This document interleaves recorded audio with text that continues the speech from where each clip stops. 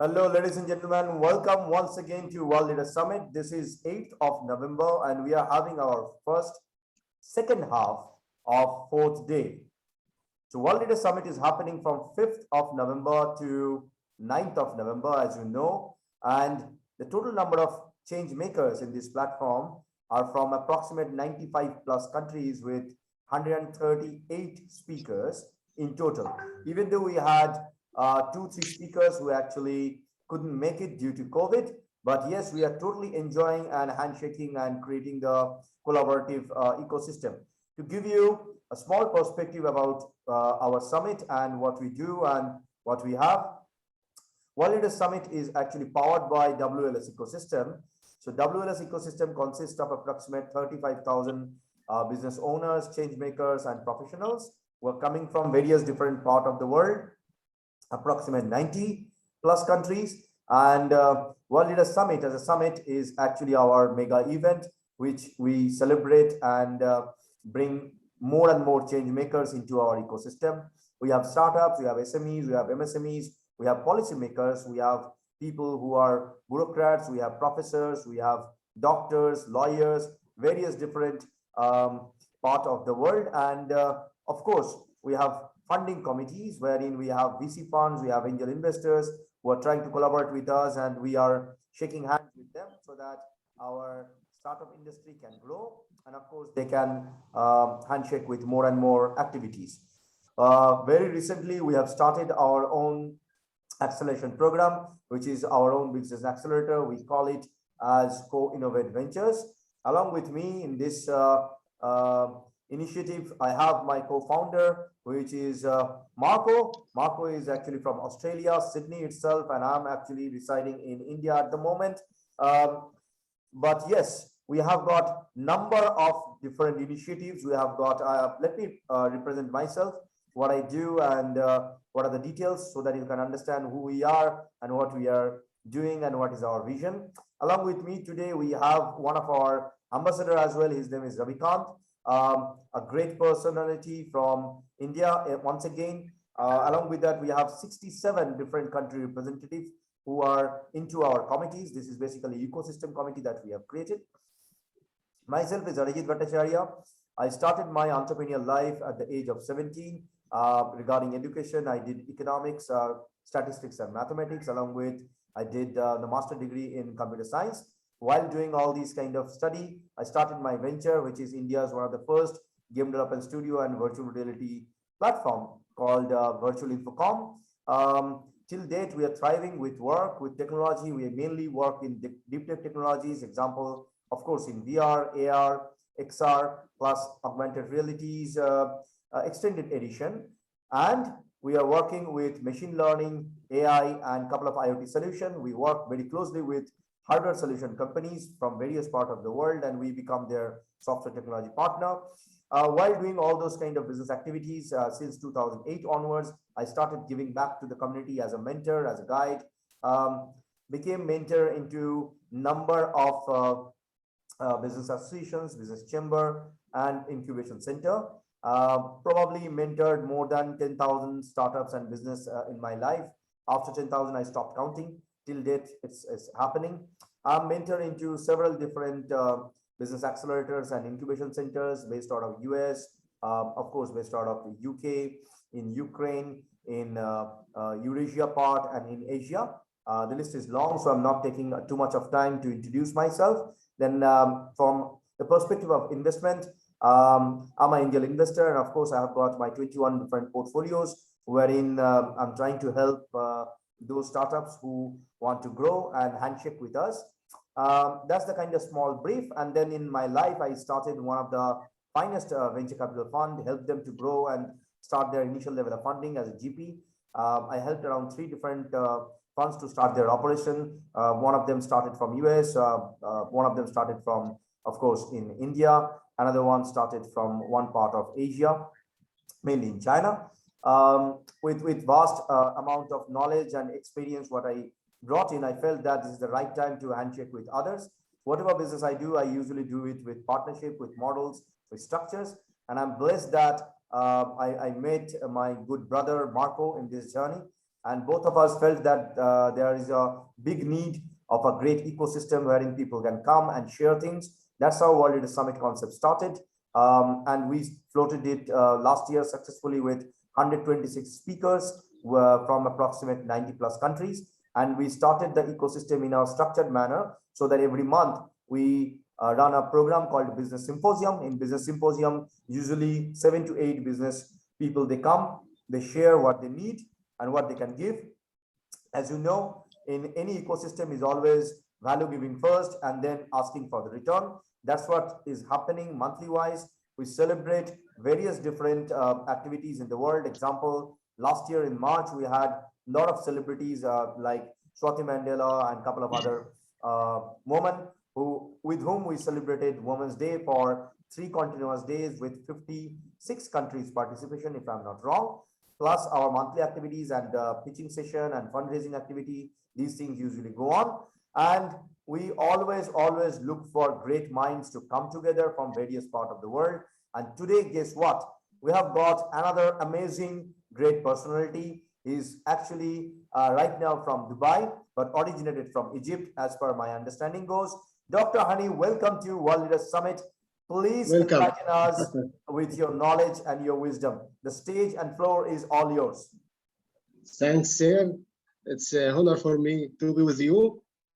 And it's a very big chance for me to be a speaker with great summit.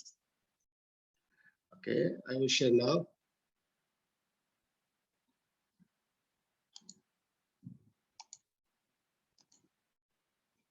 It's clear?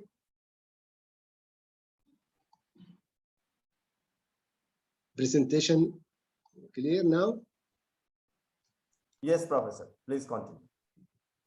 Thanks. Now we'll talk about introduction to key performance indicators for leaders. Abbreviation KPIs for leaders. I am with you, Dr. Hani Azzuddin, training consultant, Najran University, Saudi Arabia. Firstly, we'll talk about the differences between leaders and managers. This picture shows a big differences between leader who deals with his team as a lion and a manager who deals with his team as a lord. My friends, there is no escape from facing change, facing new technologies, customer requirements or needs, the new generation of human resources, and modern theories. A lot of changes happen in our societies. Here we have Mahatma Gandhi spoke, if you are the 0.001%, first they ignore you, then they laugh at you, then they fight you, then you win. It's a big spoke and important for us as a leader and an indicator of our works. And happened a lot of changes of development of management through many stages: management by objectives, strategic management, total quality management, and re-engineering, balanced scorecard, Six Sigma. All of these ways, different ways of management. But what we mean about indicators? Indicators is a statement describing the performance expected from individuals, and their formulation is more specific. As we talk about leaders, and we need new generation of leaders, we need leaders as change makers, problem solver, and risk takers, and global thinker. We have change makers who have a lot of knowledge and have skills and have development knowledge, collaboration, communication, creativity, flexible of work, initiation, accountable, and adaptable, resilience, responsible. All of these behaviors can mix to make a good leader. The quality professional.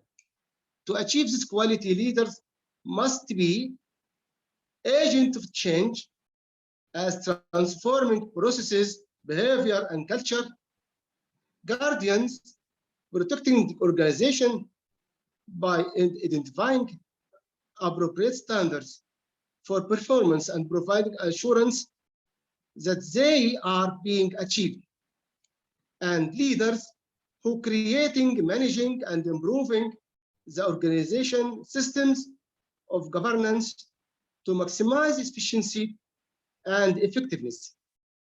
And of course, professional, qualified by our professional institute and bound by a code of conduct, holistic, looking across the organization's function and hierarchies to advocate a broad process and customer and stakeholder entire view of the organization.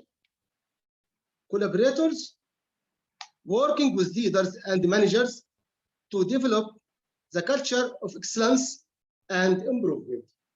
Progressive, understanding the realities of managing organization in dynamic environments.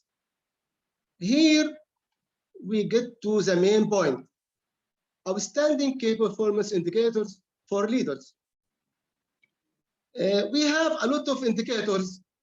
If we behave with these indicators, we can have a good leader.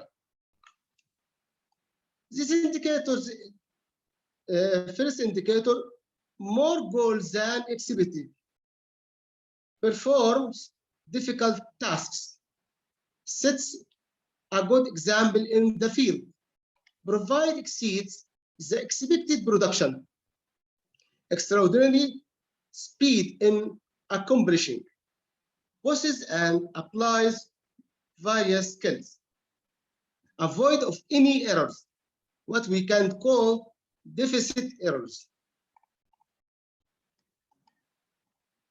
and other outstanding key performance indicators for leaders: self-motivation, effective and practical ideas, offers helps practical ideas, pioneering, creative impacts on performance, applies modern methods. Another key performance indicators: art of dealing with others, excellent working relationships, positive in dealing with others, committed to the policies in flexibility way, respects working hours, and of course, optimal use of official working hour. Career record contains letters of thanks and shows loyalty.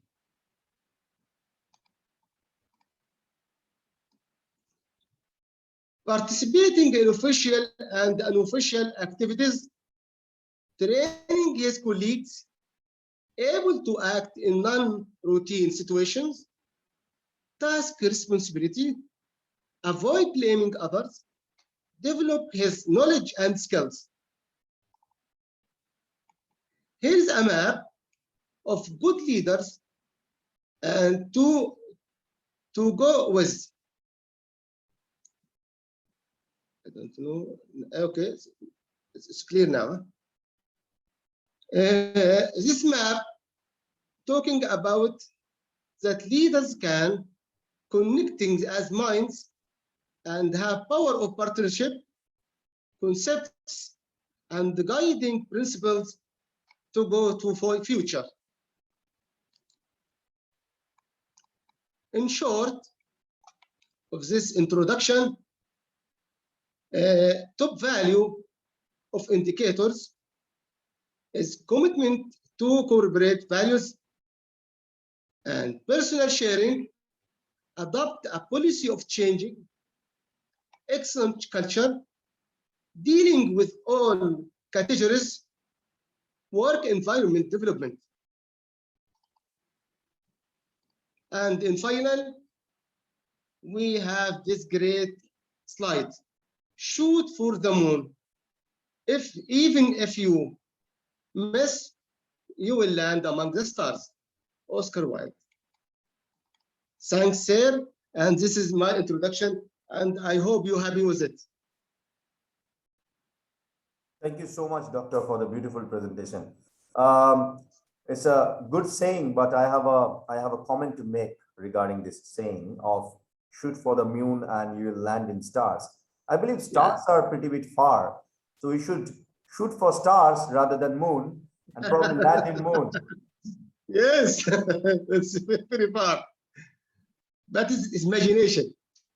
I know. I'm just giving a philosophical thought in a different way, because when this comment was probably made, it's long time back, and we never realized that stars are far than any moon or any other planet which is nearby to us. So probably we should shoot for the stars and then land in moon or maybe Mars. And here, here in today's world, we are talking about going to Mars with different projects so that humanity can probably move to another planet. With this note, could you please turn off your presentation and we'll go for a Q&A round? Okay. I can do it for you. Okay. Yeah. Thank you so much. Okay. Now talking about leadership, there is a concept that we usually understand. Leadership doesn't mean that, that's my concept, doesn't mean that how many followers that you are creating. It means how many more leaders you are creating in your life. And success for me, somebody asked me in last one of my speech, what is success for me? So my answer always goes that success is if you are making smile someone's face, or if you are giving happiness to someone, and that's what I call as success. Now talking about the same, when you're presenting leadership concept and talking about success, and you're dealing with a lot many students, what do you see from Saudi Arabia or from Egypt? What is the concept of young generation? What they want to do, how they want to grow, and where they want to grow? If you can enlighten us, our audience will be really happy. I think here in Saudi Arabia or in Egypt, young people, leaders, need who to support them and their efforts. You know, everyone who have support can do the best. Yes. Right. So we are open for Q&A. If you have any question from the panel, we'll take it. I'm going to the social media. Ravi or Marco, if you have any question, please feel free to ask him. Somehow Marco lost the connection, I guess. But Ravi, if you are there, if you have any question, please feel free to ask him. We have 6 minutes more for Q&A. Then we will hop into our next speaker, Connie. She is already there with us. Else, let me check to. Okay. Somebody commented, probably from Africa. This is the information we need in today's world. So that's a compliment for you, Doctor. Yes, thanks. Joachim Dubé. Thank you for the comment, Joachim, in our social media. If you have any question, please ask him. He's a great personality to give you direct answer.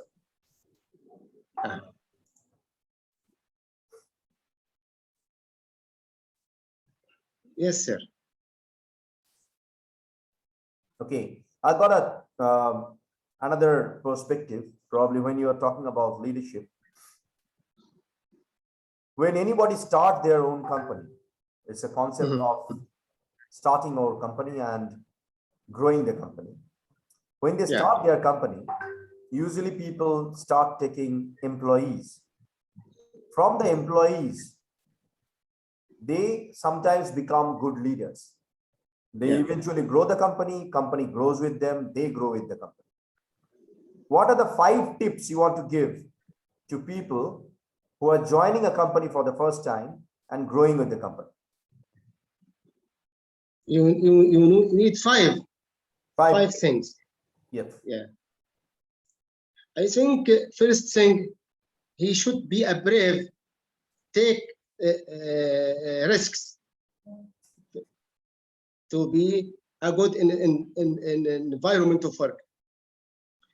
Second, he should have the ability to work in a teamwork.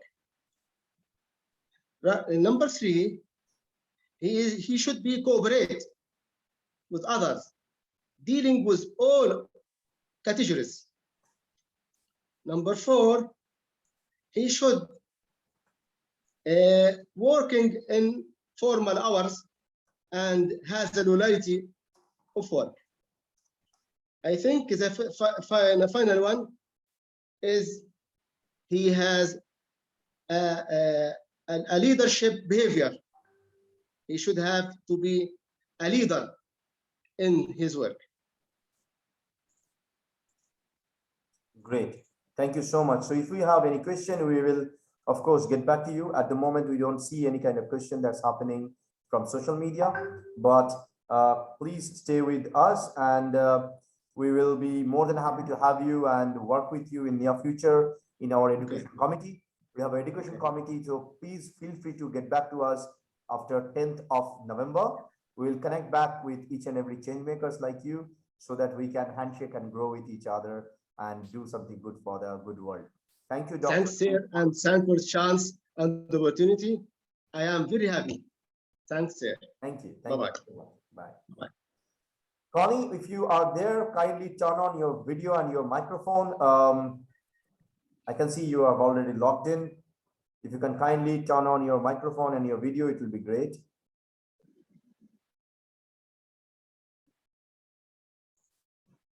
Connie Lee. Yes. Hello, everybody. Hello. Good to be here, live from London. Good to see you. Good to see you. Give me a moment. Let me welcome you in my way. I'm actually in the middle of so many things you can't even imagine what's going on in the background. Okay. I can imagine. I can imagine. Okay. Connie is supporting anyone to present yourself with more clarity, confidence, and charisma. Connie, as far my understanding goes, she is the CEO and founder of Merkei Training Academy, which is running since 2015. And of course, she has got her own website. You can check her in. It's www.connieleebennett.com. If you want, we can always pass the information to you, and then you can hopefully connect with us for uplifting yourself and upgrading yourself. She's an experienced founder with a demonstrated history of working in health, leadership, public speaking, and of course, business. Welcome to Leader Summit. The floor is all yours. Please enlighten us with your knowledge and wisdom, Connie. Thank you so much. It's a really, really wonderful introduction. So hi, everyone joining us from all around the world. I don't know about you, but you know, COVID, this COVID time has really, really been difficult, and equally was very difficult for me. At the time, I was actually living in Paris. I've lived in Paris for 7 years. Literally, it's like my second week in London. So at the time I was living in Paris, and I spent my time in Paris sort of in lockdown, which sounds better than it actually was, because you know, it was a time of massive reflection. And by the end of COVID, I realized I just to get out of that space. You know, and many people might say that I was running away. So I decided I wanted to run away a bit from France, and I decided to go to Crete. So I was in Crete for a month. I decided I just needed to take a break. So I took a break and I had the most amazing time in Crete. I was waking up when I wanted to. I did work when I wanted to. And it was just this amazing amount of freedom that I felt there. And my mom, of course, she was a little bit jealous. So she was like, okay, can I come visit you? I said, fine, mom. So she came and she spent the last 2 weeks with me in Crete. And we had a wonderful time. It was a little bit scary because it was the first time in our lives, by the way, that my mom and I had spent time alone. But anyway, it ended up being perfect. And we had a great time. Every day we went up and down to the beach. We stayed in this gorgeous, tiny little village on the top of the hill. And there was this great hotel that was called Belito. Now, those of you who are listening to me, you're thinking, what is that accent? It's a little bit bizarre. Well, actually, I was born in Zimbabwe, raised in South Africa, spent 10 years in London, then Paris, and now I'm back in London. So it's a bit of a melange. But Belito is the name of a town in South Africa. So of course, my mom and I were like, oh, I wonder if the guy who lives or owns the hotel is from South Africa. And as I said that, I turned to my right and I saw that there was a sign on the door that said, if you need me, I'm at the pool bar. I turned to my mom and we exchanged the same look, the same thought, which was, let's go check out the pool bar. What more do you need? So anyway, we went around and we met this guy, and he, of course, opened his mouth and there was this amazing South African accent that came out. And I felt home in that moment. I felt home. And we ended up having a great time. It might have been the gin and tonics. I don't know what it was, but we ended up having the most amazing evening. And I realized that I had not felt myself in about 7 years. I realized that in my time in South Africa, in Paris, I had slowly begun to lose the fullest expression of myself. We had such an amazing time drinking. We met this amazing couple. I was laughing so much. I had tears coming out of my eyes. My stomach was hurting. And I thought to myself, wow, when was the last time that I actually felt this feeling of being connected to who I am?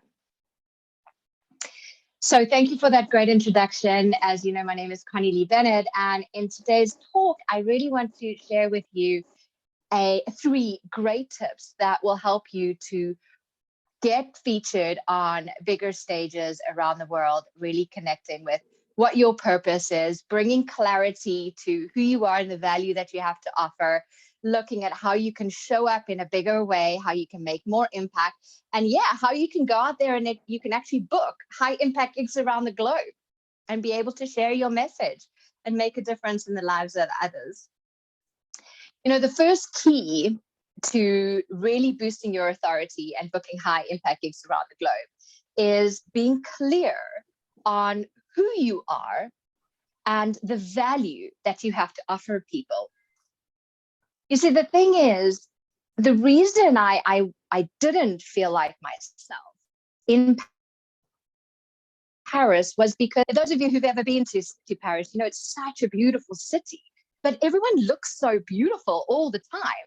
The women are like super skinny and everyone is, you know, like they have haute cuisine and haute culture. Like everything is just so, I don't know, like so disconnected from who I was when I grew up, which was running around on the farm wearing flip-flops. You know, I grew up on the farms in South Africa.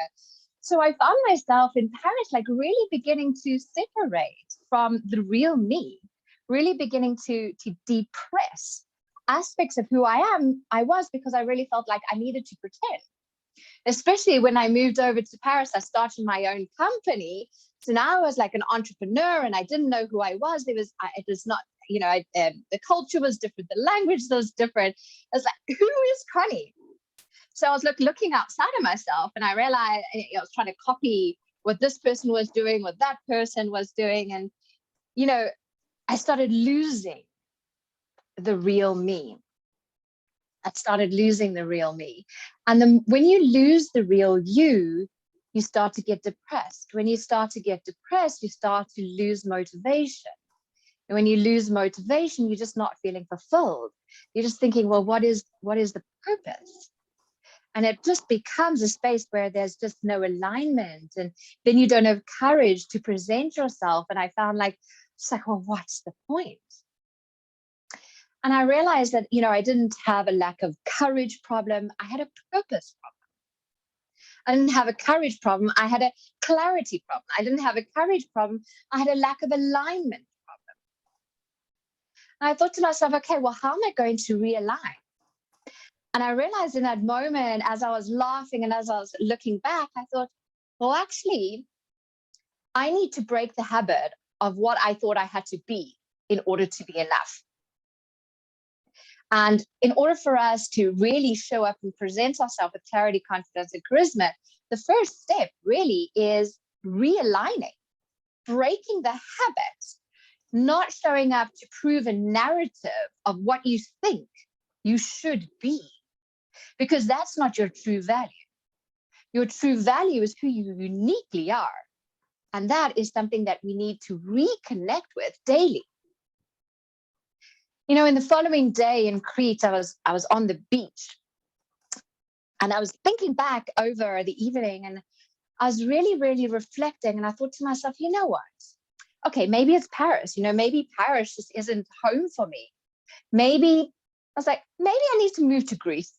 It's awesome. The sun is shining. I feel like I'm home. I feel like the real me here. It's like, okay, maybe I need to move to Crete. And this little voice came to my head that said, actually, Connie, it's not Crete. It's how Crete makes you feel. It's not Paris. It's how Paris makes you feel. It's not London. It's how London makes you feel. It's not who you think you need to be. It's the perceived idea of what that means and how it makes you feel. So the second key to boosting your authority and booking high impact gigs around the world is the awareness of how actually what life is about showing up in a bigger way, showing up to improve who you are, not showing up to prove a narrative of who you think you should be. And what I've really come to realize is that actually I am enough in this moment. Because what happens is if we're showing up to prove a narrative, then we're constantly in the space of comparison. We're constantly in the space of I'm not enough. I need to prove who I should be. And that's really, really tiring, and it becomes very, very stressful. But if you realize that actually you're here to show up to improve who you are, the experience life is about, okay, what is the gift of this experience teaching me? When you're on stage, when you do a talk, every day we look back and we say, okay, so what is the gift of today? What is this experience? What is this teaching me? After this talk, I'm going to sit back for a couple of minutes and I'm going to say, okay, so where were my fears? Where was I stuck?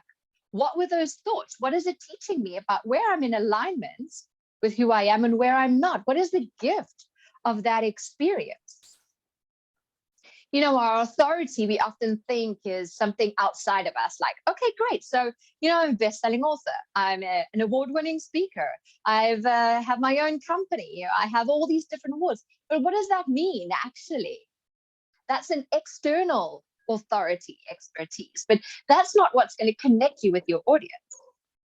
What's going to connect you with your audience is you sharing authentically and vulnerably about what your experiences are, what you're going through, sharing about how, okay, this is how I'm feeling, this is how vulnerable I am, this is how I went through it. That's what's going to boost your authority, is by talking about your problems, and that's where your audience is going to connect with you.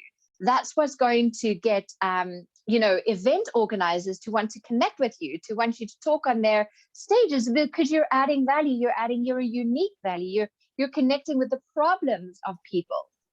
So you're speaking to your own experience, you're showing up to improve, you're not showing up to prove. And the more you do that, the more you realize that actually My authority is based on my confidence that comes from me experiencing and me learning. And that then becomes your contribution, because the only way we can ever feel fulfilled in life is through growth and contribution. So you're growing through your experiences, and then your soul gives you the strategies to overcome that experience. And then that becomes what you offer people.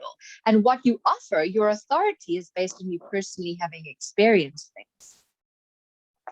Now, Oprah Winfrey, she was interviewed once, and somebody said to her, well, how have you built this amazing authority, like this amazing brand? You're amazing. Like, did you have a strategy?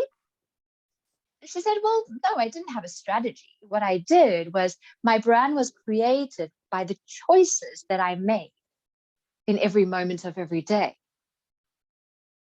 So this is what your authority is. Your authority is based on what choice are you making today that's either in alignment with your truth or out of alignment with your truth. So I was sitting on the beach in Crete, and I realized that, okay, coming home really means coming home to who you are, being clear on who you are, gaining clarity on that, the value, being in alignment with that, and then showing up to improve, knowing that, okay, so yeah, I want to be the real me, and I want to be okay with my experiences because I know that they're giving me something. And I was feeling amazing. I was like, yes, I can take on the world because I'm in alignment with who I am. And there's an amazing sense of freedom and fulfillment when you're connected to that. So I looked at the time and I was like, oh my gosh, I'm late. I realized I had an appointment. I had a client call that day. So we rushed off from the beach, and I didn't have time to put makeup on. I didn't have time to do my hair. I didn't have time to get dressed in like a nice little jacket. I just had my bikini on, my flip-flops on, and I was like, oh, put on a shirt, quickly rush down, put on the Zoom. And you know what happened? I ended up having the best coaching session of my life because I was the real me in that moment. I was connected to who I was. And when you're connected to who you are, you're able to really hold that space for other people. See, what I've done in the past is I've been stopped by, I need to be perfect. I need to be the perfect coach. I need to have the perfect presentation.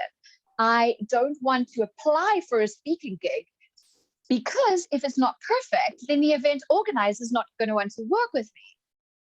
But you see, what I did was I showed up just as me. I went out there and I actually did it. And this is a mistake that often happens that prevents people from actually booking high impact gigs, is they just don't apply. They don't go out there and they don't actually take the action because they're caught in the self-saboteur of needing to be perfect.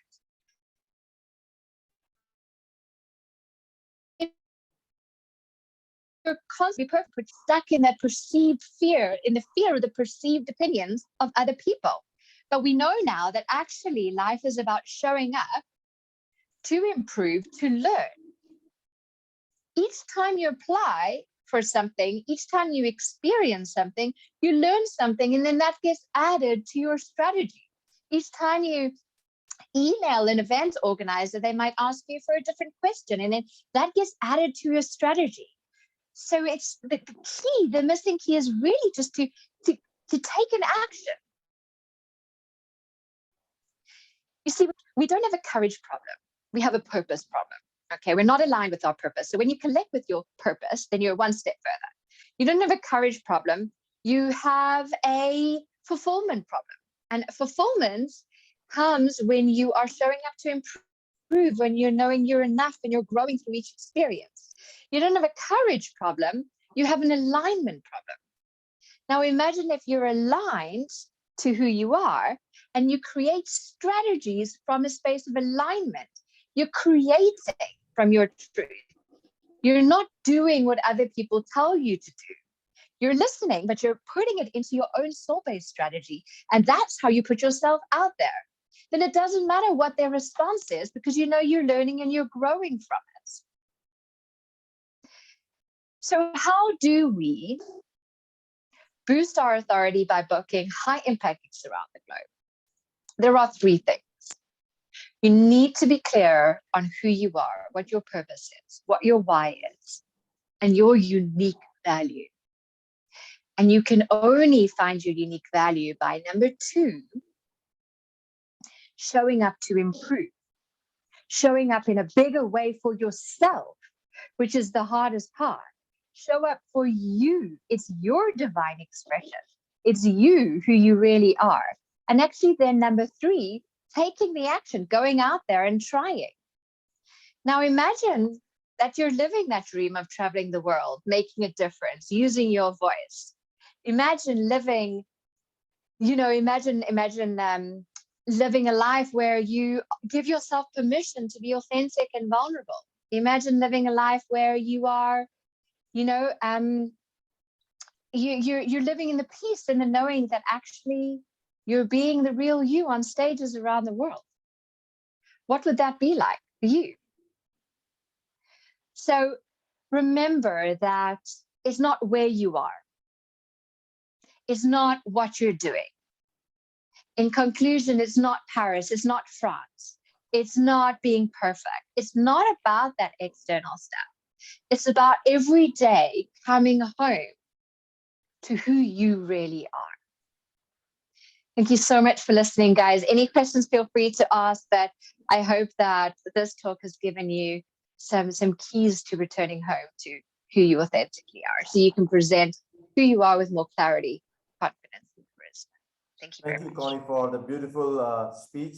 Of course, we have questions. This is from our Facebook Live. Mr. Dubey, Joshin Dubey, is actually giving you greetings, and he's saying that you have very interesting and encouraging story. There is a question from someone. If you love your work, it's pleasure of working. Can you please share what is stress in work and how can anyone escape stress? I love that question. Okay, so, right. So how to escape stress?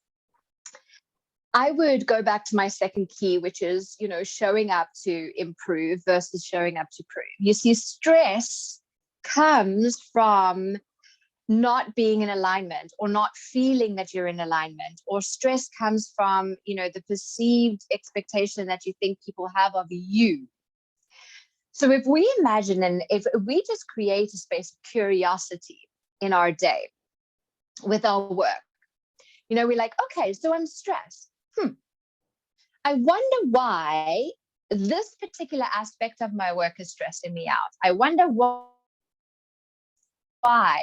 when it speaks to me this way, I'm stressed. I wonder why. When you're breaking Because the somehow. stress, your emotions, your heart is what can. I broke. Okay, can you hear me now? Yeah, please repeat. Yeah. Okay. Yeah. So your heart actually is what connects your mind and your soul. Okay. So the emotions are there as a gift to teach you whether you're in alignment with your purpose, your passion, and fulfillment. Okay. So you're feeling stressed because you've disconnected from who you authentically are. So the question becomes, okay, so I'm curious, where have I disconnected? And how is this situation a gift to teach me how I can realign? Because until you know what the gift is, you will continue to be stressed by that trigger. So the key is, I would, for me, what I'm trying to do now is to that's the gift. How can I improve? How can I show up more for myself by this experience? Because we can only allow, no one can make you feel stressed, right? It is your reflection in that trigger that is making you feel stressed. So that trigger is there to teach you something. So it's a space of curiosity. We don't like going in the dip. We don't like feeling discomfort or anger or stress. But imagine if we were curious. like, yeah, okay, yeah, I'm feeling stressed. I wonder why. What's the gift of this today? So that would be my invitation to you, is what is the gift? Creating a space of curiosity. And we can't stop stress. There's always going to be a trigger, because that's your journey as a spiritual being having a human experience. You're here to learn and to grow and to experience the humanness. And in order to experience the humanness, you need an experience. So it's just zooming out a little bit. Now I know I'm said and done. I still get stressed as well. And I still sometimes, step out of alignment, and I'm like, oh, okay, Connie, remember, look at that Post-it note, put the shawl of peace back on. So it's just a journey. I hope that brings a little bit more peace and clarity. I'm sure about it. We've got another question, Connie, again. This question is actually coming from Germany. How do you define a good life? What if you don't speak in public as a public speaker, but only do good work and execute? And another part of this question is, why media news is important? Okay, so we've got two questions there. So the first question is, how do we define a good life? So the thing that I love about what I do is supporting Australian entrepreneurs or people who want to present themselves with more clarity, confidence, and charisma, standing on the center stage of their lives. So it's not just about standing, doing a presentation on stage or Insta Live or Facebook Live. It's also about standing on the center stage of your life. You see, everyone has a different journey. And this is where lack of fulfillment comes in. The first step is I'm comparing myself to other people. I'm like, oh, I think I should be on stage. Oh, I think I should be doing this. I should be this. I'm that person's doing that, and I should be more of that. So when we step into the space of I am not enough, I need to be more, we're in disconnect, which means that actually we're not in fulfillment. So it's like Tony Robbins says, the only way we can ever feel fulfilled in life is through growth and contribution. And remember that purpose plus fulfillment equals alignment. And when there's peace, there's happiness, and we create from that space. So remember, your growth is showing up to improve. Like, oh, okay, I'm feeling stressed. Why am I feeling stressed? So that's the first part, is if you're growing every day and you're being the best version of you every day, and then you're contributing that, because, no matter what you're doing, you're always learning and you're always contributing and helping people. That could be, soup kitchen. That could be, a smile. That could be helping someone out. I saw this great quote on Facebook. I thought, oh my God, it's so good. This Christmas, instead of buying somebody a gift, ask them what they actually need. Maybe they need their electricity bill paid. Maybe they need help with childcare. Maybe they want you to take them to the airport. Contribution is holding a space for somebody in the way that they need at the time. And there's so many different ways that we can do that. It's being in alignment with your divine flow. Because if you try and copy somebody else's divine flow, then you'll never be in alignment. And then we'll never feel peace and fulfillment, and we won't feel happy. So I know that's sort of a long way of answering. A happy life for me is a life where every day you're open to learning and growing and connecting more with you, and you understand that this moment is enough. Trusting that your soul has brought you this experience because it's wanting to teach you something. I hope that brings clarity and peace for the first question. And then the second question was, why media? Why media is important. Okay. So for, let's say, for example, anyone who's wanting, so there are many different ways. It's an interesting question. I'm trying to think where to go about it. Okay, I'll always go back within personal stories. Right, that's a great tip for you guys. So I've come to realize now I'd like to be known as a thought leader. I'd like to be seen as somebody who is a voice as a contribution to make a difference, to help people to connect with their joy and their voice so they can show up in a bigger way. Okay, so I'd like to be a thought leader. Now, in order to be a thought leader, you need to show your thoughts. You need to show up. Actually, the reason I do Instagram Live is, yes, for you, more for me, so that I can learn, so that I can grow, because you can only level that you have grown. So the first reason that media is important, remember, the first step is always growth. The media is important because media is your reflection of where you're in alignment or you're not in alignment.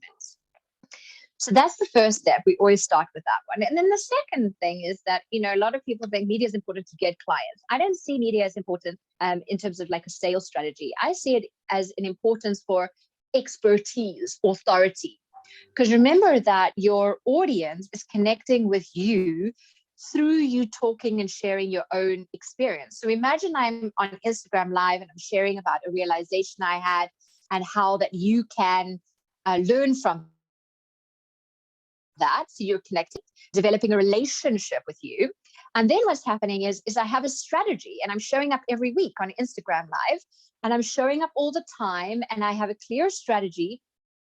Consistency on media is important. Media is not important. Consistency on media is important. And it's not to get clients from media. Now, this is my opinion. Okay, I know that there are many people who are more experienced in this than me. But for me, about, people need to see you like 21 times now before they even connect with you or call you or go onto your website. So it's about constantly being in their subconscious mind, because when they're vibrating at a frequency that is in alignment with yours, then they might reach out to you and support you. So I would see, a lot of people in PR are like, oh, media is really important. I mean, I've been on TV, I've been on radio, I've done all of that. But unless you're using it in a consistent strategy, you're like a one-hit wonder, right? It's about, constantly having a strategy and putting yourself out there. So a little bit more than your question was, why is media important? Media is important because it's a reflection for you to grow. And it's important because it's a way to connect with your audience if you're doing it consistently. And it's a way to add value. Have what is that quote? Think about making an impact first, and then the clients will come. Think making an impact first, and then the authority will come, the expertise will come, the positioning will come. So I hope that adds peace and clarity to your question. I'm sure that you got all the inputs and information. So at the moment, I can see that there is no other further question from social media, but from the panel, from the speakers and from our ambassadors, if anybody wants to ask her any question, please feel free. Just raise your hand. I'll be unmuting yourself and you can ask her question. For the format, a lot of you are asking that what is the format of Leader Summit, coming and speaking and sharing the stage. Well, we encourage people to come in Zoom who are speakers and in our network and who are our ambassadors. They come into the Zoom, they interact with each other, Zoom itself. Every other people, like the participants, or you want to ask question, that is there in social media. You are probably wondering why we did that, why we didn't call all the participants in the Zoom. Don't we have capacity to hold people in Zoom itself? Don't Zoom allow it? Everything is allowed, but you need to understand it's a smart marketing strategy, if you're asking me directly. Well, no comments about others, but if you're hosting an event, which is a digital event, and you're hosting it in Zoom, and you're calling all the participants in Zoom itself, it stays in Zoom. It is not staying in your other database. But what happens when you're live streaming it, people are asking questions on your social media, speaker and other change makers and other participants can watch it later on can communicate, can interact. So we wanted this entire ecosystem to interact with each other, grow with each other. That was the purpose. And I feel that we are doing perfectly fine because we are flooded with questions and communications from social media, from our Twitter, from Facebook, from LinkedIn, from our own social media, from our own website. And yes, we have got an AI-powered portal, which you are probably watching. If you subscribe, you will feel the difference. Once you subscribe, you will get immediately what are the next possible event and summit with the links you will get from our designated email ID. After that, every event that you are going to probably attend, or maybe you want to become a speaker, you want to become our ambassador, the automated system usually gives you exact kind of pro forma depending on your profile that you are sharing with us. That goes to your social media, cross-checks you, verify you whether you are a bot or a person, and what kind of profiles that you have. Depending on that, it actually gives us a result, how communication can happen with the next possible change maker. If he or she wants to add value, want to get value, we get back to them. Thank you, Connie, for the beautiful presentation. Now I'm opening the floor to all the participants here who are actually our speakers and change makers. For any kind of question, if they have, please raise your hand and feel free to ask. Please, Michael. Hello, Connie. It was Hey, Michael. really beautiful. And my question is, what do you think you will do when this moment in the pool bar will not come? Where you will be at this moment? So, if I'm understanding your question correctly, you're asking if I never feel that alignment where I am. Is that right? So, good question. What would I do if it never comes again? That's a very good question. I think those moments come in sort of like a continuum, don't they? From like not being in alignment to fully being in alignment. And I feel as a spiritual being having a human experience, those moments come when you're fully in alignment with what that is for you. You know, when you're really truly connected with your truth in that moment. And I think that comes when you're truly present and you're not being influenced by sort of the outside expectations. So I think if I continue to be caught up in the perceived fears of the perceptions of others, then that moment will come very rarely. Excuse me. But if I set that dominant intention every day, like, okay, how can I connect more with me? How can I look at, okay, that brought me joy. How can I bring more of it into my life? You know, having that awareness, then hopefully that will be amplified. I'd like to believe that it will come, and it will come more and more often. But if it doesn't come, then I also trust that my soul wants me to not have it in this lifetime, because the pursuit of that, or the trust, or the allowing of it is for a reason. But I think that is something we just need to peel off those layers. I know you're asking, what will I do if I don't have it?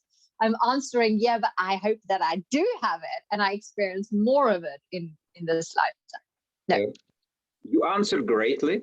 I have this moment as well in my life several times. But my question is more whether we can wake it up with the people.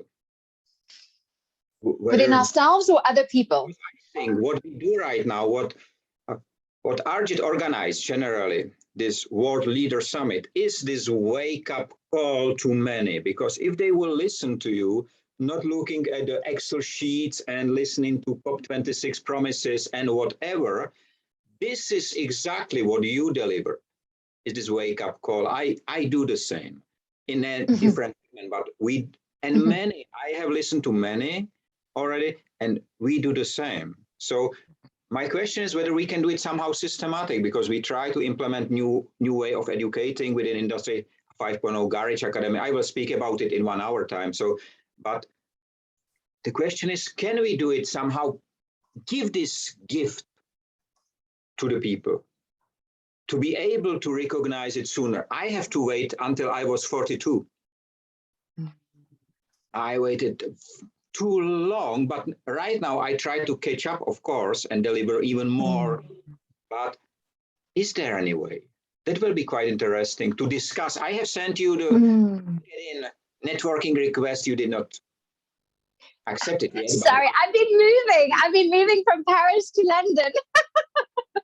Well, for networking, I believe, Michael, we can always do that. And social media is a funny place. Usually people get many requests for connection. It might happen that it actually lost in those number of connections that Connie is getting.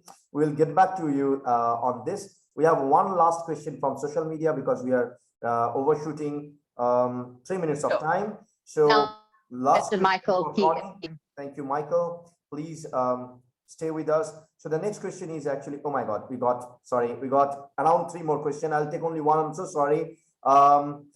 Okay, so Dubey Jotek from Africa, I'm sure. He's asking, as CEO, what is the best way to have a good communication and trust? With your team, I'm assuming. Shall I repeat? So the question is, what's the best way as a CEO to have good communication and trust with the people you work with?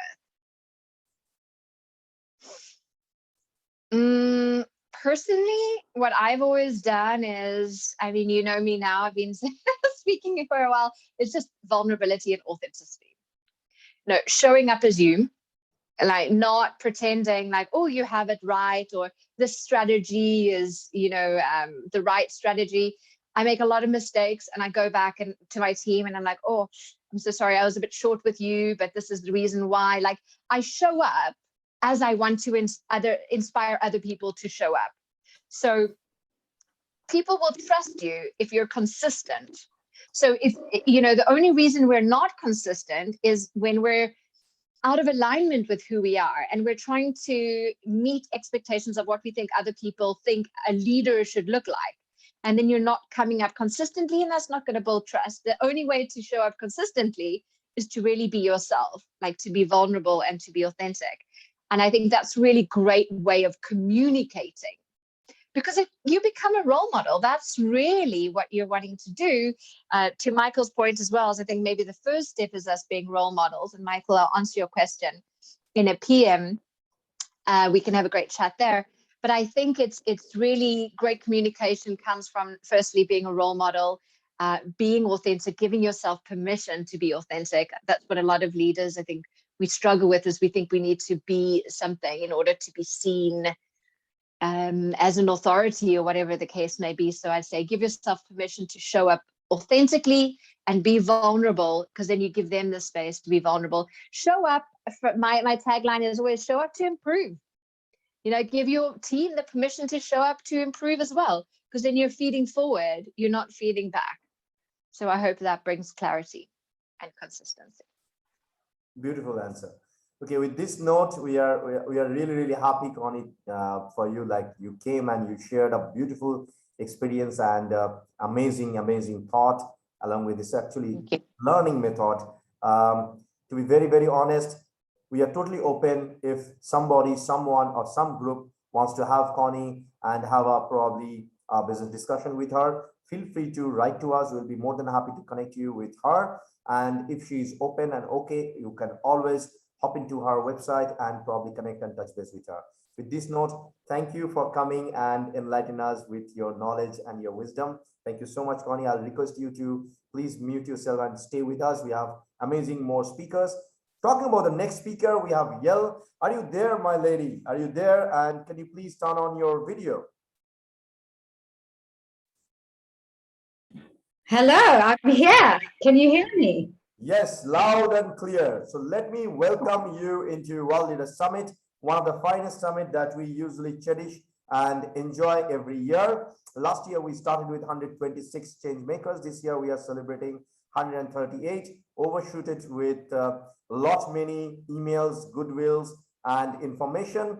Approximately 95 countries are participating this year for WLS 2021.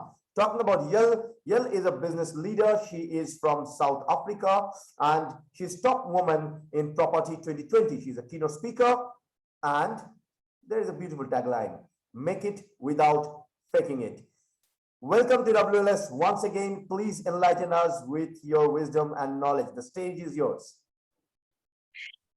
Thank you so much, World Leaders Summit and Connie Lee Bennett. It was lovely to hear the last few moments of your talk.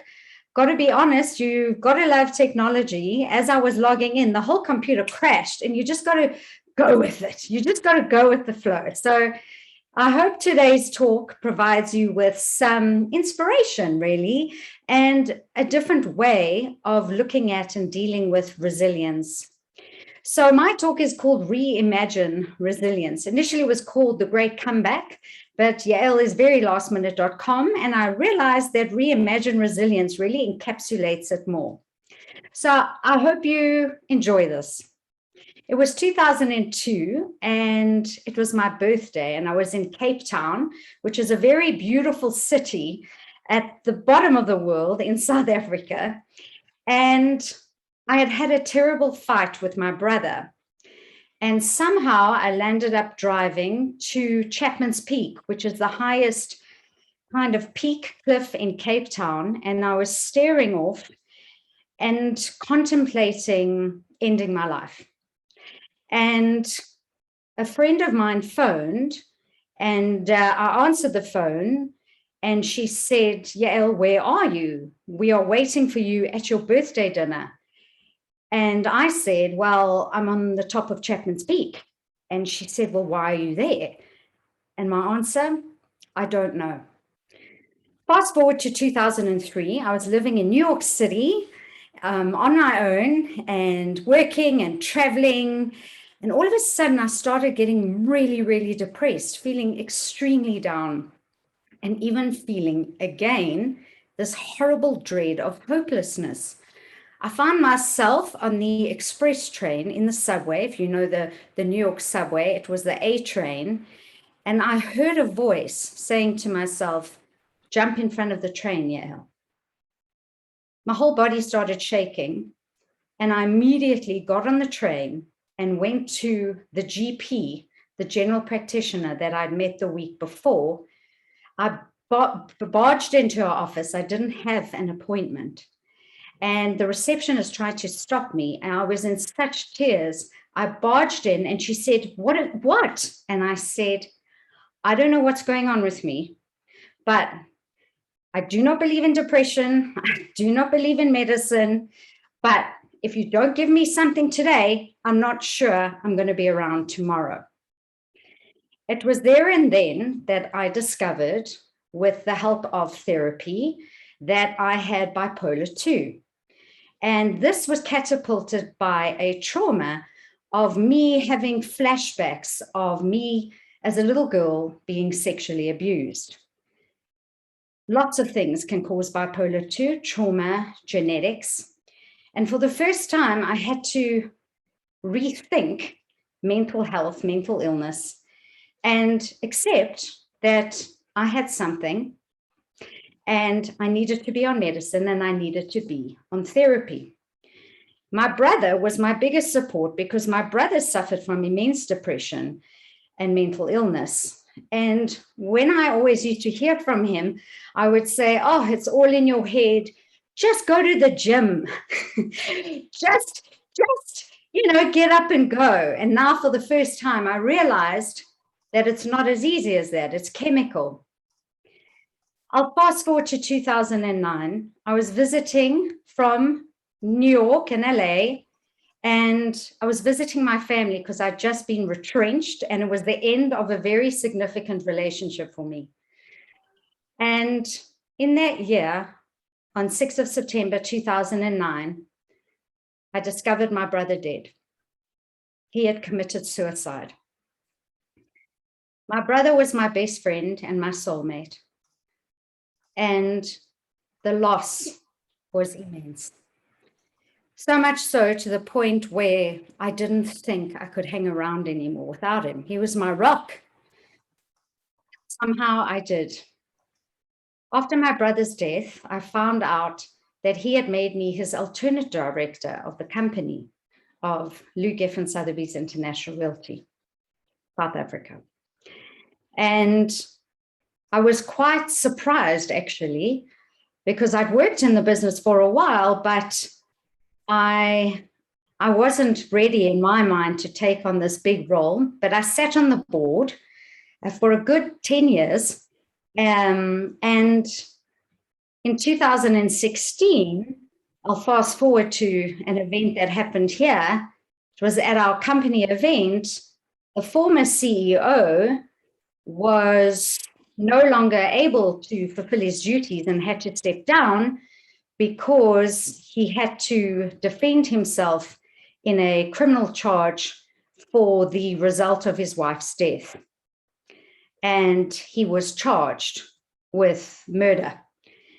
And one could imagine that this was a very traumatic time for the company, for the staff, for the executive directors.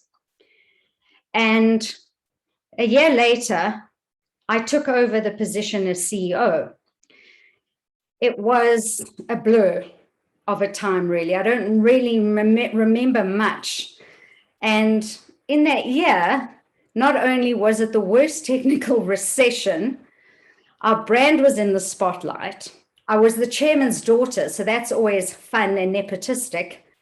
And I was the youngest CEO of the major national real estate brands in South Africa and the only woman. It was a fun time. However, we survived. We had to maintain the integrity of our brand amongst our agents, clients, franchisees, and customers. And we did. As you would imagine, I was chatting with our global Sotheby's International Realty brand very often amidst the press that was surrounding this massive event. So looking back, a lot of my colleagues and my friends like to refer to me as a cockroach because, as some of you might know, a cockroach survives nuclear blasts, nuclear warfare. However, I like to think of myself as a fungi. And now I know you're probably looking at me thinking, what the heck, is this woman not taking her meds today? How can she be comparing herself to a fungus? Well, I'll tell you what, the fungus is the reason we're all still here. They are the most powerful, the fungi, creatures on earth. They create life, they destroy life, they recycle life, they have their own kingdom. The mycelium from the fungus has the strongest networks under the ground, which puts the internet to shame. They cure. Psilocybin is known to cure many diseases. And you know what? They create zombies. Now, that's just a fun fact. If they attach to ants, dead ants, they can actually bring them alive. But there is this kingdom that is responsible for our entire earth. So I would like to see myself as a fungus. Now, there's a fantastic movie or documentary on Netflix called Fantastic Fungi. So if you think I'm crazy enough today and would like to explore this a little more, please go ahead. Oh, and they make a lot of delicious food. In fact, the most delicious, well, some people might argue with me, most expensive food on the earth is the truffle, which is also a fungus. And they create mold. So let us say more about the fungus. I'll come back to it. But I believe the fungus is the most resilient creature on earth. And perhaps we've been looking at resilience completely wrong. I don't believe resilience is formulaic or habit forming, because if it was, that would mean we'd have to experience trauma after trauma after trauma to hone that muscle. But I do believe the way we've been taught about resilience is wrong. I do believe we need to reimagine resilience. And the reason I use the word reimagine is there is a complete poverty of imagination these days. Everyone likes to be so comfortable. We don't like having to go and even collect our takeout anymore. We have to order Uber Eats. We don't like having to even type into our phone anymore. We have got Siri or Alexa. We have become the most sedentary human beings we've ever been in probably the history of our species.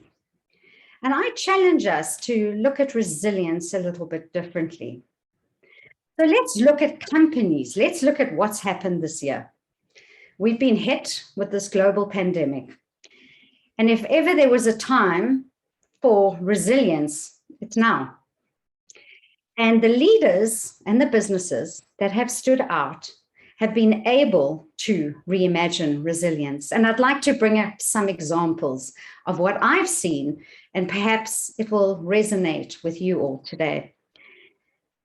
So, gin distilleries turning into sanitized companies overnight. You know, those awful snorkeling masks, those full ones with the little spout here that makes you look probably terrifying to an orca or a dolphin under the water. Well, those were converted to ventilators. You know, bicycle shops that sell those neoprene shorts, those became face masks. Look at what the world had to do. Look at the way I'm communicating with you right now over this platform called Zoom. There's many others. That share price went almost double, well, not double, actually 200% up during this crisis. So what are our tools in order to hone the skill where we can? Vulnerability is key, and authenticity.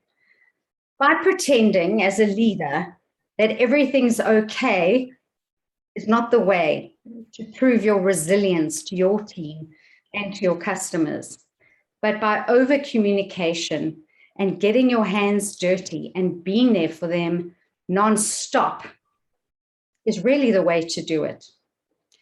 Authenticity as a leader, I heard Connie discussing this earlier. Transparency, being there for your team as a support, and really just showing up every single day, despite the odds, defeating the odds. So if we look at this pandemic and where we are today, it's such a joy for me to be in front of you, to be able to speak with you. And I probably wouldn't have had this opportunity to do so. And I want to share with you another personal example. I think the master of resilience is a lady by the name of Dr. Edith Eager. And Dr. Edith Eager is an Auschwitz survivor. She's now just turned 94.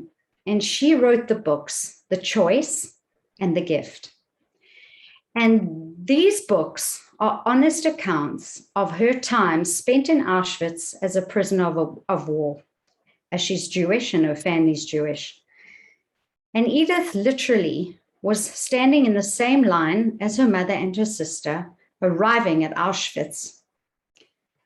And one of the generals turned to this little female nuclear family and said, "Are you all the same age?" And pointed at the mother and said, "Are you the mother or the sister?" And Edith, who was telling the truth, said, "My mommy." And the mother was now put in a new line. And she literally saw her mother walking away from her. And she said to the general, "Where's my mommy going?" "Don't worry, dear," he says. "She's going to have a shower." That was the last time she saw her mother. Her mother was literally walking into her death. And when her mother never came back to the line, she turned to the prisoners around her and said, "When's my mommy coming back?" And again, one of the generals pointed up to the chimney and said, "You see that burning over there? That's your mother." Now, this woman was so resilient. She has many beautiful quotes. Where there is hopelessness, there is hopefulness. She has another amazing quote that I use often, where she says, suffering is universal, victimhood is optional. And she speaks about this concept that we have a choice. We have a choice in life in how we want to handle crises, trauma, pandemics. And the people that not only survive and thrive are the ones that have that inner resilience. But again, the way we've been taught about resilience, I believe is wrong. I believe is wrong. Perhaps resilience is no longer about being the tiger, but about being that beautiful fungus underneath our feet that not only glows, but learns to blossom in the dark. And what I'd like to take or impart with you today is to take this knowledge, investigate fungus. The secret to life is literally growing under our feet, and we have ignored it. And look at resilience as this underground network of collaboration, of a lack of scarcity thinking, where we all can do this together, not the traditional way of competition that we've been taught. If she gets that, I don't. We have come together, we have collaborated at the world. I am speaking amongst many different countries. And I want to share that I reached out to Dr. Edith Eager online because I was looking for a keynote speaker for my virtual convention. And I took a chance. Put your hand up, show up, put your hand up, treat rejection as not, oh, woe is me, but next wasn't right for me. And that's what I started doing. I started putting my hand up for everything and anything, including speaking today. And you never know, if you don't ask, no one can say yes. And that's how I won Top Women in Property. I was in several award shows last year for Entrepreneur of the Year, Businesswoman of the Year. And I'm now in an award show happening at the end of the month called the Strategic African Women in Leadership. And I'm one of a few South Africans on our continent. And that is so exciting. So I reached out to Dr. Edith Eager. Just sent an email on her website, and I told her how her book had inspired me to such an extent that I would love her to be a keynote speaker at our convention. I didn't even think I would get a response. This woman is interviewed by Oprah and Ellen. And I got a response the next week. And her assistant, Katie, said she would love to be interviewed by you for your virtual convention. And this interview happened, and we had our convention last week. And since she's my personal hero, this was the highlight of my career. And possibly the second highlight of my life, aside from having my child. So my message to you is put your hand up, put yourself out there, show up for yourself, for your teams, over-communicate, and look and reimagine resilience differently. Thank you. Thank you so much for the insightful speech. I guess we have a couple of questions. If you have any question from the panel, we'll take that first here, and then we'll move to social media. So open for it, anyone can raise their hand or unmute themselves for asking question. Marco, you want to go first? I understand. Yeah, that'd be great. First Thanks, Marco, Arjit. then Michael, please. First Marco, then Michael, please. Yeah. Thank you. Hi, Yale. Thanks for the speech. It was pretty insightful. When you say resilience, and you mentioned your definition's quite different than others. How could you put that in a practical sense? You know, we've got so many young people across the world listening to the World Leader Summit. Others, you know, obviously communicate through social media, and you've seen through the pandemic that there has been an increase in mental health issues and so on. So What's a practical way in your definition of resilience that you could find some tools for the young generation today? So my view is that leaders need to step up about mental health and mental illness. And October was my actual coming out month of mental illness, in the sense that I was ready to come forward and almost say, me too. Because unless we start speaking about it, there will always be the stigma. And you do see your odd celebrity now and there, but they're celebrities, they're not real people. And I encourage leaders to come out with any mental illness issues that they have, so we can destigmatize it. Focus on mental health for their staff and their team and talk about it, because this is the most suicidal time in our history, and we are losing people minutely, secondly, to this crisis and how people are dealing with it. So create mental health awareness within your workplace and step out as leaders and start talking about it. And I'd like to inspire that. The younger people need authenticity and honesty, but they also need to know that confidence is actually a beautiful thing when it's dealt with from a place of authenticity. Self-promotion is key in any business and to any young person. Look at all the social media we have, right? This is an amazing time to put yourself forward and be your own personal brand, even empowered by your bigger brand. But this is the age of communicating and networking online, just like the mycelium underneath the ground. But if you can do it from a place of authentic confidence, and I'll give you some examples. Self-inflation is the most cringed way of self-promoting yourself. You don't have to say 7 times entrepreneur. That's like saying you're 7 times human. You can use the word entrepreneur, because entrepreneur is good enough for Richard Branson. It's good enough for you. You don't have to refer to yourself as an author if you wrote a book. If everyone's an author, what is Jeffrey Archer? And I find if younger people can put themselves forward from a place of authentic confidence, I don't believe in the fake it till you make it. I think you can make it, especially now, without faking it. If you're genuine, authentic, and you self-promote in an honest way, this hashtag humbled and virtue signaling, it's rubbish. It's absolutely rubbish and makes people cringe. So that would be my advice. Step up about mental health awareness, and come from a place of authentic confidence, instill self-promotion, and stay away from self-inflation. Self-promotion is great, self-inflation we hate. Great. Thanks, Yael. Thank you. Well, I hope that answered your question.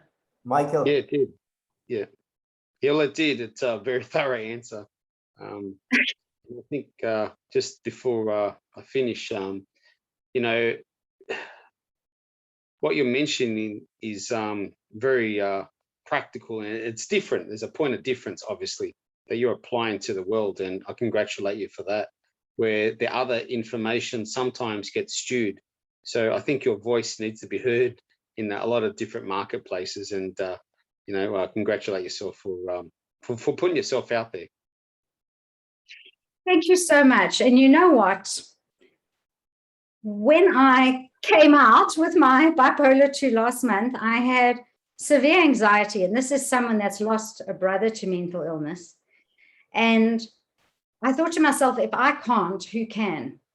And if we can encourage others and talk about it and make it commonplace, why do we talk about cancer and diabetes and cardiac disease and the medicines so easily, and we can't talk about this? It's chemical, you know, or it's induced by trauma or post-traumatic stress. So if we can just create the equality that it's just an illness like other illnesses, I think the world will really, really be a more resilient and a more wonderful place to live in. So thank you for your compliment. Thank you for a beautiful speech. And I have one question. Do you think you can reach this this stage, which you are in at the moment, without this situation which you have to face within your life, with the losses and with everything. Why I'm asking, because many say, or many try to educate the children without any negative impacts from the outside. So keeping them, we say in my country, in Czech Republic, we say we keep them in a very soft environment, not to face anything negative. The question is, can we get the same resilience without this push from the negatives? What do you think? So it was a bit choppy. So I'm just going to throw your question back at you, and then maybe if I've interpreted it wrong, you can help me out. So what I'm hearing you say is that we in this new age, all as parents, kind of cushion and shelter our children because there is so much negativity out there. And how can we apply the concept of resilience, teaching them from a young age, and something like that? Is that kind of where you're going? That's where you're going. Okay. So I believe in having courageous conversations with children. You know, we're the only species on the planet that protect our weak and our ill. All the animal species out there, you got to fall out the giraffe, and if you don't walk within 1 minute, you're done. Okay, like, so I'm not saying I promote that extreme, but children are going to experience challenges and obstacles at some time, and a lot of them are experiencing it younger than actually we did. Online bullying is a huge issue all over the world, and kids are actually committing suicide from that because they are carrying and harboring so many emotions that aren't being talked about. I believe you've got to have courageous conversations with children. There has to be a balance without exposing them to too much versus nothing at all. And you are not doing your kids any favors by sheltering them to an extent where they become paralyzed. You know, codependence actually paralyzes your kids, and you actually are enabling them to always rely on you. And what we want is independent, healthy, autonomous children who are happy to go out there and make their mark on the world. So courageous conversations are very important. I've recently ended an engagement, and my son was quite attached to my fiancé. And you can cushion or sugarcoat things as much as possible, but children deserve honesty, and they deserve courageous conversations, and they also deserve to understand their feelings. One way, and there's many different ways, there's a beautiful, beautiful series, an approach to parenting called conscious discipline, and I would look that up. The idea of the silent children, and children should be seen and not heard, is rubbish. I don't believe in that either. I don't believe in hitting, but I do believe in having these conversations, and I do believe in celebrating children's bravery. And if you can teach them, jeez, we can do hard things, but I was so brave today, or let me look at that. Why do you think I got that response from that person? If we can enable their inner locus of control, and I believe resilience should be taught to children from a very young age and should actually be made an educational subject, because that is what's going to help them go out in the world. I do believe that the education system is fundamentally flawed for the era we're living in. I hope that helps. It does. Thank you. Thank you. So I've got one question. We have got many comments. I'm just taking comments again from Mr. Dubey. I have liked the research story about fungi. So interesting. Thank you so much for the comment. We have got an interesting question. I'm just repeating the entire line. Renita is saying it's a worldwide issue. I'm blessed that Arijit sir helped me to grow, mentored me and guided me in life. My question is how we can empower girls, not women, through education. Can we request WLS ecosystem to come with a solution and grace all of us? So the question probably is how we can empower girls, not women, through education. So Arijit, I missed that last bit. How do we empower girls too? how we empower girls, not women, through education. Got it. Well, what I love about what that comment said is that about mentorship. And Simon Sinek has an amazing, amazing little video, well, a big one, about how a mentee and a mentor need each other. They actually feed off each other and thrive on each other. It's a symbiotic relationship. And I do believe that female mentors, women, should be supporting younger girls in helping them. And through education as well, we need to teach women, little girls, to stand up and be counted, to raise their hands. Research shows that if a man is 23% confident of something, he will put his hand up. But for a woman has to feel 70% confident. And we need to change that entire stereotype. And we need to do it from a place of femininity rather than trying to make young girls more masculine to be accepted in this male-dominated world. There isn't a male-dominated world anymore. Both sexes are equal. We're living in a fantastic age. And I think where we go wrong, where a lot of people go wrong, is try and teach younger girls how to be strong and dominant. But by embracing their authentic femininity, they can go a lot further. They don't have to be masculine. They don't have to be this aggressive finance person that walks into a room and, you think that they can pee standing up. I believe that's toxic. So embrace their femininity, embrace their authenticity, teach them how to put their hands up without any expectation of the outcome. I think where children are so susceptible is their egos are even more attached than ours to getting things wrong. And if we can teach them in education the detachment of ego and the idea of, it's okay, you put your hand up, it didn't happen this time, let's move on. That will also help with resilience. Thank you so much. Thanks for the beautiful answer. And thank you, audience, for asking so many questions and comments. It was really, really amazing and it's really beautiful. Thank you so much for sharing all the insights and the knowledge. It was amazing. So I'll request you to please stay with us because we'll be asking our next speaker to come on stage. We have just a small shift. I'll ask Michael to turn on his microphone. Yell, if you can kindly mute yourself, and please stay with us because we'll encourage you to ask questions to us because there will be speakers who are going to speak on a lot of different interesting subjects. So ladies and gentlemen, let me welcome Michael. Michael is human, of course, and an Industry 4.0 founder. He talks about sustainability and human. He's from, I'm not going to give the entire description because he's an amazing person. Let me take the pleasure to welcome Michael on stage. Welcome to Leader Summit. Please enlighten us. Thank you very much, Arjit. I'm really honored to be on stage. Even I have to deliver my mother today to hospital to a surgery of a tumor. So I will try to stay strong. As was said, it's needed. But I would like to make a presentation to all. May I share my screen? I have a small presentation prepared because I think it is important not only to tell, but to see what I will be speaking about.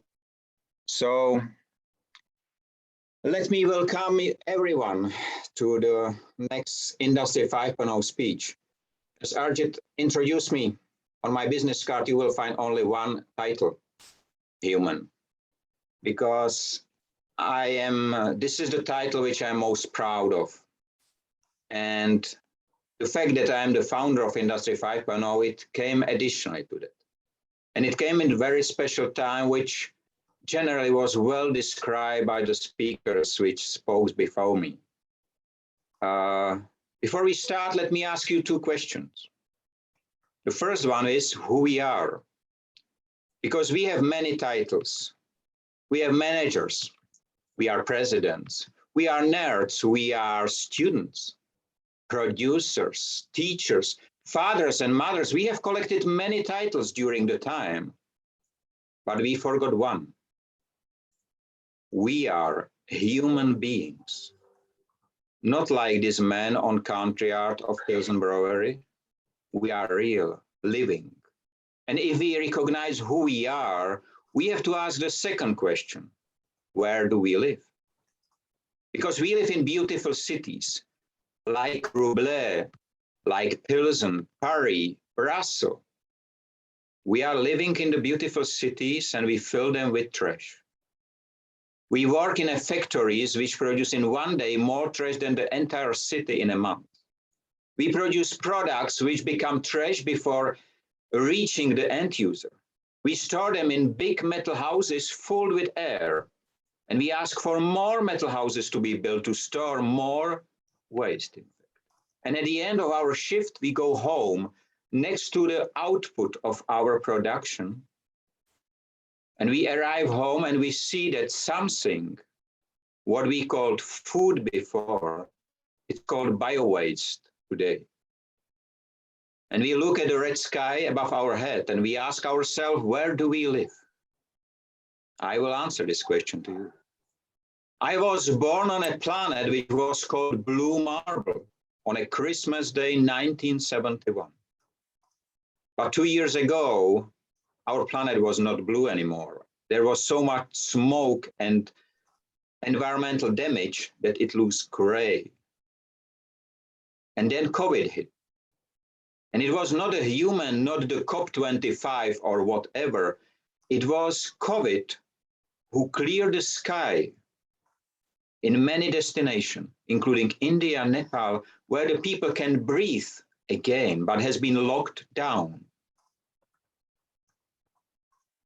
So we are living on a planet where we have been able within just few decades to put 170 million pieces of space debris, space trash on an orbit.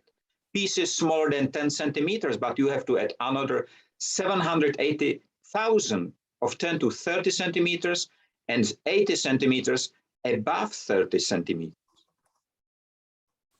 We are living on a planet where we dig inside, hunting for more, no matter what. We hunt for more cars, more money, more influence, more power. More is the only criteria of success. Just look at the Fortune 500. Nothing than money is more important. And we don't care about what we leave behind.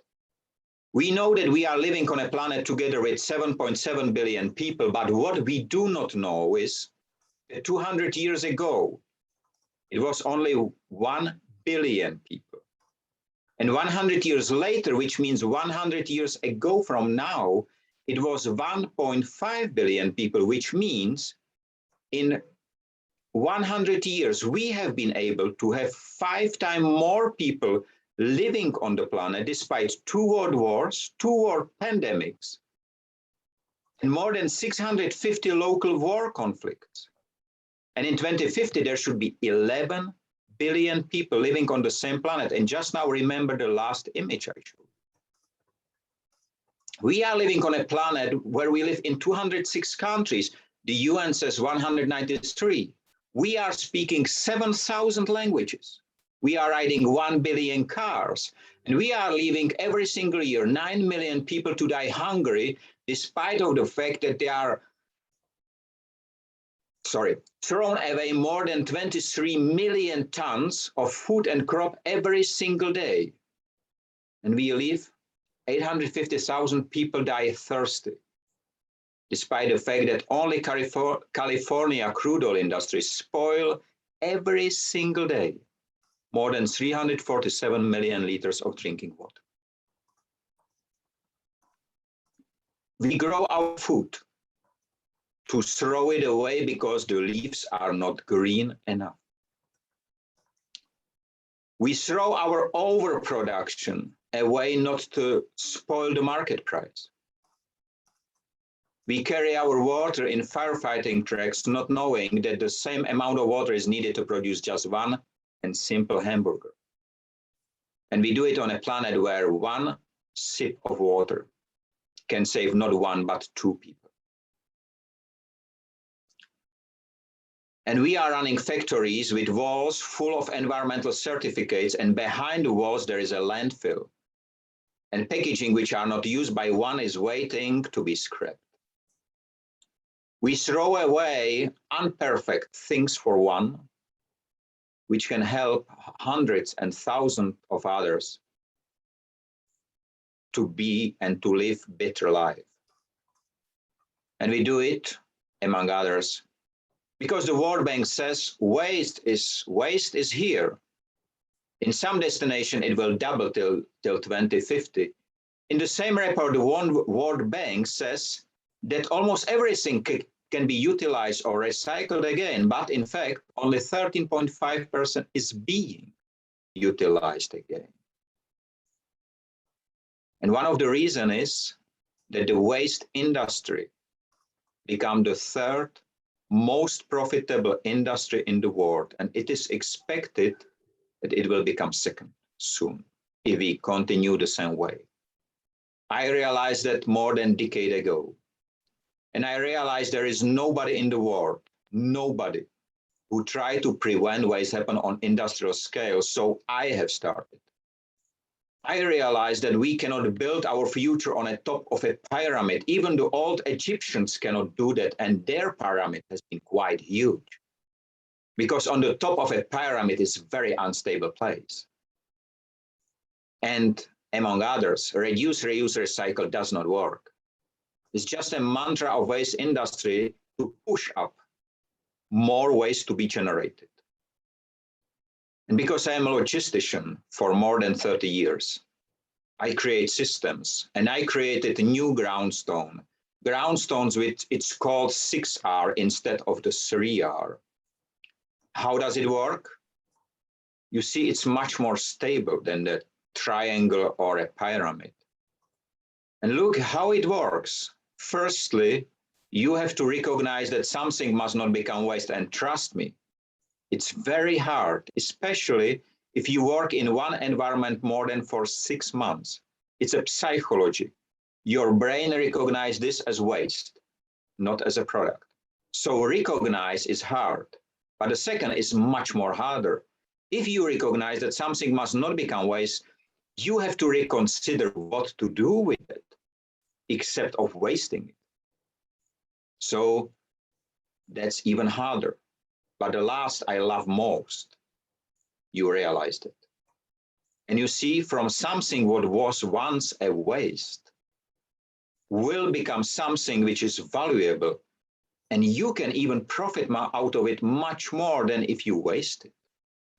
Because of that, we spent 5 years to calculate during our processes and implementation the value of waste prevention on a global scale. $475 trillion a year, 8-time global GDP. This is a value of waste prevention on a global scale, and already on the first year, you can cut by 50% your waste management cost. Is it worth the money? I think so. Is it worth the time? I think so. How to do that? Very simple. You just prevent waste happen. How you do it? One of the steps can be you implement a waste prevention legislation, and what is very sad, not a single time in a human history similar legislation was needed, because not a single generation in a history wasted so much. So how does it work? Firstly, nothing that can be used or utilized again must become waste. Everything must be considered primary as a pre-waste existing resource and remain in the system, and the secondary use or utilization should not be limited on the primary function of a product or material, but can be executed by everyone respecting the rules and regulations. Collecting, sorting, baling, and trade, transportation are not considered secondary utilization anymore. And if not utilized on a primary location, it should be offered and must be offered to others, before being wasted. And please understand, there is no waste if we do not waste. Do you know how waste is happening? By wasting. Because wasting is a process in which product or material become waste. Wasting is a system failure and must be prevented first without any limitation and restrictions. And wasting is not a feature of a product or material. It's a result of human behavior. And single use is one of the most common ways of wasting. Ladies and gentlemen, Industry 5.0 is the first industrial evolution ever led by man, by human. It's not the revolution. It is a new mindset of people and businesses, from wasteful to wasteless. It delivered the results without the need of capital investment, and it's based on the principles of systematic waste prevention. It utilizes very rich on-the-ground minds, and it's based on transparency, profit sharing, and efficiency. And please understand, Industry 5.0 is not a sales tool or a buzzword. It's a new global ecosystem which is here since 2013 are the principles being implemented. And in 2015, on December 1st, it was the first day of Industry 5.0. We are living in an age of digitalization of our work. We are living for second year in the age of digitalization of our education. And our leisure times was thanks to TVs, computers, digitalized a long time ago. So it looks like that there is only one thing missing to be perfect: to digitalize the man, the human. And if we do so, do you know how will look our life, our home like this? Because data don't need any light. But I do not want to live in a black hole. And I decided in 2013 to change this world, to build a new home. This is my home. And I make my decision 8 years ago. Every single day, I build a wasteless world. I am not alone. I am Mike Rada. I am not a celebrity, but I am a human. And as I said, I'm not alone. There are 77 Industry 5.0 ambassadors in the world. This network has been created within one single year, reaching more than 5.14 billion people. And right now it is your decision to decide in which world you would like to live. Because we are not ending up on the planet. I would like to have our landfill cleared. And I would like to hand over to my children and grandchildren and everyone, blue planet, not a gray ball of mud. And we can do it together. I have stopped more than 1 million metric tons of waste, of a product to become waste myself. Can you imagine what we will do if we will work together? A few days ago, Elon Musk says to someone in United Nations that he will give 2% of his Tesla stock to end up global hunger. It's $6 billion US. I wrote to him immediately that he can transfer it to our transparent account because Industry 5.0 can do that. He remained silent since then, but we do it. We do not have to produce more food. It's enough if we stop wasting 23 million tons every single day and deliver it to the right place at the right time. So it's about logistics. So thanks a lot. That's my presentation. I will stop sharing. And if there are any questions, feel free to ask. I love questions. This is why I love to ask questions. So Thank you so much, Michael, for the beautiful presentation. Honestly, we all really loved it. And guess what? I can completely connect with you. When I was probably around 12 years back, 12, 13 years back, I was invited to speak one of the largest summit in India as a keynote speaker.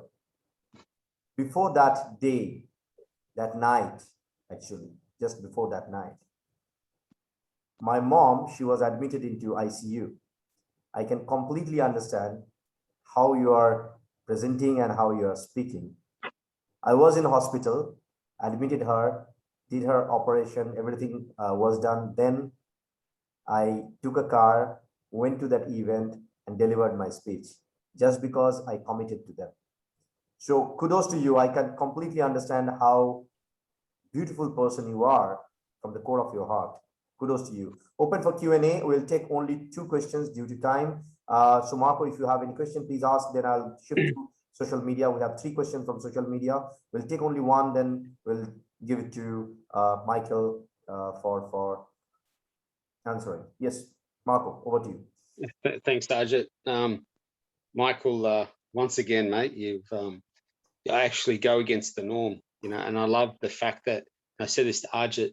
Not only you're not, you know, I don't see you as passionate. I see you as someone that needs to be around the world, because passion is important, but we need people like you, Michael, to ensure that, like you said, the planet has this transition, and it shouldn't be always thinking about the future generations going forward.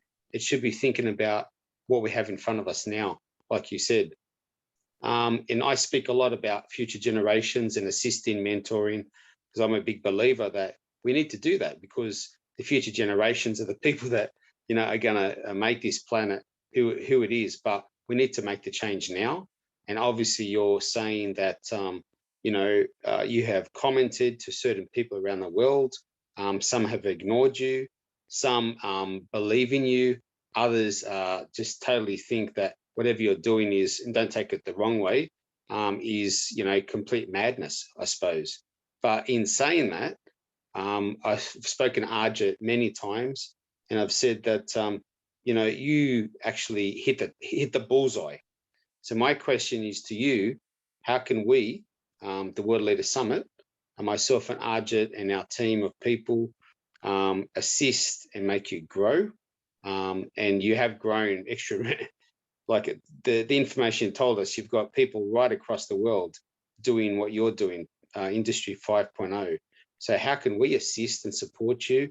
And how can you assist and support us to make sure that a lot of these areas that you've spoken about tonight, you know, become in action, you know, for tomorrow, not for 100 years time, not for the next conference, not for changes in legislation, which might take, you know, 10, 20, 30, 50 years, who knows when, but how can we assist you tomorrow?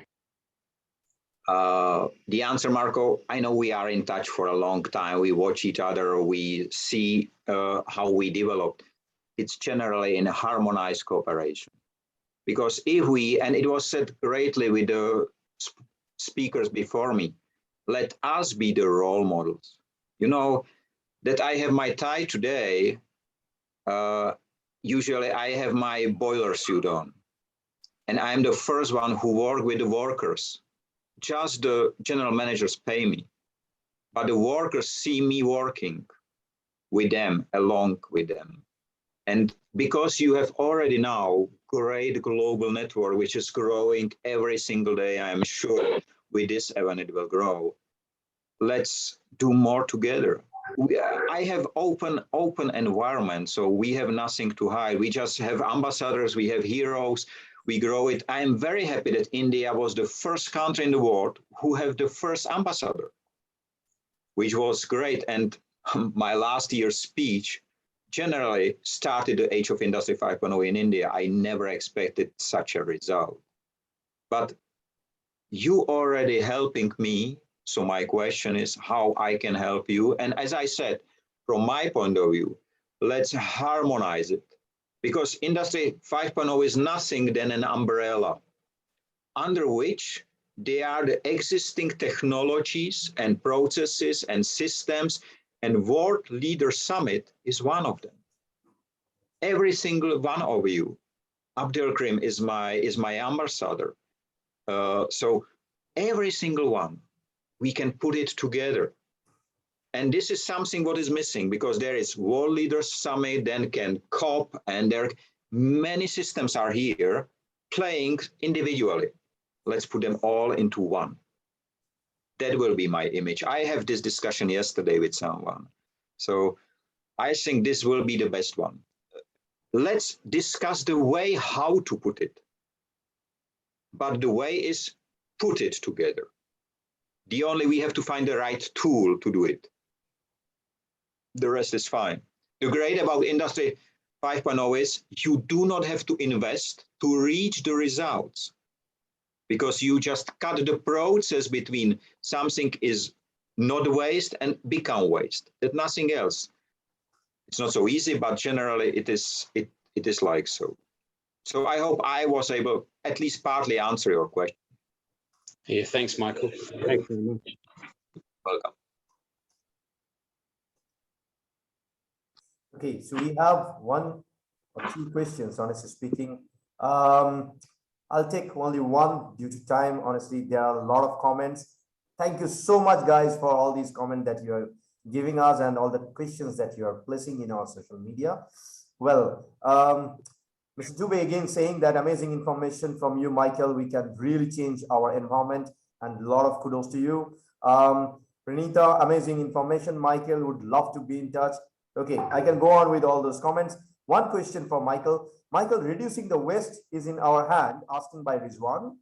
How would you ensure delivering it to the right people at the right time? I didn't mention one important thing. You maybe understand that waste as a treasure, as trash which you throw in a garbage bin. In Industry 5.0, we have 4 types of trash. Physical one, this is what you throw away in a garbage. Social waste, which are people who would like to live meaningful life but are not able. Urban waste, which is a waste of empty factories and flats in the cities where new factories are built on a green fields and where homeless people are living. And process waste, which is, for example, 50% of shipping containers go around the world carrying just the air inside. So it's a huge waste.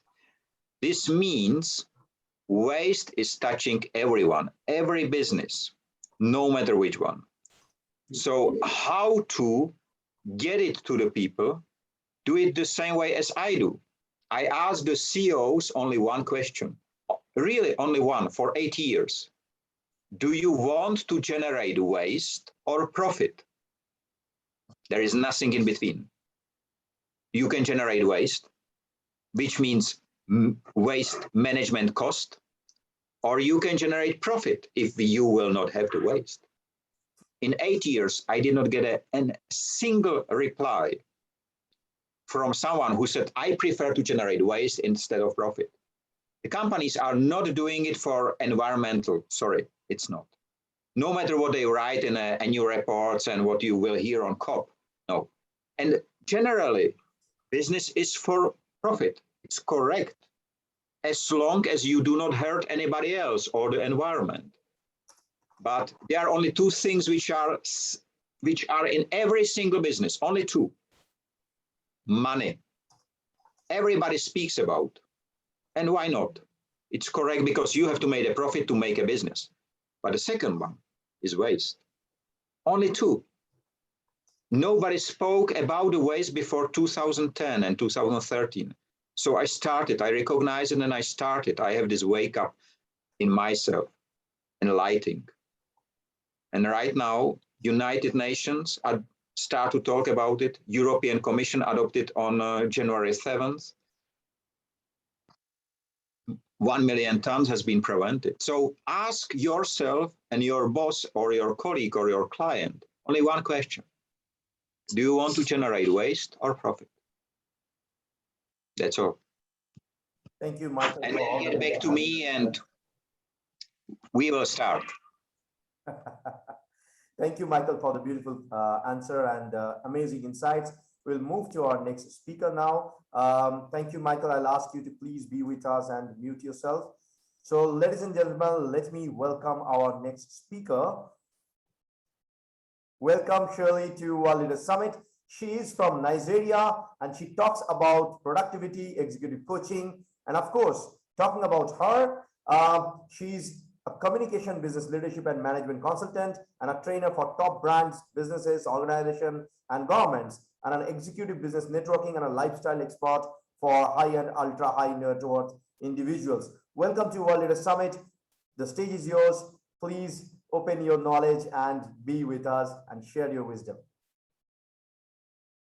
Thank you very much, Arjit. Good evening, ladies and gentlemen. Good evening, thought leaders from across the world. That was a wonderful presentation, Michael. I am going to have to go back to my notes. I got some great insights learning about different kinds of waste that we are not used to. Thank you for that great insight.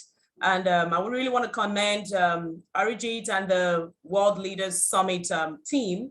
I think this is a great work we've done so far.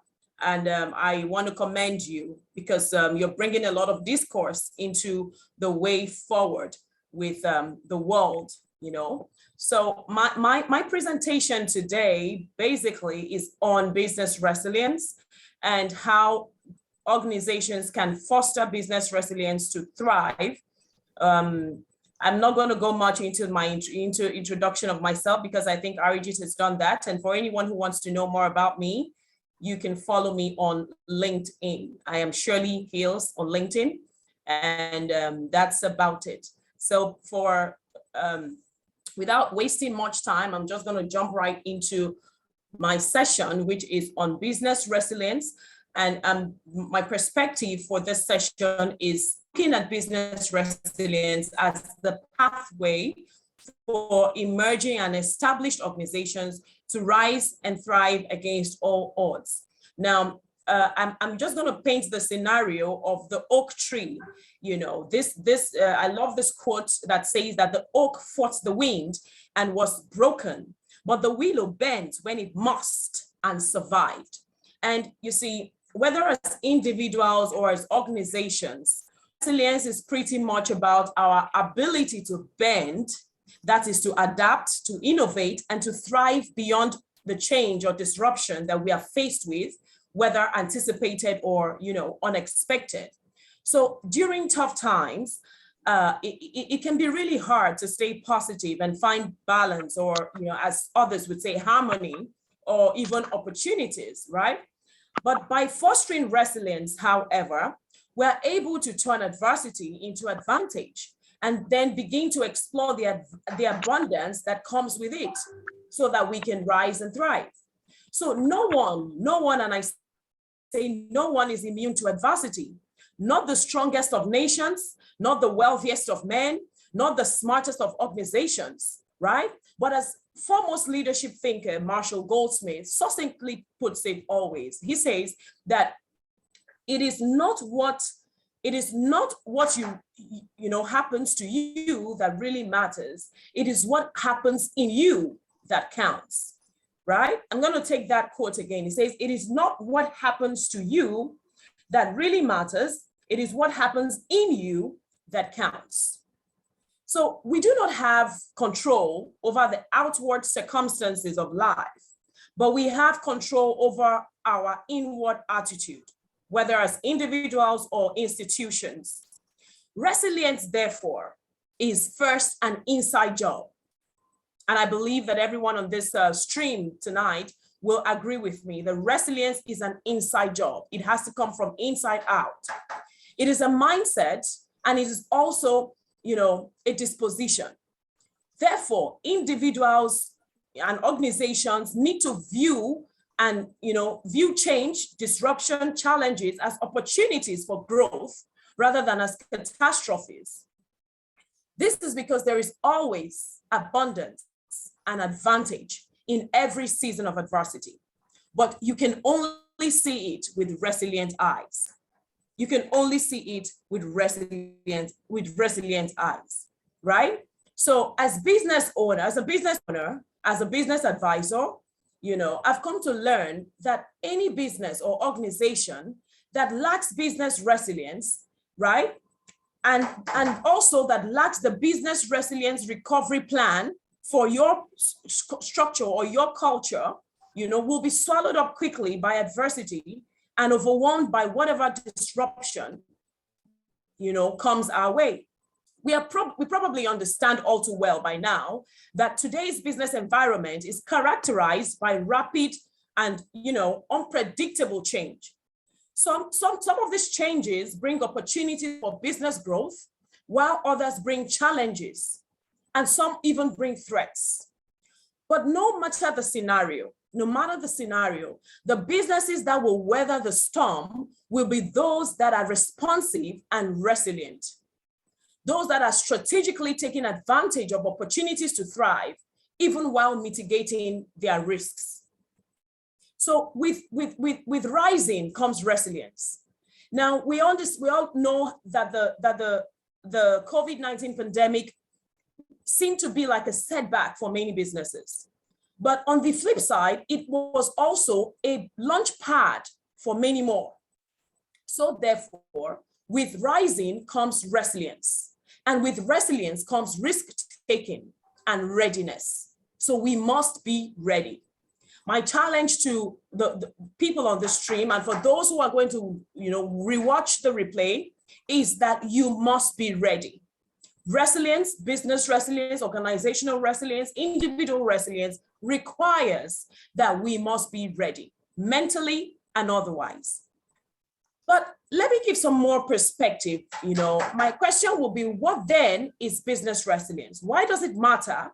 You know, and how can business owners, organizations, and other teams, you know, foster our teams, of course, you know, foster resilience to rise and thrive beyond adversity, change, or evolution? Business resilience is not new, and everybody on this stream is going to, you know, agree with me that it is an enterprise-wide terminology. It is a disposition that businesses and organizations must take on in the face of adversity and disruption. And of course, this is a disposition that we must take ahead of every change or evolution. So this is a position, you know, that encompasses crisis management, business recovery and continuity, you know, and also business advancement. Holistically, business resilience is that attribute that represents the ability of organizations to rapidly and effectively respond to any kind of risk or change, and of course, recover from setbacks or the losses that have been experienced in such times of adversity. So why does it matter? Why does it matter? You see, change, whether unexpected or anticipated, is always a constant, regardless of whether it is caused by internal or external factors. The key to business resilience, therefore, rests in us maximizing the power of effective systems, processes, and mental toughness of the key players and stakeholders to adequately support the business under any anticipated or unexpected conditions that could arise. So this could be, you know, adverse, fast changing, threatening, whatever the situation. Business resilience requires that we must have systems, processes, and structures in place. 1 second, please.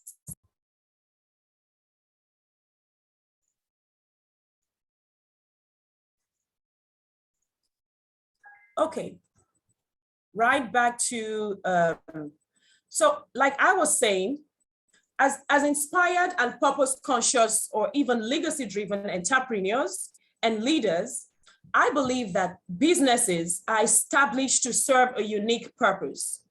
Businesses are established to serve a unique purpose. And as such, okay, Give me a second. Yes, please.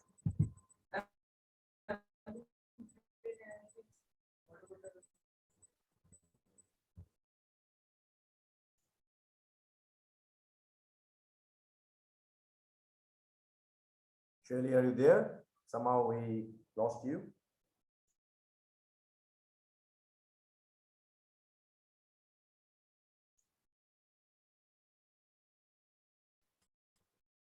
Sorry about that, Bridge. Okay. Can everybody hear me, please? Yes, please. Okay. As inspired entrepreneurs, as legacy-driven entrepreneurs, we understand that we cannot afford to be hit by setbacks without bouncing back. So I believe that businesses are established to serve a unique purpose, to leave a legacy, you know, to serve a unique, to provide a unique solution. Therefore, as business owners, as people who run the businesses, we must be strong enough, strategic enough, and ready, like I said earlier, to stand up for the business and not give up on it, knowing that many lives are tied to the sustenance of that business. Resilience in business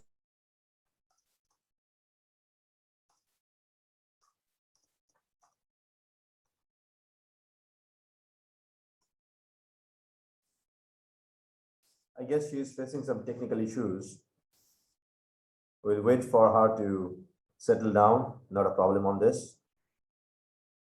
It happens in digital world. Sometimes we don't have internet and connections very, very stable. Well, it was a beautiful discussion, to be very, very honest. She was sharing a lot of insights.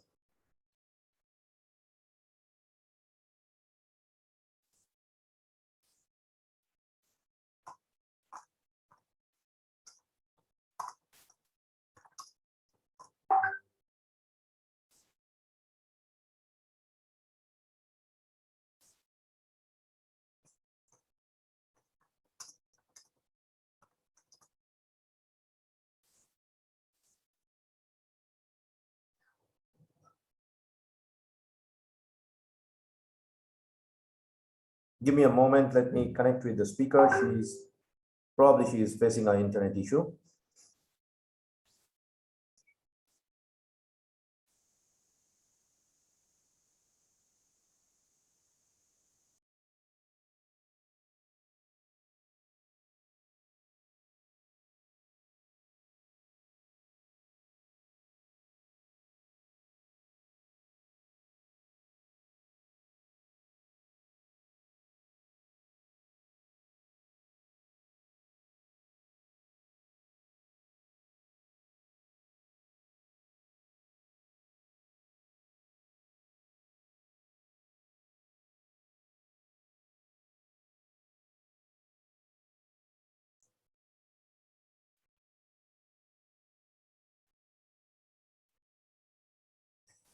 Meanwhile, when she's trying to connect, probably we can have our next speaker on stage. I can see that he's already here, and there is time for him to come and be on the stage, of course.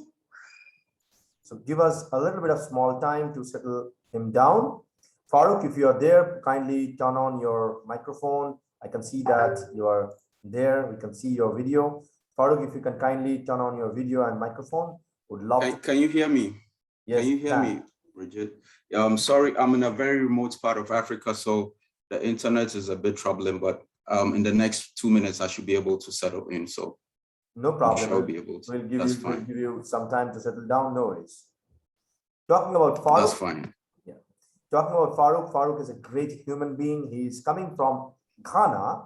Farooq is a CEO of Premium Africa Holdings, and he's a Senior Vice President, Easy Pay Africa, Managing Director to Account Lighting Africa. Farooq is an African entrepreneur with a strong commitment to Africa's economic growth. He is the Chief Executive Officer of Premium Africa Holdings, and of course, very focused to raise his country and countrymen and bringing value to the land of Africa. Africa, as we know, the land of opportunities and where probably life started. We are really blessed and happy to have personalities like Farooq to join us and share his insights. We'll wait for a couple of minutes to settle him down. We understand there are network issues that's happening, so please stay with us and keep loving us. In the meantime, I will go back to social media for any comments that happened. Yes, we can see there are a lot of different kind of comment that actually happened, but we'll wait for Farooq to settle down and wait for his speech. Forgive us about our previous speaker. She's trying her best to connect. Once she can connect us, we'll be more than happy to have us as well.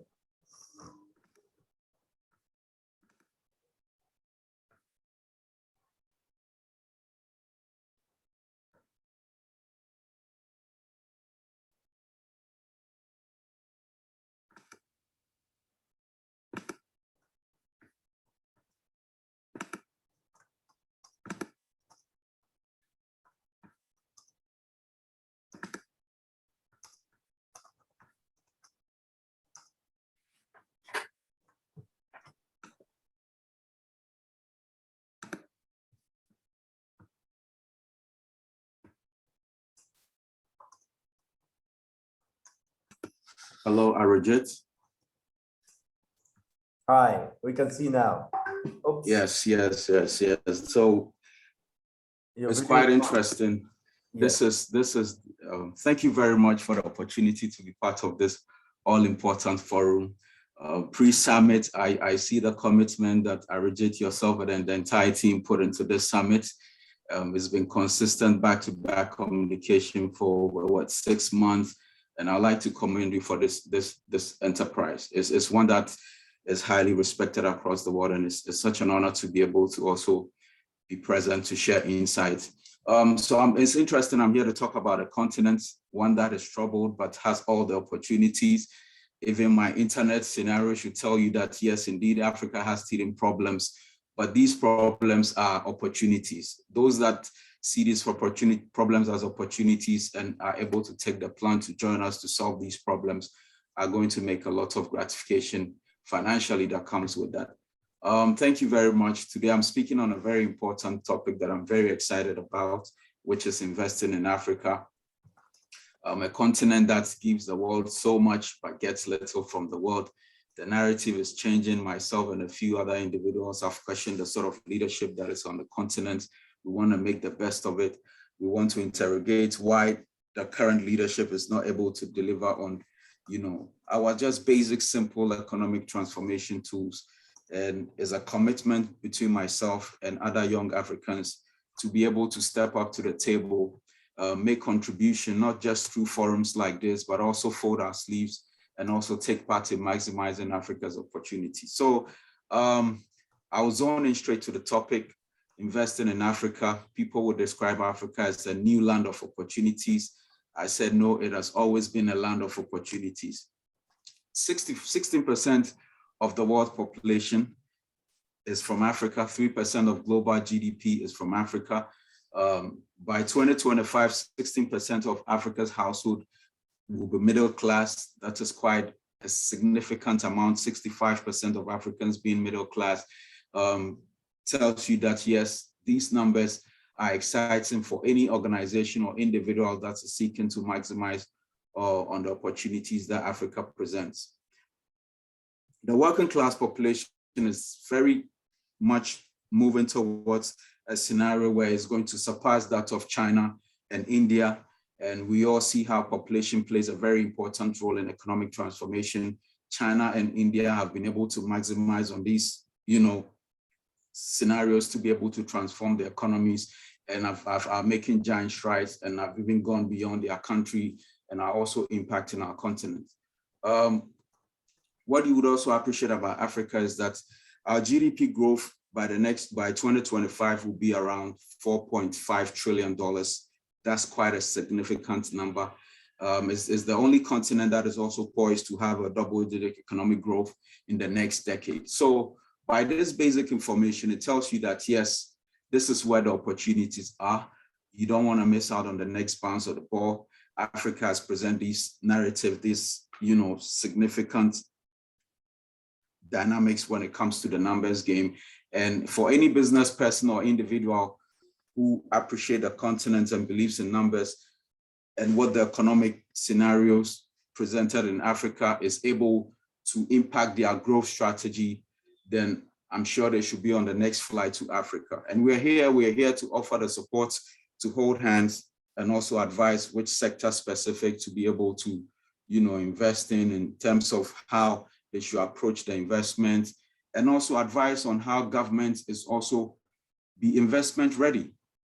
It's not just having the opportunities and trying to drive the FDIs into the continent, but also having African governments to really be ready for these, investors that are coming in to contribute their quota to transforming the continent. Registration should be a snap of a finger.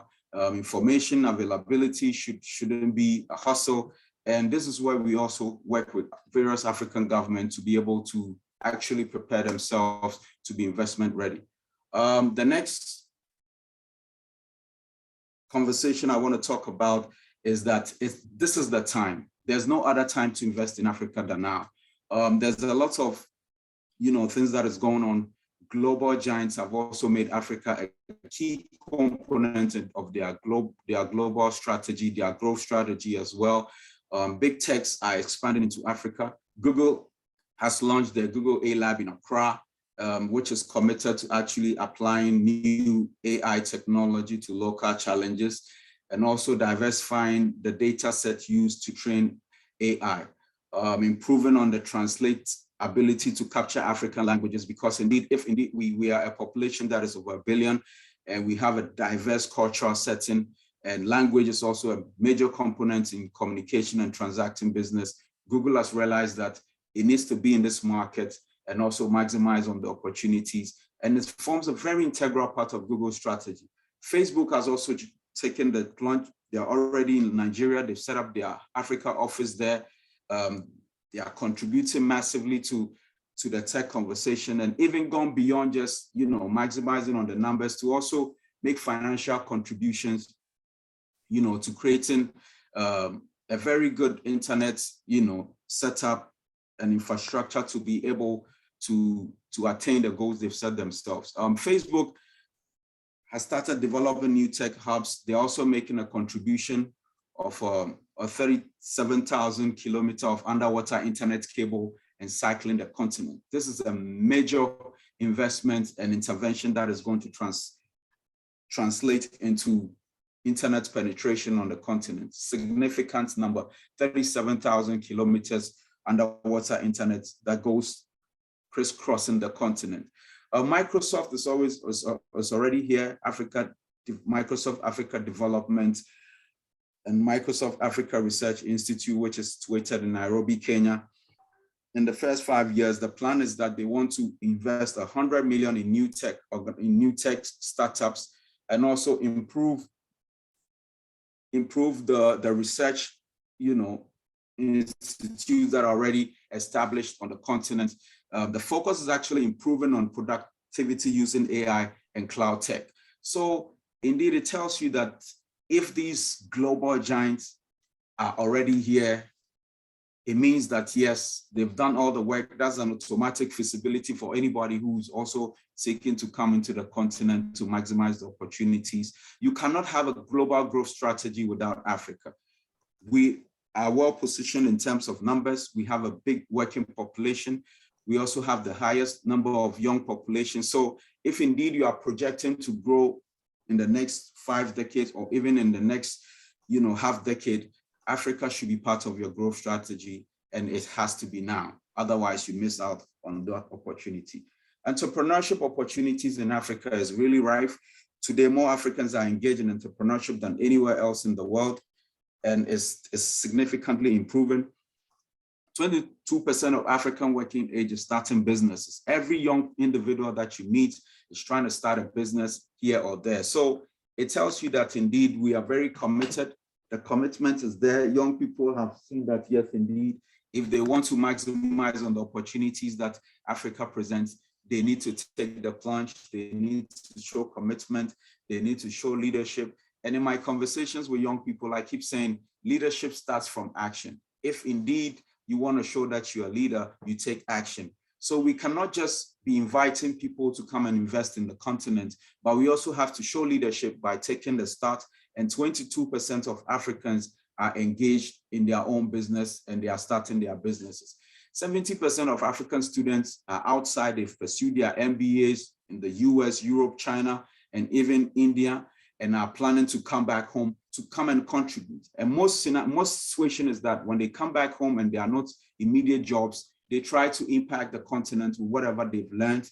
And then you realize that all translates into starting their business. So indeed, the ecosystem is rife.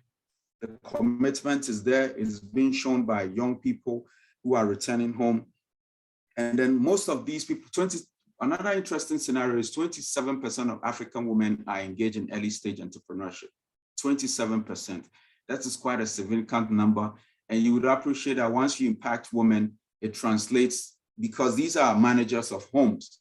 Once a woman is impacted financially and economically, it translates into how she's able to manage the home, how she's able to offer, certain interventions to the kids, how she also becomes a very good example to the kids. So you realize that the impact is felt right from the home. So Africa has this scenario.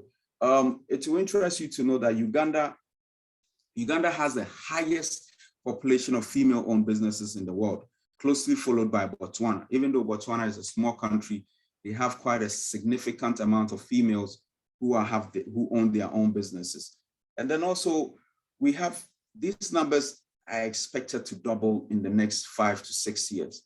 That is phenomenal. So, but African women still face certain barriers, which is the lower wages, less venture capital, which is also opportunities. As much as we articulate these problems that are faced by women in the African entrepreneurship ecosystem, you realize that these problems become opportunities.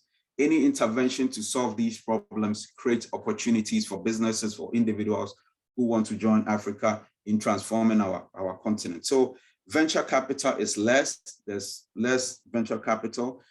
Also, the gender gap costs sub-Saharan economies about $150 billion, which is 6% of GDP. So this is a significant amount.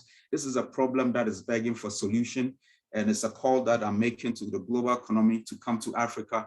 We need venture capitalists. As an individual, I'm also playing my role by becoming an angel investor, having young people have their own, tabletop businesses, offering myself as board member. If there's even a need for me to make any financial intervention, I'm able to, do that as an angel investor and also benefit from the economic prospect that this, startups, present.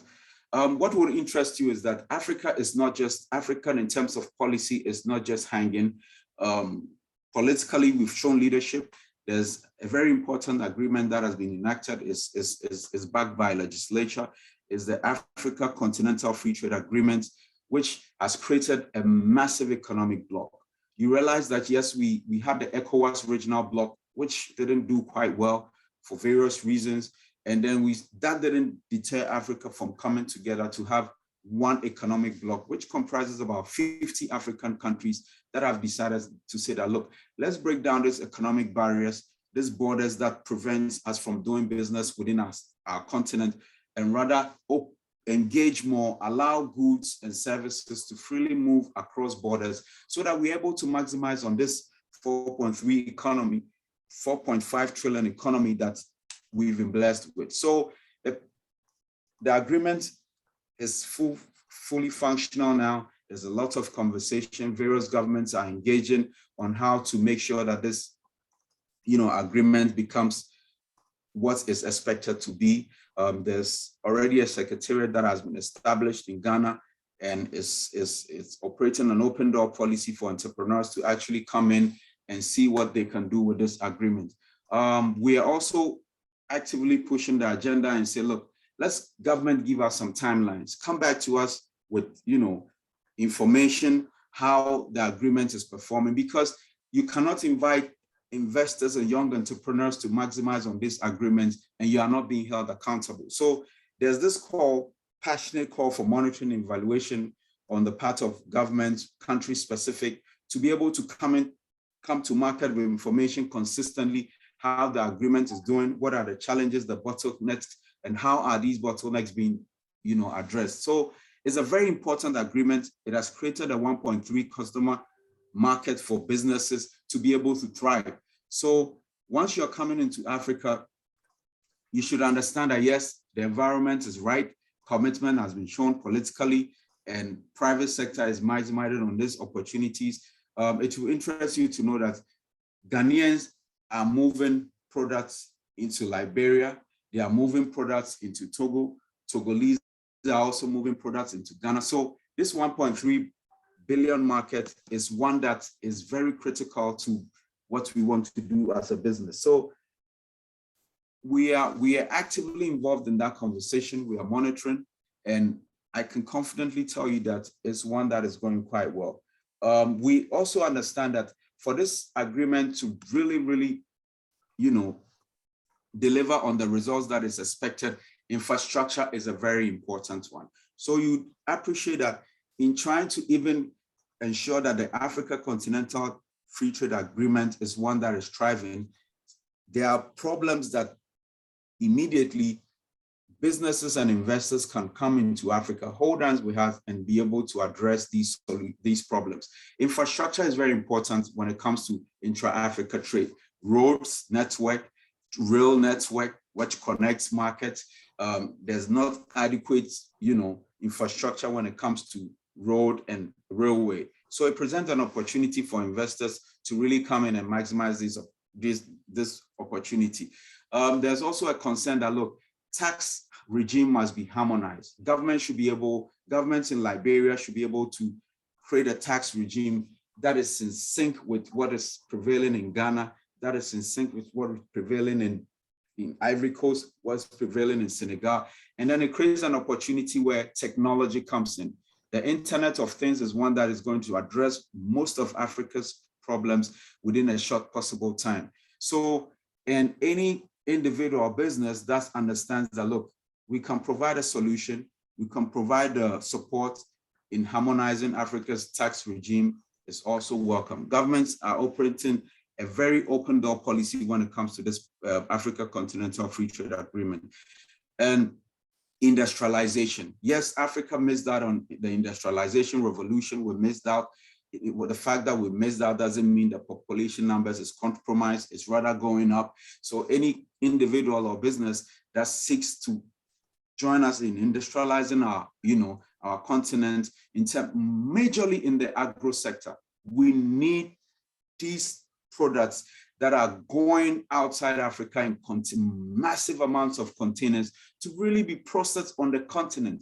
You realize that we keep bringing containers that are packed, but we keep sending containers that are empty. So these are opportunities for us to invite investors.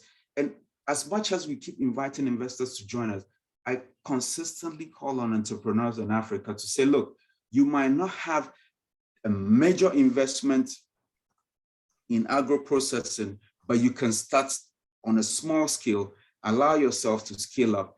And once you've shown leadership in that space, inviting investors into that conversation is much more easy. It might, quest to attract FDIs into continent. Investors' attitude is changing. Now investors want to see commitment. Yes, indeed, you are talking about these opportunities. It's right there in your face. As a government, as a citizenry, as entrepreneurs in this country, what are you doing to prove that, yes, you believed in these opportunities that you are evangelizing about? So it's a call that we consistently make and say, look, we need to industrialize as a continent. We cannot wait for investors to come and industrialize for us. We need to start, even if it's on a smaller scale. We get the know-how, we understand how the actions of industrialization is moving, we understand the narrative, we understand the dynamics. So when an investor is coming, is only coming to invest in scaling up with the knowledge that you have and then the know-how that they also have. So you forge a very effective collaboration tool. Security on the continent is one that we don't intend to compromise on. Democracy is rife. We're doing so much in that space compared to about 30 decades to 3 decades ago. You realize that civil unrest was quite prominent on the continent. 90% of the continent now goes to elect their president through the ballot. Is created a scenario where security is attained, security can be assured. And coming into Africa, you're not coming into a space where government is going to heckle you, private sector is going to frustrate you. We are very accommodating. Ghana has shown that, yes, in the hospitality index is high. Liberia has come up strongly. It will interest you to know that these countries that have come out of wars have become soldiers, have become more peaceful even than countries that have not even experienced war. So it tells you that, yes, peace and security has been fully embraced on the continent, and this is what you need to strive.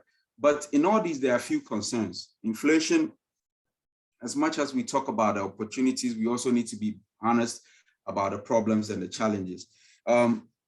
Goods made in African countries could be disguised when it comes to the African Continental Free Trade Agreement. It could be disguised. People could actually import and also, rebrand it and then push it into the economy. So we also want to invite people in terms of technology, how we can be able to track these things, reduction in government, revenue, because some countries are also concerned that, look, when we open our borders for other goods to come in and then we are not able to tax them, it's going to impact on government revenue. That's why we call on government to say, look, allow your industries, allow your businesses to also scale up so that they could also not be left out in the opportunities to export into other countries, so that you also have some level of, export, because too much import hurts your economies. You need to also export, to also create a very decent balance. Then, profitability issues, whether infant industries are going to survive because you have giant industries, might be bought neighbors and will be importing into your country. Is these infant industries that have been set up, are they also going to survive, or they are going to, be impacted in a negative way? And also, the fear is that neighbors might not, be able to produce goods or services that is needed in the country. So then we also have to go back to the West to import. But in spite of all these things that I've articulated, the opportunities are there. I want to touch on some very core industries that is begging for investment immediately, and then investors can actually, take that opportunity to come and join us to be able to, maximize on these, opportunities. 60% of the world's arable land is found in Africa. 60%, very significant. It tells you that you cannot take Africa out of the food security conversation. And most of sub-Saharan Africa imports 1.5 billion in food crops every year. 1.5 billion is imported into the country every year. And there's a consistent call for African governments to really, really fight this imports, high imports, scenario, where they can also build a very robust industrial system in the agro space so that we break down the imports bill, because the imports bill is high, it's hurting the governments, various African governments. And then if there's any solution that will require us to solve this problem, it's through industrialization, it's through agro-processing, it's through maximizing the fact that we have 60% of the world arable land. It means anything that we grow here can be exported. Yields could triple, and then investment in infrastructure and in agricultural inputs. Once we are trying to build on the agro space, infrastructure is important to connect markets to the farm. So it's another opportunity for investment that is begging for investment in terms of creating infrastructure to be able to maximize the agro potential of the continent. And then 12% of harvests are lost. 12%, very, very critical conversation. If 12% is lost, it means that there's an opportunity for individuals who can come in to provide storage interventions so that we are able to store these produce that are being lost And then it goes a long way to also solve a major problem of import bill. Healthcare. Healthcare is, you cannot, even in this conference, we all need health to be able to be present. So indeed, if we need health to be able to be present, then we cannot take healthcare out of the conversation. 16% of the world population and just 2% of world doctors. It's troubling. I mean, if we have 16% of the world population and it's just 2% of the world doctors are found in Africa, it's a concern. So we are calling the doctors anywhere in the world to come and address this solution with us, this problem with us. There's also a high demand of healthcare created by the need for health tech. Technology, the Internet of Things is one that I iterated earlier that we need to solve the problems. If there's any intervention in the health tech space, Africa is the place that you need to position it.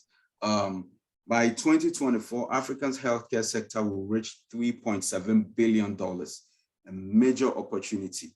The next I want to touch on is education. In the sub-region, African children are finishing primary schools more than ever. 1 in 5 are still out of school. 2020 brought 90% increase in child users of education tech. Coronavirus was the main contributing factor to this dynamic. People decided to keep their wards at home and be able to,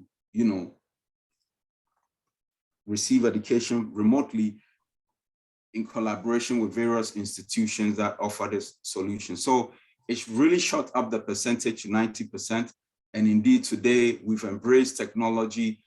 People are staying home. People are not, moving miles to go and acquire education. So there's an opportunity in that space, education tech. There's also this dynamic that 28 million of 450 million plus children are currently benefiting from educational technology, and there's still space for more that's needed. Energy is another important part. Many countries are far ahead of Western countries in terms of sustainable energy use. UK and US source only 11% of their energy from renewables. Kenya is doing that at a 13% from geothermal, 15% from hydro city. So it tells you that we are even, scoring some points when it comes to renewable energy on the continent. So it presents a wonderful opportunity. It's a working formula, is already in place, it's doing well. So it's a space that, investors can also look at. Finance, very important component in economic transformation. By 2022, banking revenue in Africa will reach 129 billion. Mobile payment is actually accounting for this. This is a space where I'm involved in financial technology through Easy Pay. We have 200,000 active users. People are remitting money from the US, Europe, onto mobile wallets, and it's creating a lot of convenience for people in the sub-region. We're in 10 African countries. We are seeking to expand more. There's also need for us to scale up. We're also calling for investors to join us, to partner us to be able to do this. We're in collaboration with MasterCard and United Bank of Africa already. So there's opportunity there, not just us as a fintech, there are also other fintechs who are showing prospects, are doing quite well in that space. 80% of African people have access to mobile phone, 80%. So indeed, when you have a solution that is mobile phone related, there is no better place to position your investment than Africa. In 2029, mobile transactions in the sub-region was valued at $456 billion, mobile transactions. So it tells you there's quite a significant amount of investment that can be captured, financial gratification that can be captured in that space. When it comes to foreign investment in Africa, Africa shows a higher returns than any other developing region. Business-to-business marketplace platform to source product directly from farmers and deliver to urban retailers. 170 million in funding. I mean, it's interesting to know that we have 2 African fintechs that have already become a unicorn. Indeed, it tells you that, yes, this is where you need to come when it comes to foreign direct investment conversation, Africa is really, really the place to come to. Digitalization platforms are actively being put in place by various governments, and we've shown that, yes, we've embraced technology. The scenario that presents to us that 80% of Africa, 80%, there's 80%, penetration of mobile devices is a scenario that cannot be, taken for granted. So I'll end here by touching on, investing in Africa today, by calling on people globally to say that, look, this is where the opportunities are. Yes, we are underdeveloped. It means that anytime you come to Africa and start any enterprise, your return on investment is higher than anywhere in anywhere in any developing country.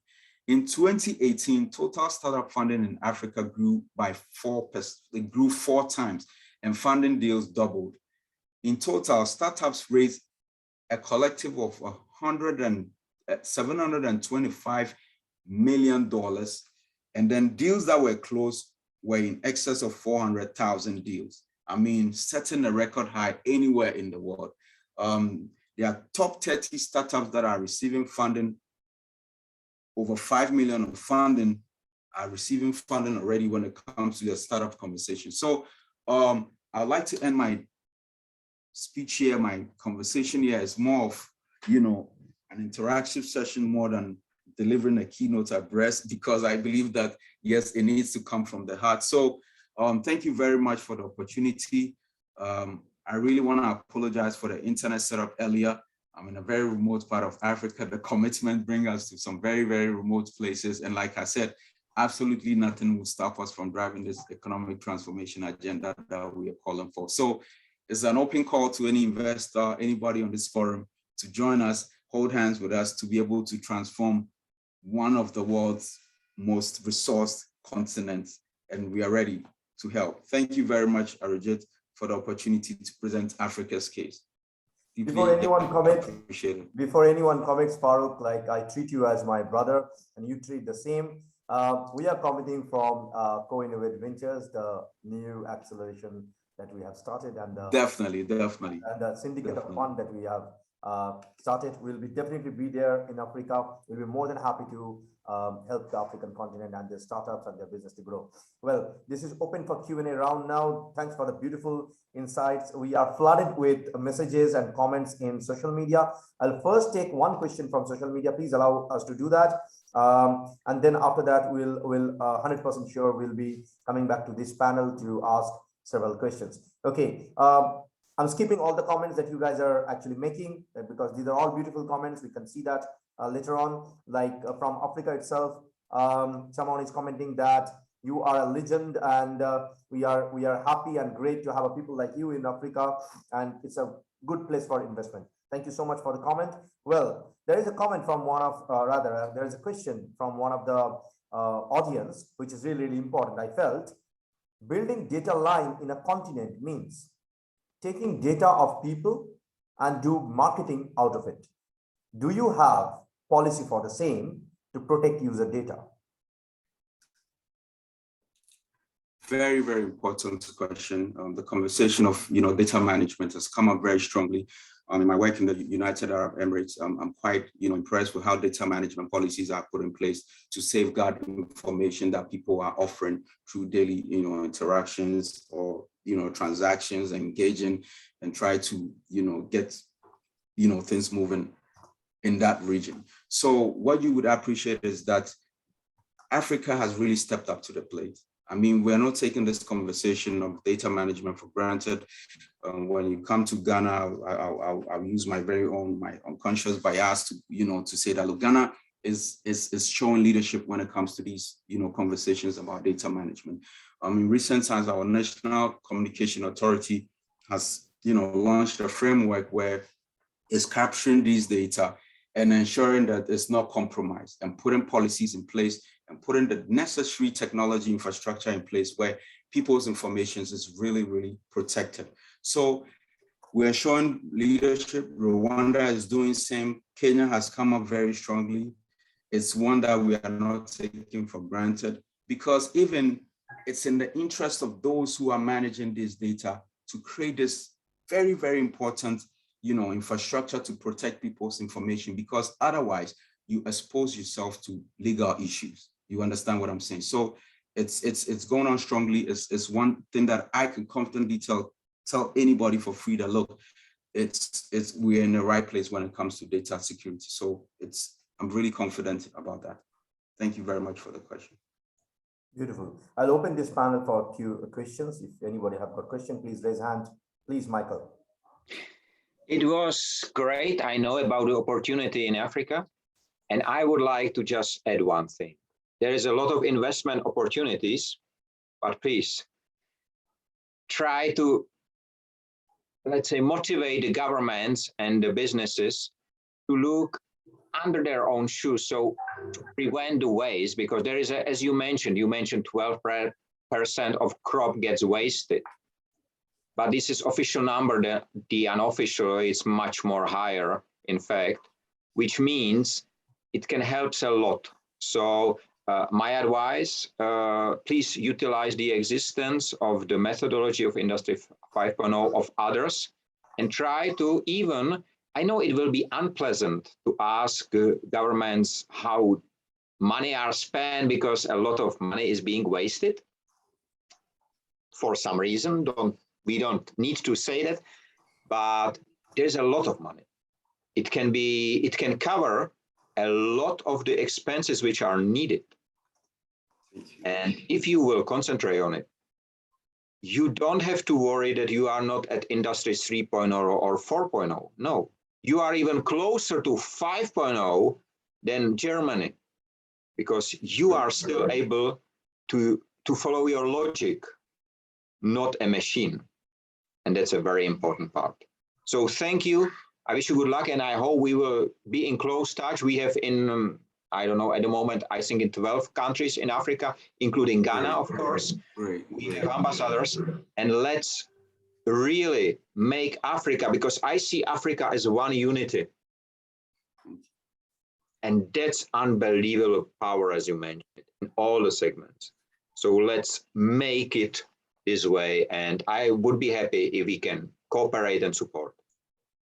So the question is, the question which I should ask is, have you tried to reduce the volume of wasting already in all the segments, or not touched yet? Well, it's like thank you very much, Michael, for your submission and question. I see the shared passion about Africa. You understand the continent pretty well. I commend you for taking the plunge, coming to Africa to also maximize the opportunities. I really appreciate the concern that you put up. Waste is a concern, and you cannot talk about these things without putting the blame on leadership. Leadership is very important. That is why I take this forum, this enterprise, very important. Anytime I reach out to me, by the speed of light in response, because we want to change the narrative. We don't want excuses. We don't want leaders to come to us with excuses and accept the norm. So there's a massive army of young people who are questioning the narrative, who are calling our leaders and say, look, there's so much waste in the system. We appreciate that you have done your bit. The future is for us to build. We're going to start now. We want to be at a table to be able to have this conversation. So there's quite a decent aggression from the young people who want to change the narrative. If you look at the audience in this summit, you would appreciate that a lot of them are young people. They've realized that it's leadership that is creating the problems. The conversation is being had in their houses. Their parents are coming home. Their parents are blaming the leaders, and they are picking up these conversations from their parents, and they are becoming ambassadors in trying to change the narrative. We are very committed. We are working with governments. We are saying, look, you cannot miss out on what Internet of Things is offering. Is providing the right solution. Like you mentioned, we are even going to industrialization 5.0 already. So you cannot miss out on these opportunities. So yes, indeed, I can assure you that yes, leadership is going to transform, and we are active in that space, and you start seeing the impact in the next couple of years. There's a massive generation of young people who have stepped up to the plate, and I can feel the impact is coming. So be rest assured, Michael, your investment is safe, and we really appreciate you for holding hands with us to transform our continent. Deeply appreciate it. If you have any more questions, please feel free to ask to Farooq. We'll take one more question and then we'll move to our next speaker. Yes, Marco, please. Yeah, thanks, Ajit. Great speech for Farooq. I was listening to your talk. You're very close friend, obviously, of Ajit, and any close friend of Ajit's a friend of mine. So pleased to meet you, and Great, Marco. pleased to meet you, mate. Look, Africa, obviously, I've got a lot of my friends that do business in various industries, in energy, in infrastructure, across in obviously manufacturing, and you name it, a lot of industries. And Africa in the past was a continent where people felt a little bit unsafe, in the sense that, you know, because they're entering the marketplace, and there is certain issues with communities in certain parts of Africa, certain countries. What do you feel? There's a few questions here I've got. How do you feel about the safety of, investors? You mentioned we need registered VC funds coming in Africa. How do you feel, VC funds come into Africa, and why do we need VC funds go into Africa? Where, the World Leader Summit in co-innovate ventures that myself and Ajit's created, we could be quite huge in our performance in this continent. So probably the first thing is, how safe is Africa currently? How can we get out of the different equation and don't look at just VC funds? How we can look at our ventures and accelerator to provide a really strong change in communities in Africa.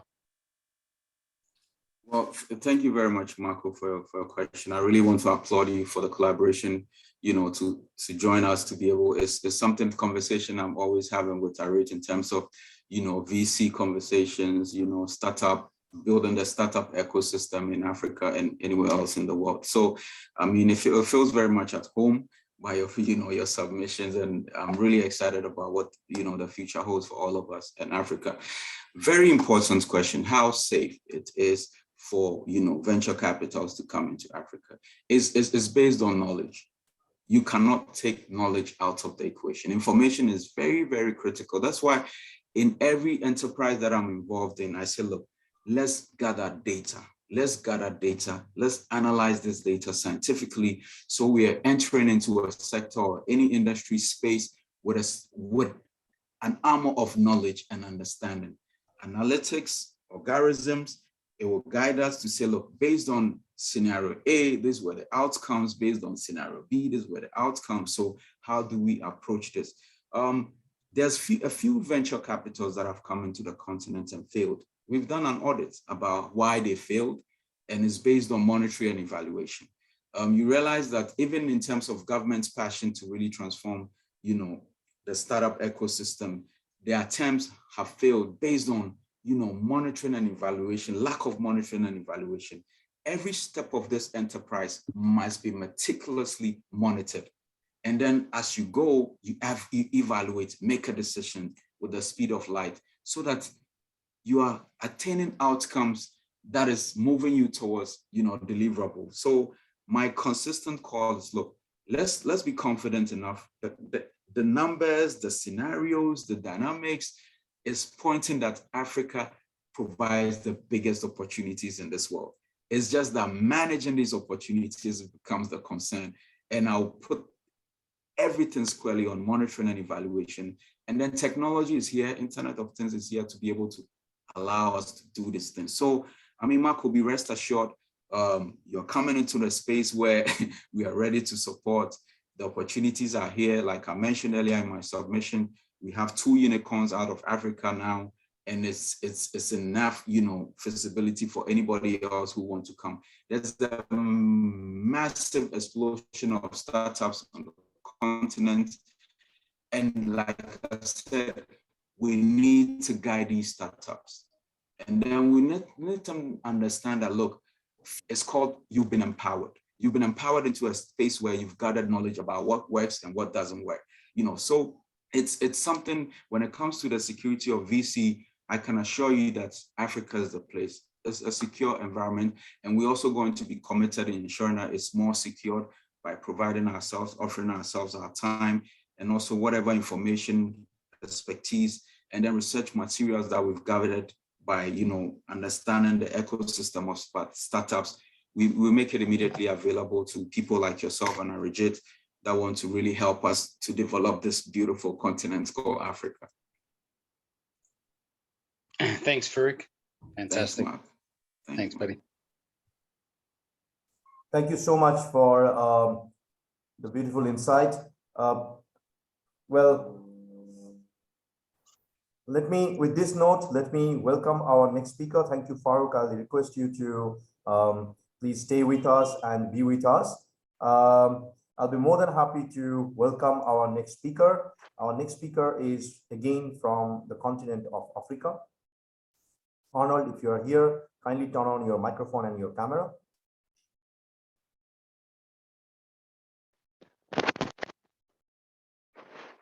Hello. Thank you so much. Yes. How are you doing? Hope you're doing good.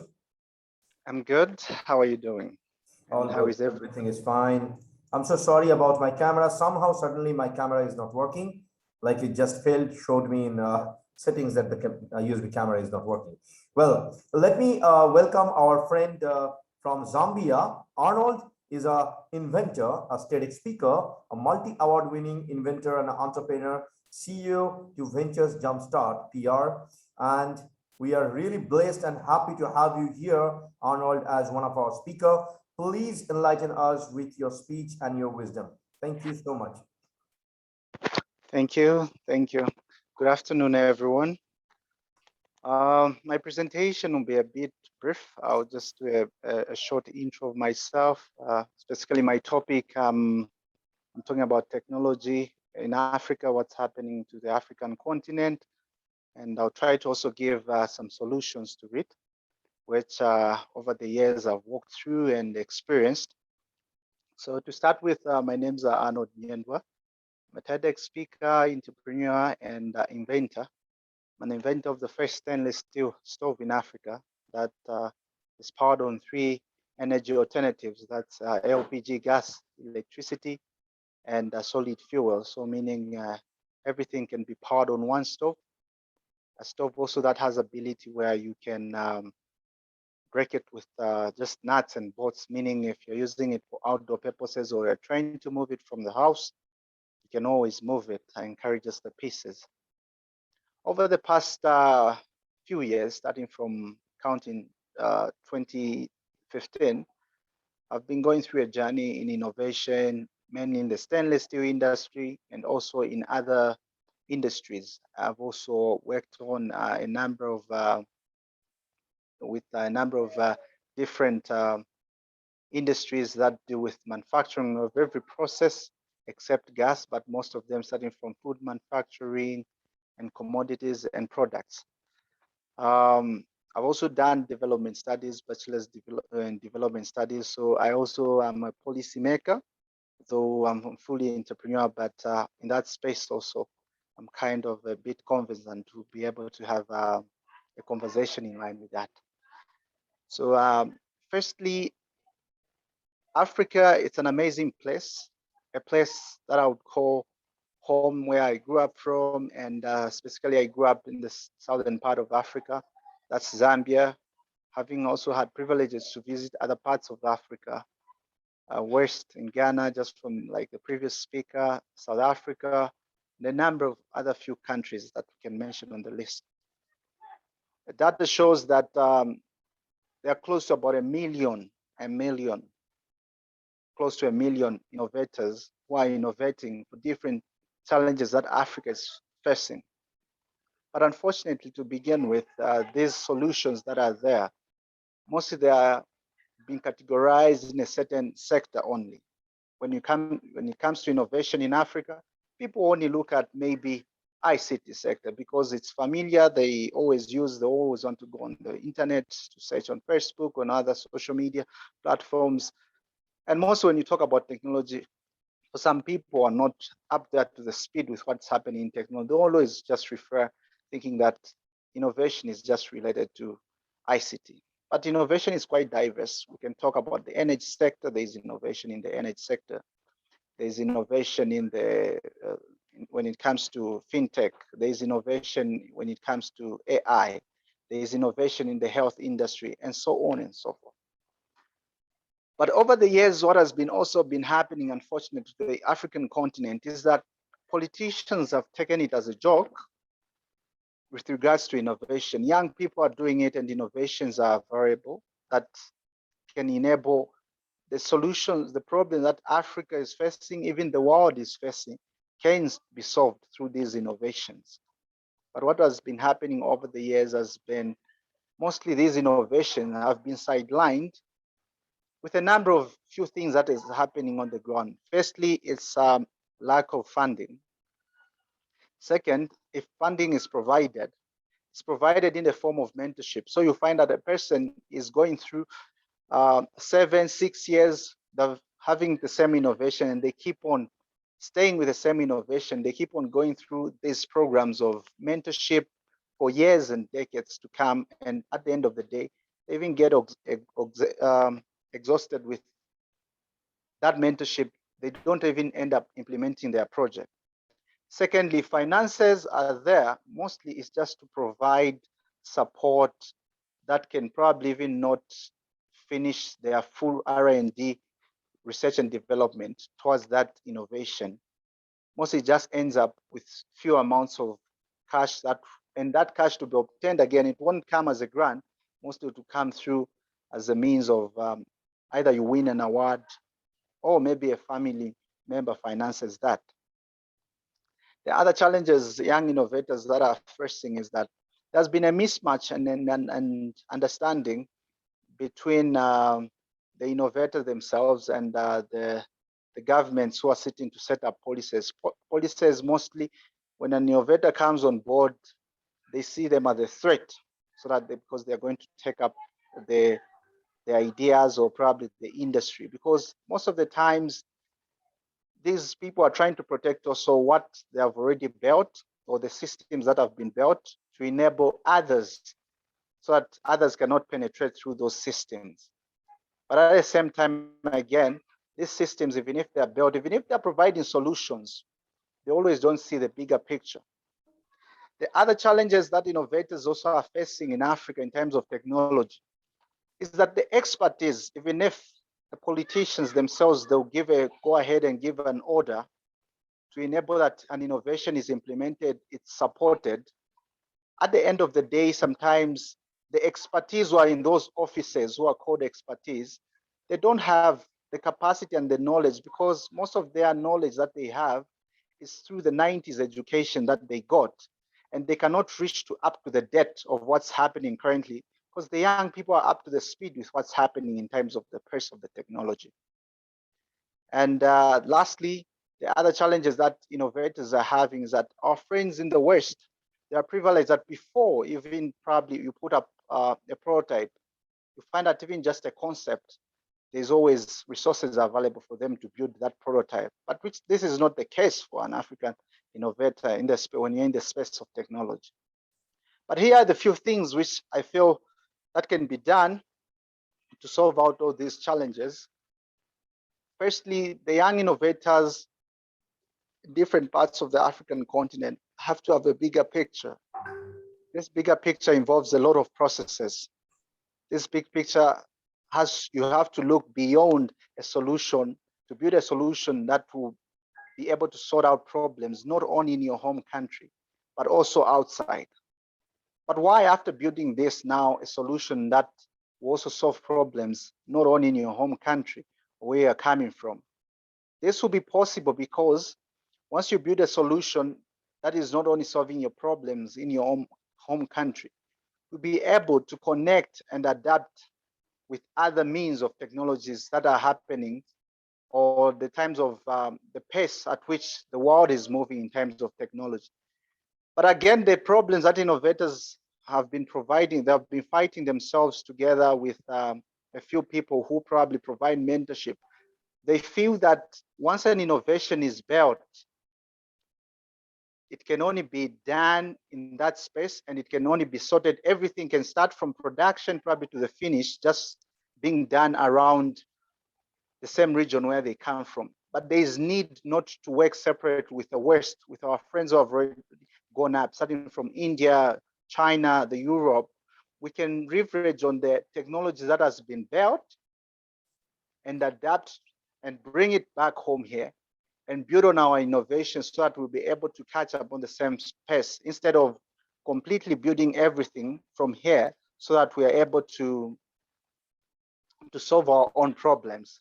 I think that's the way that innovators are supposed to, they're one of the steps that innovators have to do. But we do understand again that they do not have enough resources to do that, to probably manage to acquire this advanced technology that is out there in the West so that they can build on their technology that they have.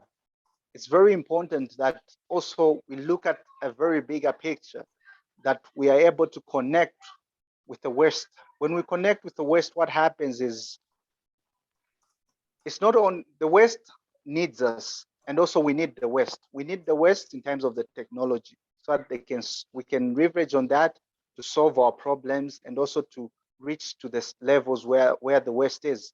But also the West needs us, because today innovators, they are not only building innovations and solutions that are answers to the problems that Africa are facing, but these solutions are also solutions that can be able to solve some of the problems that are in the West already. So if there can be that exchange, that collaboration, we work as one and we see each other as partners, it's very, very important, and we'll be able to achieve the agenda in terms of solving out the global problems. Then to add on, now I'll move on also to, I'll tackle on two main sustainable development goals. That's SDG goal number 7, that's access to energy affordable for all. Then the other one is call to action to climate, that's goal number 13. When you look at this, we cannot talk about solving the issue of climate change when others are left out, because there's been a very big push from only the West demanding that we should solve the problems in terms of the climate change, in terms of what's going on, mostly with the Western solutions. But we need to support these technologies and innovations that have been built in Africa. That's why in the first point, I did speak on the point of ensuring that there is collaboration on the Western side and also on the African side, so that we can be able also to achieve this issue of climate. And again, we cannot solve the climate change if we are still using old technologies that were built in the 90s, in the 30s. There is need to adapt to new solutions that are being done right now. And there is need for the whole world to come together and have a collaboration around it, exchange the technologies to solve and mitigate the challenges that we are facing around that. So having said that, I always say that I'll use this word lastly in conclusion to say innovation is universal and can be found in places where you don't expect it to be found. In such that if we look closely, even in the most typical areas or places that you do not expect it to find it, when you look closely, you find that it can be the next world solution for all of us. Thank you. Thank you so much, Arnold, for the beautiful share. I am opening this floor for Q&A. If you have any of the panelists have got any question, please feel free to ask. Please, Michael. You know, I like questions and I like great speeches as Arnold delivered at the moment. Arnold, one interesting topic I have learned in India by one of the entrepreneurs. He says, we do not have to break copyrights. We can do copyleft. And that's really interesting mention, because you mentioned we can learn from the others. And as you mentioned, we can import and we can help, because your people will improve what they will import, and the improved version can be used in the original location. The one of the biggest issue is at the current industrial environment is the lack of transparency. Because before you start a new project, you have to sign NDA. And you are worried about your data, not to give it open and public, because if we do it, we will be much more farther in the moment. So it was a great speech. I know there are great people in Africa. I would like to learn more about your own invention. We stay in touch, we go over LinkedIn and so on for sure, because I think your invention can be implemented in South America, so as in India. Why not? Because you have not invented it for yourself. You invented it for the world. And this is what I think has the people learn as entrepreneurs, as startuppers, as business owners, the purpose of the activity. So I wish you good luck. And I think the only question is if the system, education system, for example, is ready to educate such people, or if the education system should change. On my opinion, and it was mentioned several times before, the education has to change because we educate same as we educate 100 years ago. Maybe we have computer in hand, but the lecture is the same, and that's wrong. So thank you. Thank you so much for your contribution. I would really love to get in touch and really we exchange contacts and we talk about it. I'll come to your last point, talking about education. What also we are missing as Africa, I feel even the world, in some parts of the world we are missing, is that we have to understand that there are two people here. We have people who can go in class and learn. And also we have people who are self-taught. They don't need to be taught. They are able to observe, they are able to see, and you don't need to teach them to do these things. Probably a little of education will boost their mind. So we have two people. The people can go in class, learn, yes, well, good, but also we have people who are self-taught. So if we can look around that and look deep into the solution, then we can go further. Thank you. What I would like to add, and this is maybe a recommendation, we in Czech Republic, we have something which is called a program where the people who are self-taught are able to deliver their knowledge to those people who are learning, which is great because they learn how to speak because they know how to do.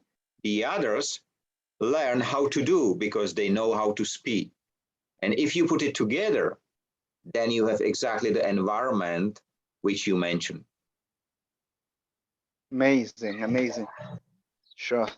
Thank you so much. Hoping you can inbox and I can get your contacts. Otherwise, thank you so much for that contribution. Looking forward to have further discussions with you. That's the magic in World Leader Summit. Things happen. Yes, Marco, please. We'll take only one question for him, and then we'll move to our next speaker. Yeah. Hi, Arnold. Thanks very much. Pleased to meet you, mate. It's early morning here in Sydney, Australia. So I'm a little bit tired, but great speech. And Africa. I know quite a few people in Africa myself, and like Africa, Australia is a massive continent as well. So just with Australians coming into Africa and other European and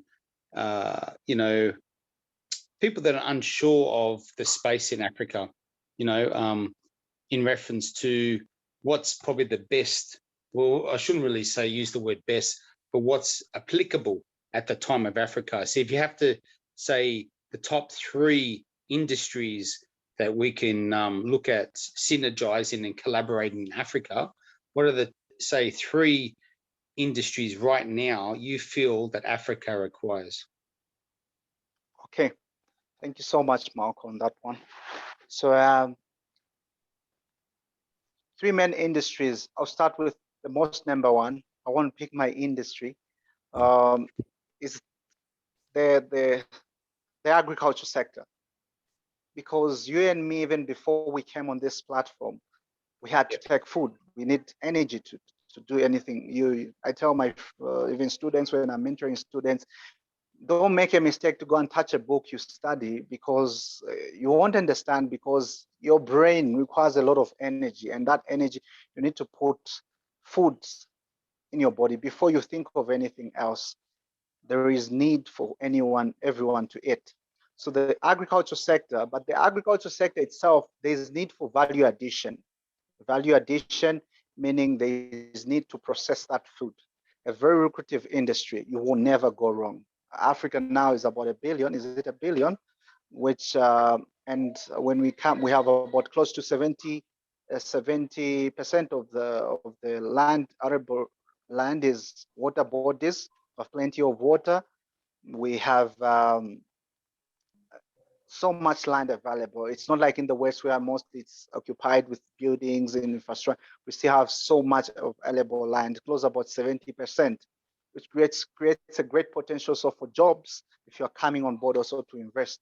Secondly, it's the energy sector, because according even to the World Bank report, it says half of the world's population still doesn't have access to modern clean energy.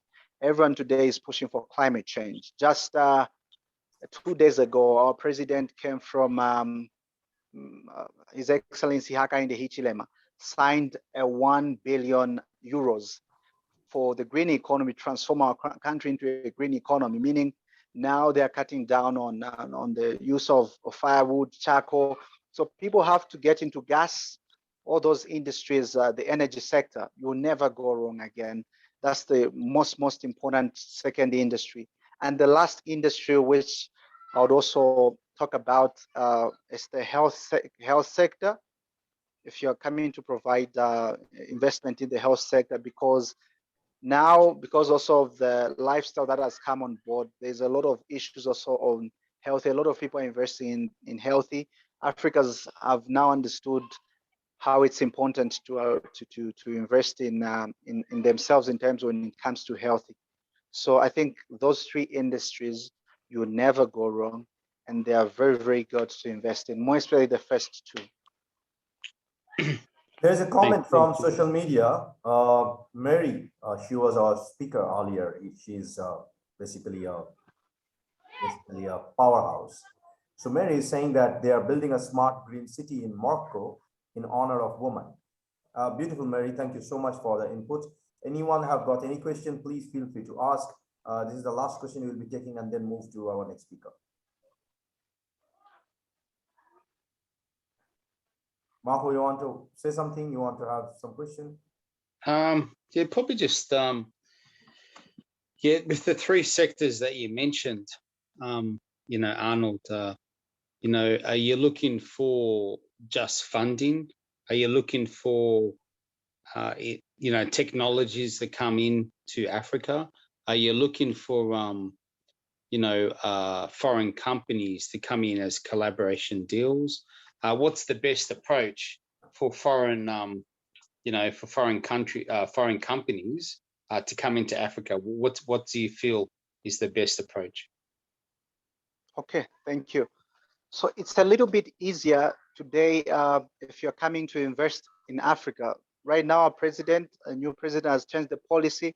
It's a joint venture. So when you're coming in Africa, for example, you want to invest in Zambia, the best way I would recommend even any investment is to partner with a local company, because first of all, it's when you invest, for example, with me, it builds confidence of the ownership also of the local people, because there is a representative in that country. Then secondly, you have an advantage of protection, even states moves a few things, because at the end of the day, it's easy for you to get to who and where. Like in my case, I can easily get you to the minister, any minister in the country. I can easily get you to who. So it becomes a little bit easier even to cut down on the process, because I know where to get to, how to get things done fast. It's difficult when you just hire people, then say, hey, run this. Sometimes they can do whatever they can manipulate and wanting to do with you, which at the end of the day, as an investor, you wouldn't want to lose your money. So I would encourage everyone coming to Africa, it's better you find a local partner, a person whom you can trust. Well recommended you to have a background check on them, and you check them very well, because there are also other people can just come in and make you to lose your investment like that. So it's very good that you identify a local partner so that you invest. Mostly what I'm looking for, like in my case, most would go in for a private equity. We'll go in for an equity. We can be able to sit down and discuss and see terms and conditions. We sit on the table. We have the lawyer there on the other end and here, and we discuss. It all feels good. Then we go ahead and going on. So I'm looking much not only in terms of the technological transfer, as I said it in my speech. We're looking also not only a network and money that you're bringing in money to invest. We build ourselves here, and also if there can be possibilities, like in the case, we can also come through, for example, if it's in Australia, also to invest part of it in Australia. A very welcome move, because I'm also looking for an exchange where we can do it both ends. It becomes much easier and creates a diverse market like that. Just lastly, Arjit, probably look, we're speaking about different industries, investment. Arnold, you know, your country, your continent has got a richness in sport, a richness in art, a richness in music and dance, in fashion, and it's a huge growth in these particular areas. You know, I come from elite sport myself. I know a lot of friends that are in the movie industry, in music, and the art area. With the World Leader Summit, with co-innovate and ventures, what we're doing too, our ecosystem, our accelerators, we have these platforms, you know, so, you know, reach out to us, see how we could add value to your beautiful continent, and how you could add value to various countries across the globe, because Africa, once you host these different events, and, you know, you've had the World Cup in South Africa, you've had major events in different parts of countries of Africa and so on, but more importantly, smaller communities that need our assistance, reach out to us, please. And let's see how we can grow together in these vast areas besides the industries that we spoke about tonight. Super, Marco. Thank you so much. Thank you so much. Maybe Marco, before I go, maybe you can just also share me your emails and details, then I'll keep in touch. You guys are already connected, Arnold. You're probably communicating with our central email system. So everything is actually run by us behind, back of every communication. There is an AI system which is communicating with each and every one of you, plus a manual communication process. So you guys are already connected. Don't worry about it. So you are actually communicating and interacting with the technology and finance people. And I'm coming from at least 23 years of technology background of my own. Probably people who couldn't have thought about starting a gaming studio in India, which I did in 17 years of age, just passed out from my school and started the company. So rest assured, we are not an event company. We are basically entire ecosystem, which is there just to help and support you guys, along with a couple of our good friends and amazing, you can say, supporters and partners. And talking about partners, supporters, friends, we are not just saying that we are brothers. To be very, very honest, we treat people as brothers and sisters when we say that they are our brother and sister. And talking about the same, Michael and Farooq are our brothers. You can always communicate with them. You can always touch base with them. They will be more than happy to collaborate. Okay, talking about the same, I'm so sorry, we are running around 8 minutes behind the schedule. So I'll be calling Arnold. Please stay back with us. If you have any question, feel free to ask this. Let me have the pleasure to invite our next speaker, Dr. Asim Mosa from Egypt. If you are there, kindly turn on your microphone and your camera so that I can formally invite you on the stage.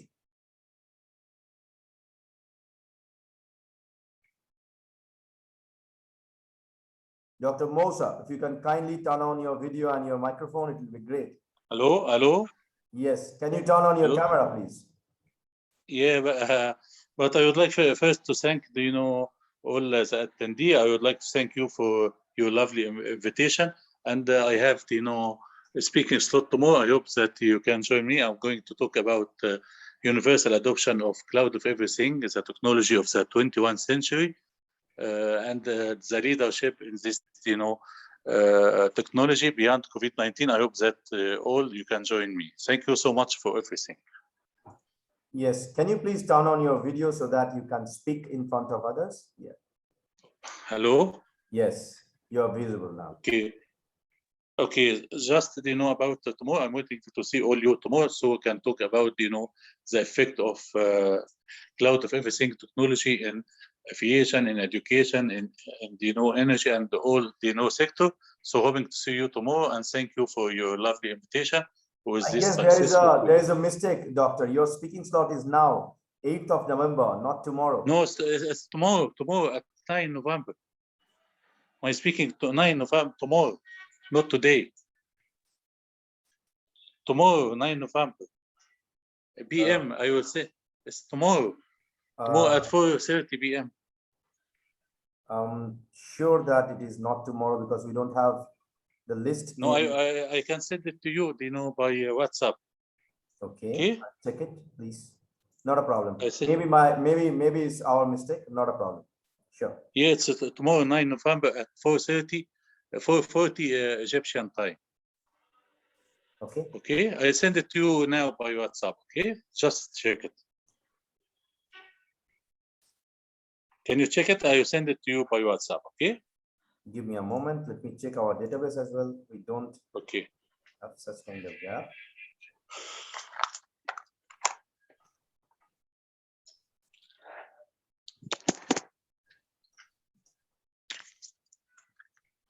Let me send it to you again.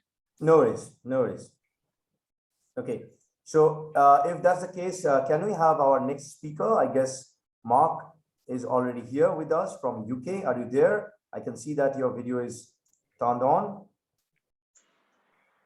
Yes, warm greetings from the United Kingdom to wherever you are. Super.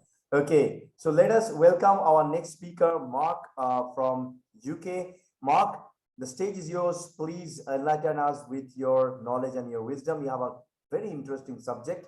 So we are eager to listen and learn from you. Thank you.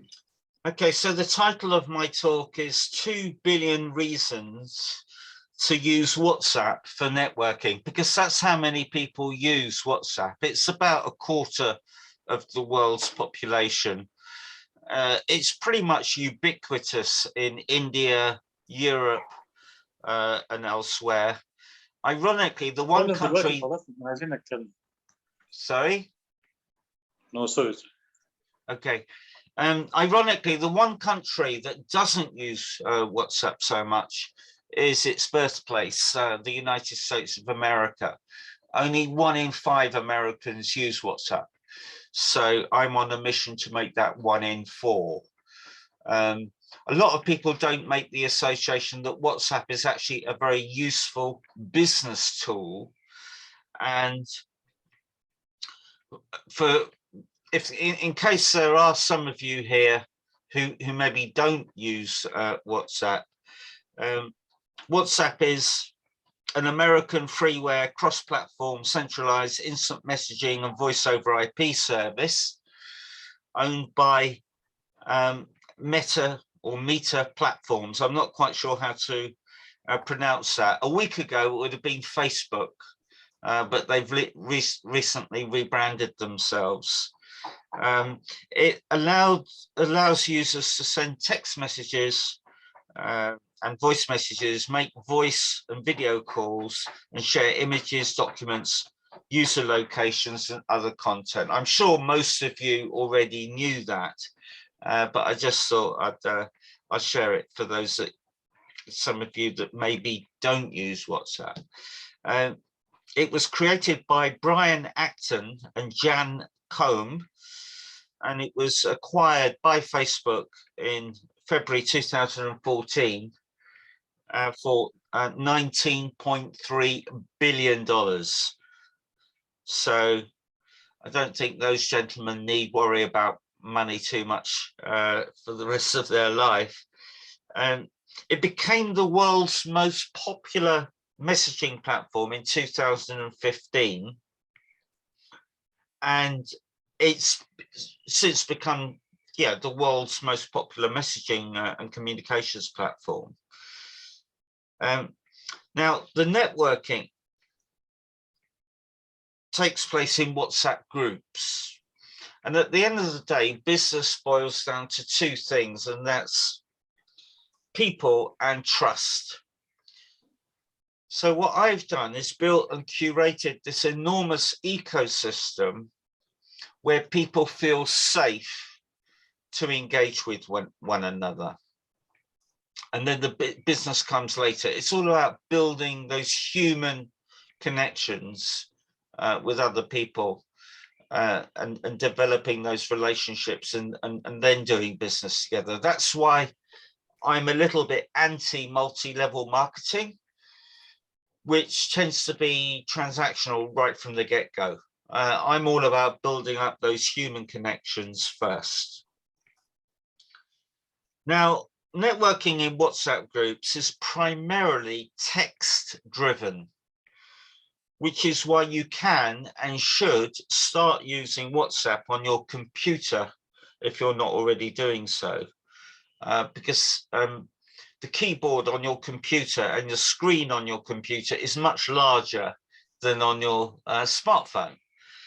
And to do this is quite straightforward. You simply go to web.whatsapp.com on your computer. You'll see a QR code, and then you marry your smartphone to your computer. And that way you can start using WhatsApp on your computer. Now, each of the 200 WhatsApp groups that I operate cover a wide range of industries and business subjects. These include things like mergers and acquisitions, automotive, real estate, oil and gas, education, precious metals, you name it. There's something for everyone in every industry. And if not, I'll just go ahead and create a group. Now, my rationale behind this long tail approach is quite simple.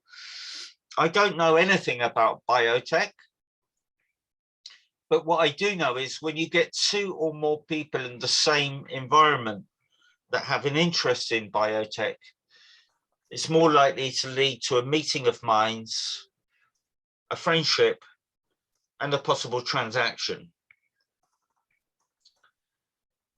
So each group, and I'll give you an example of how this works. Someone asked in one of my groups this morning if anyone knew anyone that is a specialist in US contractual law. So I then flipped that inquiry over to my law masterminds group, which is full of lawyers. And sure enough, within 5 minutes, someone came forward and put forward a stellar lawyer who specializes in contractual law based out of Washington, DC. So using the groups, I can facilitate connections by referring people to the groups that are relevant for their particular inquiry. Now, anyone can create a WhatsApp group. You probably are already members of WhatsApp groups. Typically, WhatsApp groups are used for friends and family to stay in touch, but I use it in a business context. For those of you that don't know, to create a WhatsApp group, just go to the chats tab in WhatsApp, select new chat, and then new group, and then add the people that you want in that group, give it a name, give it an icon, and then tap create, and you're done. However, I would suggest inviting people to that group and not just adding them. By adding them, it's quite rude, and it's not, I don't think, good practice. So try and get into the habit of inviting them to a group instead of just adding them. Now, niche groups work best. In other words, if you were to create a a WhatsApp group all about technology, it's too generic. So try and pin down on a specific area, like femtech or fintech or agri-tech or martech. There are so many techs out there.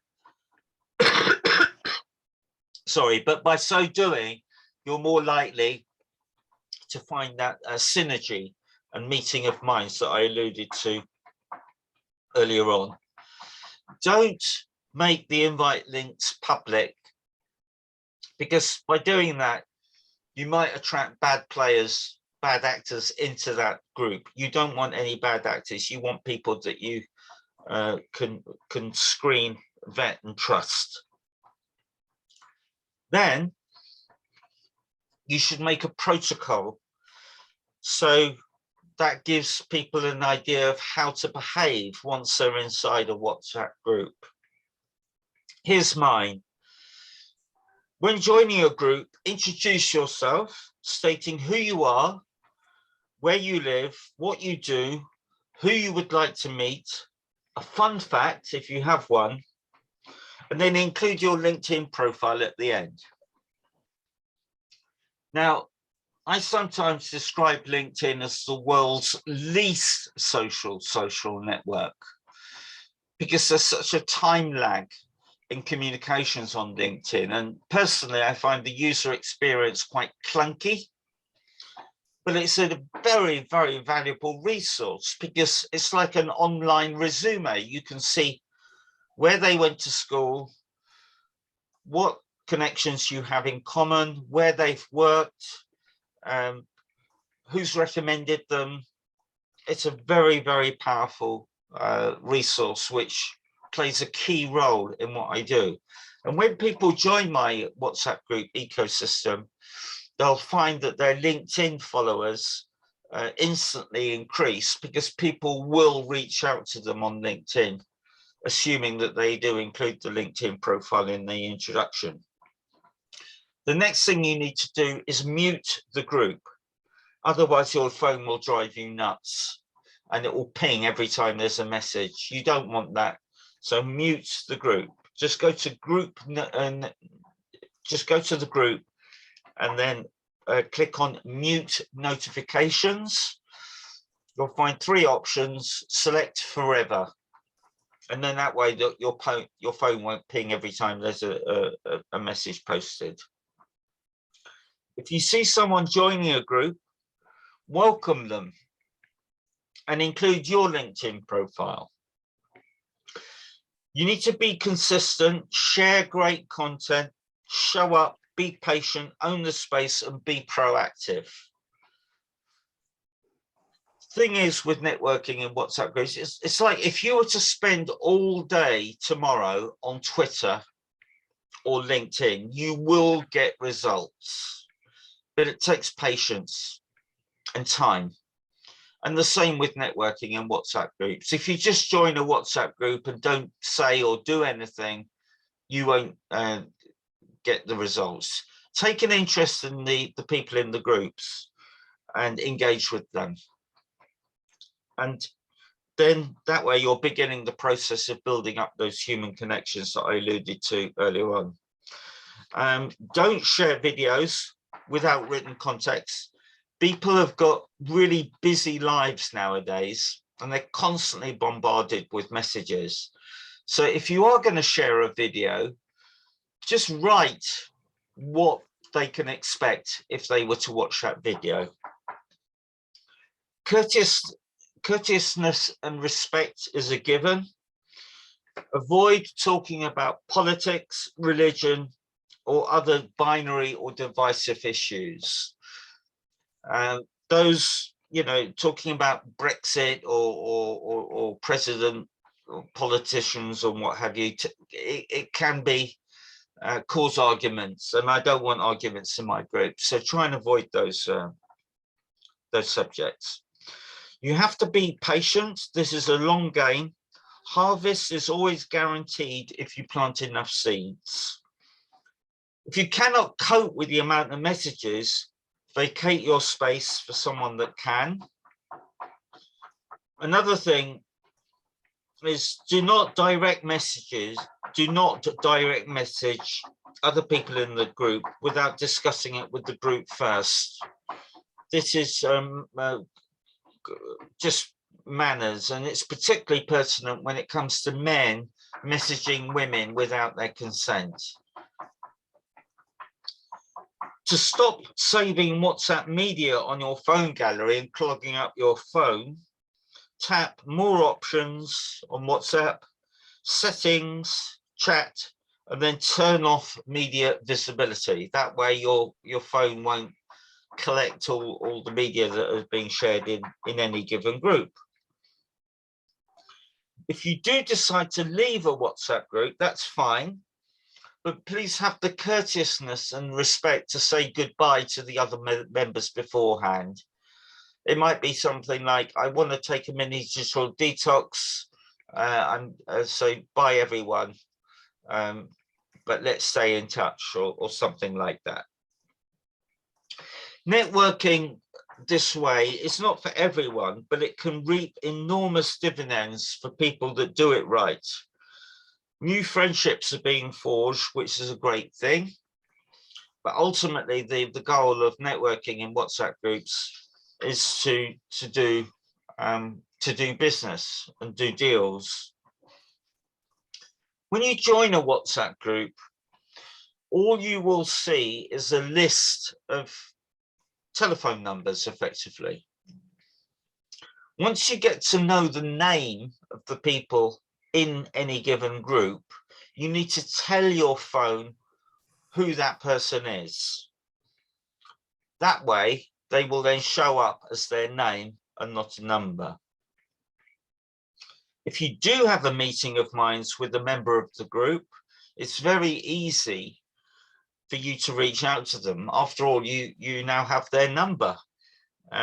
So setting up a call in a WhatsApp group is very straightforward. And that's one of the advantages of networking this way.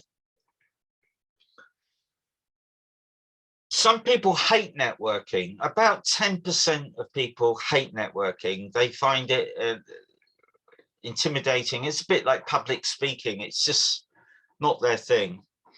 But many, many, many more people, in fact, over half of all people, quite like networking, but simply do not have the time to network. If you're one of those people, then I can network for you using my networking concierge service. Once I have a better understanding of who it is you want to meet, in other words, your dream client, I will simply tenaciously seek out such people from my network and bring them to you.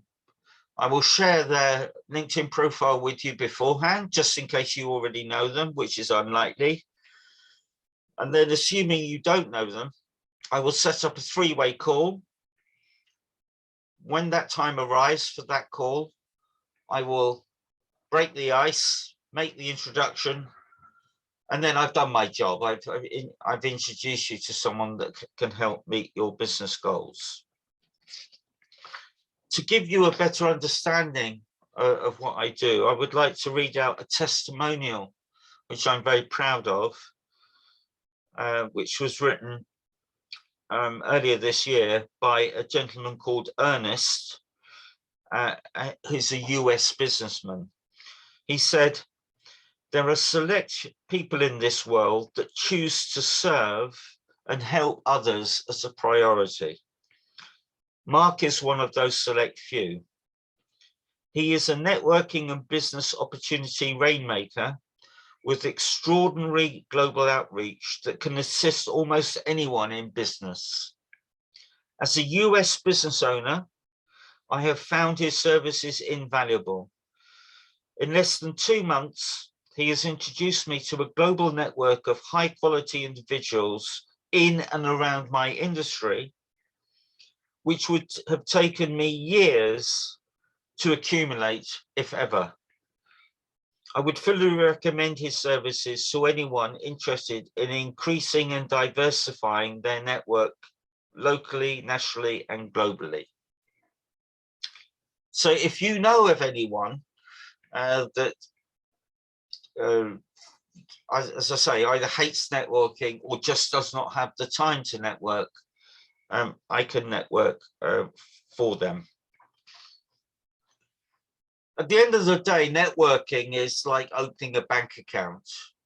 You cannot make a withdrawal until you make a deposit. So networking really is about giving and sharing and helping people, really. And if you help people, they will help you back. You're all invited to all of my WhatsApp groups. The best way to connect with me, perhaps not surprisingly, is on WhatsApp. I will then share with you a menu of all my groups. I do charge a nominal fee of £9.99 to be in 10 groups. That's my bronze package. And then I've got a silver package is 25 groups. Gold package is 50 groups. Or the platinum package is all 200. It's actually 208 groups, I think now. And that's it. And the way that we can make money together in these groups is by creating or facilitating liquidity events and doing deals. So if you've got any deals, and a deal could be anything, it could be like finding a supplier, looking for a specific client, or finding a workforce, finding staff. Networking is a great way to accomplish these goals. I hope that's answered or made you more aware of virtual networking and WhatsApp groups. And I'm happy to answer any questions you may have. Thank you for your time.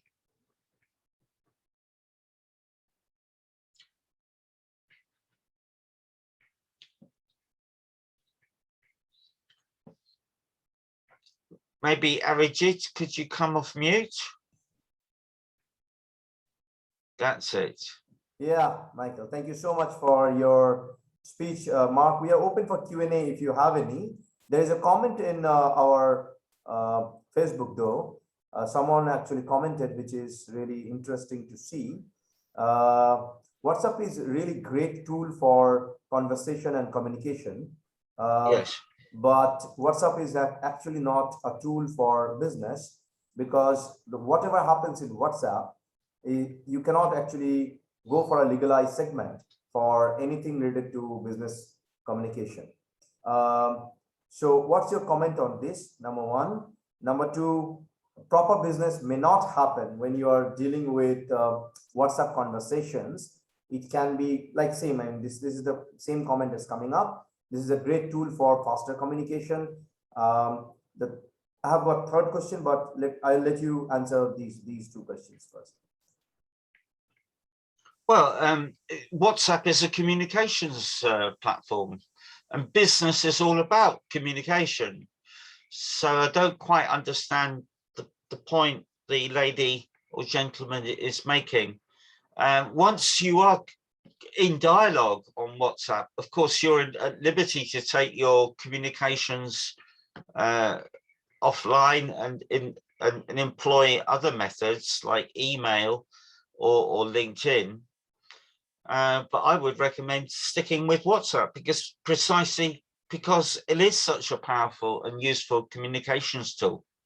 Yeah, that's what probably she's mentioning. It is a great tool for communication, but not a great tool for business decision. And the solo reason you're also saying that emailing is actually the best option for, of course, taking these things forward. And of course, you are asking people to communicate in LinkedIn and checking their LinkedIn profile. If people are checking others' LinkedIn profile, what's the need of WhatsApp? Like WhatsApp is always communication, but not a business tool. That's let's say you're our point. if you're negotiating a deal, there might be 20, 30, 40, 50 or 100 messages that will lead up to some sort of agreement. Now, you can do 20, 30, 50 or 100 emails if you like, but personally for communications, I find WhatsApp much quicker and more effective. However, if you do come to a situation where you do arrive at a deal, always use email. Email is much better for the actual contract or agreement to be sent. But for everything leading up to that deal, then I would recommend sticking with WhatsApp because it's so quick and it won't clog up your inbox on your email. So that's the comment actually happened in Facebook right now. Of course, email is the best for decision making. Thank you for your comment. If there is any kind of question for him, it's a beautiful discussion. And frankly speaking, he was sharing a lot about WhatsApp and the communication process. And I'm happy that you're taking example of one of another speaker of ours. He's also, I mean, we know each other for quite a long time. When he traveled to India, you're mentioning Marco Izuwa from USA, right? Who runs the EB5 visa. Yeah. So we met in India earlier when I used to be the honorary secretary for one of the Chamber of Commerce over here. Well, thank you that you mentioned it. Now, okay. India takes the lead when it comes to WhatsApp usage. It's over 90% of Indians use WhatsApp. Yeah, India don't have any other option. Like India was actually initially grabbed by WhatsApp. If you look at Asian countries, they don't use WhatsApp. For an example, some people use Line. Some of the countries they use or prefer more KakaoTalk. There are WeChat. If you are going to China, you will not get WhatsApp. They will never use or allow people to use WhatsApp. They have to use probably a VPN service to use a WhatsApp conversation. Yeah. And if I look at the entire history of all these chat engines, initially they started as a conversation tool, as a chat engine, but probably if I'm not wrong, initially QQ, if you remember that chat engine, which is not that popular nowadays, it started from China. They first introduced the concept of doing business and go for legal documentation sharing using their engine. Eventually, that has been followed by WeChat, which has been highly appreciated. But somehow, Indian government felt that they will not allow a lot of Chinese applications to come here. So they banned WeChat, and then WhatsApp became real popular in India. And I think 90% of users are nowadays using it as a conversation mechanism. But if you ask my opinion, like I can see a lot of our Asian friends, like of course, a lot of our ambassadors or speakers, or even my friends, they prefer their own country's chat engine. Example, when I talk to South Korean people, they prefer KakaoTalk for the conversation. And if I have to talk to my other friends in probably the Asian regions like Thailand or nearby area, they love Line for the conversation. So the point is probably the questions that users are asking in our social media handle. Honestly speaking, it depends on you, how you want to use the tool. The point our respective speaker right now is trying to make is WhatsApp is a tool for easy communication and conversation. And I know him personally. He runs beautiful different groups. It's in WhatsApp. And of course, magic happens when you meet with people, communicate with people. Taking business decisions on WhatsApp, it completely depends on you. I mean, nobody can take that responsibility till date yet. It's not viable as a legal document. Yes. So it's up to you how you want to take it. Like you want to do it on other social media, or you want to go for a normal email conversation so that the record stays, it doesn't wipe out. It completely depends on you. Thank you so much. I'll open this floor for the Q&A. If you have any question, please feel free to ask him.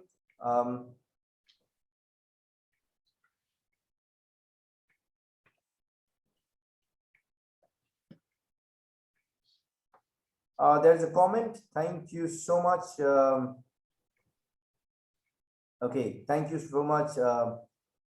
Abdul Karim, for your comments. Yeah. Good evening, everyone. It is a pleasure to listen to you. Also, it's a pleasure to learn more. My wish for India, develop a technology to translate live Zooms into various languages in order to involve a higher number of Arab, Latino, and French speakers. This will multiply by 200 the number of relations, technological advance, and profits. Thank you. Thank you for your comment, but we are not actually taking, to be very honest, we are not taking a lot of audience in the Zoom link. We are actually asking audience to go in our social media, comment over there, and we are picking it up. There are specific reasons for the same. It completely depends on you how you want to use Zoom. Well, if we are using Zoom for this global summit to happen, WLS Summit, of course, hosted within Zoom so that it goes to other people and they can get the value and they can get back to us. If all the participants and speakers are in Zoom, it will only happen as a one-way communication inside Zoom. You will only get the recording. From the perspective of audience, it is okay to communicate in social media so that after this summit is done, for decades, these conversations will stay in this chat and in these comments. So any speaker can go back, they can connect directly to that person if needed. Any person who is commenting in the social media channels, they can get back to the speaker, they can communicate directly because it is actually well connected over there. They can cross-verify and be in touch. Zoom is a great tool. Last year, we did that with all the participants. They came, they tried to communicate, and they wanted to ask questions.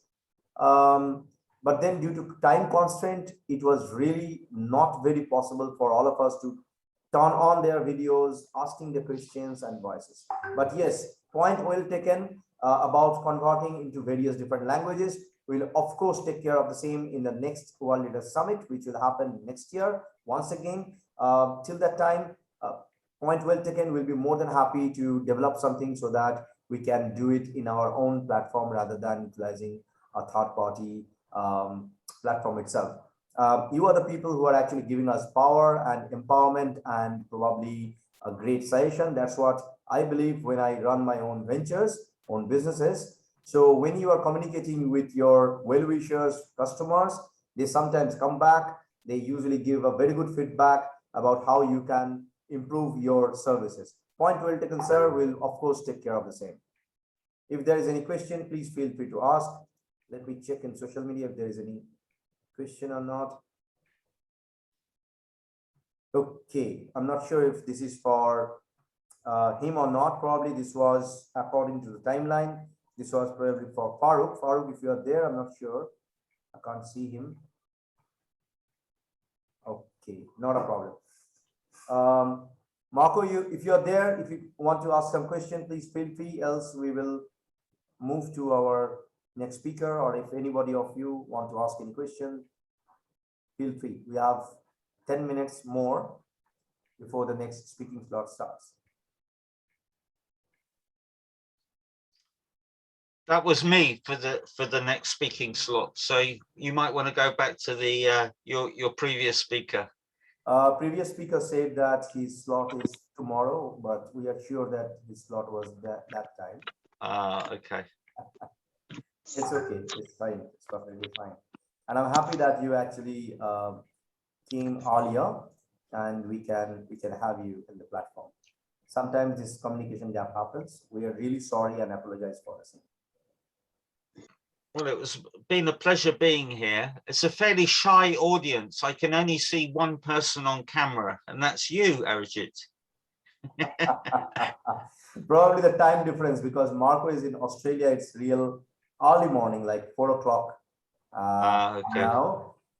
And Michael was there since the beginning of the summit, and he has to take care of his grandparents, which he told us. Okay. But we're happy that he's staying till with us, listening to all of us. Fantastic. And the rest of the audience, I can see our previous speakers, but then I don't have a lot of idea about the rest of the two invited guests who probably became subscriber in our website. That's why they got the link to join the speakers link. So if any one of you want to ask question, it's fine. Else we'll go for a break. Yeah, Arjit, I was going to say, thanks, Mark, for that speech. Sorry, it is early morning here in Sydney, Australia. It's about 2 o'clock in the morning. So, yeah, sorry, Mark. I was just getting dressed. Good day, Marco. Yeah, so Mark, yeah, good evening, mate. You're an early riser. Yeah, exactly. Yeah, and just when you were speaking about the WhatsApp group, it's quite interesting. There's a lot of people that you say they communicate in WhatsApp, and they discuss and they illustrate different types of projects and deals. You know, that's, like you said, it is a very fast tool to use. Obviously, then it's catered for, you know, we're looking for the email trails and contracts and so on with projects. A lot of people don't like using WhatsApp because you can get exposed. You know, so you just got to look at the security and privacy sector when you're using your phone to make sure you're not exposed to other third parties outside your network. So that's important. Yeah, that's why, as I say, always keep the invite links private. I screen all the people that come into my network to make sure that there are no bad actors. But the WhatsApp groups themselves remain private. They're not public. So there is an element of privacy there. And do you find it's been very successful for yourself, or? Yeah, if you go to my LinkedIn testimonials, you'll see that these groups are really adding value to people's lives. Because especially I've been extolling the virtues of virtual networking, which is what this is, since 2018. And then, of course, the pandemic came along and it became the only way to network. So in that respect, COVID did me a favor, because when I first raised the subject of virtual networking, it was almost conceptual, but then it became oh so real because it became the only way to network. Yeah, correct. And what industries did you elaborate? Sorry, I didn't hear part of your speech, but did you elaborate what industries and what groups you have? Tom?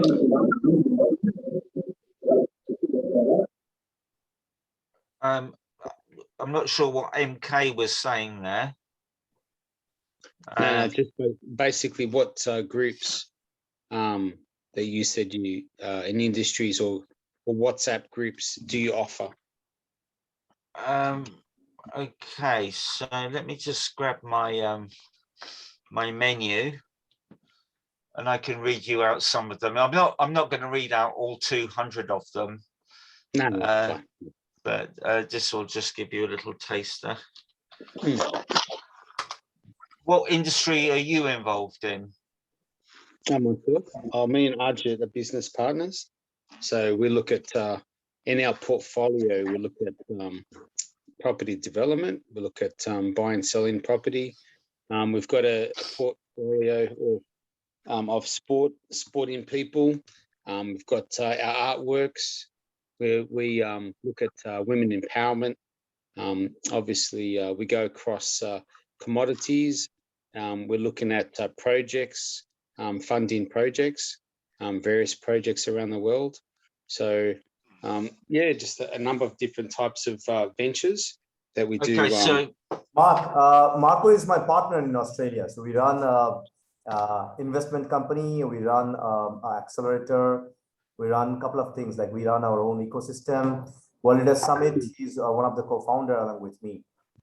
Okay, wonderful. So to answer your question, groups that would be relevant for you would be the property and real estate group. Another would be powerful women. I'm all about empowering women, and the powerful women group is actually full. And it's 256 extraordinary business women doing great things globally. Another one would be the commodities group. So if you've got any commodity situations live at the moment where you're looking to buy copper or sell sugar or whatever, that will be a great situation where maybe we could, create a liquidity event together. Do you have any live situations at the moment? In commodities, yeah, definitely. Okay, so Marco, we should definitely connect and get some deal flow going. Yeah, well, I just got your details, so we'll talk offline, definitely. Excellent. Just to give you a feel for the other groups. Oh yeah, you mentioned art. So one of my groups is called The Business of Art, and that's all about, doing deals in the art world, investment opportunities, lead generation, innovation, going global, market research, sugar, project management, business authors, Israel goes global, out of Africa, Sapphirs Unite. I've got lots of country specific groups, also education, lots of groups in the education field, including STEM, gamification, all the social media, automation, humanities, charitable causes. Journey to Zero is all about zero carbon. Music to My Ears is all about the music industry, property, prop tech, oil and gas, pets, fashion, mining, food, marijuana. Do you get the idea? Yeah. You're across many industries, mate.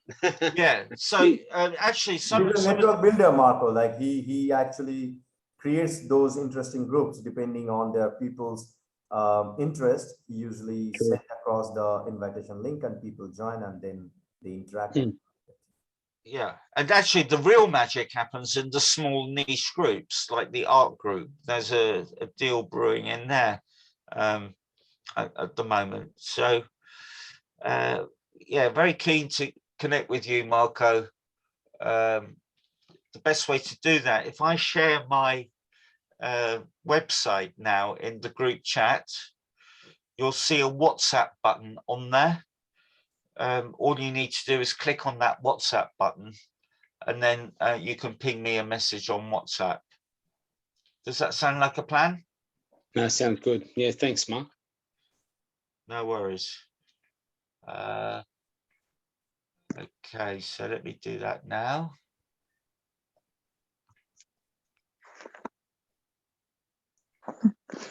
So don't tell me you've got up at 2 in the morning. Surely you're going to bed and then going to get up, right?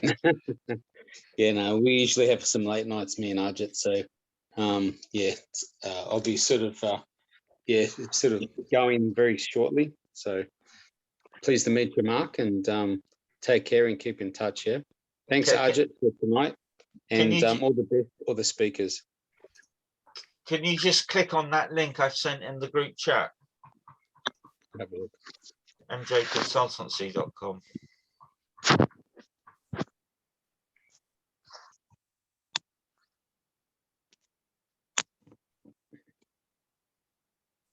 And then, as I say, just click on the WhatsApp button and you can reach out to me directly without having to type in my...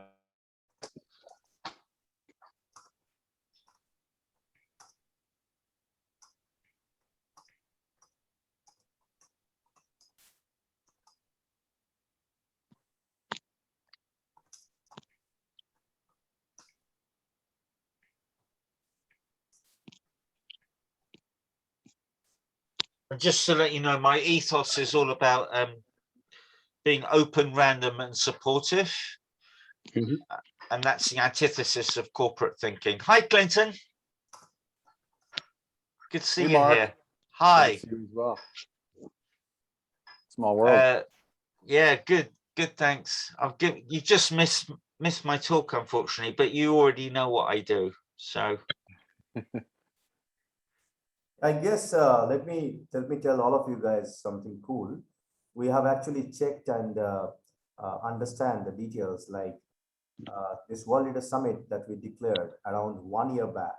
During this 1 year, probably Mark is sharing a lot about WhatsApp groups, but during this 1 year, all these speakers, they are actually interconnected with each other, utilizing LinkedIn or probably some other social media. And we are really, really glad and happy that this actually happened. And there is maybe, I don't know, you both of you know each other maybe way before that, but when people meet and they see each other once again, after this connection happened during this summit, they really cherish and enjoy themselves. Okay, talking about the same, we will now move to our next speaker. Thank you, Mark, for all your insights. Marco, I believe that you got the link. Please feel free to communicate with him. He's a great guy for the communication and connecting people. Okay, so let me take this pleasure to call up on stage our next speaker, Clinton. Clinton, thank you so much for coming, and we are happy and glad to have you in World Leader Summit 2021. This is happening from 5th to 9th of November. Because you are just landed here and turned on your audio and visual, let me give you the idea what is going to happen. Here in this link, we only have the speakers and the panelists. All the other audience and other listeners who are actually watching us, listening to us, is scattered into various different other social media links. They are asking questions from there. We are taking it over here, and then we'll be asking it to you. So the stage is yours, sir. Please enlighten us with your speech and your wisdom. Wow, enlighten us. Oh my goodness. Well, knowing that Mark's here, and I don't know anyone else, but it looks like I'm in great company, and I could probably learn a lot from everyone here on this call as well, including the guests that are off in the different social media ethers. So it's so great to be here. And I wanna encourage the speakers, if they're willing, to come off of their beautiful pictures and come onto the screen. I don't know what the culture was before here and what the norm is, but if you're able to do that, I'd love to interact and engage with all of you, because I'm sure you're great speakers in your own right. And I'd like to ask some questions, and I'd like to also get some questions. So am I saying your name correctly? Is it Ariji? That's right. Did I hit that? Or is that kind of close? Right. You get that. Okay. So as far as the audience members, is there any way to have them ask questions and get communication, or does it come directly through you? It comes directly through me, yes. Okay, all right, perfect. So I guess I just want to ask, what is your greatest fear? What is your greatest fear in life? Why don't I ask you this, Arjit? What is one of the greatest fears, whether it's yours or what you think the greatest fear is out there in the world? What do you think one of them are? Just throw something out there. Maybe people are sometimes scared about their future, what's going to happen, or probably how they can have a good job, or maybe settle down in their business. Maybe that's their future. Yeah, absolutely. So what's going to happen in the future? What's going to happen with us? Mark, how about you? What would you say? What is another greatest fear that you could imagine? Fear of the unknown, Crystal says. Crystal Shaw, thank you for participation. Mark, what would you say? Sorry to put you on the spot, but you're a speaker. You got this. You're the rock star of speakers, Clinton. What's your greatest fear?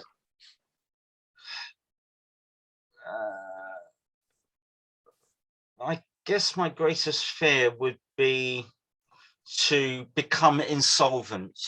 And I've been self-employed now 20 years, and it's famine or feast. Being self-employed. I've had some years where I've earned more money in one deal than most people earn in a year. And I've had some years where I've earned next to nothing. Yeah, welcome to entrepreneurship. Welcome to entrepreneurship, right? And then Crystal, you all said kind of very similar ones, right? The fear of the unknown, Crystal said. Mark, you just shared, the fear of being insolvent. Arijit said something very similar. And there's also fear of death, right? Like fear of death. But there's one greater fear than all of these fears, and that is the fear of speaking in public, right? Yes, A lot of us do it. Most of us do it. that's quite a Entrepreneurs, common one. Yeah. yeah, it's greater fear than death. Now, this is in the US, there's been, random studies and nothing massively scientific, but questionnaires that have been done. And the fear of speaking is literally right up there with the fear of death. Now, isn't that crazy? Like, that is bananas. So what can we do? What can we do to annihilate that? What can we do to have that not be a thing anymore? Right? And here's the good news. The good news is that we can all speak.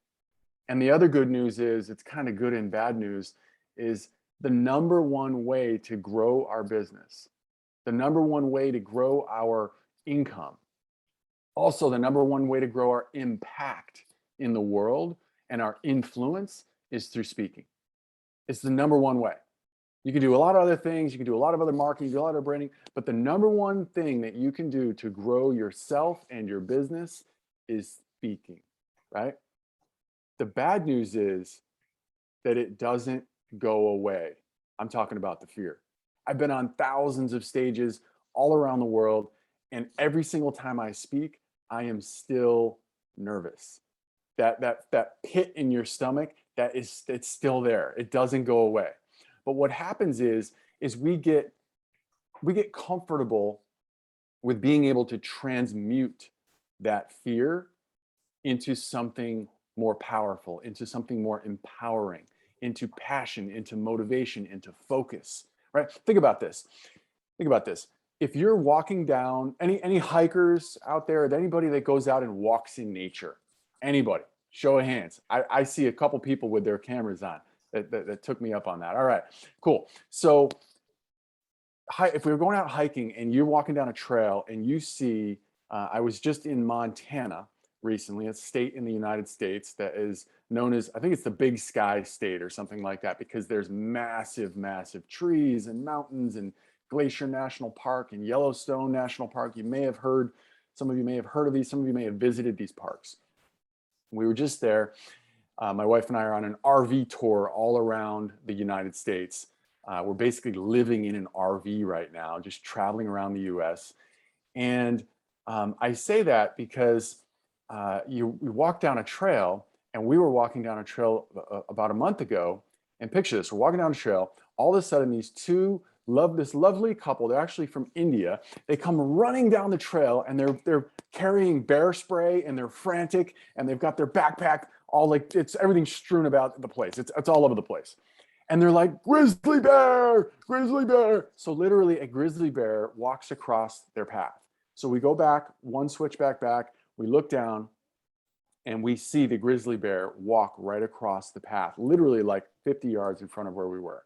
So we are literally freaking out walking out of there. I won't share the rest of the story, but ultimately there's that fear, right? You feel that fear. You feel that cortisol running through your body. The fight or flight response is in full effect. Right? Everybody knows what I'm talking about. Everybody has had a fear like that, whether it's driving and almost getting in an accident, right? Whatever it is, you've had that cortisol, that feeling, that really like ants crawling under your skin. We all know what I'm talking about, right? Okay, so that fear, we assign a definition to that called danger. And it's very appropriate, very, very appropriate. Danger, right? Danger. Now, fast forward, let's say a month later, you're flying in an airplane and you have a parachute on, you're getting ready to jump out of that airplane on purpose, right? And you're waddling up, if you've ever done this before, with the person strapped to your back, most likely, and you're getting ready to jump out and they're like 1, 2, 3, and you go, right? And you have the same physiological feeling in your body. The same little ants running under your skin, right? And the feeling in your stomach, the tightness, that really weird kind of feeling, that fight or flight response. But you assign the meaning, you don't assign the meaning danger, sometimes you might, but you would assign the meaning or the definition excitement.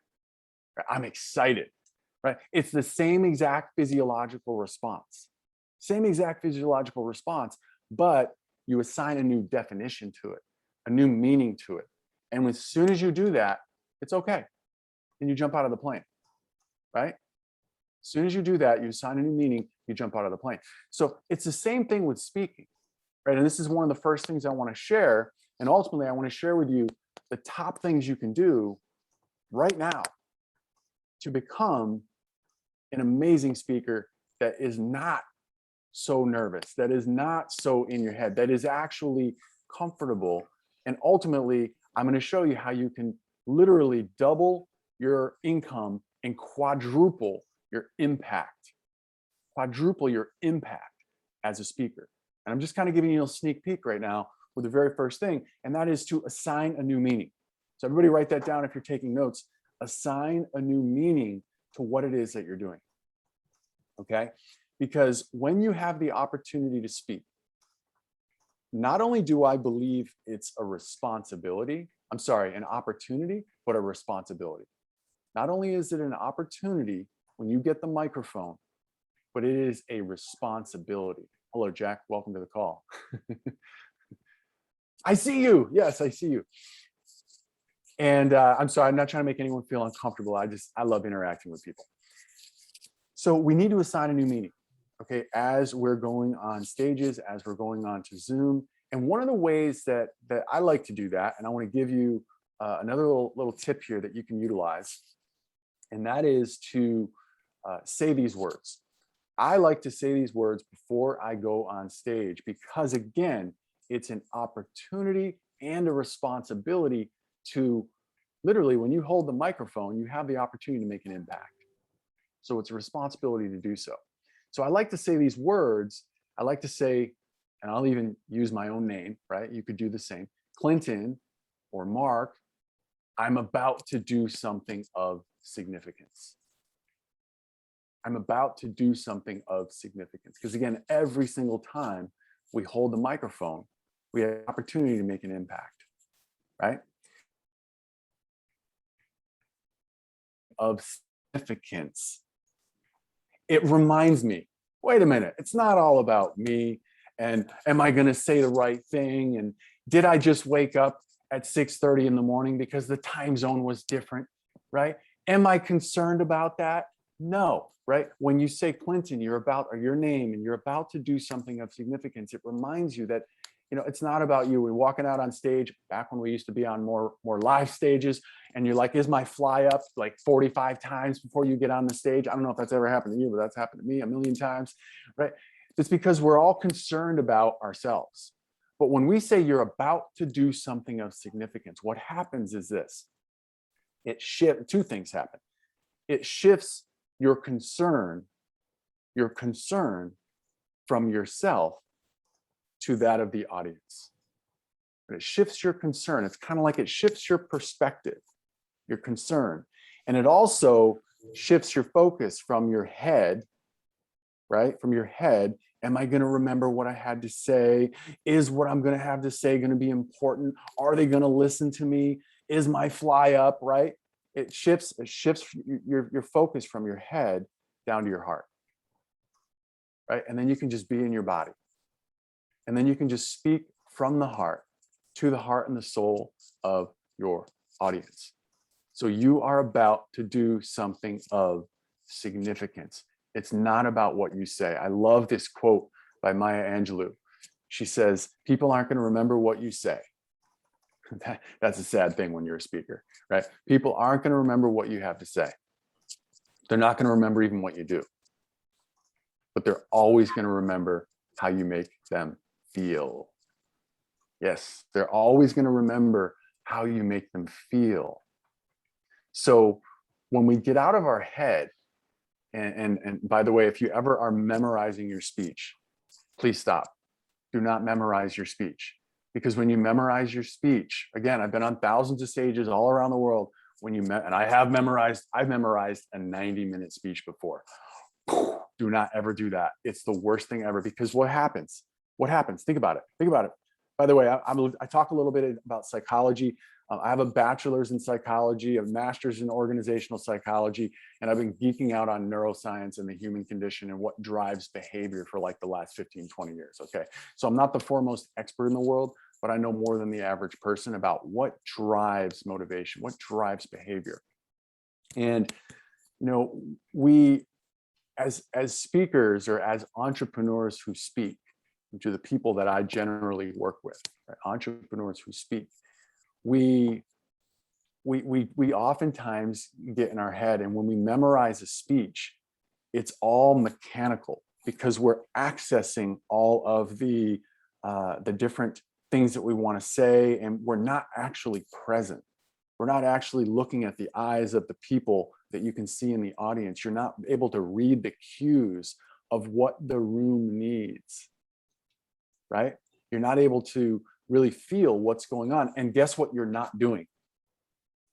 You're not speaking from the heart, right? You're not speaking from your body. You're not actually having the audience feel anything. You're just a talking head. And you can become a really great talking head that way, right? But you're ultimately still just a talking head. So the number one thing that I feel that any of us can do as leaders, thought leaders, entrepreneurs who speak, and some of you may actually be keynote speakers like myself, where that's your primary thing. You go out and you speak, right? Whether you're a professional speaker or whether you're an entrepreneur who speaks, or whether you're a budding entrepreneur or even professional who wants to speak, because you know that when you hold the microphone, you typically have more opportunity, more responsibility, and there's an opportunity to make more money and make a greater impact. No matter where you fall on that spectrum, there's one main thing. And I want to share that with you right now. There's one main thing, and I've kind of alluded to elements of it so far. And that is this: you must become a world-class speaker. Now, I know that sounds like no duh, right? You must become I'm going to break this down for you in a minute. You must become a world-class speaker. And I do not mean what you probably think I mean. So so we're on the same page, let me actually describe what I mean. I don't mean that you're going to become the next Tony Robbins, or, insert your favorite Lisa Nichols. I know I'm speaking some people from the US, but whoever your favorite speaker is from all around the world. Right? That's not what I mean. I don't mean becoming a world-class speaker. You're going to speak all around the world and get paid $10,000 a speech or whatever it is you want your fee to be. I can help you do that if that is what you want. But that's not what I mean when I say we must all become world-class speakers. Okay, I'm going to tell you what I mean right now. I generally work with people that have this calling to speak, right? Have you ever had a calling, maybe not for speaking, but maybe for something in your life where you can't even explain it? It's more intuitive than it is logical, right? And it's just this pull towards something. Have you all experienced that? Has anyone ever experienced a pull towards something? I see Jack shaking his head, Mark shaking his head. Yeah. So the people that I work with are purpose-driven entrepreneurs. They're people that have, you want to make money. You want to, have your business or grow, or you're a professional and you want to grow, but you have this calling, and a lot of times you can't even explain it, right? You want to make an impact so bad that it hurts, right? And you probably are already making an impact. And I'm telling you, the number one way to literally have a quantum leap in your level of impact is by becoming a world-class speaker. So what do I mean by world-class speaker? What I mean by that is there's this unconscious barrier that sits in your unconscious and the minds of your audience that literally is automatically always there, and it blocks you from truly being connected to your audience. It's like this. You can kind of see over the fence and you're like, oh yeah, hey, what's going on? Right? But it blocks you from truly being connected. So becoming world-class is becoming really, really curious and motivated to identify what is that barrier in you, first and foremost. And then what is that barrier in your audience, so that you can then learn how to dissolve that barrier and speak from the heart, from your soul, to the heart and soul of that audience, and speak to what I like to call, write this down, the collective pain in the room. We have to learn how to speak to the collective pain in the room.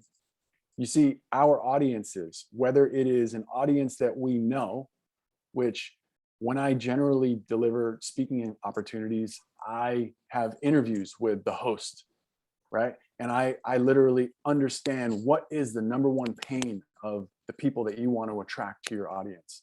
What is that? Because I want to know when you go to a speaking opportunity, whether it's on Zoom or whether it's live, get there early, talk to the host, talk to the people, go to the breakfast, shake the hands, right? Find out what are the things that keep your audience up at night. I'm doing that right up until I get on stage. Right up until I get on stage, so much so that I will literally weave in stories from people that I talk to at breakfast or at lunch or right before I speak into my speech. And they're just like, holy cow, right? It's totally customized when really any professional speaker will tell you, you generally only customize about 10 to 15 minutes or 10 to 15% of your entire speech. 10 to 15, if you're a professional speaker and you're delivering speeches every week, you're not doing a custom speech every single time. Okay, I'm talking primarily keynote speakers here. But ultimately, we want to get really, really clear as what the pain is. And when we come world class, that's what I mean by that. We speak to that collective pain in the room, right? And we speak not from the head, but from the heart. And we do that through some of the ways that I've already shared so far. Because there's three main things that make up a world-class speaker. And I want to share what those are for you right now. The three main things that... Clinton, sorry to interrupt. Go ahead, RJ. I have, because you wanted to have an interactive session, I'm really, really honored and happy that you wanted to have that. Yes. Just for a small understanding of all of us, we are discussing now about public speaking and how to overcome the fear and from the public. What do you feel, what's the main reason people usually fear to talk in front of public? What's the main reason? The main reason? What holds them?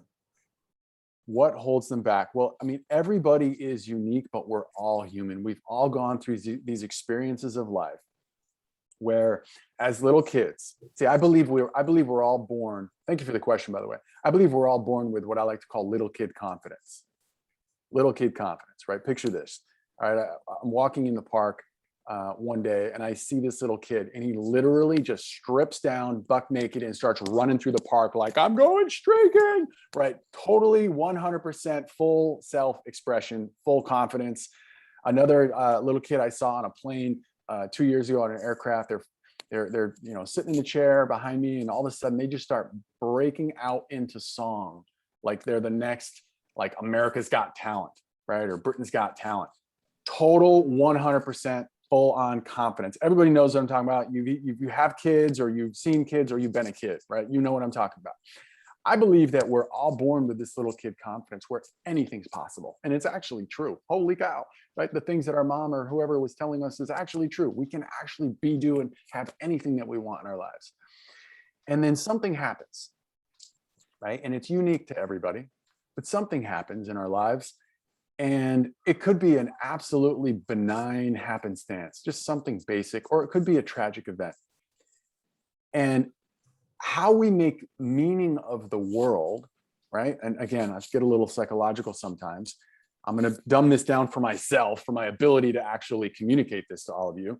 What I mean here is we, as our brains develop, we have to delete, distort, and generalize things that we see, because there's like billions and billions of bits of information we're seeing all the time.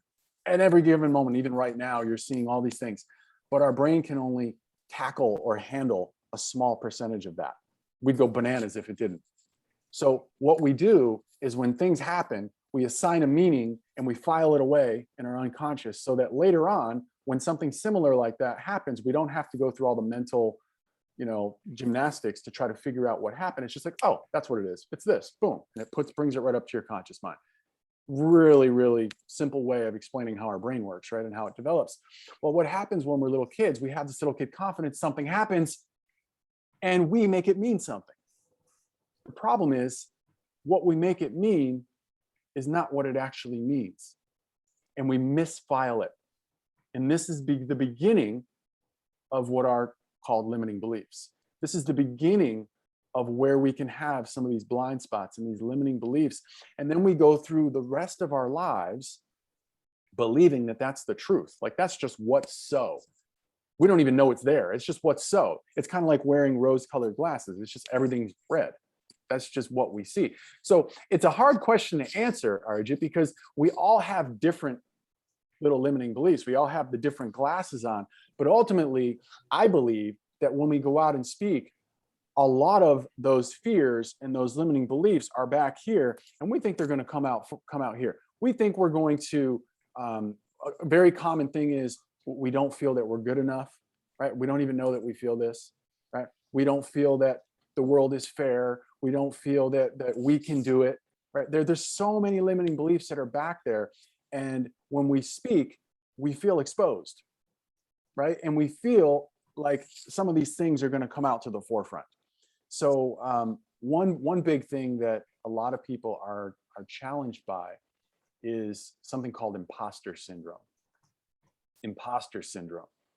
And that is and it all stems back to a limiting belief of I'm not good enough, right? Which is probably, from my speaking to thousands of people all around the world, is one of the most common limiting beliefs. I'm not good enough, right? And as we grow as entrepreneurs, we feel like what we have to say is not going to be valuable.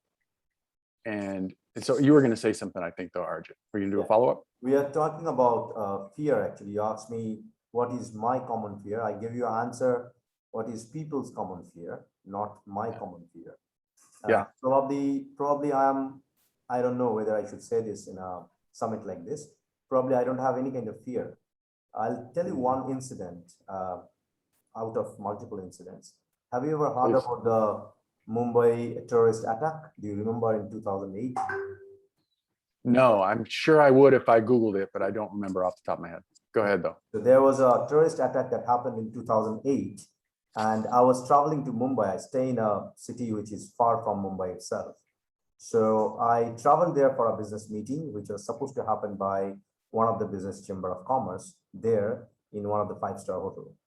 And I was pretty young, you can imagine. Now I'm 40, so I was like, in a different kind of age group that time. So it was 25th of November, probably, when I landed in our financial city. And on that same night, I had no clue what's going on. I got calls after calls after calls. And on 26th, we got to know that what's going on in Mumbai. There was a huge terrorist attack. The entire Mumbai was burning like fire. People feared to go out. People were actually running here and there to be in their own safe house. And that time, I'm the person who just went out, want to go to that meeting place, started walking with my suits on, and walked half the way, and then asked a person for a lift in his normal scooter, went to that place, entered into the room, and found it's completely empty. Only a couple of people from out of India, they came for the business meeting, who were about to leave. We started discussing because I was the only Indian who actually over there. Then I met another Punjabi guy who stays in Mumbai. He's another Indian one who was just stuck because of all this kind of stuff that's happening outside. I did my meeting for half the day. All of them met me. After that, I went out. There were bullets, there were burning cars. It was completely different. I came back to the hotel, and the next day I'm supposed to come back. The whole entire Mumbai was shut down, completely shut down. Nothing was moving. Only few bit of trains are moving from that city to another city. When I reached the station by walking without any kind of vehicles, because I have a hardcore different kind of mind. If I settle down something, I'm gonna do it. That's kind of mindset that I have. And I promised my father that I'm gonna come back home. And from my house, my mom and my father, they are calling me and saying that please stay back in your hotel and blah, blah, blah. But to be very, very honest, in front of everyone, I didn't have enough money to sustain myself in Mumbai with that posh hotel, staying for much more days. That's one number. Number two, I decided I'm gonna come back. That means I'm gonna come back. In the entire train, believe me or not, in the entire compartment, I was the only guy who traveled back to my own city. So when we talk about fear and syndrome and talking in front of public, that's peanuts, that's nothing. It's just your mindset, which is asking you not to speak in front of the audience. And if you're listening to him, Clinton, he's such kind of personality. Let me give, I don't know whether it's a testimonial or a good vibration. Let me give you something. because of timeline changes, and that happened in USA, we had a difference of timing. When we gave the timing to all our speakers, the timing was different. It was given probably in the month of May, June, or July. I don't really remember the exact month, but yes, the time shift happened in USA, and for that reason, Clinton is supposed to speak after probably an hour or maybe 40 minutes. I gave him a call. When you saw that I was out of the screen, I was actually talking to the gentleman. I requested him that please come and speak. Look at him. He's talking prominent, proficient, and to the point without a preparation. The reason he can do it because he is confident. So my answer to this is, if you have that small thing in your mind that I'm confident, you're gonna rock like anything. Kudos to you, my friend. Like, I'm blessed that you came and you're sharing this. We have got 2 questions from the social media, and I'm gonna ask you those questions. Sure, thank you. Yeah. Number 1, great speech. Somebody is talking about you, of course, because that's the time frame. In business, how does it matter to become a great speaker and an orator? So in business, if you want to grow your income, the number one way is to have people know about you, right? People want to do business with people they know, like, and trust. We've all heard that before. People also want to be around and do business with people that they admire, okay? It is not easy to speak. That's the bad news. The good news is it's very simple. There's a process. There's a process I can take you through that literally will develop the courage and the confidence to get on any stage. And ultimately, it turns you into becoming a world-class, the whole world-class speaking model, okay? And it all centers around confidence, like Arjit just mentioned. We've got to learn how to develop that, though, because not all of us come out the womb and we have it. We have to develop that. But in business, it is the absolute number one way to position yourself as an authority, to position yourself as an expert, and to have people look up to you and admire you. And I'm not trying to say you're better than anyone at all. It's just, it's an admirable thing to be able to speak and communicate in a way that is empowering and insightful and to the point. And that is something that people want in their own lives. So when they see that you're able to do that, and you could be a carpenter, or you could be an accountant, or you could be a speaker, or you could be a coach. When you're able to do that and speak, A, you're going to get people to look towards you because you're a leader, right? But B, it's a great way to market yourself. It's the number one way. Write this word down, everybody. Write down omnipresent. We've got to become omnipresent in the minds of our clients. And how do we do that? We do that on social media. We do that by speaking for free everywhere you can. Take a screenshot. I'm going to do it right now. Hello. I just took a screenshot. I'm going to market that on social media now. And guess what you do every single time you speak, right? Every single time you speak, take videotape. Take videotape. I'm getting into a little bit. I have an accelerated awareness model that helps you cruise through this process and really have a quantum leap in your confidence. And one of the ways we do that is we record every single time we speak, even as an entrepreneur. If you don't think of yourself as a speaker, you are an entrepreneur who speaks, right? And put in your LinkedIn speaker as well, and watch and see what happens. And you're going to start to get opportunities to get on stages and develop the muscle. But take a picture, take a video, put that out there on social media. Hey, I was just speaking at the World Leader Summit. Thank you so much, RG. Guess what he's going to do? Like, share, comment, right? I get more speaking opportunities from me marketing my speaking opportunities. I get more clients from me marketing my speaking opportunities than I do from the actual speaking opportunity itself. You got to become omnipresent. So when people go online, they're like, oh my goodness, Mark's speaking over here. Oh my goodness, Jack's speaking over here. Oh my goodness, they keep speaking.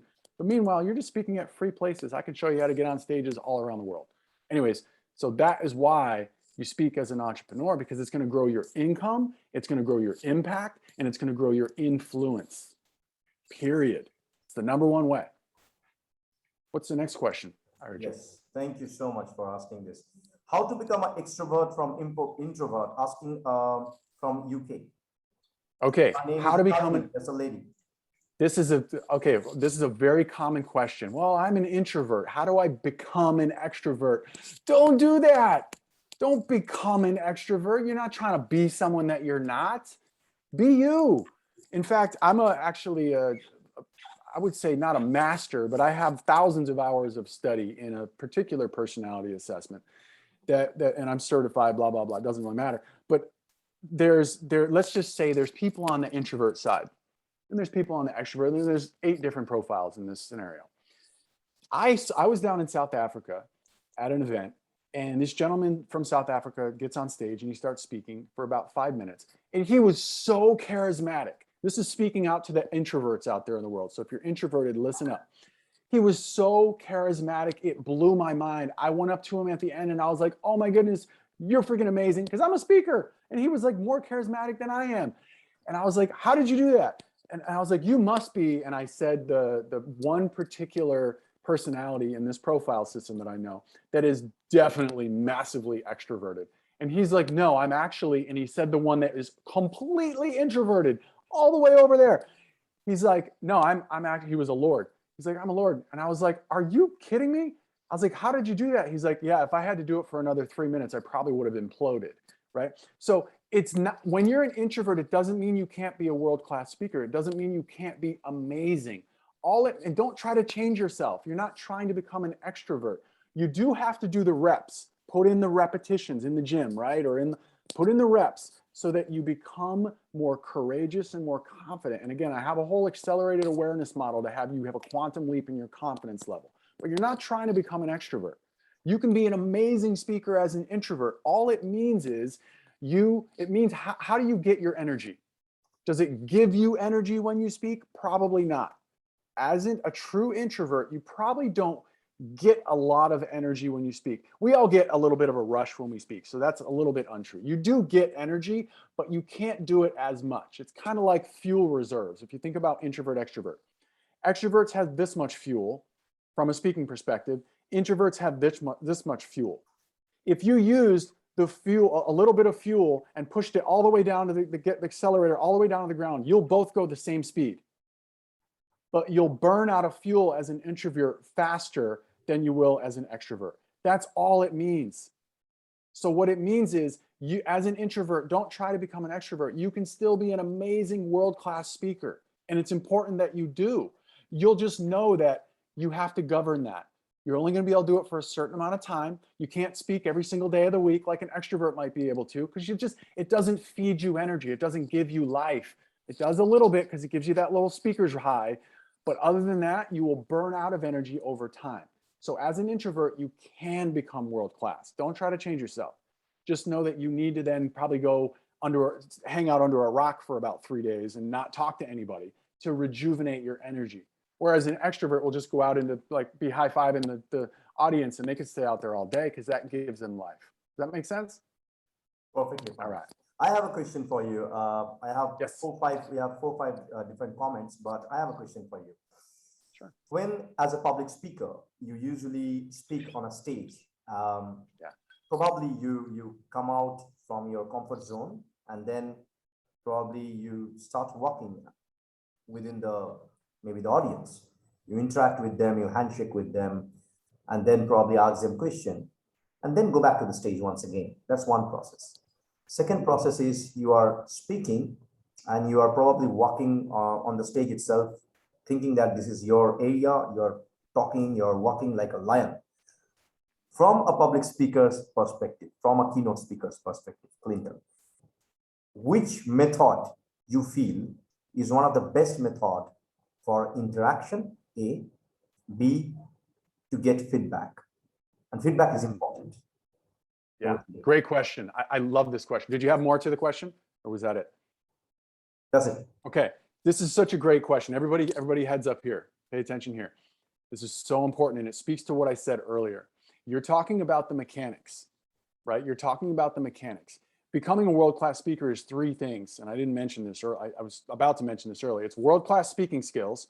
We got to have world-class speaking skills, but it's also authenticity and vulnerability.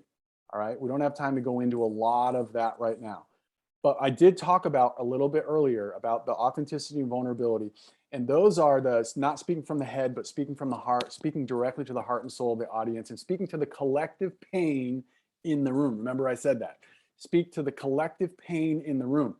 The number one way to get engagement is not all the tricks, it's not all the tips, it's not all the world-class speaker secrets. Those will definitely help you, but that'll still keep you up here in some respects.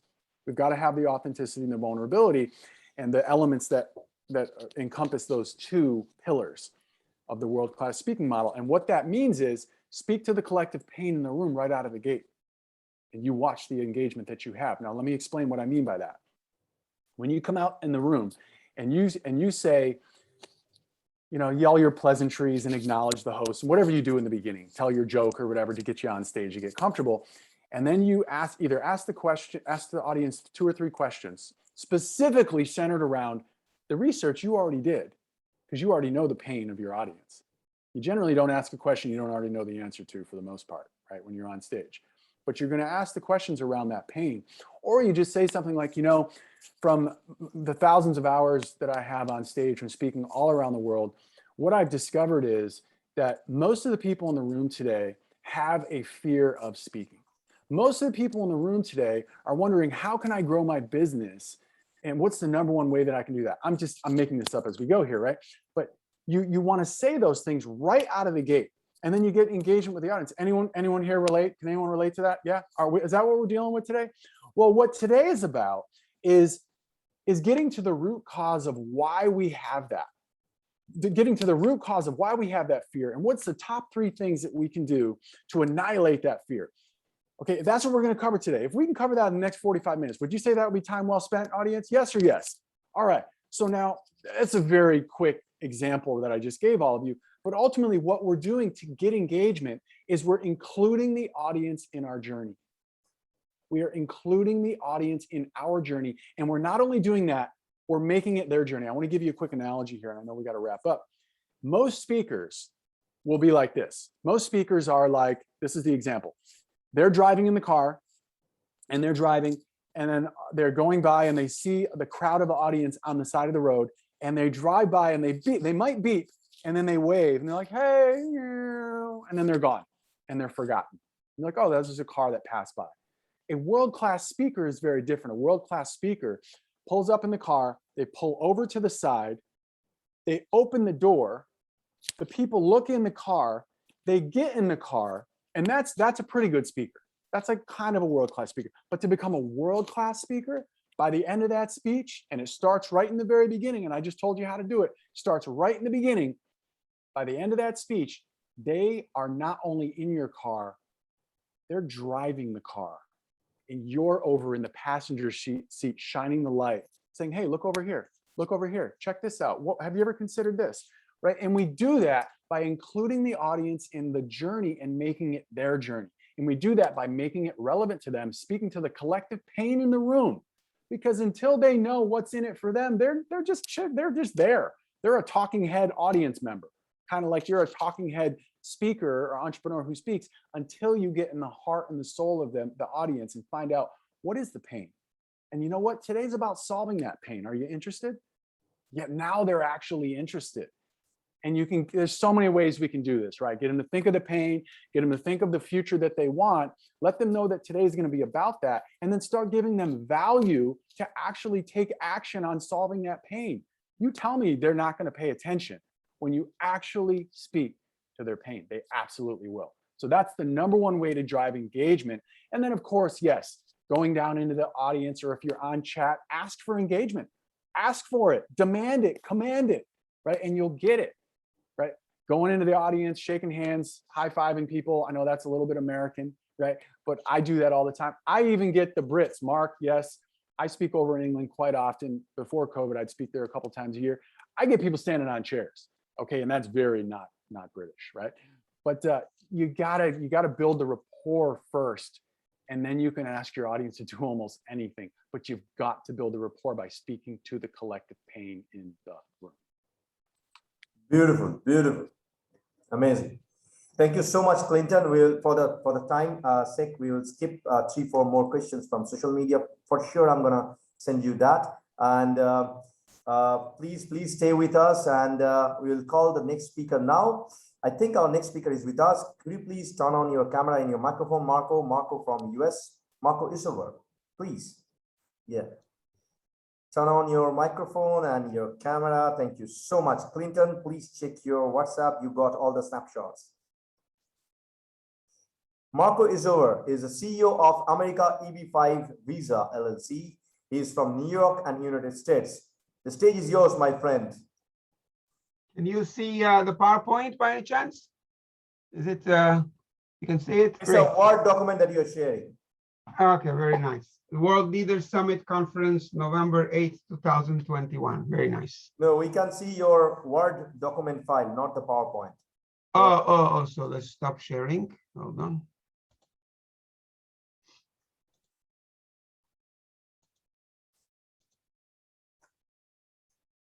Is this better? Okay. So I'm delighted to speak with you this morning, evening, wherever you are. I would like to take this opportunity to thank World Leader Summit and Ajit Bhattaria for inviting me to address you. In this presentation, I plan to give an overview of what EB5 is and how it could help yourself, or clients, obtain a green card and ultimately US citizenship in order to live and work in the United States. Due to the limited time we have, we'll go through the presentation rather quickly. Please try to follow along by watching the slides and listening to the presentation. There's no need to take any notes as we plan to make the presentation available online. My name is Marco Isover, as Arjit mentioned. I'm the CEO and founder of America EB5 Visa, a company dedicated to connect international investors who aim to immigrate to the United States while making a meaningful financial contribution, typically in the form of a real estate investment with EB5 issuers, typically real estate developers looking into EB5 as an alternate funding method for their projects. While no investment comes with zero risk, our professionals carefully evaluate both the investment projects and the qualifications of the prospective investors. By way of background, I've been in Wall Street for over 30 years. Before establishing America EB5 Visa a few years ago, I ran the Global Financial Institutions Derivative Sales Desk of the Bank of New York Mellon in New York. I'm a graduate of the Wharton School of Pennsylvania, University of Pennsylvania. Okay, so without further delay, let's jump into the presentation.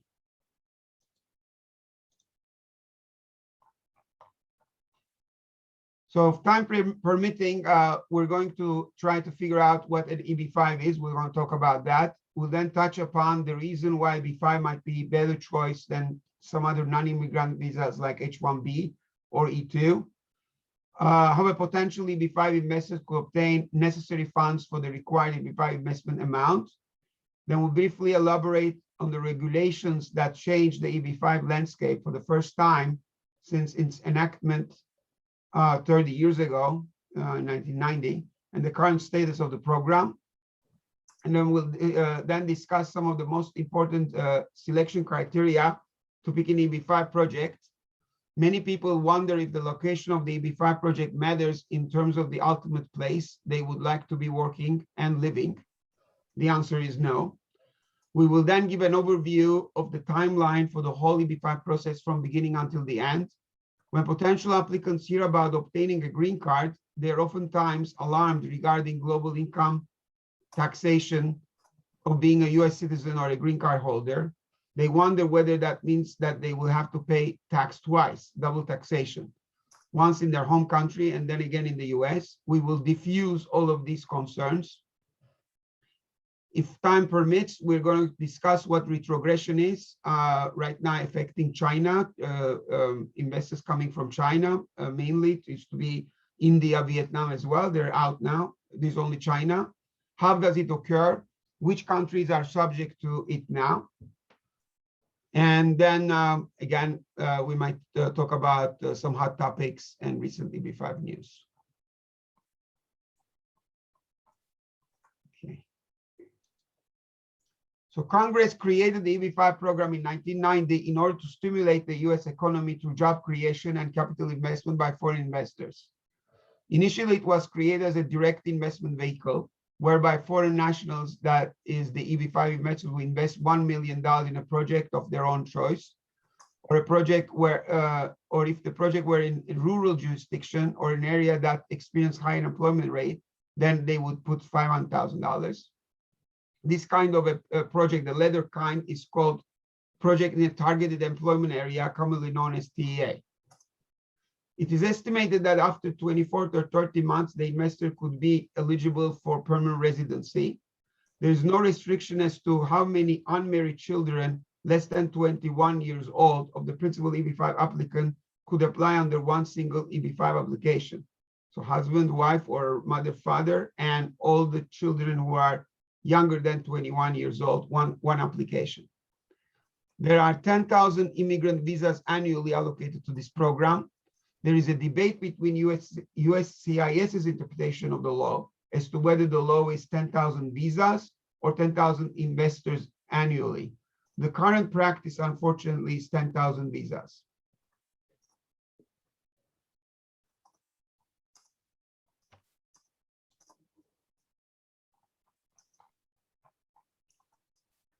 So some of you might be wondering why EB-5, which costs more money, takes longer, as opposed to non-immigrant options as H-1B and E-2.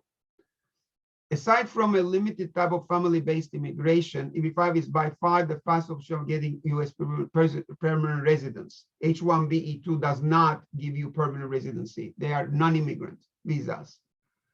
And there is no quota backlog with most countries. As I said, there is only right now China that has a problem. Each country can send 700 applications annually before retrogression. In other words, quota backlogs. The applicant does not need any particular company to sponsor them or give them a job offer, for that matter. In the H-1B, you have a problem of lottery. Generally, there are 300,000 applicants a year for 60,000 bachelor jobs, 85,000 master's jobs, stops. In other words, if you have a master's degree, you go into the pool of the 85,000. If you have a bachelor degree, you go to 60,000. So the ratio is obviously like 20–25%. The low chance of approval feature of H-1B discourages prospective employers to extend offers in jobs commensurate with their education, with the applicant's education and experience. They opt to hire potentially a less qualified candidate who is authorized to work in the US. And the EB-5 that leads to obtaining a green card provides freedom to study, work, and live in the United States without additional immigration requirements for the main applicant, his, her derivative applicants, and unmarried children under 21. It may actually reduce in-state tuition for the children of the applicants. And last but not least, it provides one of the safest paths to US citizenship. So that's as far as H-1B. How about E-2? Aside from the fact that many countries such as Vietnam, India, Nigeria, South Africa, Brazil, they don't have the E-2 treaty. There's a tremendous misconception that E-2 visa is an alternative to EB-5. If the applicant comes from a treaty country, the E-2 visa is a viable option for them. If they're not from a treaty country, then we can get them the citizenship of another country, such as Turkey or Grenada, to obtain the E-2 visa.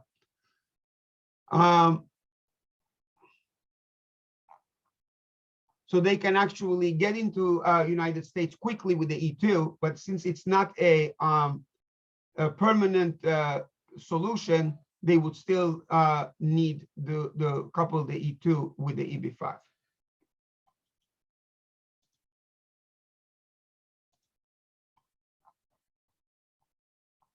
So this is a question that everybody asks, the source of funds. Probably the most important feature of applying to EB-5 to get a green card. How can EB-5 investment be funded? What are the main methods to fund the required investment? There are really three options: clients-owned funds, borrowed funds, or gifts. And in the case of course, students, applicants, the EB-5 investment is through gifts from their parents. Parents could fund the gift through their own funds, such as earned income, or they can borrow funds from a bank, or of course, they can use their inheritance. The funds that are invested in EB-5 need to come from verifiable sources. The EB-5 regulations require investors to prove that the investment funds were obtained through lawful means. In other words, the investment funds must not have been obtained through criminal activity. Obviously, In practice, nobody is expecting the funds to be earned unlawfully, but if the funds were earned in cash with no receipts and no tax records, that could obviously become challenging to document. Recently, USCIS has even started asking evidence of inheritance funds to be earned by the deceased through lawful means. The evidence in that case, of course, does not have to be as onerous, but still the heir who inherited the funds needs to be able to show that the deceased had the wherewithal to be able to earn the funds now being used to fund the EB5 investment. Now, most recently, there has been a case law where a Chinese investor sued the government and was able to get their petition approved on unsecured bank loans. We can elaborate that if time permits later on.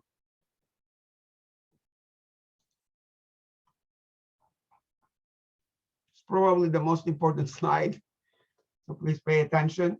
In other words, what's going on right now? The program right now is in a lapse mode.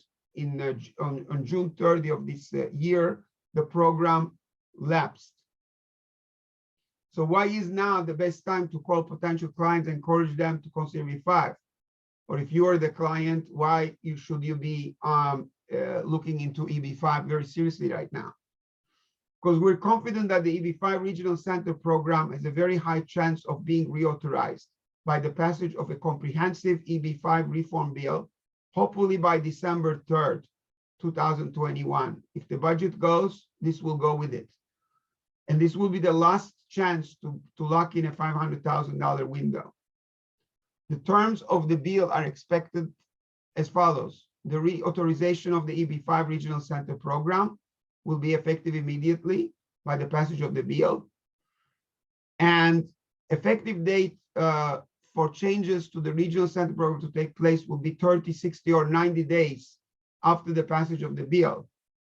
Even though the minimum investment amount will probably be increased from 500 to 700 or even more, we expect that there will be a grace period of 30, 60, or 90 days.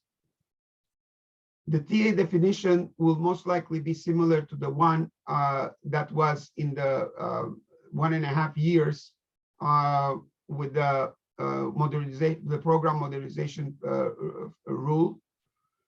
There will be visa set aside for TEA projects. That will be 3,000 visas for fiscal year. 2/3 of them will be allocated for high unemployment areas.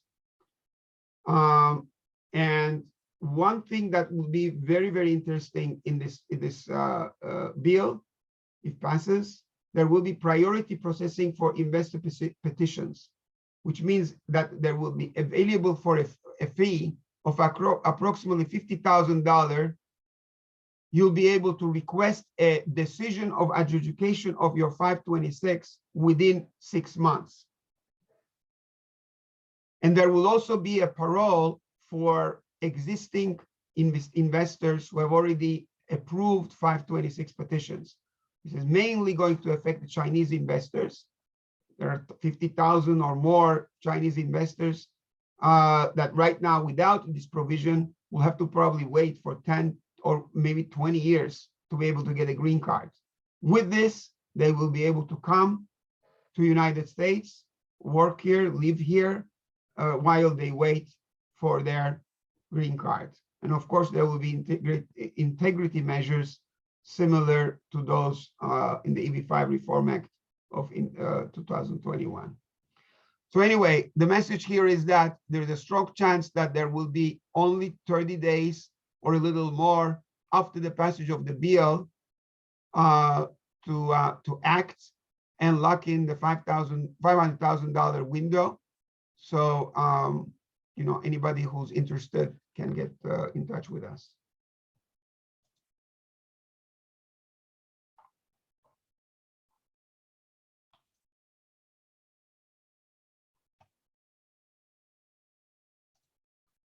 So how does the one pick a project to invest in? Now, what are the due diligence factors?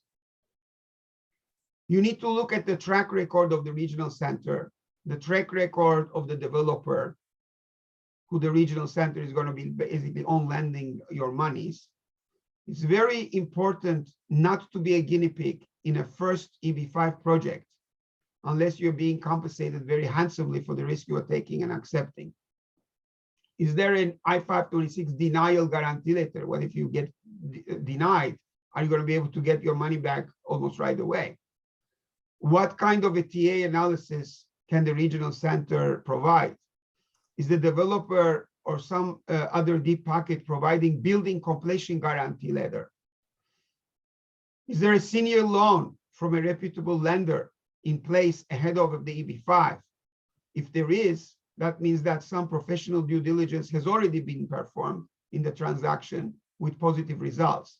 If there's no such loan, senior loan in place, it's possible that the project is so risky that no lender has accepted a senior position in it.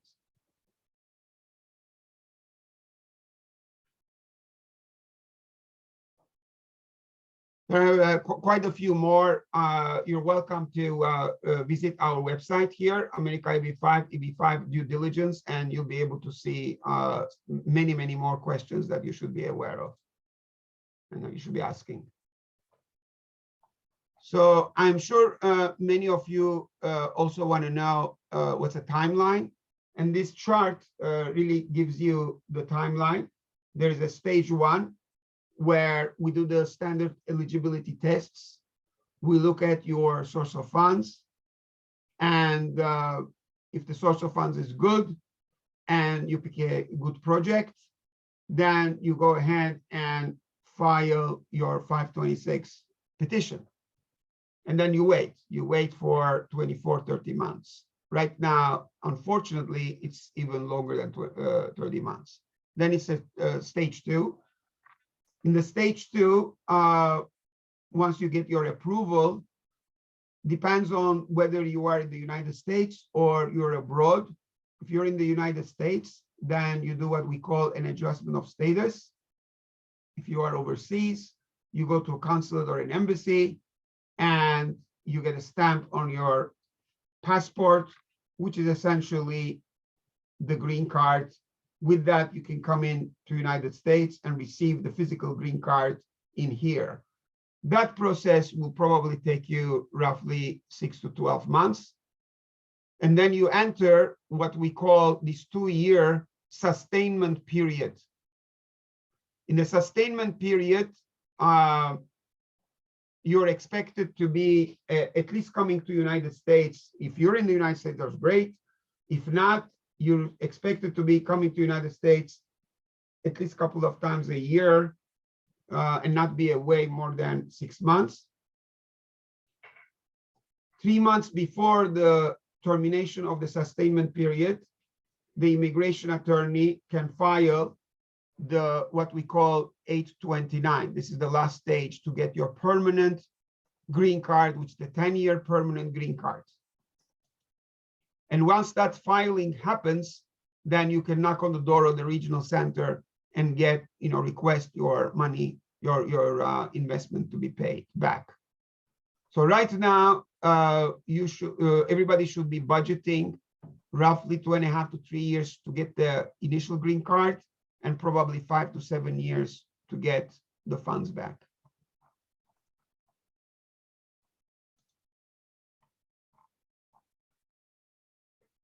So I will brief on this slide. Just about every country, many of the countries, the citizens of which are interested to come to the United States, have a tax treaty with the United States. Of course, this is not supposed to be a tax advice here. Everybody should consult their tax attorney, but there is no such thing that for sure everybody's going to get a double taxation just because of having a green card. Most likely, if you're paying taxes in your home country, then the tax bill that is due for income that was generated overseas in the United States, you'll get a credit for it. So if there is a difference between the amount that you paid in your home country and you would have paid in the United States if that money was earned in the United States, that difference you will obviously be responsible for.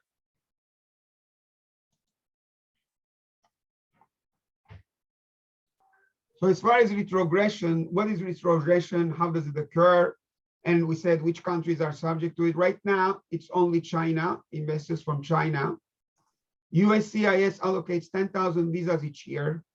As long as applicants from the entire world do not exceed this number, there will actually be no retrogression. However, when the number of applicants in any given year exceed this total allocation, applicants from oversubscribing countries are subject to retrogression. In other words, visa retrogression occurs when more people apply for a visa in a particular country, category or country, than visas available for that month.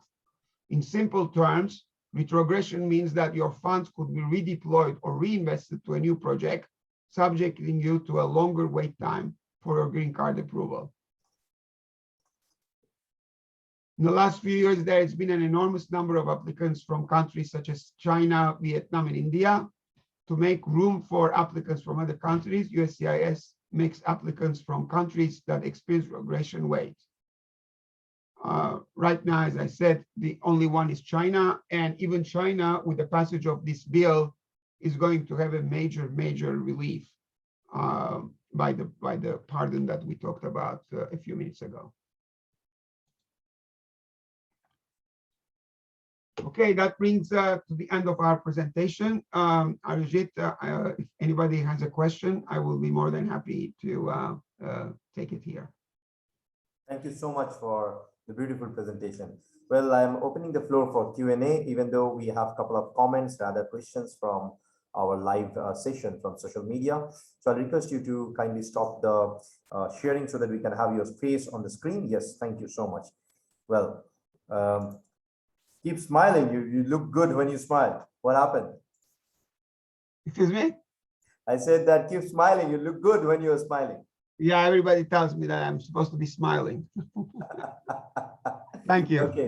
Okay. So there is a question from someone. She's from UK, asking that getting EB5 visa, is it easy nowadays during COVID? Right now, the only way you can actually apply at this moment is through a direct investment.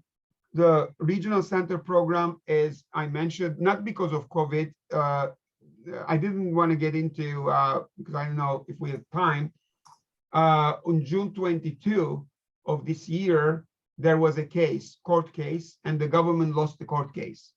So the regulations that went into effect in November of 2019 were annulled. And because of that, there was a bill that was going to pass, joint from Republicans and Democrats together. They pulled their proposal, and June 30, the regional center program basically lapsed.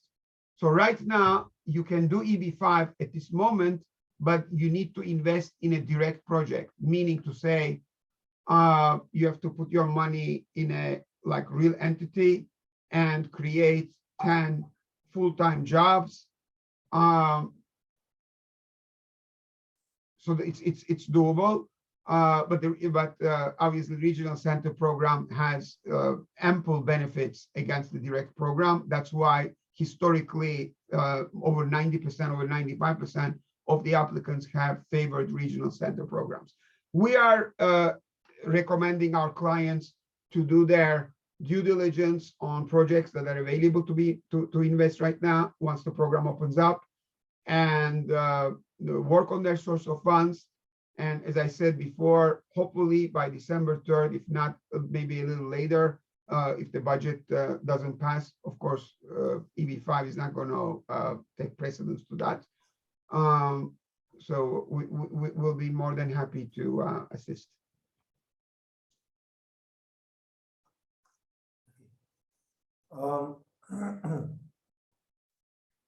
Well, there is another small tips probably. When we talk about tea business to enter into US, the prices has been increased. Is it due to inflation or is there any other reason? Repeat. Well, the question is they are asking the price to enter into US for tea business has been increased. Tea, yeah. tea has that been we drink. Okay. drinking tea, yes. Uh-huh. So has been increased. Is the reason for is it inflation that is playing a role, or is there any other reason? It's really above my pay grade, this question, but as far as I know, I mean, commodity prices all over the world has been skyrocketing. So, I mean, I don't know tea prices, why tea prices would be any exception to any commodity. I mean, we were just checking last night the gas prices. I mean, it's just going crazy. So that's probably what it is. I mean, I don't know anything about specifically tea. I need to do some research. There can be barriers to entry in the commodity tea itself. I'm not a tea expert, but when we write, just to make sure that there's no confusion, when we write TEA in our parlance, that is not T, that is targeted employment area. So targeted employment area is actually a terminology which applies for being able to invest in a either rural project or an urban project in a place in the city that is experiencing higher than normal unemployment. So if you look at the national average, if the unemployment in that place is 150% of that, you know, it's 50% more than the national average, then it qualifies as a TEA. Now, there has been a big dispute as to what TEA is supposed to be. Before this enactment of the law, I mean, of the regulation that got turned down, meaning for the last 30 years, they were able to put jurisdictions all together and define an area, you know, based on sort of large area. And the wisdom for that is that, you know, wherever the project is, the guy who is being employed to work on that project doesn't really leave a minute from there. In other words, you can have a project in the middle of Manhattan where only billionaires are living. And it's, you know, according to the current definition, that can still be considered TEA. Why? Because the people who are going to build that edifice are going to come from, you know, 30 minutes, 60 minutes away, where they are living is a very high employment area. So by making this real estate in wherever the real estate is, you're actually helping the people, the actual workers who are coming from where they live. So that's the wisdom behind having many jurisdictions come together and define a TEA.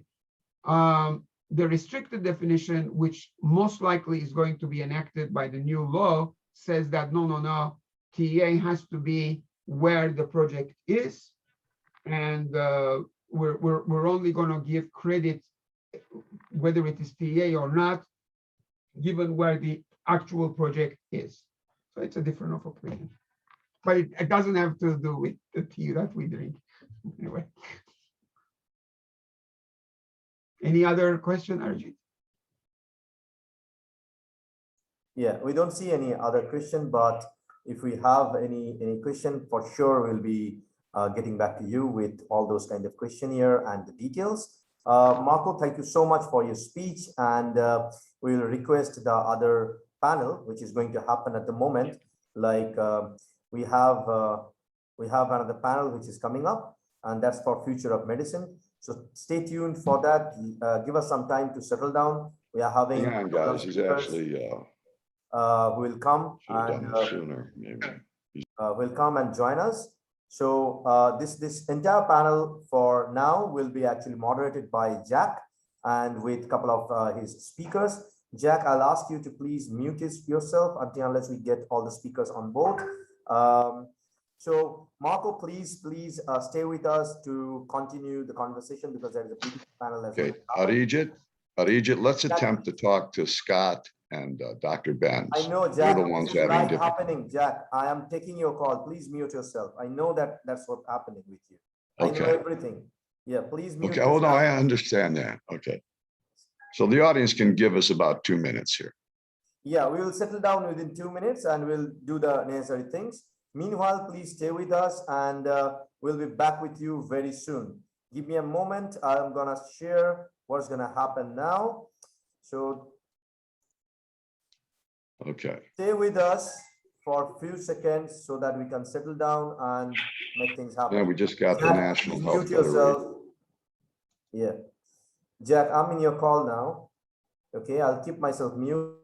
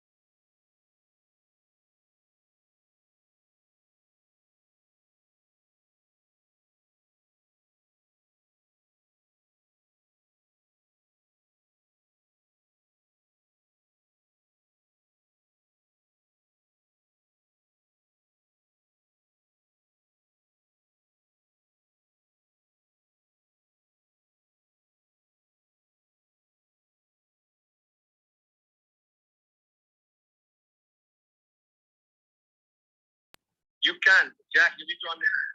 I hear you, I hear you. So let me think here.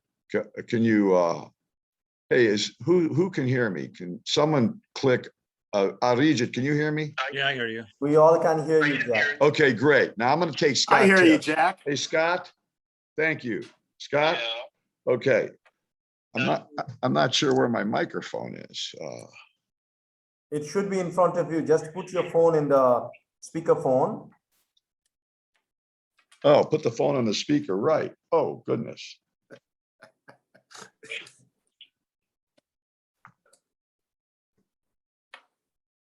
Hold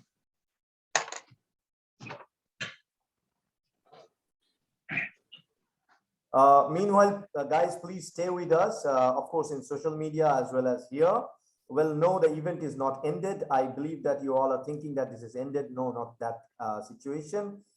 There are two speakers who couldn't actually log in for some unwanted reason, even though all the other speakers for this panel, they are able to join. So we are trying to figure out what was the root cause.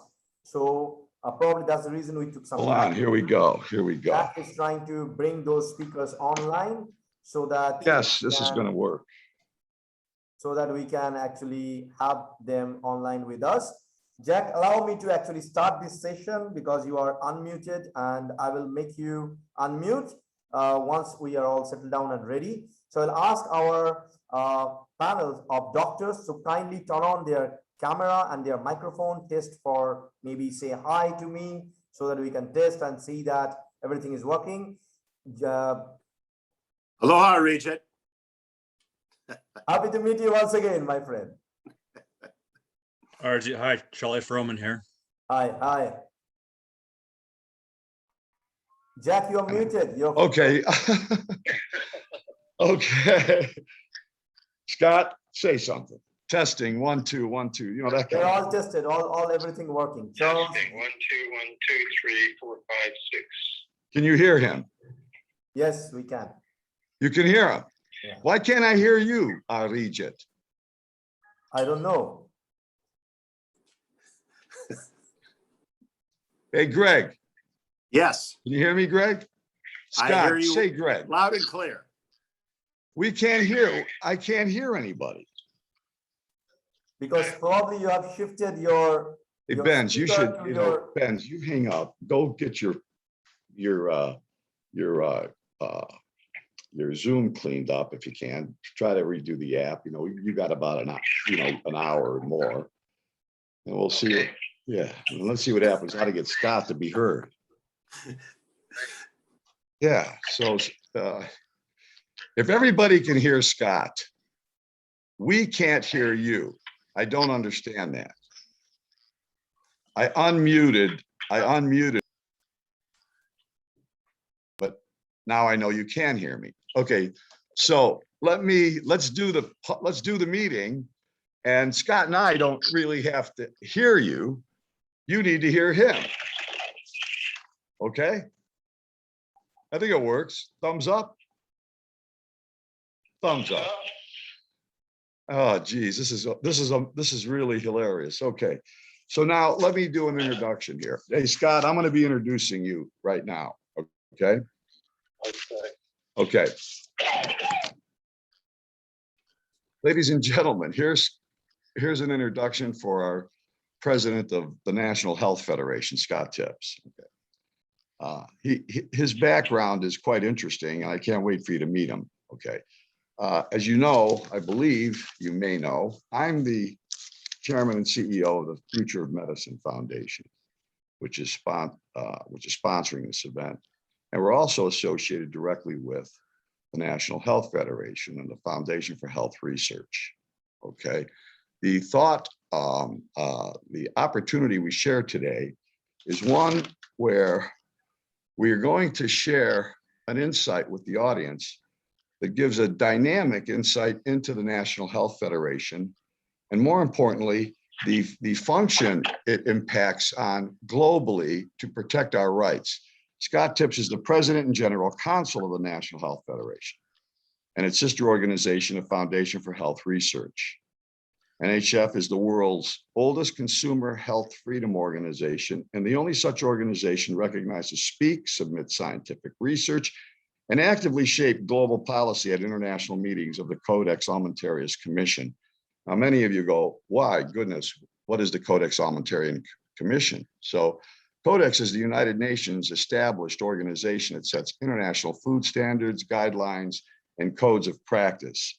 Scott has attended more Codex meetings worldwide as chief delegate of the National Health Federation than all other health freedom activists combined on Earth. Okay. His presentation is an opportunity to begin the process of branding in these hard times after COVID, and even at this moment. If you're all fed up and completely frustrated by the amount of death, unnecessary death we're suffering thanks to COVID and the inadequacies of medicine, okay, the purpose of the difficulty that's unfolded is the minimalization. We actually are minimalizing the value of human life, and we're taking freedoms away from almost everyone on Earth.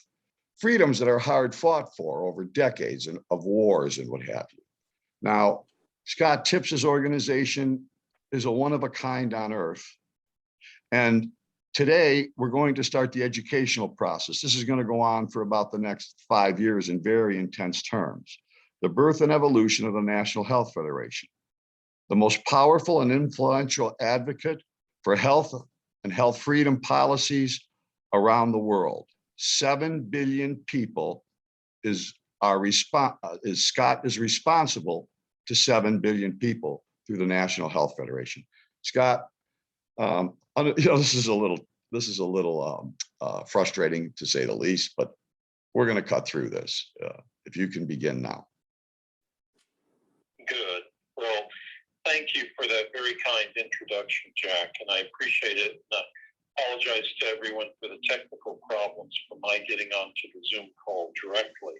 I have to do it indirectly through this phone connection, and I don't know why that is, because I just got off a 3-hour Codex Alimentarius Commission meeting that just started this week and will continue all this week, and that was a virtual Zoom meeting, and I was visible, I was on camera, everything. But in this case, we're talking, and Jack has actually done an excellent job of describing what the National Health Federation has done since its creation in 1955 by really a number of men and women, but one man in particular, Fred Hart, who, bless his heart, no pun intended, had a wife who was dying of cancer, and he tried to use an electromagnetic frequency device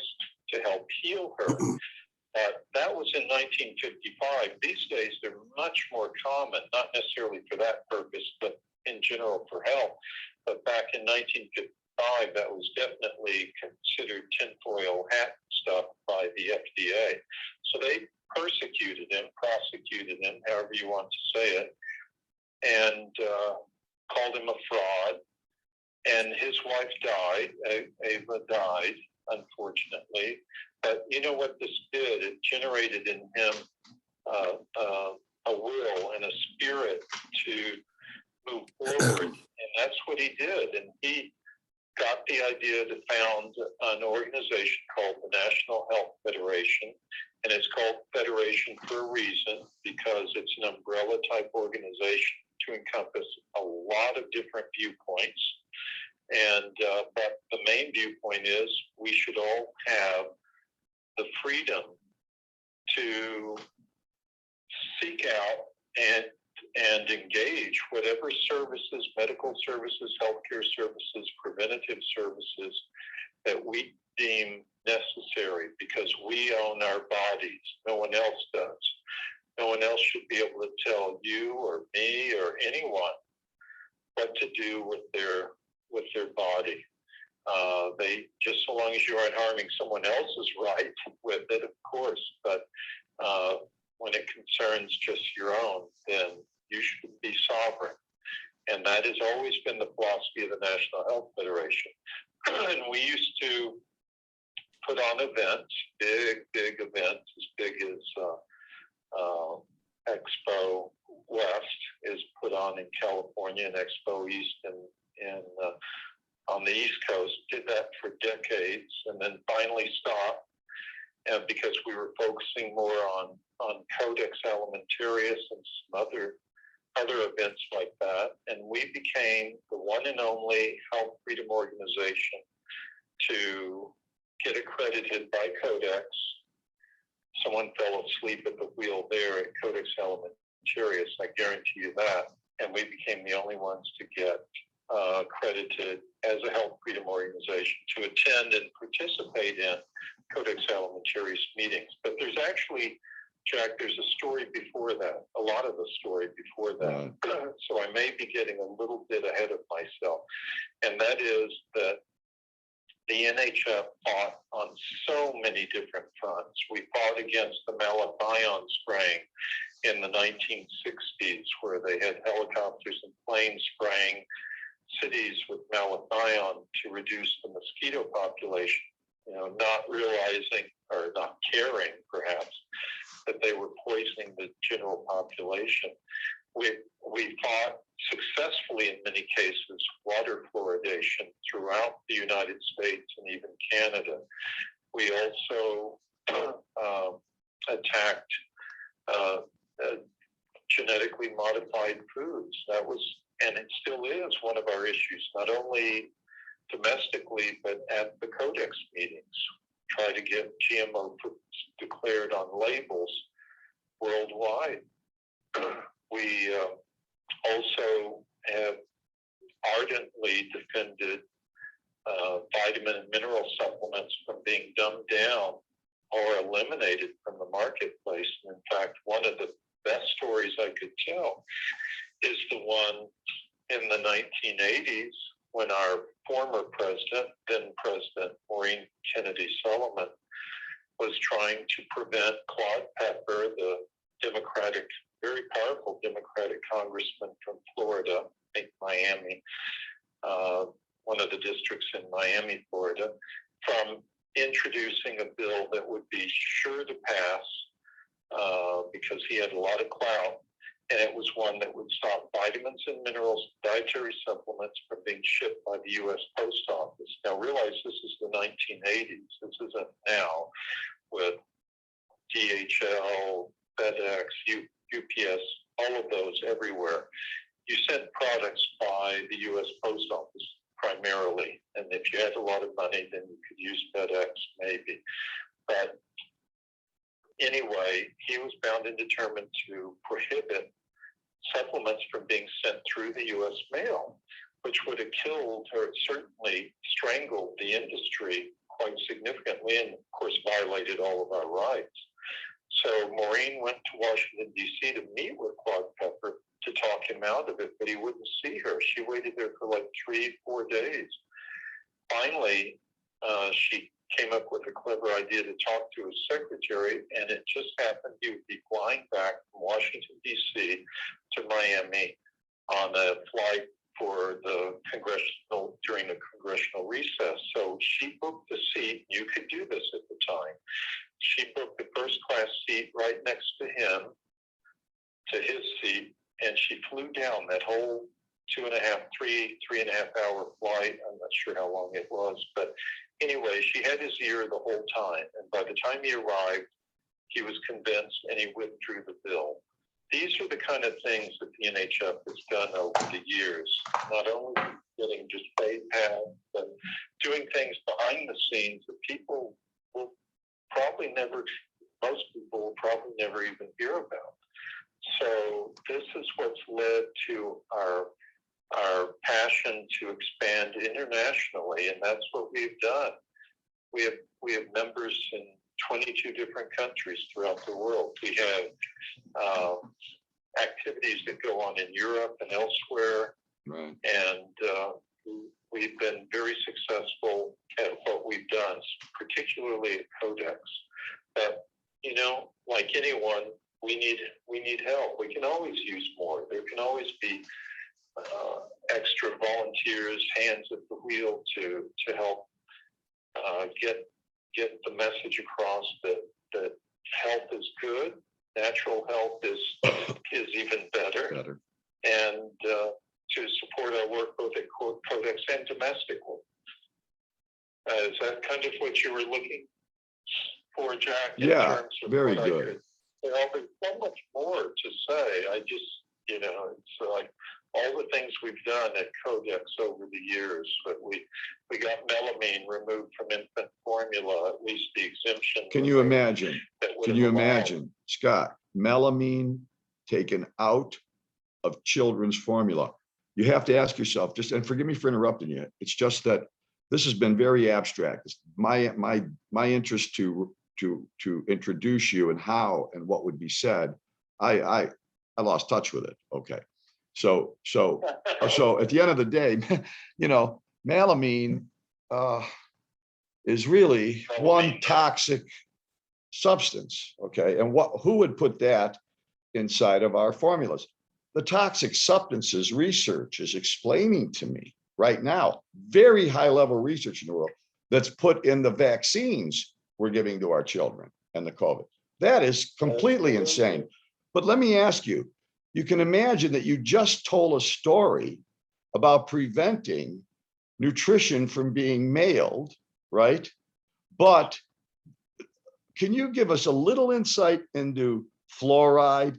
And so we can't mail nutrition, almost lost that case. We won, thank God, for our president, who deals with the leaders in government, just as you do. So there's fluoride, and they're delivering it, not via the mail, but right in our water. So we, our children, and everyone now is forced to drink fluoride. Scott, you are 2/3 scientist, okay? What is fluoride? Well, fluoride is an element that actually exists on the periodic chart. And the curious thing about fluoride that a lot of people don't know is that, well, a lot of people do know that there are different forms of fluoride. Right. And the kind of fluoride that they put into the public water supplies, it was really such a racket. The industry, the chemical industry, was generating large amounts of fluoride that was highly toxic. Now, what do they do with it? They have to pay to get rid of it, frankly. But what if they were able to, I could see the wheels turning in their heads, what if they were able to be paid themselves to get rid of it? So they concocted this story that, hey, fluoride is good for preventing cavities in children's teeth, your teeth, and people's teeth in general. Let's dump it in the water supply, medicate everyone, and they'll have fewer cavities. That was the philosophy, or at least the sales story that was pitched to municipalities, counties, even state governments across the country, and actually internationally. Right. It developed into later. But the problem with fluoride in the water supply is, one, you run into the little question of informed consent. They don't have the informed consent of all the citizenry to be medicated that way.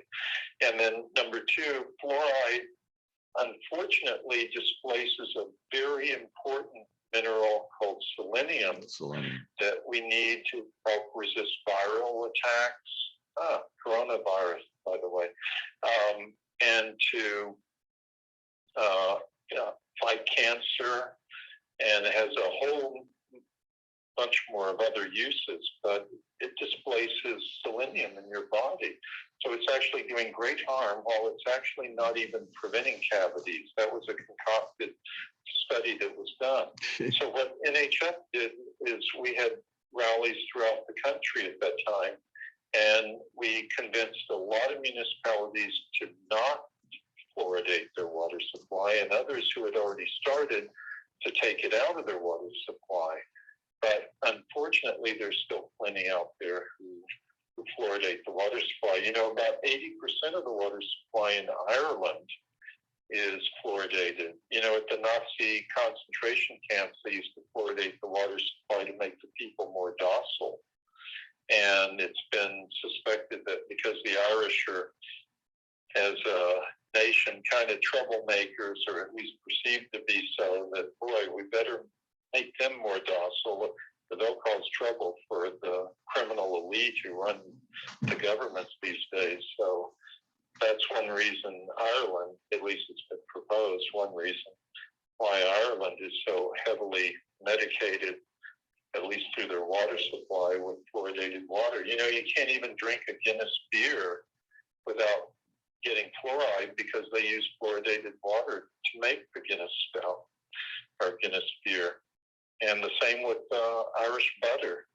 We had people at NHF Ireland who tested or sent it out for testing by an independent lab, the fluoridation levels in Irish butter and Guinness and so on, and it was outrageous. They're very loaded with fluoride because of the water supply. And it has a direct effect on their ability to manage their energy, and it makes someone docile. It takes testosterone driven men and it turns around that. Okay, you know, I find this interesting because you know, I find out that in water they're also putting estrogen. Okay. Yeah. Have you heard that? Yes. Well, they're putting a lot of xenoestrogens, and xenoestrogens would be like plasticizers, soy, you know, things like that go into food, drink, and elsewhere, and we get that. And the xenoestrogens are harmful not only just for men but for women, because those kind of weaker estrogen, the weaker estrogen goes into the xenoestrogen, goes into the receptor sites instead of the real estrogen. And so it causes, frankly, it causes women to be more masculine. It causes men to be more feminine. Okay, hold that thought. Now, people are hearing this and they've got to be wondering, well, wait a minute, why are they programming chemicals into us? And why are they trying to destroy our access to nutrition? This is global. This is something like Murder Incorporated. You got to forgive me. I'm the funeral director's son. I'm tired of burying people for basically no reason at all, other than man's inhumanity to man. I mean, blocking now. Greg Cunion's going to be on. He's going to talk about blocking. You know, the FDA, the government that we put into office to protect us, isn't even coming close to protecting us. Okay, not in relationship to taking and making nutrition. Now imagine something that's natural on Earth, and having pharmaceutical companies have the right to patent something that's completely naturally occurring in our bodies and in our environment. Please, can you address that subject? Politics has largely become a sideshow. It's really the unaccountable, unelected bureaucracy who runs America. And the reason this all happens is because the courts, in the Chevron decision in 1984, before the U.S. Supreme Court, the courts abdicated responsibility to the regulatory agencies. They said that there had to be an exceedingly strong reason to go beyond the judgment, or to turn back the judgment, to set aside the judgment of a regulatory agency such as the FDA or OSHA or any of that, all because of the ill-advised, ill-decided Chevron decision in 1984. And ever since then, you've seen a huge growth in the bureaucracy and the power of the bureaucracy, so that they can make decisions that Congress never touches, because for Congress now, it used to be in the old days, they were very specific.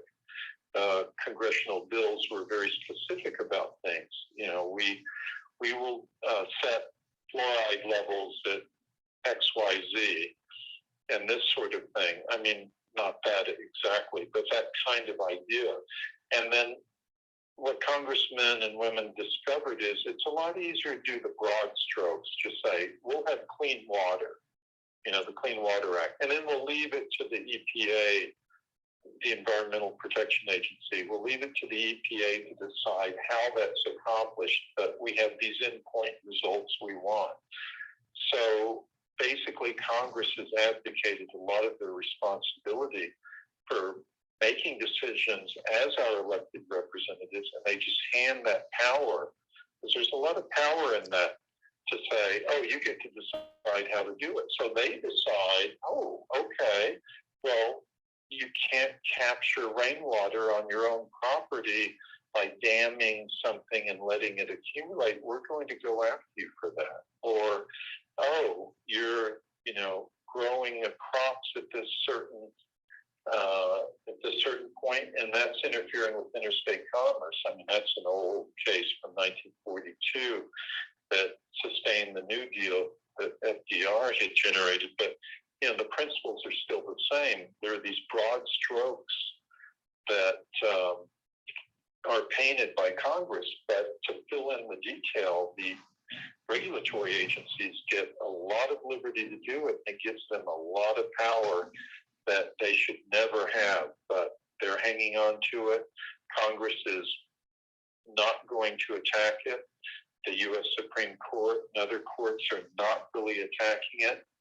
But we're hoping for a change with the Chevron, because we've already seen 3, maybe 4 U.S. Supreme Court justices have indicated that they're unhappy with the Chevron decision that basically says, oh, just so long as it's something that makes sense, then the regulatory agency's judgment cannot be attacked.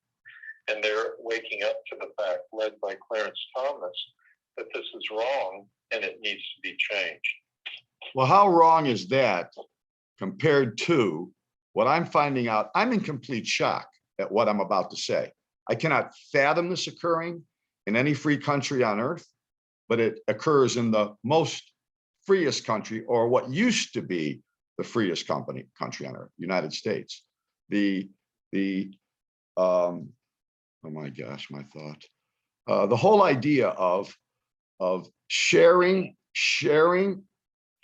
the function of our taking freedom away from us through the legislation of removing our rights to nutrition, but allowing pharmaceutical companies who are using vaccines. Let's use that as an example, because it's all over the world right now, and people are growing into, you know, dealing with fear and what have you.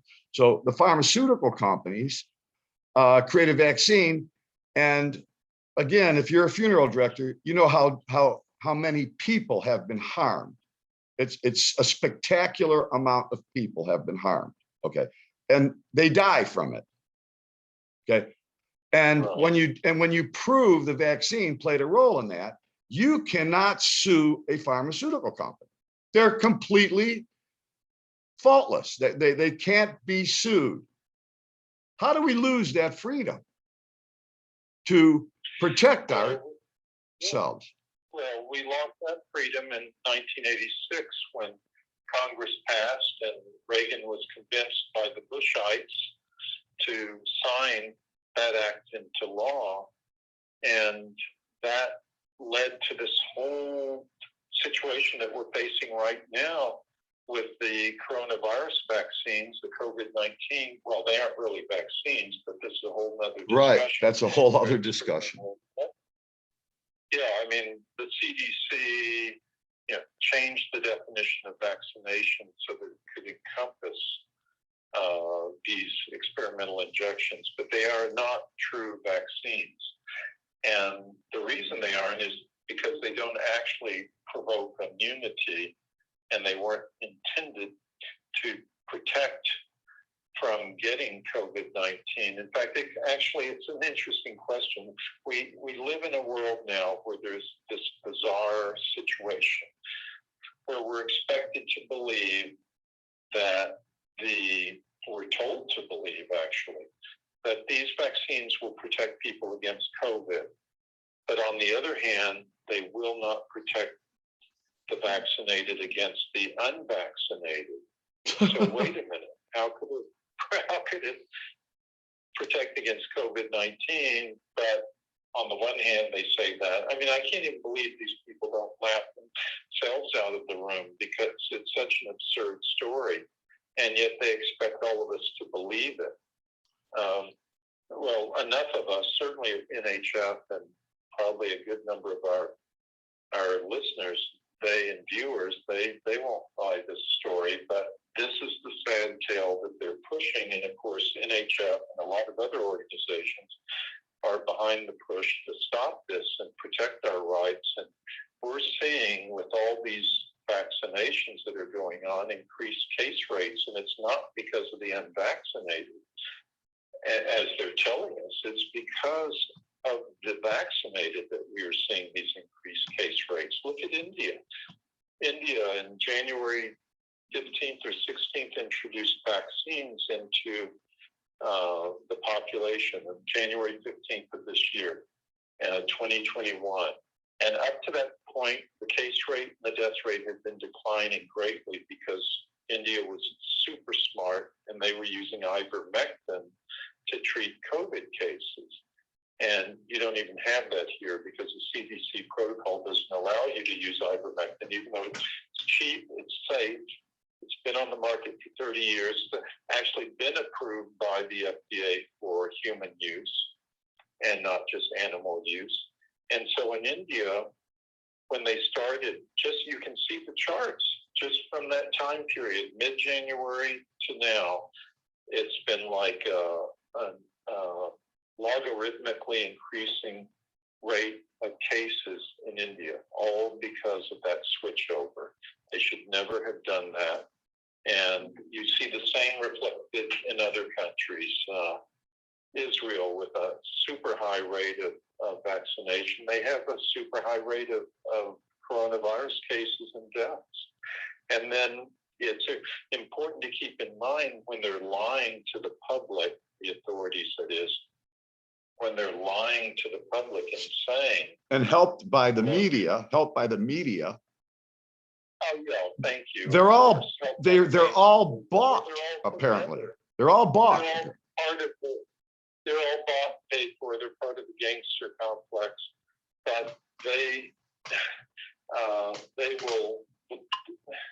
will say that it's the unvaccinated causing this increase in cases, but you have to look at their definition of the unvaccinated. They do not consider you vaccinated until you've had 2 shots, not just the one, and 2 weeks after that. So what's happening is a lot of these people are getting 1 shot and then they're having serious adverse event, reactions from the first shot. Not everyone does. Sometimes it takes 2 shots.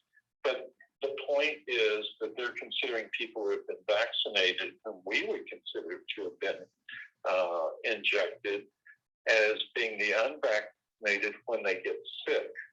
And now they're bumping it up to, I just saw something either today or yesterday about the 3rd booster shot. I think it's in the UK, is going to be required to be considered fully vaccinated. They'll just keep doing this. 5th shot, 6th shot, 7th shot, 8th booster shot, and then you're considered, and they'll keep doing it until they kill as many people as they can, because that's what's going to happen. A lot of people are going to die from this, and already have started dying from it.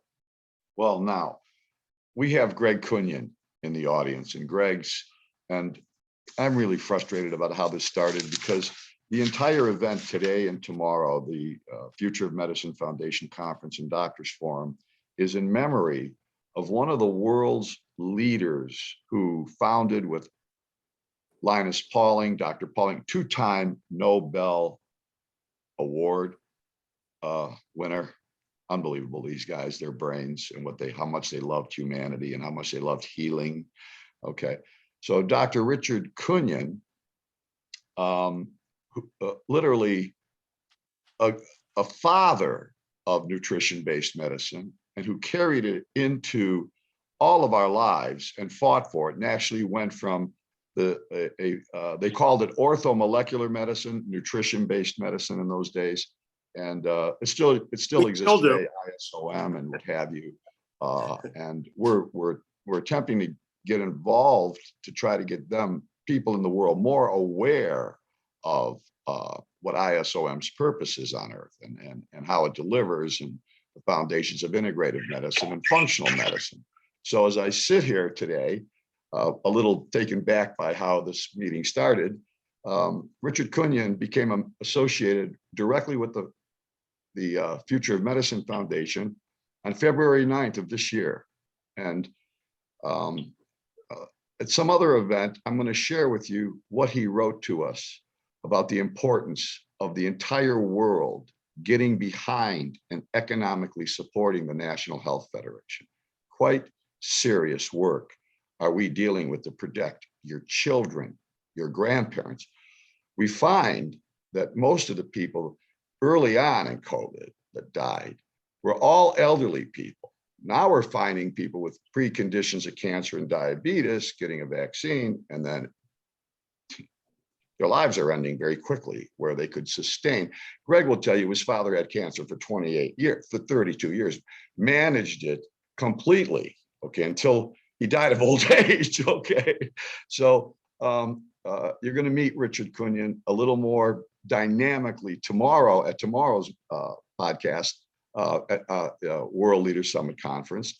But Greg, you are now the vice chairman of the National Health Federation.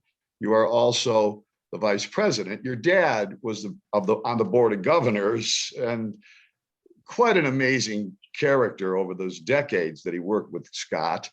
And so in memory of your dad, it's important that you help us and Scott to deliver the full picture on what NHF is all about in enhancing the human condition globally, fighting everybody in the world that seems to want to diminish it, corporately, politically, you name it. So Greg Cunyon, he's the guy with the red background there. You know, it's interesting, listening to Scott talk, I was realizing again how significant it is that the National Health Federation is here. Wait a minute, maybe you can hear him. Hold on. Is everything working? Yeah, we got it. Scott is probably going to be able to hear you if I can get the jet. Can you hear me? Jack, are you able to hear me? Yeah, even Scott can hear you. Wonderful, wonderful. It's interesting in so much as, of course, I'll be going into greater detail about my father's journey from conventional orthodoxy in the medical hierarchy and what led him down the path of his journey and developing the principles that identify orthomolecular medicine. But I'll share with you something that I think really comes as a surprise to us, even for me today, the fact that there's an even greater need now than ever before for the National Health Federation. I'm always stunned that 50 years into this journey that we still are struggling with freedom and our rights and having access to them. And it was interesting because as we hear so often today, follow the science. And that's precisely what my father was doing in the mid 60s as he started to investigate molecular nutrition and integrating megavitamin therapy and working with psychiatric patients back in 1967. For the audience, for those who don't know, my father comes out of University of Minnesota and Cornell New York Hospital and Stanford, and really was the pioneering physician in the United States who pioneered the use of vitamin testing and integrating vitamin therapy in treating disease back in 1967. In 1968, He started investigating toxicity and made the hair test famous, and mineral biopsy, looking for lead, mercury, cadmium, arsenic, those kinds of things. And much to my father's amazement, he wanted to share this science with his colleagues, anticipating that they would be interested to hear about the developments and to recognize that he was finding one patient after another that were malnourished, and one patient after another that was toxic. And it's interesting, Jack, because you bring up the question, well, what would interfere? What would stop this? This is just science. This is just bringing information to the people. And in fact, my father, as this messenger, was attacked, censored. He was the front page of, and the cover story for Prevention magazine in 1972. And this opened up a floodgates of attacks from his colleagues at the Medical Society of San Francisco and the American Medical Association. And it was really just came as quite a surprise, because my father was all about the scientific method. And so, Jack, you asked, how is this happening today? How is it possible that there's any question that anyone should have any hesitancy in being able to discuss these things? And it's really quite a shock, but it really comes down to one thing, and that is follow the money. The medical industrial complex is supported by big pharma, and it has not gotten smaller. It's gotten much bigger. This money pot is so great. We're not talking about multi-billions. We are talking about worldwide trillions of dollars.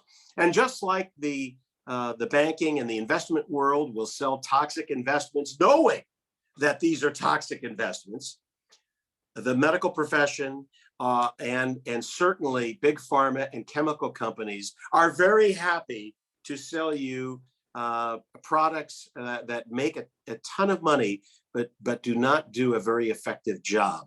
And when you're competing with vitamin supplements, something that costs pennies like Olaloa, compared to $10,000 treatments that are being promoted in a big way by big pharma, you can see right away there's a large part of the population out there that wants a piece of that pie, and they don't want to have anything that would interfere with that.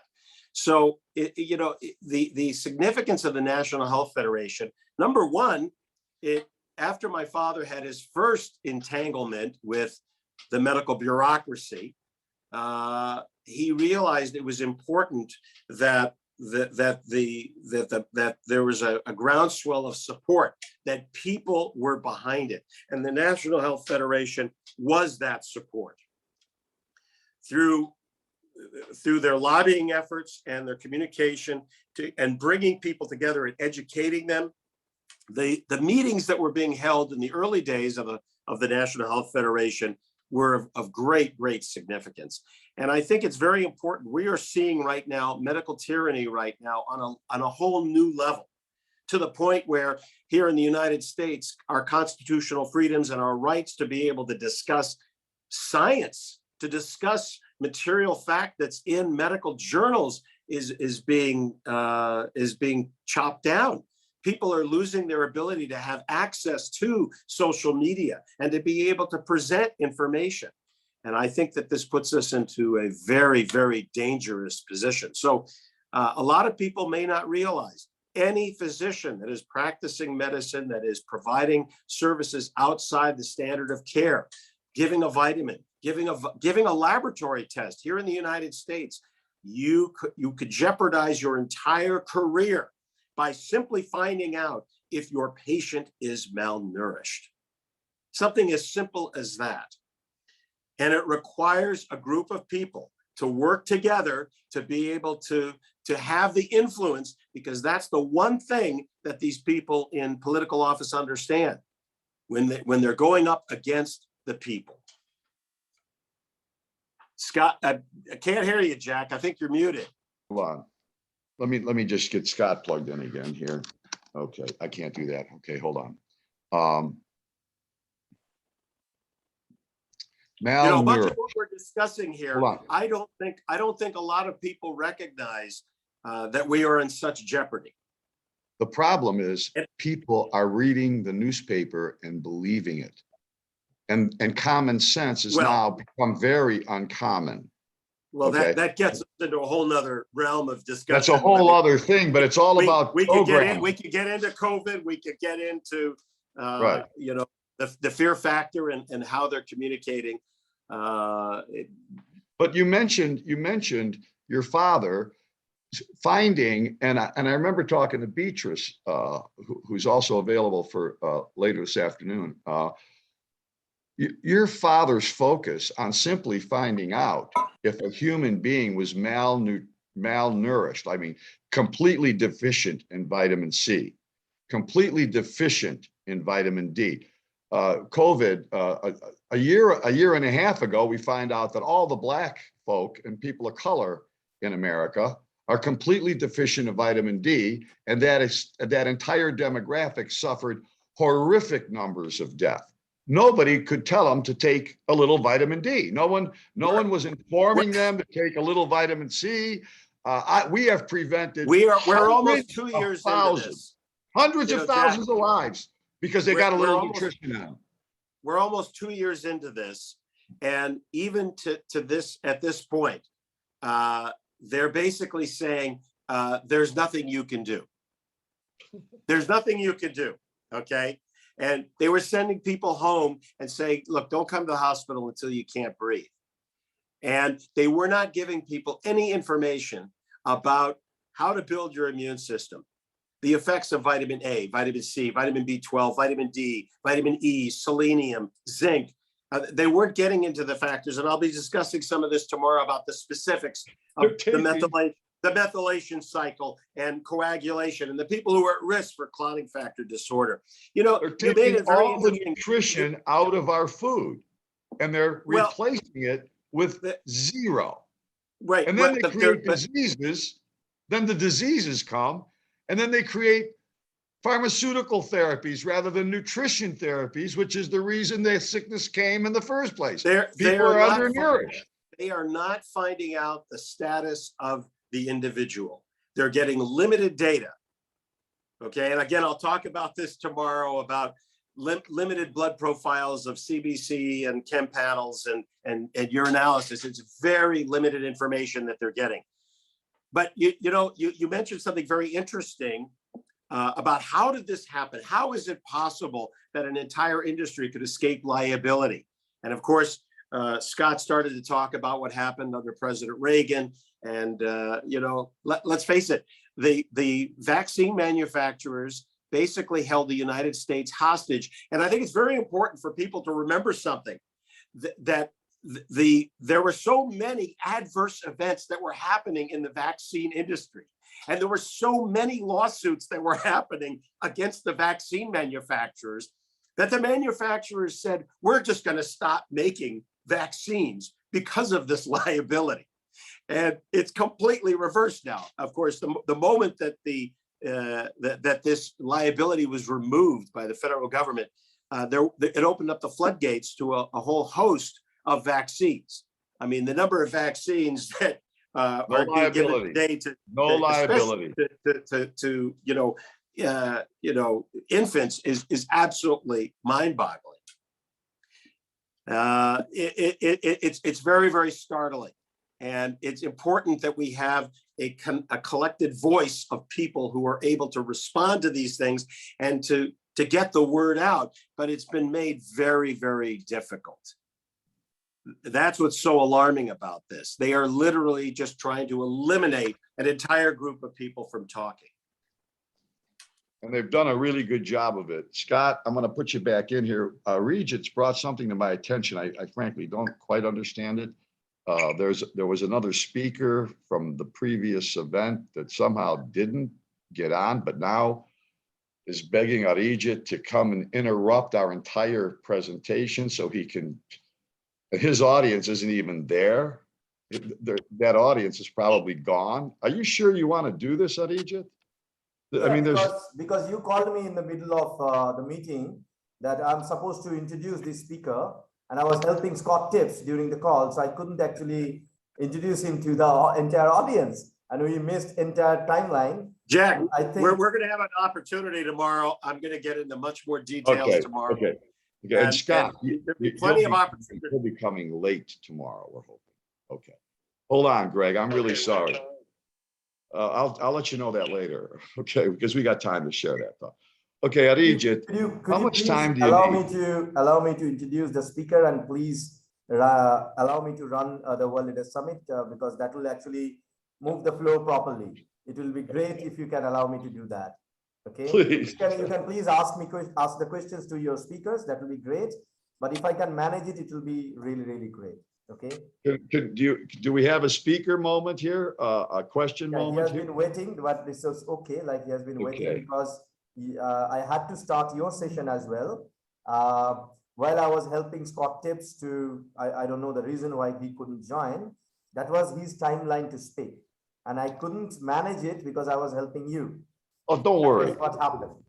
This is just something weird happening. You know, I don't want to say, you know, listen, let me explain to you guys something. The role of the National Health Federation in the world is the most serious foundation on the entire earth. It represents the rights of 7 billion people. It is responsible for every aspect and the legislative side of the power of the United Nations to make decisions that affect every country on earth. Okay, and that war zone is producing more death in the world than ever before in the history of mankind. And it knows no borders. What India just went through, completely avoidable. Ivermectin could have prevented almost all of it. Okay, so at the end of the day, and just basic nutrition, you know. So at the end of the day, I'm not sure what kind of questions we're going to get here, but Scott, I'm gonna have to juxtapose back and forth somehow with this speaking thing here, this plug to get you on the herd. If someone has a question for Scott Tips, let's hear it, and then I'll share it with him and then plug him in so he can respond. Okay, who's got a question for Scott Tips under the circumstances? I have one. Okay, Scott, I'm going to ask the question. Everybody can hear me speaking to you, and I'm going to plug you in after I ask the question. Jack, after this question, can I have this speaker so that you let's do it. Let's just get this one question on your own. Right. Yeah. Okay, good. Okay, Scott, with the Future of Medicine Foundation involved now and our roles, and when we did the research over the last 3 years, we find out that the world has gone through a kind of a horror never before known, other than plagues of years and years ago, and all of that available to be cured by nutrition as well. So at the end of the day, the Future of Medicine and the National Health Federation, the Foundation for Health Research, are merged to take the National Health Federation into a new phase of economic resources and global recognition through education. Today's topics with regards to sharing some history and background about the birth and evolution of NHF was profound. I'd like to hear from you right now, if you can close out this section here, the idea of what in your heart and soul, and I know that we're going to be hearing from Charles Frohman, the lobbyist for the National Health Federation, growing the National Health Federation to be more effective in a larger base of global communities, nation states. Your thoughts on that? Well, first of all, okay, let me plug in. Let me plug in. I'm sorry. Okay, go ahead. All right. First of all, thank you, Jack. Second of all, I don't care what organization is. It can be any organization can be more effective. So in our case, what we need to do, in our case, what we need to do is to expand our reach, increase the volume of our messages getting out there, and increase our contacts with others of like mind to join with us, either in the organization or outside the organization, to move forward, because we need to show these people, the ones who are trying to tell us what to do and what we can and cannot do, we need to show them that that is over with, that we need to go on the offense, not be on the defense anymore.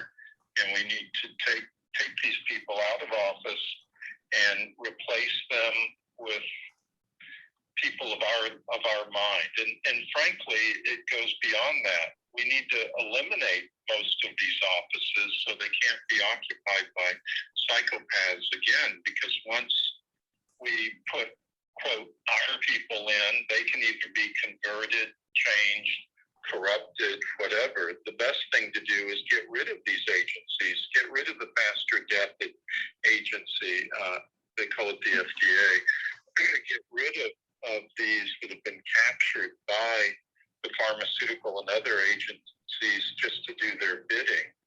And that's really what we ultimately need to have as our goal, because and they have, Dirk Pierce and Sandy Shaw pointed out a long time ago, a lot of people don't know these individuals anymore, but Dirk and Sandy pointed out in their book, Life Extension, A Practical Scientific Approach, came out in 1982. They pointed this out in the booklet that they printed much later, that the FDA has killed more people than all of the wars the U.S. has been involved in since the revolutionary times to the present. So this is the kind of agency we actually need to get rid of. We need to do a clean sweep of a lot of these so-called regulatory agencies. They're just hired thugs for big business, and they aren't protecting the people. We need to protect the people,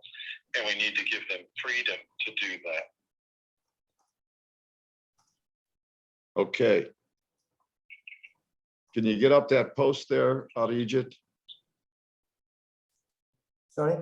And then we can switch, give it a few seconds. I was hoping we could do it while he was speaking. Yeah, sure. So what's going to happen is for our audience, which is there in social media, I will tell every one of your panelists to understand who we are, what we do.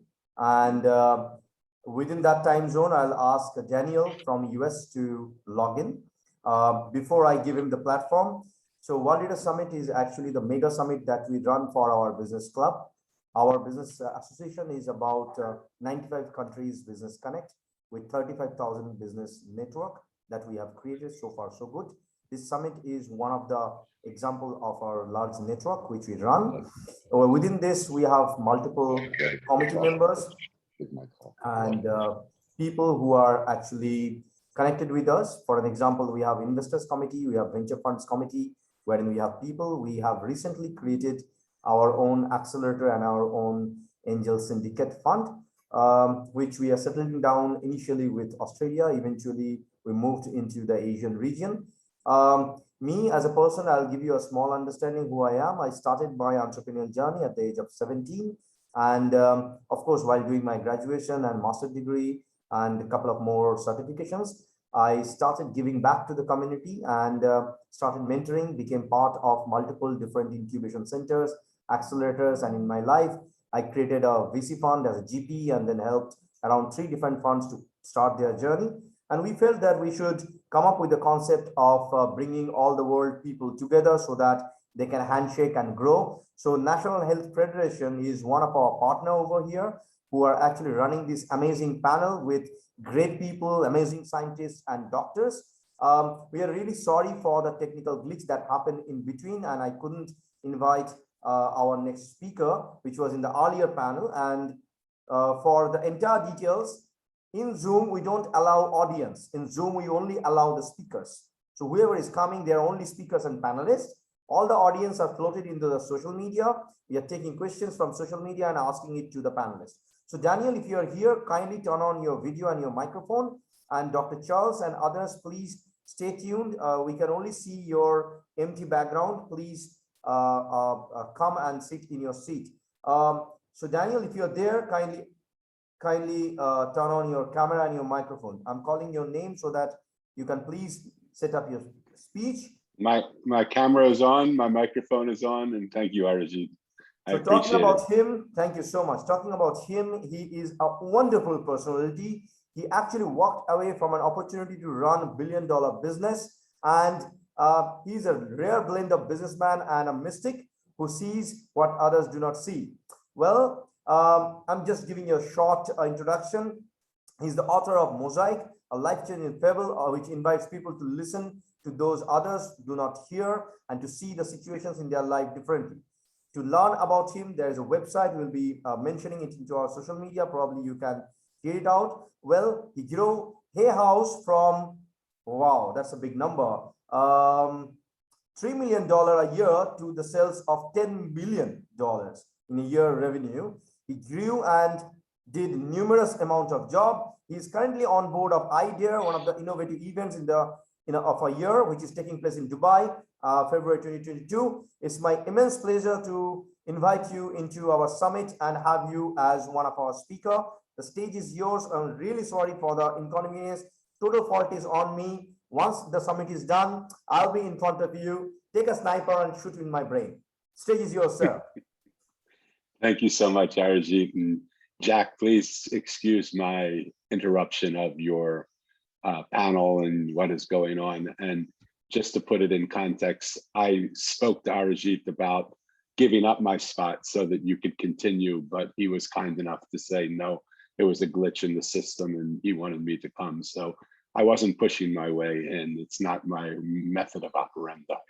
We're happy that you're here. And you know, things happen, especially when you're addressing the kinds of subjects that we're addressing, including. Yes, exactly.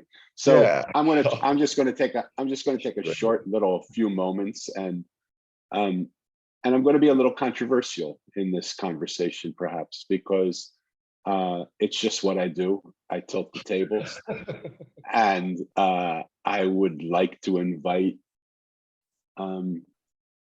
the opportunity to see the world from a different perspective. Because what's happened for me in my life is I've been in silos of people who saw things exactly the same way, and I love that.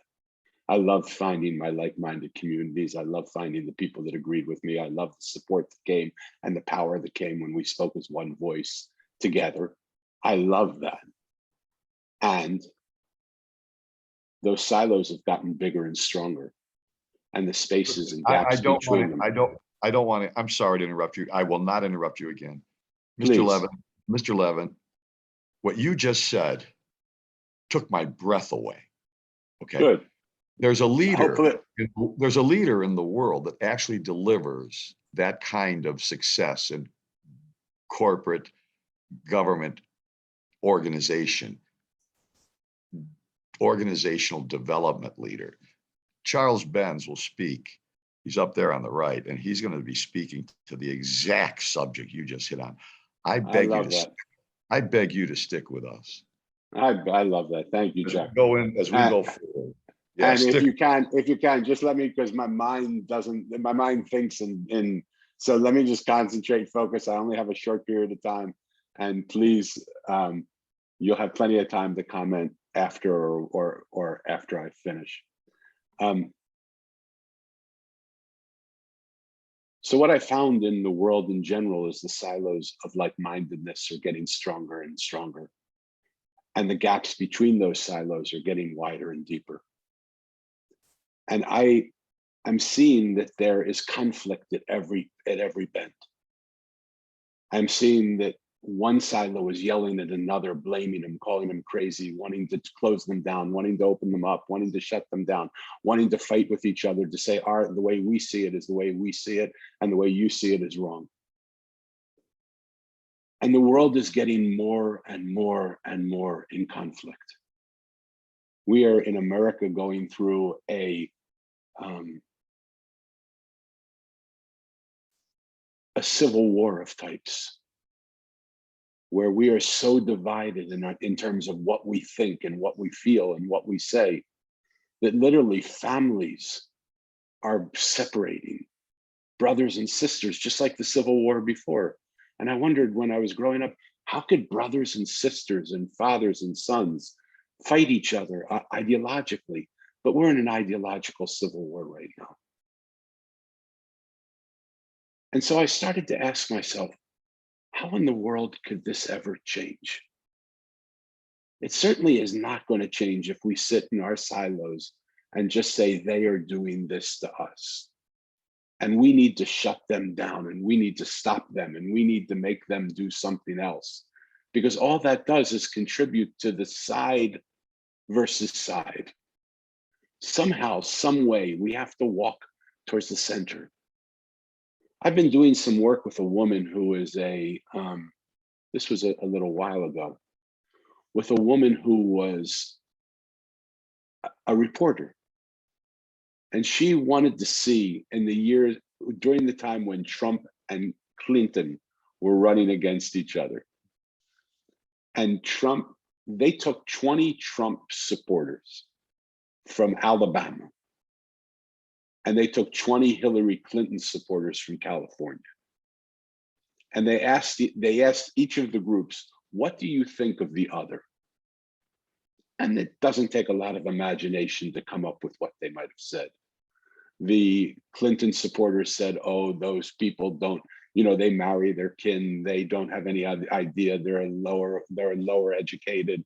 They live out in the country. They have guns. They want to form just vigilante governments. And the Trump supporters said, oh, those tree huggers, they don't know what the difference between, they don't want technology, they don't want the world to succeed. They just want to take care of the environment. And they had real opposite viewpoints on each other. And she said, I'm going to bring them together, 20 and 20, into a room of 40. And we're going to spend a week together. And we're just going to let them speak to each other and explain to each other and listen to each other. After 1 week, it started rocky. After 1 week, 36 of the 40 people said, you're my friend. You want the same exact thing I want. We have different ways of looking at it, but I believe if we would come together and listen to each other, and we would allow each other to see the exact same thing we're looking at from different perspectives, if we would allow ourselves to see each other's perspective, we might just be able to come up with a solution, because together we are much stronger than we are separate. 4 of them remained arch enemies. But she believes still the experiment was a success. That so supported my philosophy and my way of life. I believe the world is speaking a lot and listening a little.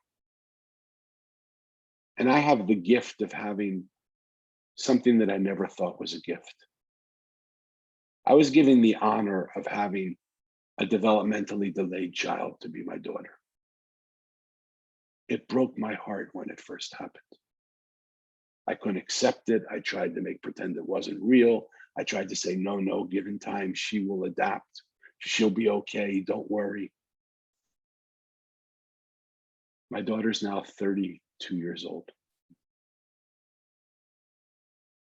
And I've never been able to have a conversation with her, because the way she speaks is unintelligible.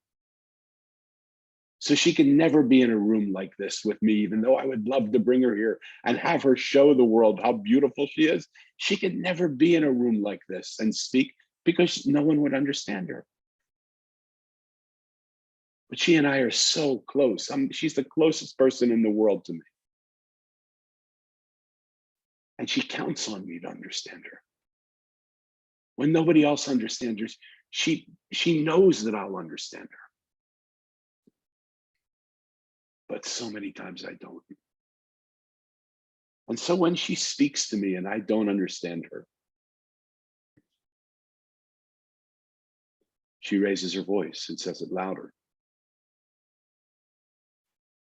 And with all due respect, sometimes when she raises her voice, she speaks differently, and I can understand her slightly more than I did before, but 99% of the time, that's not the case. Now she's just screaming something that I don't understand, and it just tears my heart apart. And when she screams something that I don't understand, then what will happen is she'll go into a tantrum. And it doesn't matter if we're in a restaurant or in a store or in a meeting or or walking along the beach or driving in a car. She just tantrums because she's so frustrated. She doesn't have a way to get what she wants to say heard. And when she tantrums and I still don't get it, then she'll attack me. She'll come running. She'll try and rip my shirt, or she'll try and bite me, or she'll try and bite herself, or she'll try and do something, because it's just that level of frustration. This happened for a long time. And I like to believe that I'm a sensitive human being that's able to try and listen to people and hear, but I couldn't understand the word that was going on. One time as she was running in rage to attack me, she allowed me to catch her eyes. And in looking in her eyes, I said, Elisa, you know I love you more than anything in this world. I would give every cent that I had to understand those 5 words you just said. I just can't understand your words. Can you speak to me in a way that doesn't use words so I can understand what you're saying? I wasn't prepared for what happened next. She stopped dead in her tracks. The look of rage on her face turned into a smile. And she looked at me and in perfect English for the first time said to me, I am Daddy. I said to her, I'm sorry. What an expletive deleted, how in the expletive deleted are you doing that? And she took her finger and she put it to the side of her head like this. And what I thought I understood from that was she was putting thoughts in my head, but I still didn't even believe that. I said, you little son of a gun, have you been putting thoughts in my head all this time? And I just haven't been listening. And she started to laugh, this contagious, uncontrollable laugh. And she said, yes, Daddy, yes. And she and I laughed for probably 20 minutes straight. Contagiously, when one stopped, the other was going, and we couldn't help but keep laughing together. And we just laughed and laughed and laughed together. Do you know, after she finished laughing and we finished laughing, she never yelled, she never tantrumed, and she never attacked. And what I realized from that is we had found a way to listen. I had found a way to hear her. Now, I can't say that every time she speaks to me without saying words, I get it. I'm not completely psychic or something. I wish I were. But so many more times now, I sort of feel what she's trying to say, and I get it. If that would have been the end of the story, I would have been completely happy. But I tend to be a greedy human being. I wanted to see if the lesson, a 32-year-old developmentally delayed kid who's never had a conversation in her life, that the lesson from the conversation she had with me could have impact in the world around. And so I was working with government organizations. I was working with corporate leaders. I was working with institutions. I started to do some work with the prison system. I started to do some work in education. I started to do some work with healthcare. And I found exactly the same methodology being used that my daughter used. When people didn't speak, when people spoke and they didn't get heard, they yelled. When they yelled and they didn't get heard, they created chaos. They created all sorts of scenes. They tried to disrupt. When they disrupted and they didn't get heard, they would attack. And my friends, we are on the verge of attack because we are not listening to each other. There is no crisis larger to me in this world than the crisis of speak, yell, tantrum, attack. My daughter, who I wish could come here today and say these words to you because you would hear them in a way different than me, she can. But I invite you as you go forward, as we go forward, to listen more and speak less. Everybody has something essential to say. In the book I wrote called The Mosaic, the whole story changes when the main character, it's a fable, when the main character takes a moment and listens to the people he encounters. He realizes they are not who he thought they were. There's something much, much, much more. When we can get out of our silos and listen to the people who don't think like us, that's where innovation starts. And our world is in desperate need for innovation right now. I work with major corporations to help them innovate. And innovation comes by seeing what they can't see now, by listening to what they're not listening to now. We have to get a little less pompous and start to be a little bit more benevolent and say, my friend,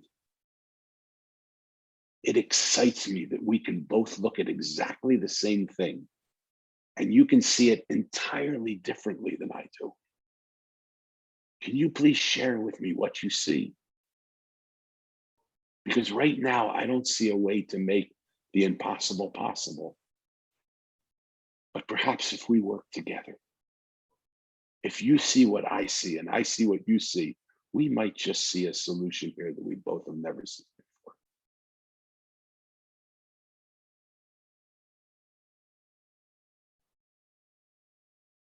I don't find it coincidental that even my appearance here now came with the thought that I was pushing into a conversation, which is exactly the opposite of what I would do. I was listening in and saying, Darajit, perhaps the conversation should just go on and I should just go away. Who needs to hear what I have to say? But Arajit, I thank you for the opportunity to be here with you. I thank you for the opportunity to share my thoughts. If they sound good, let's work together to try and figure out how we can work together to do more.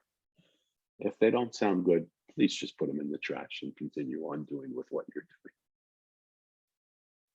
doing. I honor all of you. I appreciate all of you. And I thank the most beautiful blessing in my life, my 32-year-old daughter, for teaching me a lesson that I believe the world is craving to hear. Thank you so much. I'm out. Pleasure is mine. A quick small note from our live session. A lady from Europe, I really don't want to say her name. You can find it in the chat box of our social media. She is asking that, can she connect you in any social media? Are you there? If yes, can you tell your social media handle? Of course, I can put all of my social media handles in the chat box, and I will do that as soon as I stop talking. Super. There are comments in our chat box, which is in Zoom. You can see fabulous people who are there in our panel. So Mr. Penn is saying that, Mr. Levin, thank you so much. I feel moved by you. And And my good friend Gregory Quinnan is saying we are more alike than we are different. There are comments after comment, which is really great. We are honored and happy, and once again, all the blame to me. I am the responsible guy for all these kind of shifting of timing and bringing you in between. So please pardon me if I had any kind of issues, but jokes apart, trust me, if I'm there in USA, I'm sure I'm gonna land up over there very soon. If you have a good gun, point it out to my head. You can try to shoot me. I'm not gonna be dead, don't worry. I'm a Batman, so I have my own helmet system to dodge the bullet. But jokes apart, honored, hug from India, love from a person who really, really admired you, what you have spoken so far, so good. Thank you so much for being here. Please keep in touch. Yes, we'll share this to her now. Yes. Thank you so much, Arijit. And thank you. And again, I apologize for intruding in the middle of another conversation. God bless. Thank you. Thank you. Okay, so we will, as my good friend asked me to share something with you, we will go back to our panel, which is a super panel of ours, once again, run by National Health Federation. So the mic and the order is with you, Jack. Please take control. Thank you. Hey, I hope Levin is, yeah, there he is. Dan, stick with us. You have a lot in common with Dr. Charles Benz, who actually does take the most abstract, opposing groups of people in nation states, the old communist bloc. I'm Romanian. I can't wait to talk to you, Dan, and get you on the phone with Dr. Benz, who's parked, I think, right above you, at least in my screen. Okay. So we invite you to join with us, and thank you for the things that you brought to your attention. I have 5 daughters. I know the love of daughters. My left knee knows the love of daughters. They grab your knee, they look up at you, stand on your shoe and go, I love you, Daddy. There's nothing like it in the world. And they have 3 sons, 3 useless sons. Oh, excuse me. They're fully dedicated to their mother, as I've directed and requested them to be. So at the end of the day, I know the love of your daughter and what it means to you. And she's going into my prayers, I promise. Okay. Now, we're going to segue into a very valuable asset of the National Health Federation. And one of a kind, he's very gifted. And we have to grow his position from a small group of lobbyists that we presently deal with. We've got to take Charles Frohman, lobbyist of the National Health Federation. We've got to take that position and get him to delegate and develop a group of about 14 or 15 world-class lobbyists under his direction to take NHF into the future. That's going to cost money, and that's going to take dedication and support and membership in the National Health Federation. So I actually invite everyone to write that link down on the left there, www.thenhf.com. Because in fact, it is the only agency of its kind on earth. And it's the only agency dealing with the United Nations through the Codex Alimentarius Commission, the definer of what hits our children, our earth, our tables, our refrigerators. And if you analyze it, everyone hearing my voice, or who will ever hear my voice in this video here, is going to have to agree with this. The world has not become healthier. It has become very sick. And it knows no borders from a demographic perspective. The elderly are dropping like flies. And I'm going to just share this thought before I get Frohman up here for you. Okay. I'm in the embalming room at 8 years old. I'm with my father. I stay and live in that embalming room, helping my father take care of my Second World War uncles and aunts, and a community I grew up with rich cultural impacts, Romanian, Italian, Irish, fabulous west side of Cleveland. And at the end of the day, I can tell you that I looked at my dad crying when Uncle Pete died, the greatest hunter and greatest fisherman of my life. And he died from, I'll get ready for this, he died from diabetes. I said, Dad, crying, I said, what is the story with diabetes? 13 years old, I'm 75 years old. This memory has never left me. I says, Dad, Uncle Pete is dead. I just saw Uncle Pete. And I read the paper. Which is the coroner's report. I used to call it the paper. You know, every body came with a coroner report, right? You could find out half the lies, half the truth. Okay. I says, diabetes, Daddy, cancer, Dad, heart disease. What are these things killing everyone that comes to the funeral home? He says, Jack, don't cry, relax. I promise you, within 15, 20, 25 years, American medicine, the miracle of American medicine will end cancer, will end diabetes, will end heart disease. And I looked at my dad, I thought, and my last name is Christmas. And I thought I just got the greatest Christmas gift on earth because I lost Uncle Pete, but I still had his wife. And I thought, we're going to keep her around. It is, I swear, it is 60 years later.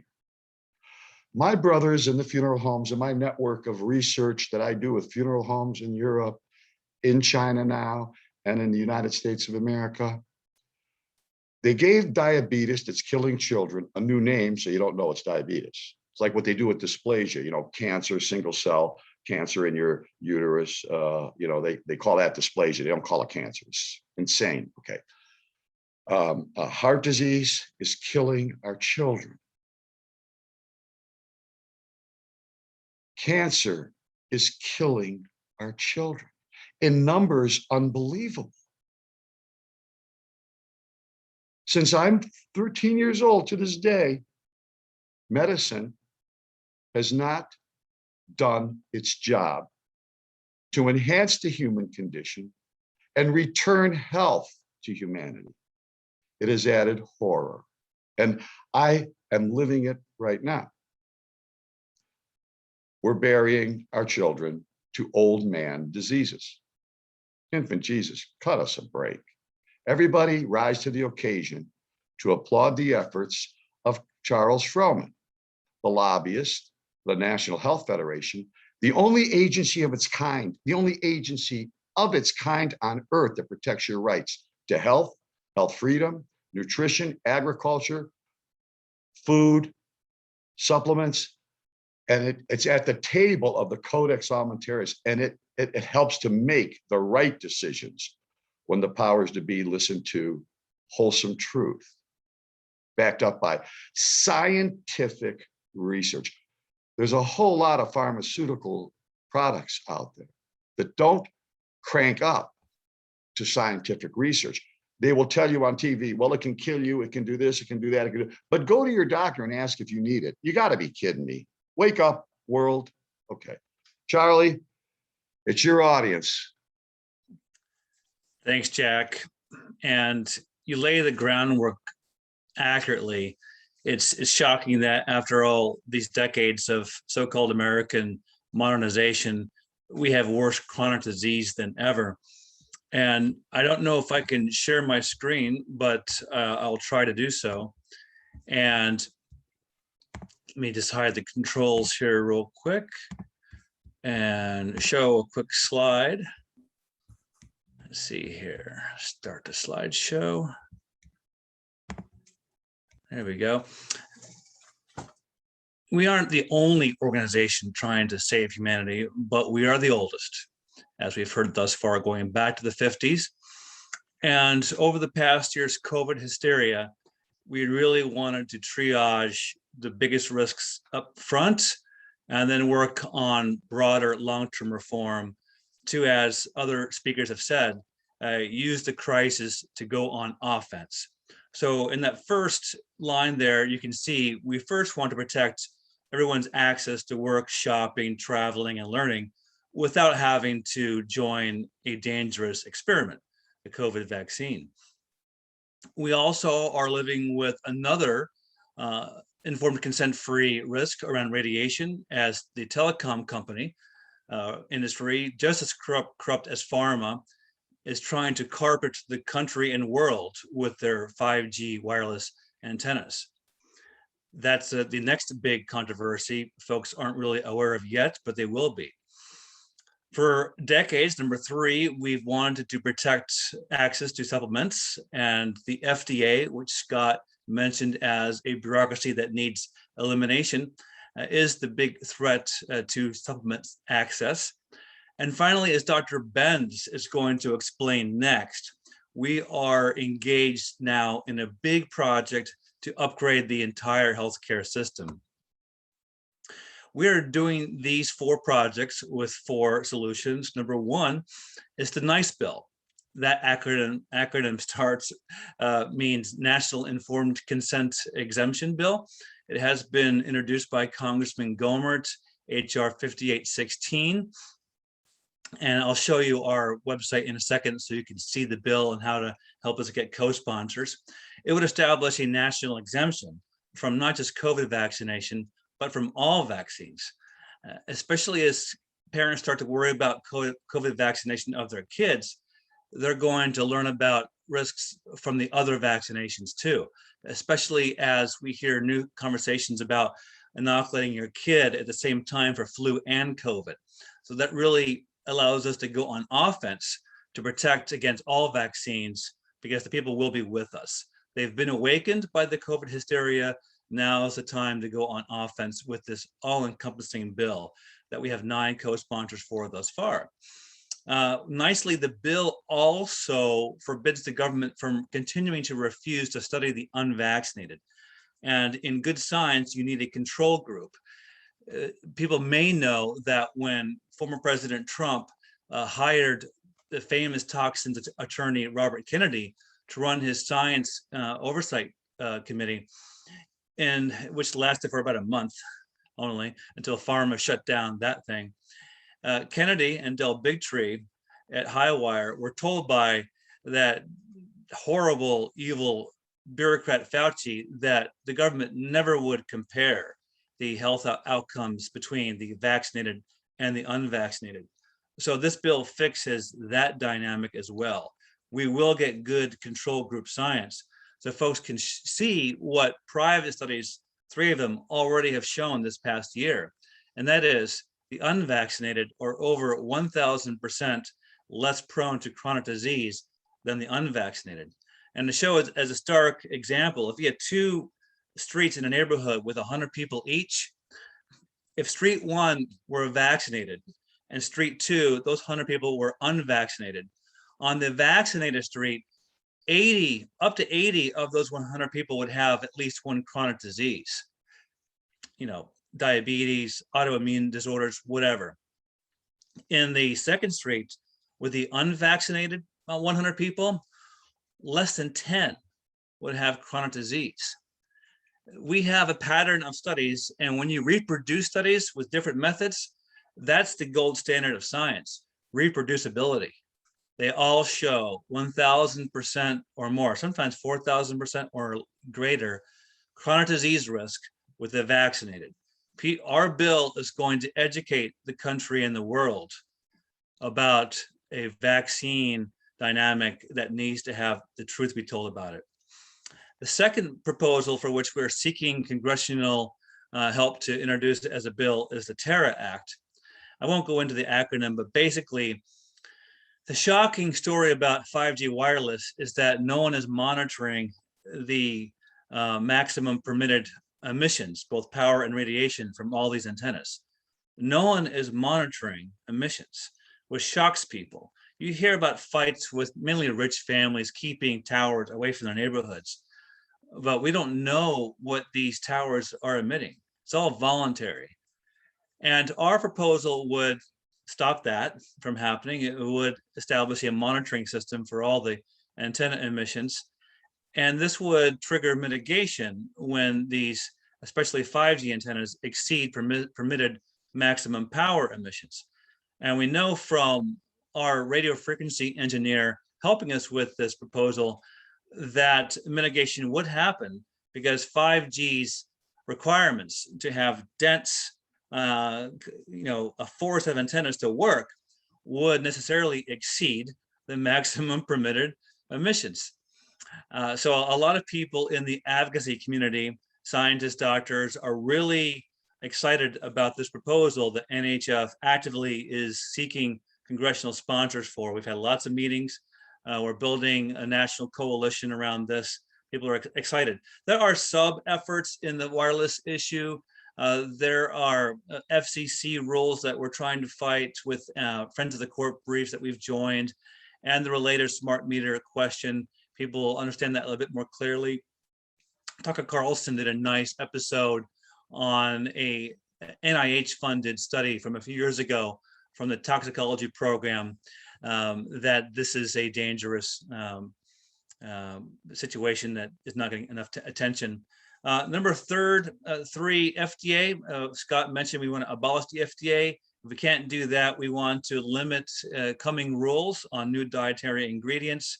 We want to protect homeopathy there. We'll be meeting with some friends soon about health savings account deductibility for supplements. And finally, the upgrade project. I won't say much about that because Dr. Benz is going to talk about that more.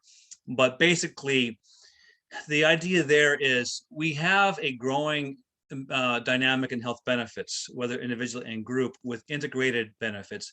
And as people educate themselves on integrated care, that population will be our next generation of advocates for health freedom. So we want to bring a wide variety of people into a series of meetings to brainstorm on problems and solutions, but Dr. Benz will talk about that. Here's how you reach me, my email and the website with all these campaigns. And real quick, I'll share with you our websites. And this is our YouTube channel. Just go to YouTube and search National Health Federation, and you can see our past events. This is thenhf.com/campaigns, where you can send your email to help us get co-sponsors for our vaccine mandate abolition bill, as well as our effort to save supplements and just to enforce monitoring and mitigation of broadband emissions through the wireless area. I'll also put in chat the link so you can submit your root causes. That will become more clear as Dr. Benz discusses. I'll maybe wait until his talk to put this up there. And go to Twitter and go to the NHF, at the NHF, to follow us on Twitter. And then on Facebook, National Health Federation, all one word. So that's how you can reach us. So join us, as Jack said, the more resources and support we get, the more impact we can have. We are really gaining great friends in Congress. We have Greg Glazer, an attorney on our team, who is the human vaccine encyclopedia. And there are a dozen offices now that consider, Greg and me as, the go-to resource for our efforts to protect people from these vaccine mandates. The same dynamic is going to happen with wireless 5G because we have a radio frequency engineer on our team. And for supplements, we have Greg Cunion.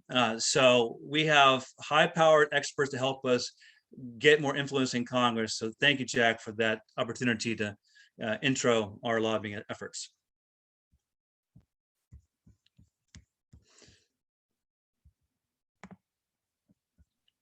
I want to thank you, Charles, very much, and Scott Tips and Greg Cunion for working a year in spite of all the horrors in the world that we have fought to defeat. Okay, and finally getting the agreements done. I'm very proud to announce to the audience that I am the new Executive Director of Fundraising and Marketing for the National Health Federation and the Foundation for Health Research. Okay, my foundation, the Future of Medicine Foundation, is completely dedicated now to its focus on underwriting and working to enhance the global recognition of NHF, its divisions of leadership in different categories, as Charles brought to your attention, and the opportunity to ask you to go to the website and become members of this very unique and very powerful agency to protect your rights to freedom and health and return health to humanity. Thank you. Okay. Ruth Lininger is a woman I've only recently met thanks to Dr. Benz and got to speak with her. She's an MD and a MPH, integrative path, PC, medical director, whole pharmacy president and CEO, and the Duchess of Health. Okay. Her presentation topic is lowering healthcare cost with evidence-based personalized medicine. She's a physician building an integrated health care ecosystem for better managing of chronic disease. I invite Ruth to take over. Hey, so can you hear me okay? Okay, I guess you're muted, but yeah, it looks like yeah, Ben says okay, good. So I'm gonna share my screen. I'm very grateful to be invited to talk today. Nice to meet you all, you beautiful people. So let me share screen here and I will begin. Let's see. Yeah, so my talk today is lowering healthcare costs with evidence-based personalized medicine. I'm very solutions oriented, and let me see, how do I go forward here? Here we go. Yeah, and yeah, so I'm very solution oriented. So I'm gonna begin with just brief review of the problems, a sustainable solution that I think is would benefit us all, and then speak to a scalable model that benefits consumers, employers, and communities. And if for some reason you can't hear me or have any questions, please stop me because I'm looking at my talk right now. So, the problem. So as I see it, to simplify, we've got three major efforts in order to bring the best healthcare to the most people. I wish you could see everything that's going on here. It's yeah, payment reform, clinical care reform, and we need some technology innovation. This is really something powerful. You would be very proud. It makes me sick you're not here. And I think I can hear you, Jack. I don't know if you need to mute or if you're just commenting, but so rising healthcare costs are absolutely unsustainable. We cannot continue on this trajectory. It's kind of like global warming. 86% of healthcare costs are going to managing the chronic disease epidemic, which affects 6 in 10 adults. And this is just absolutely insane. This was not the case, the level of chronic disease we have in America, 30 years ago. And we certainly can address waste, fraud, and abuse through other models of paying for healthcare. We're looking at the necessity of doing this in order to fund Medicare, the silver tsunami of the aging baby boomers. It's really, I think we are closely approaching the tipping point. So payment reform, we need to move away from the fee-for-service model, which doesn't work, to a model that incentivizes health and invests in prevention, which has been known and shown to save money. It's not even a question. Clinical care reforms. People act like modern medicine is the be-all and end-all, but in reality, we can do better. We need to bring in the wholeness to treating people, bringing in integrated primary care into medicine, paying for it. We need to bring the consumer, the patient, into the care path, paying for their education and support.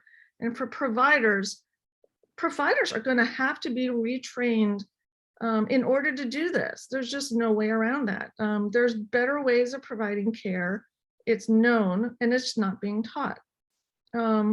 Providers are suffering from burnout. I would call it the churn, seeing patients every 10, 15 minutes, which is just an insane thing. And Harvard had an article calling it's not burnout, it's moral injury. And I would argue that both are going on. And then electronic medical records have to be improved. They don't, and I kind of put this into the technology innovations, but they do not collect the data we need. They're very difficult to use for providers. They're a source of burnout and frustration. They're very hard for patients to use. We need better technology to include the elderly in better care. And certainly for collecting meaningful health data, we can do better. So the solution, as I see it, is bringing in these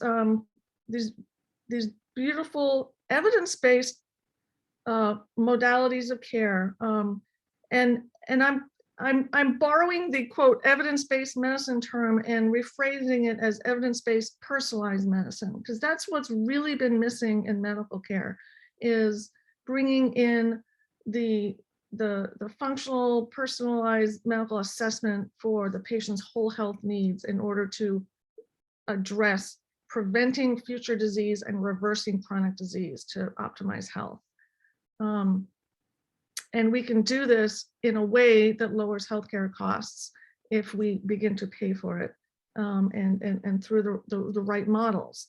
And if we do it intelligently, one step further is we can then use health savings to reinvest in community health, driving that virtuous cycle. So I'm going to move a little quickly because I know I always have too many slides. I get excited about this, but you know some of these statistics about we're the 24th in overall healthy life expectancy in the world, topped by countries in Japan, France, Sweden, not only live longer, but are more years in active health. Something you may not, all these, and the attendees here may understand this, but 600 million visits a year are to complementary alternative integrative functional medicine providers a year. And this is actually more than to primary care providers. And yet most of these are not covered by our health plans. And we can only ask, why is that? And perhaps if they're effective and we can lower healthcare costs, that needs to be addressed. So what is mainstream medicine not offering to patients? Well, there's a dissatisfaction with health outcomes. There's the side effects of drugs and treatments, the high healthcare costs, the lack of control. People want more time with their practitioners. And it's funny, Chinese medicine has gone back 5,000 years, and they have a paradigm of the superior doctor. And I have to point this out because we are a young country. And I'll just ask you, which level of healing is our, standard allopathic medicine here? The first level of healing governs the treatment of illness. The middle level of healing governs the prevention of disease and develops one's nature. And the highest level of healing prolongs life and nourishes destiny. Now, where is modern medicine? Now, you could say we touch on the third level at some point, but we certainly don't nourish destiny. And I would say the majority of medical care is at the first level, treating the illness. And we are a young country, but there is plenty of data, and certainly if we could fight some of these profit-driven changes that have really bastardized the quality of our care, that we can really advance as a nation. Chinese medicine was actually invented to make the populace more productive as employees in the country. So good medical care is good for the country. So I have a little video here, but I'm gonna skip ahead to the brief. What is integrative medicine? So it's a healing-oriented medicine that takes into account the whole person, body, mind, and spirit, as well as all aspects of lifestyle, emphasizes the therapeutic relationship, which makes use of all appropriate therapies, both conventional and complementary. And I personally have trained in integrative medicine and also functional medicine. And I would say functional medicine is kind of like an offshoot of integrative medicine. I think of it as the Linus Pauling geniuses nutritional biochemist. It's very evidence-based, data-driven, a lot of genetics, genomics, nutritional biochemistry. It's really quite advanced, leading, cutting edge, and it's really the future of medicine. Toby Cosgrove at Cleveland Clinic had said that functional medicine is, and what it is a systems biology-based approach that focuses on identifying and addressing the root cause of disease. And so we know that when we look at the underlying physiology and mechanisms, that one condition, one disease can have many causes. So depression really, if you look at the underlying causes, has many different causes. And one cause like inflammation can cause many, many diseases. And so when you want to really personalize care, it's important to get to those root causes. And so this is how integrative and functional medicine is different from allopathic medicine. So we ask, why do you have a certain disease? Why are you not healing? As opposed to what is the diagnosis? It's holistic versus dualistic, patient-centered versus disease-centered. Is very, very, very safe form of care, as opposed to the side effects from conventional medicine with based on pharmaceutical interventions and surgery. And again, it's integrative functional medicine is participatory as opposed to autocratic, restorative, preventive versus reactive, palliative. And integrative functional medicine is evidence-based, based on the latest research from peer-reviewed medical journals, uncorrupted by corporate and political interests. And I think that's where the rubber meets the road. Who wants to be treated under a profit-driven model, where your data comes from pharmaceutical companies who have an interest in selling something to you, as opposed to getting you well? And so here's a little video on getting to the root cause, and I'll just summarize. But basically, your health is like a tree, and your diseases in conventional medicine are like the leaves and the branches up at the top. And what we want to do is get down to the base of the roots to find out the underlying causes, the triggers. You know, it might be infection, it might be stress, it might be lifestyle issues, food allergies, toxicity. And we need to really unravel the complicated web to understand what is really at the root of your health problem in order to fix it and reverse it. And so I spent some time in Peru, so that's my tree. But this is the functional medicine tree, basically going over the same concept, where the leaves are the branches, is what in Western medicine we treat with each individual specialist, as opposed to treating the whole.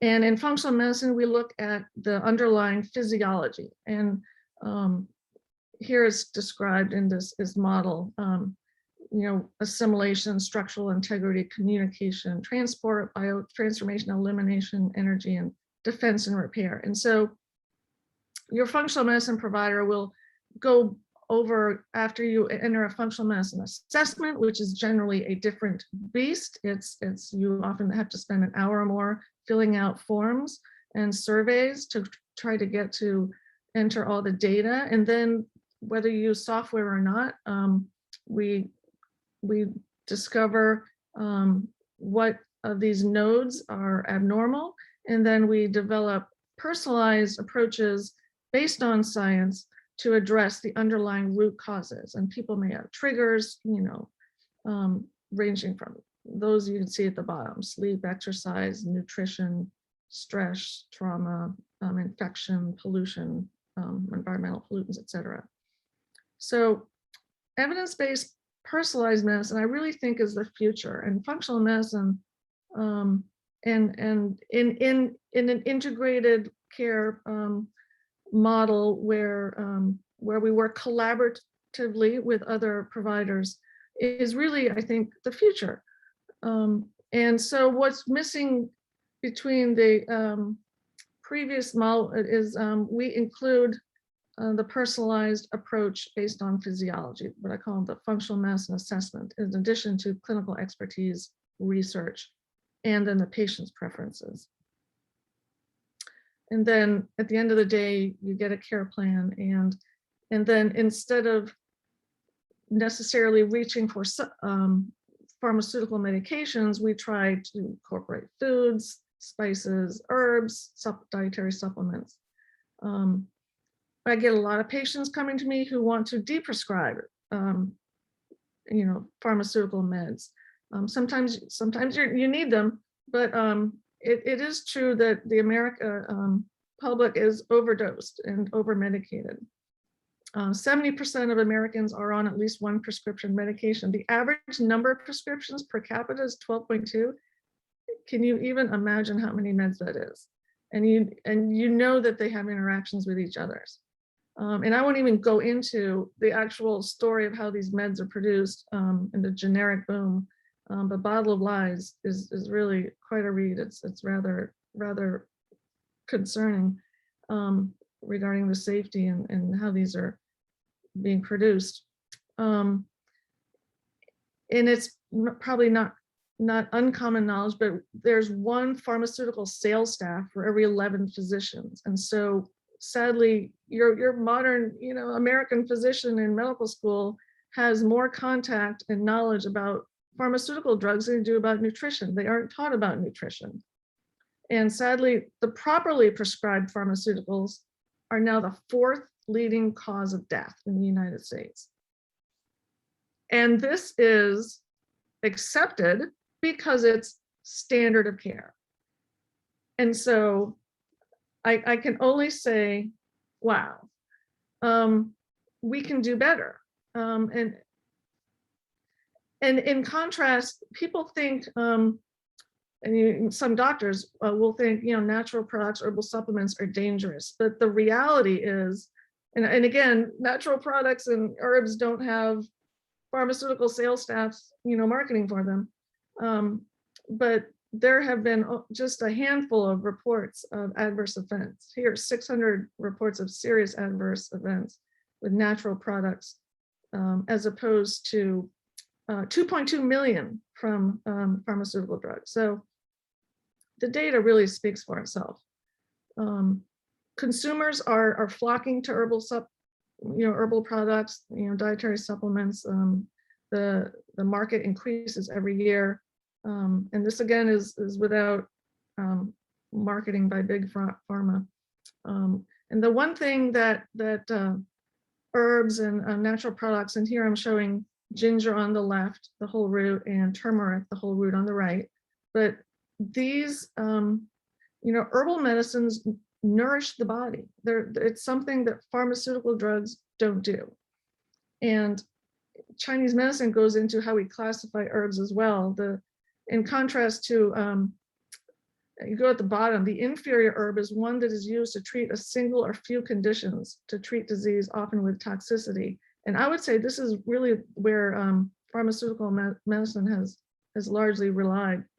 Whereas a superior herb is very safe, has rejuvenating properties, and treats many conditions and can be used daily. So there is a long history of using herbs to nourish. Food is medicine. Food is signal transduction. It's information. And not only is buying healthy, organic, local, fresh food so nourishing to the body and addresses these nutrient deficiencies, but it's the fix for a lot of the problems in our country. It promotes regenerative agriculture, supports local farmers, promotes biodiversity, builds healthy soil.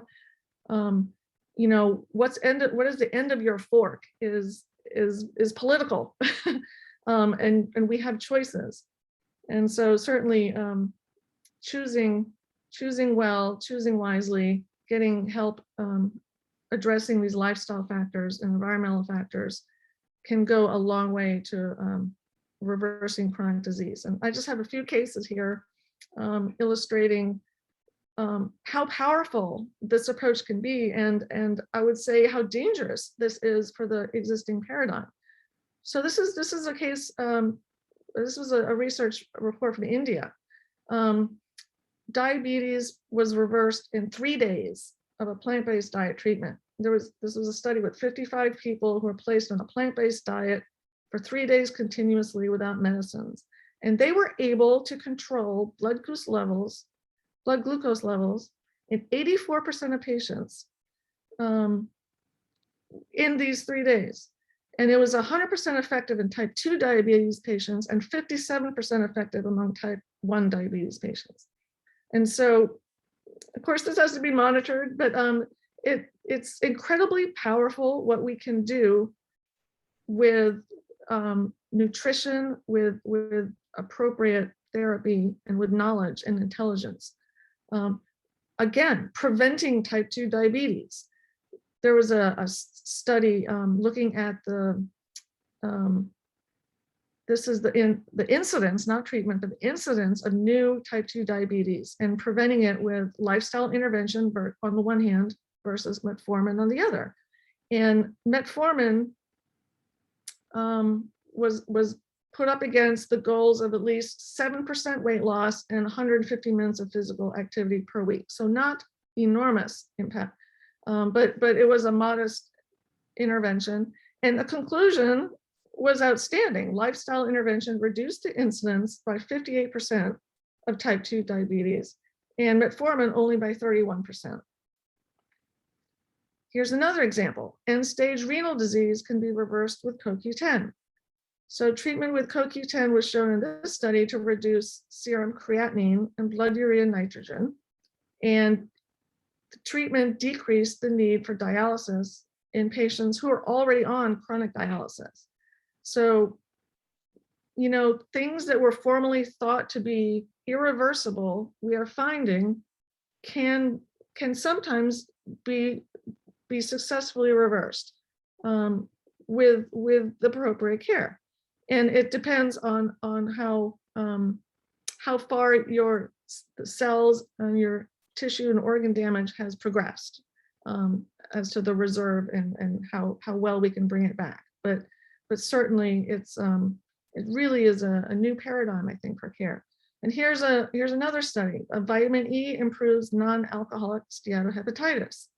So this was vitamin E therapy, and I don't do this at home, but 800 milligrams, and they demonstrated a significant improvement in steatohepatitis is fatty liver disease, and this is the non-alcoholic fatty liver disease that's so common with our modern American diet now. But vitamin E therapy improved it by 43% versus a drug, a pharmaceutical drug that, you know, they spent probably many millions of dollars on at 34%. And of course, vitamin E is available over the counter and relatively inexpensive. And so, so those are some examples of how we can use supplements and diet and lifestyle to reverse disease. Dr. Pizzorno talks about and really shines a light on the impact of environmental toxins on chronic disease. And this book is amazing. He's amazing. But the evidence is growing that this silent autoimmune disease epidemic is really due to environmental toxins. And so many of our chronic diseases, even like diabetes, they have shown that it's not the obesity, it's how toxic, what kind of toxic load you have in your body and that's stored in the fat that puts you at risk for diabetes. And so given that we're all living in a world of toxic soup surrounded us, we really need as a nation to begin to address our health, to include the effect of the environment, clean air, clean water, clean food. And this is an article I want to point out that highlights data, the importance of when people talk about evidence-based medicine. Here's a research study, and it was looking at breast cancer. And so the traditional studies report on, and this was a genetic test for tumor type, to stratify versus chemo versus no chemo, you know, important for breast cancer patients. Well, this study did something most people don't, and they stratified it by insulin resistance. And lo and behold, they found that it produced completely different data. So they found that breast cancer recurred in 62% of the women with insulin resistance that were otherwise scored low on Oncotype who would not have gotten chemotherapy. And so a high Oncotype score leads people to be given chemotherapy. And so doesn't this just behoove all of our studies and all of these evidence-based studies that we're using to treat patients with, to look at the whole person, the underlying risk factors, like insulin resistant metabolic syndrome, which is so common, but yet even other things aren't included, like environmental toxin load. Wouldn't this be an intelligent way to go about treating people and doing research? So this brings me just to part 3, and I apologize, I don't know how much time I have left. I'm going to keep talking until somebody tells me to stop. But this is important. This is the solution. So I believe that we can design an intelligent, scalable model to bring healthcare to the population that benefits consumers, employees, and communities. I don't want to leave communities out. I'm very passionate about community health. And so I've created kind of this house, the patient-centered medical home.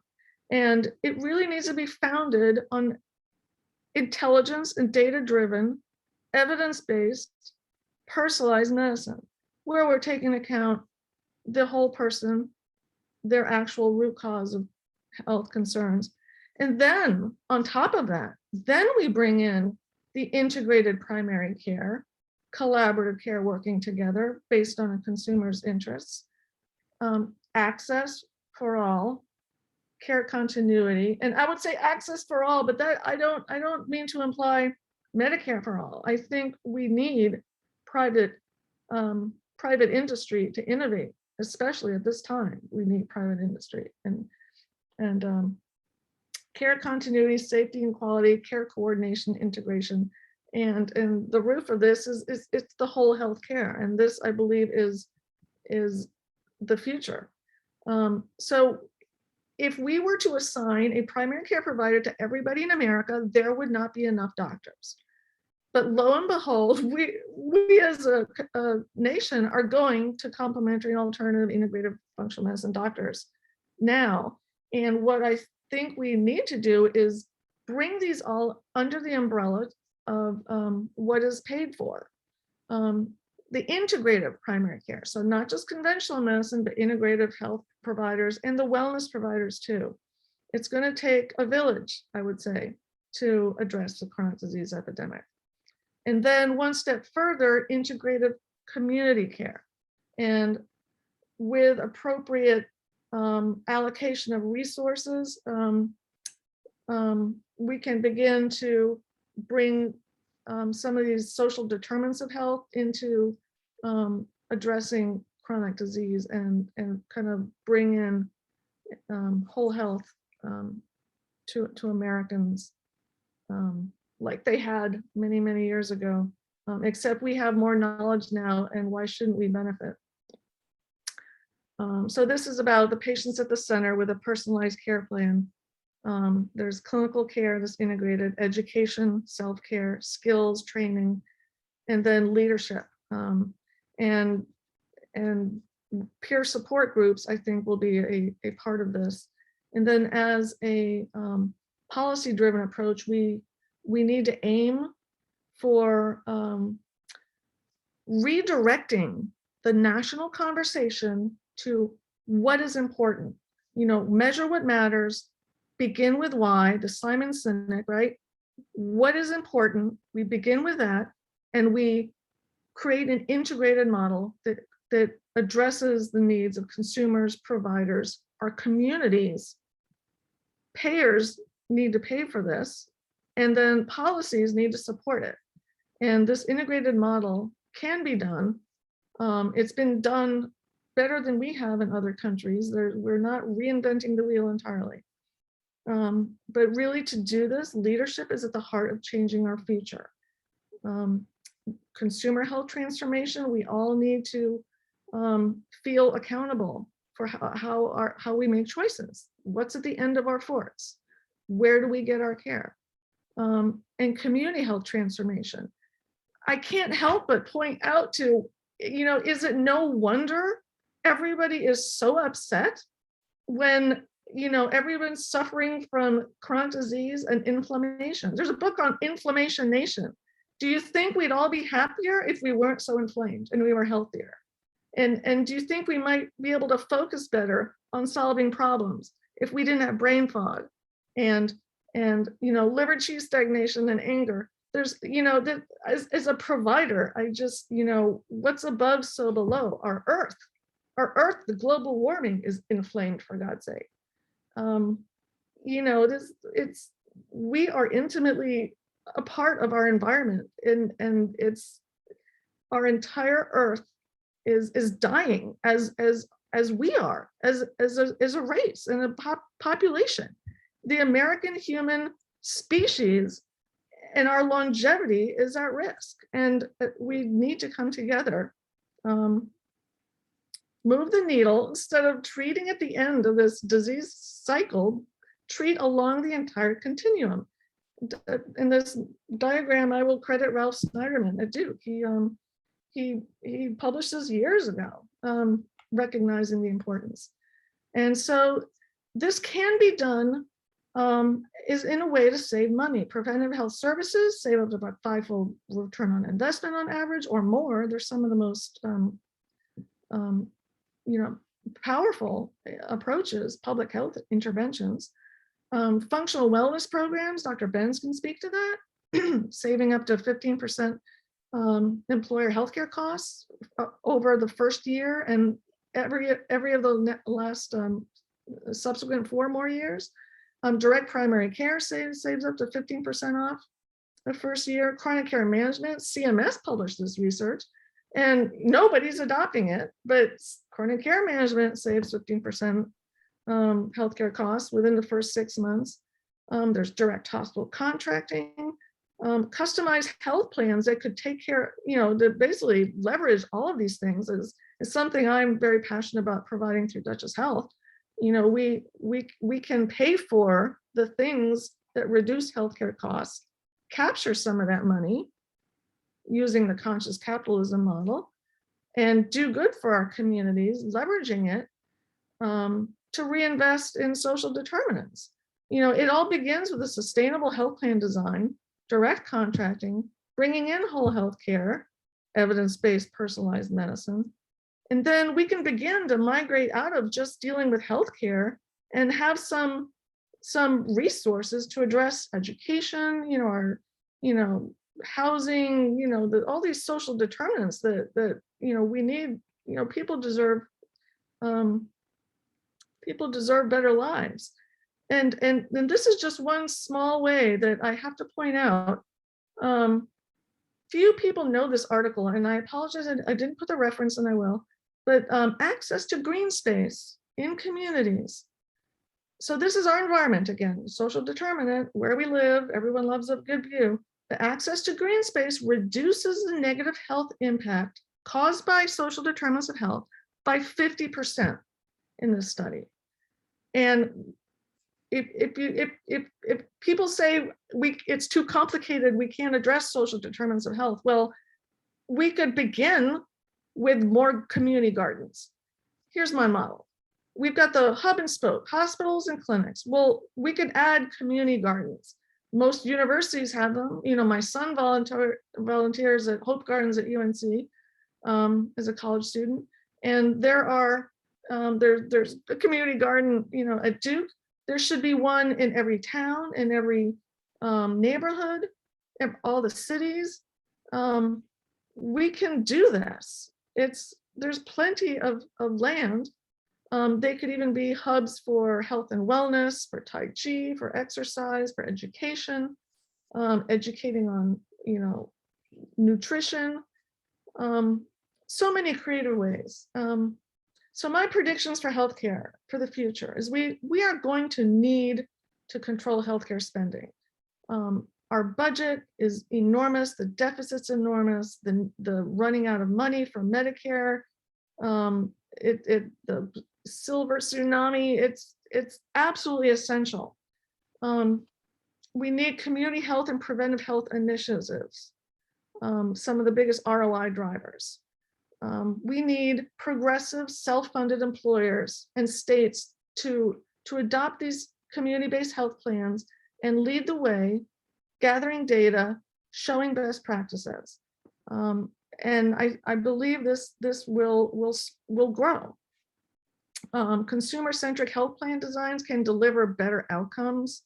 If they're managed intelligently, you'll get even better outcomes. Intelligence-driven is essential. And incorporating this preventive systems biology-based approach is really the future of medicine, just like Toby Cosgrove said. There's just no doubt about it. And of course, technology, technology-enabled data-driven solutions are going to be part of this process. And so I won't harper on this, but we've got some work to do when even in the New Yorker, it says patients want alternative therapies. How can hospitals offer them without putting medical integrity at risk? And I'm like, really? Medical integrity, like we're the ones. So there are forces battling,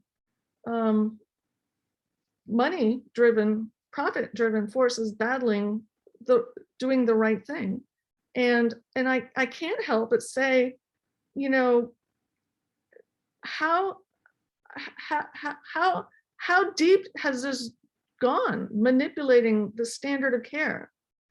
And has there been any collusion by or between any of the following to manipulate the standard of medical care in America? And this is a legal question, and I'm not a lawyer, but I see a lot of inconsistencies and things that just really haven't, they're not right. I mean, I'm a physician and I stand by the code of law and the Hippocratic Oath, and you know, in the name of better health or profit, have we systematically restricted the reimbursement of natural medicine? You know, in the name of better health or profit, have we restricted the health and medical freedoms for consumers? Restricted licensing for natural medicine practitioners when those have wanted it, and there's not all groups wanted to be licensed for various reasons, but consumers deserve access to information on dietary supplements. They deserve access to dietary supplements. We have work to do, but I still hold in my heart, you know, what would America look like if we had as a national agenda by a bold leader who cared about the population and wanted to make America healthy. Again, I was told not to say again, but bringing in everybody. We used to be healthy, and certainly, you know, it's a global issue. It's a global issue. A healthy planet. Hey, Ruth, I have to Yeah, ask. and so anyway, I can end there. No, but how much more time do you reckon? I was quite serious about the time limit here. Yeah, no, I'm right. Yeah, so I'm right at the end. So I can end right there. It's basically, I'm just commenting that leadership is the heart of changing our future. And right. And you know, you make me think about the president of San Salvador, if I got that right, who, as soon as COVID came out, he issued bags of nutrition to every single person in their population. And at the end of the day, really reduced the number of ill people based on the research I got. But this is quite wonderful to have this opportunity with you. Yeah, thank you so much. And I'll, let's see, how do I reshare? I guess you take back the screen. How does that work? No, you, yeah, I can stop share. How much time do you have? I mean, what are you looking at what you might need? Oh, no, I'm good. I was really at, yeah, I was really at the end. You were? Oh, Yeah. Okay, I'm at the end. that's You stepped in wonderful. just in time. Okay, I So really. thank you so much. And I don't know if there's any questions or, but certainly Yeah. I know yeah. Alijit, he's our leader here. What do you think about questions at this point? Yeah, I'll pick up two questions from our good panel. Actually, the question happened when Charles was actually speaking, and then of course when our beautiful speaker now was actually sharing the insights. Well, for Charles, actually, when he was sharing, someone from Europe, she's commenting that, so you're saying that we are in a myth, that we are in a good world. What's your thought how we can improvise our lifestyle? If you are here, Charles, can you please? Yeah. I am. And could you rephrase the question? I didn't quite understand it. Yeah, probably I'll translate it properly because it's like scattered. So she's asking that, are we in a myth world? Like we are living in a myth, that we are living in a good world. We are eating healthy. We are becoming healthy day in and day out. If not, what's the solution? What you are proposing? Well, I'm proposing legislative changes to get the government to stop supporting special interest attack on our health through vaccine mandates, unsafe wireless antenna carpeting, attacks on safe natural treatments, and then ultimately to join our upgrade health effort that Dr. Benz is going to explain next. So that offers a nice transition or segue to Dr. Benz. Okay, so for Ruth, there is a question. I think that answers your question, questioning from Europe. Yeah, there is a question, not question, I would say it's a comment from someone. I need to check her country. Probably she's talking from Switzerland. Awesome. So Indian Ayurveda is the key. Is it what you're proposing? Question for Ruth. So I think it's up to an individual patient or client or consumer who you're speaking to.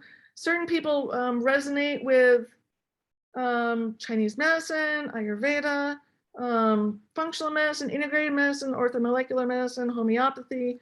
But I think making available medicine that addresses the root cause of their health concerns in a way to bring back health and restore health, taking into account what a patient is most interested in, I think is the answer. And it's going to be different because it's personalized. I mean, when I work with a patient, you know, some of them want this and they don't want that, and like you respect that and you work with them. But Ayurveda has, you know, thousands of years of history of you know, being very effective. And again, the diet and then these traditions-based medicines have really, you know, they've led healthcare on this planet for thousands of years, and I think we need to bring them back. It's they're very powerful, and they're cost effective, and they benefit our environment. There's been a lot of scientific research that validates they do a job really well in getting rid of disease completely. You know, mainstream medicine today manages diabetes. Okay. There is a question. I have seen so many people cured of diabetes. I can't even tell you. It's mind-boggling how simple it is to do. Ask Jason Fung. His book will cure diabetes every single day of the week. Okay. There is a question from here, from chat box. How do we best unify alternative health and alternative medicine? From Alex.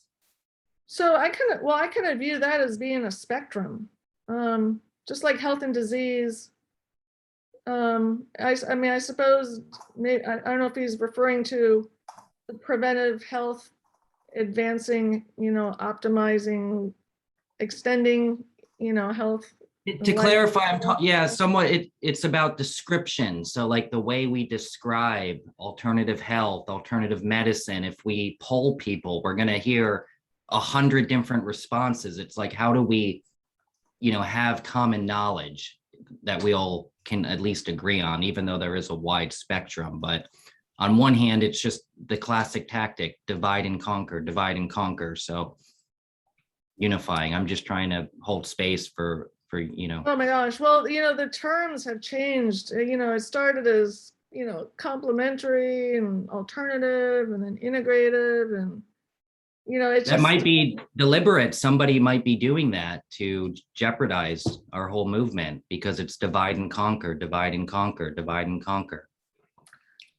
yeah. And I think, you know, you know, some of the people that are most against like what I'm doing seem to think that it's like fringe and it's not evidence-based, you know, and it's you almost have to redefine it with who you're speaking with. Lies, lies, lies. That's what we deal with in media. And you know, how to stop you from delivering your service to humanity, which is absolutely the key to healing. You know, well, they got to make a lie out of that or else you win. Yeah, I think it comes down to education every time. Yep, education. Adijit, Yes, please. are we ready for Dr. Benz? Yeah, of course. Like if he's here, you can always. He's right there. He's right next to me. I could kiss him. I could kiss him. Okay. And he's definitely someone you want to kiss. He's so brilliant, you can't do anything but hug him and kiss him. Dr. Benz is a PhD and a certified nutritional consultant, author, and a speaker. His broadcasts weekly are breathtaking. And you know, I'm surprised at all the information that's available out there. People just aren't taking a little time to locate, to make their lives and families healthier. It's right there.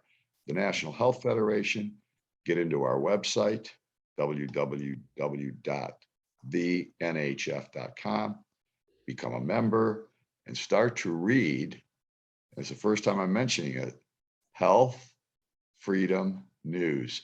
There's one global publication on this earth that delivers health freedom news, and it's an NHF publication, and there's just nothing like it.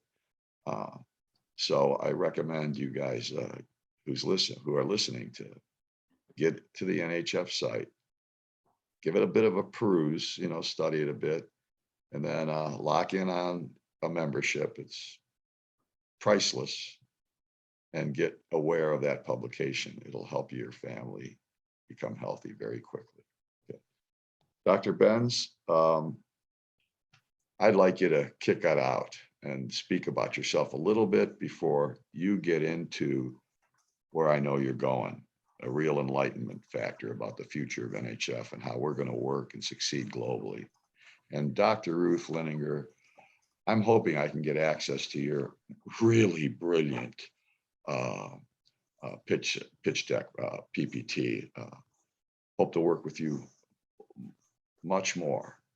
Yeah, sure. Thank you. Really, I can't tell you how much we appreciate the time you just spent with us. Dr. Benz?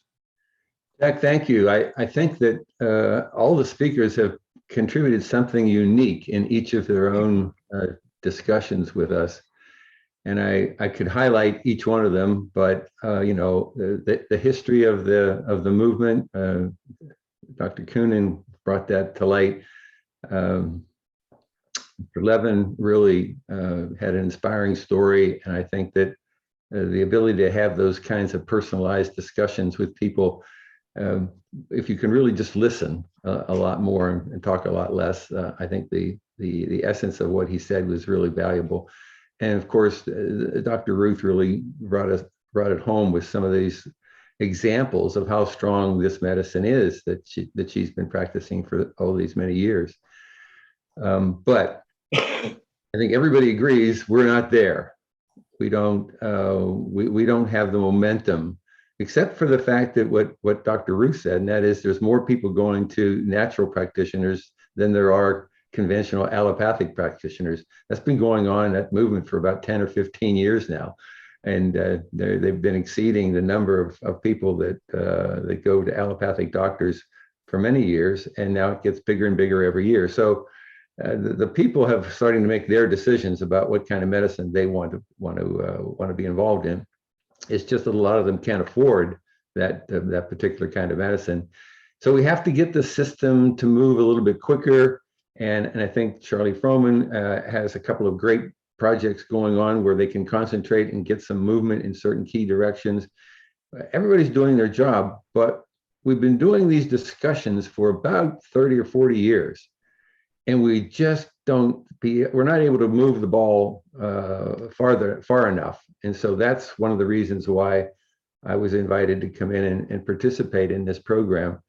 And so I'm as frustrated as you. And the first story I'm going to tell is one on myself, where I thought we were actually making progress. So I'd like to share the screen for people and let them see, as an example, what I'm talking about when I say, now, did we get the screen up? Can somebody please let me know? Because I see it, but I don't know whether other people see it.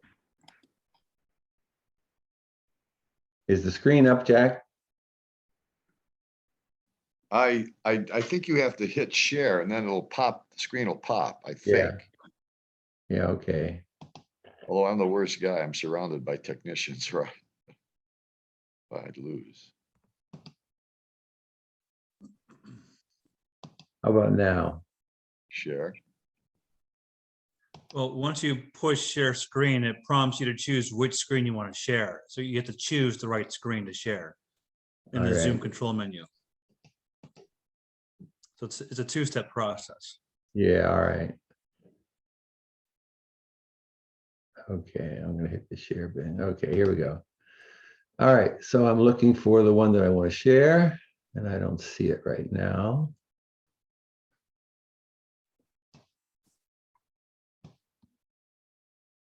Desktop.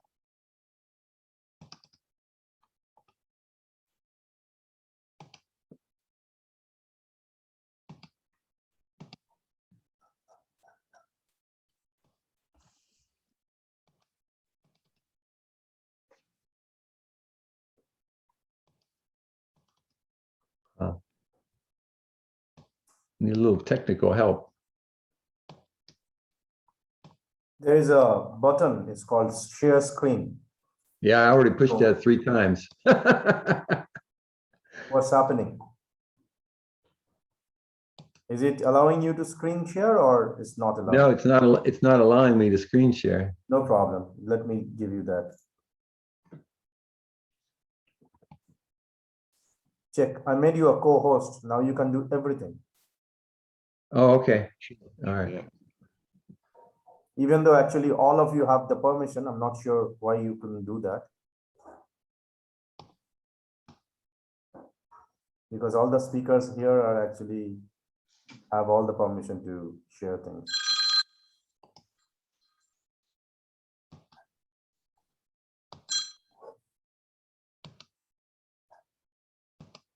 How about now? You can't see your screen. Yeah, Jeff, hold on. I'm in a global thing. Hold on. Unbelievable. Dr. Benz, when you click share screen, does a window open asking you which screen to share? No, I get desktop at the top. Okay, do one thing. What the document that you want to share, just open that document in a window. If it is PDF, just open the PDF. And then click on screen share and choose that PDF. Yeah. Yeah. If I go to screen share immediately, then I can't see the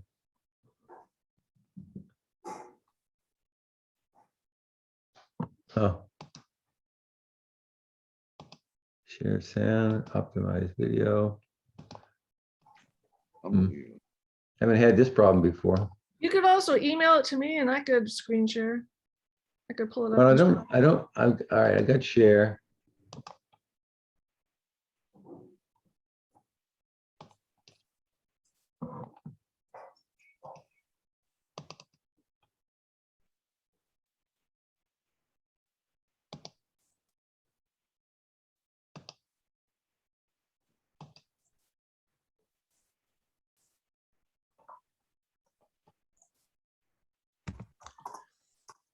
There's also an arrow right beside the share screen button. If you click that, it should prompt you to choose which screen you want to share. Right. That's pretty standard for Zoom. Wow. So I'm at the share screen, and it says share on the right-hand side. I'm pushing that. Then it wants me to open system preferences. I don't know why. Why don't you email your deck to Ruth and have her share the screen for you? Yeah, I can screen share it on my end, and you can just. I think I sent it to you, Ruth. Oh, okay, sorry. Oh, you okay? Let me pull it up.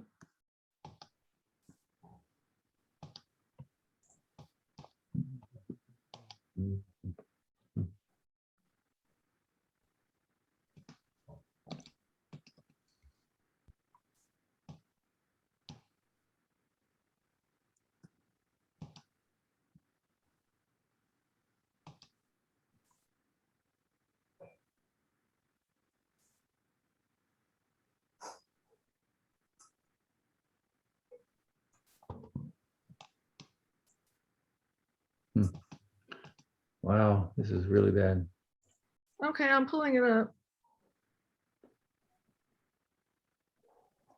Let's see, where do you all go? So you'll just have to say next slide if you want me to. All right.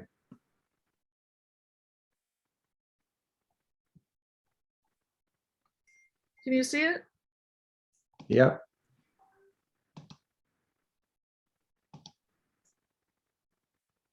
Can everybody else see it?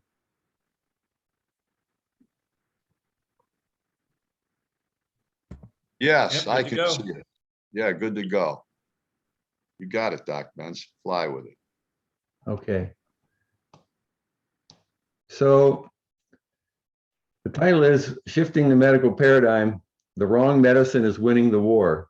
So let's go through this, Ruth, fairly quickly and get people to appreciate that. About 6 years ago, I wrote an article called The Beginning of the End of the War on Medicine. And the reason I wrote that is things have transpired in the 15 years before that that made me feel like we were getting there. And then when the Cleveland Clinic decided to go functional, I thought, well, that's the turning point. That's when we're really going to get this thing turned around. And it hasn't happened. So let me go through some slides to show you exactly what I was looking at when I made this decision. Next one, Ruth. So in 2006, I saw a study in a front cover of Business Week magazine called Medical Guesswork. For heart surgery, prostate care, the medical industry knows very little about what treatments really work. And what Dr. David Eddy found was that there was only good scientific evidence to support about 20 to 25% of what they do. And I thought, wow, that's a powerful indictment. So let's go to the next one, Ruth, and we'll see that 3 years later, there was a Senate hearing, and there were 4 doctors, Mohamed Oz, Andrew Wall, Dean Ornish, and Mark Hyman. And after 4 hours of testimony, Mark Hyman ended up saying, you will never solve the current healthcare crisis if you just continue to try to do the wrong things better. And I think that was kind of emblematic of what we were up against. And there was this study in 2006 also from the Journal of Ayurvedic and Integrative Medicine. And they actually showed that even around the world, when you look at how money is being spent on care, the conclusion of the article was at least 75% of today's global healthcare costs are not being prudently spent. 75%. And the thing of it was that their article went on to say that there were lots of preventative things and integrative approaches that could solve this problem, that could fill this gap and spend this money a lot more wisely. All right. So the next one, we talk about the connections. This is a new study that just came out from the British Journal of Medicine. And it looked at all the connections in the existing healthcare industry. And it looked at everything from the doctors and the payers and the insurers and the medical schools and the foundations, all the things that have money invested in this conventional medical model. Look at all the connections back and forth. I mean, when Ruth was talking about it before, if this isn't conflict of interest, I don't know what is. Because here are all these connections that nobody really identifies in any of the scientific literature that's out there, and yet they're all there. They've all been confirmed by this really, really deep study that was printed in a British Journal of Medicine. And so this is concerning, and this is what we have to deal with, because there's so much money being made by so many people interconnected with this medical system that we have right now. So on the next slide, we'll see we're going to start to move in another direction, because there has been a lot of evidence-based medicine going on, and the Life Extension Foundation is one of the leaders in this. They're up to their 5th edition with 130 evidence-based protocols out there. They have a monthly magazine where they continue to update all this information on a monthly basis, but they've been doing this for 20 years. And all the practitioners know about all these things, the integrative practitioners, the functional medicine practitioners, but the conventional medicine doctors don't ever see it, don't understand it, don't know what to do with it. They never hear about it, as a matter of fact. And the next one is a book from Pizzorno and Dr. Murray. And we know a lot of people are reading it because this sold 5 million copies. There's 1,000 pages here with 10,000 scientific references. Well, a lot of doctors are looking at it. A lot of integrated people are looking at it, but the politicians aren't paying attention to it.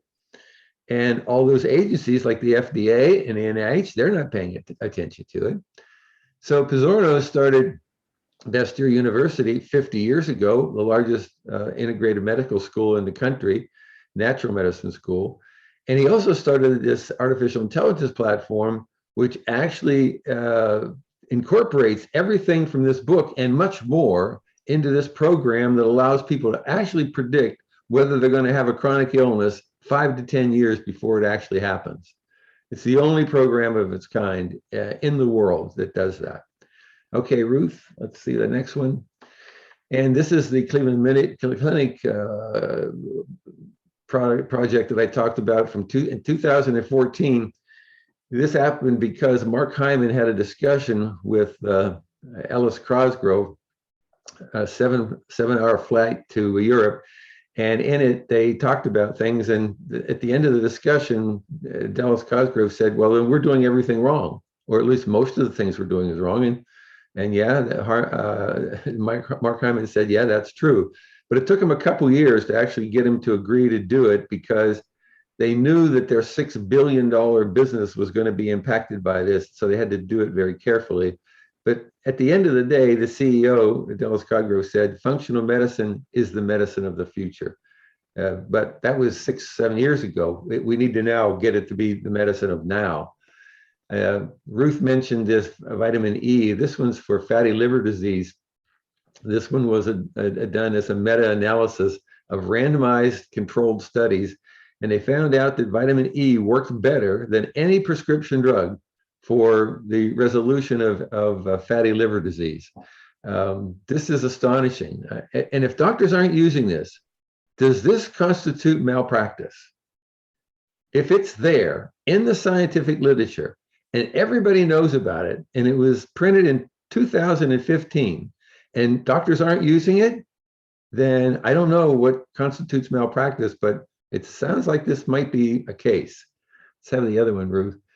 I think we talked about vitamin D3 in this one, and these were studies that were done in 2 medical schools where they found that a certain level in the body, in the blood of vitamin D3, in this case, it was 60 nanograms per milliliter, reduced the risk of breast cancer by 82%. And we have the same kind of evidence for COVID. Again, this was in 2018. Why isn't every doctor using this? And prostate cancer, modified citrus pectin used for 12 months, reduced PSA levels by 70%. And it goes on to reduce prostate cancer, and even the spreading of prostate cancer. And so this modified citrus pectin is like a miracle nutrient. But the pharmaceutical industry doesn't want anybody to know about this. So they bury it and they don't bring it to light. And yet there it is. And the evidence has been out there for years, and yet it's not being discussed as well as it should be. These are things that must be discussed as soon as possible by everyone. Go ahead, Ruth. And so this was the scorecard, and I've expanded it a little bit.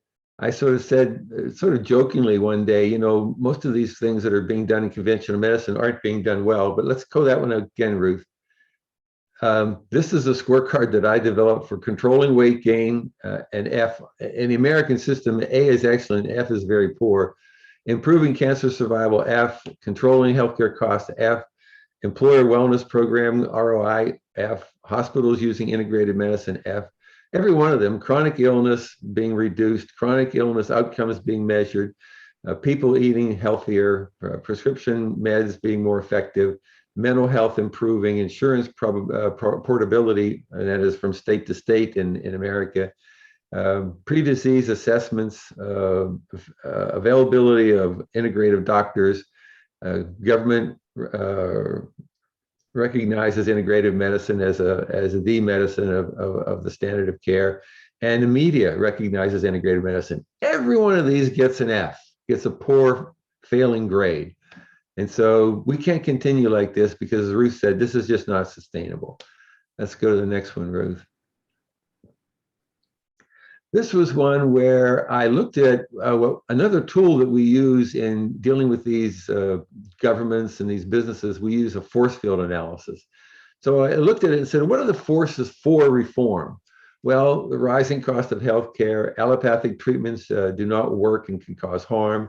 Employers are rising, have rising healthcare costs and lower competition because of it. We have discarded drugs that are actually causing pollution in our water system. So we're getting drugs in the water that we're drinking. Who knows in different communities how much of this is happening, but it is now being measured in a lot of communities, the amount of drugs that are actually in the system that we're drinking, that we're drinking water. Better science-based approach results from natural medicine. In other words, we're getting better results all the time. And 10 or 15 years ago, there was only like a handful of studies, like 5 or 10,000. Now there's 50,000. The evidence is mounting, and yet, you know, we have to take advantage of this force for benefit and for reform. People are worried about the high cost of healthcare. This is a big problem. We can address it. If we get people know that it can be addressed, this is going to be one of the main generators of change. If they know that they can get reduced healthcare costs by doing these things, then they're going to pay attention to it. And the health media is big in this country. It's growing all the time. And so we have all these magazines and all these books and all these podcasts, but we need to get them to work together. One of the things that was referred to before, and one of the questions that came out there from Erich, is how do we get this thing coordinated? That's the biggest problem. We have all these resources, but they're not being utilized because we don't work together. We're working independently as all these separate entities and all these separate organizations. And what are the forces against reform? Big pharma, insurance companies have a monopoly. They don't allow portability of their services from state to state. The FDA controls scientific studies and attacks natural medicine. The food industry causes addiction by the food that they eat, which has high fat, high sugar, high salt. These are all addicted. And that's why they're putting those amounts in there. There's no control of that. There should be evidence, like every time a drug comes on TV and says, oh, by the way, these are the side effects, they should be telling you how much fat and sugar and salt is in every product. That should be the defense of the foods that are being advertised on TV. Doctors are afraid of losing their license or their income because every time they raise their head, the FDA comes and tries to chop it off. Politicians are greedy for power and money, and big pharma income is causing that.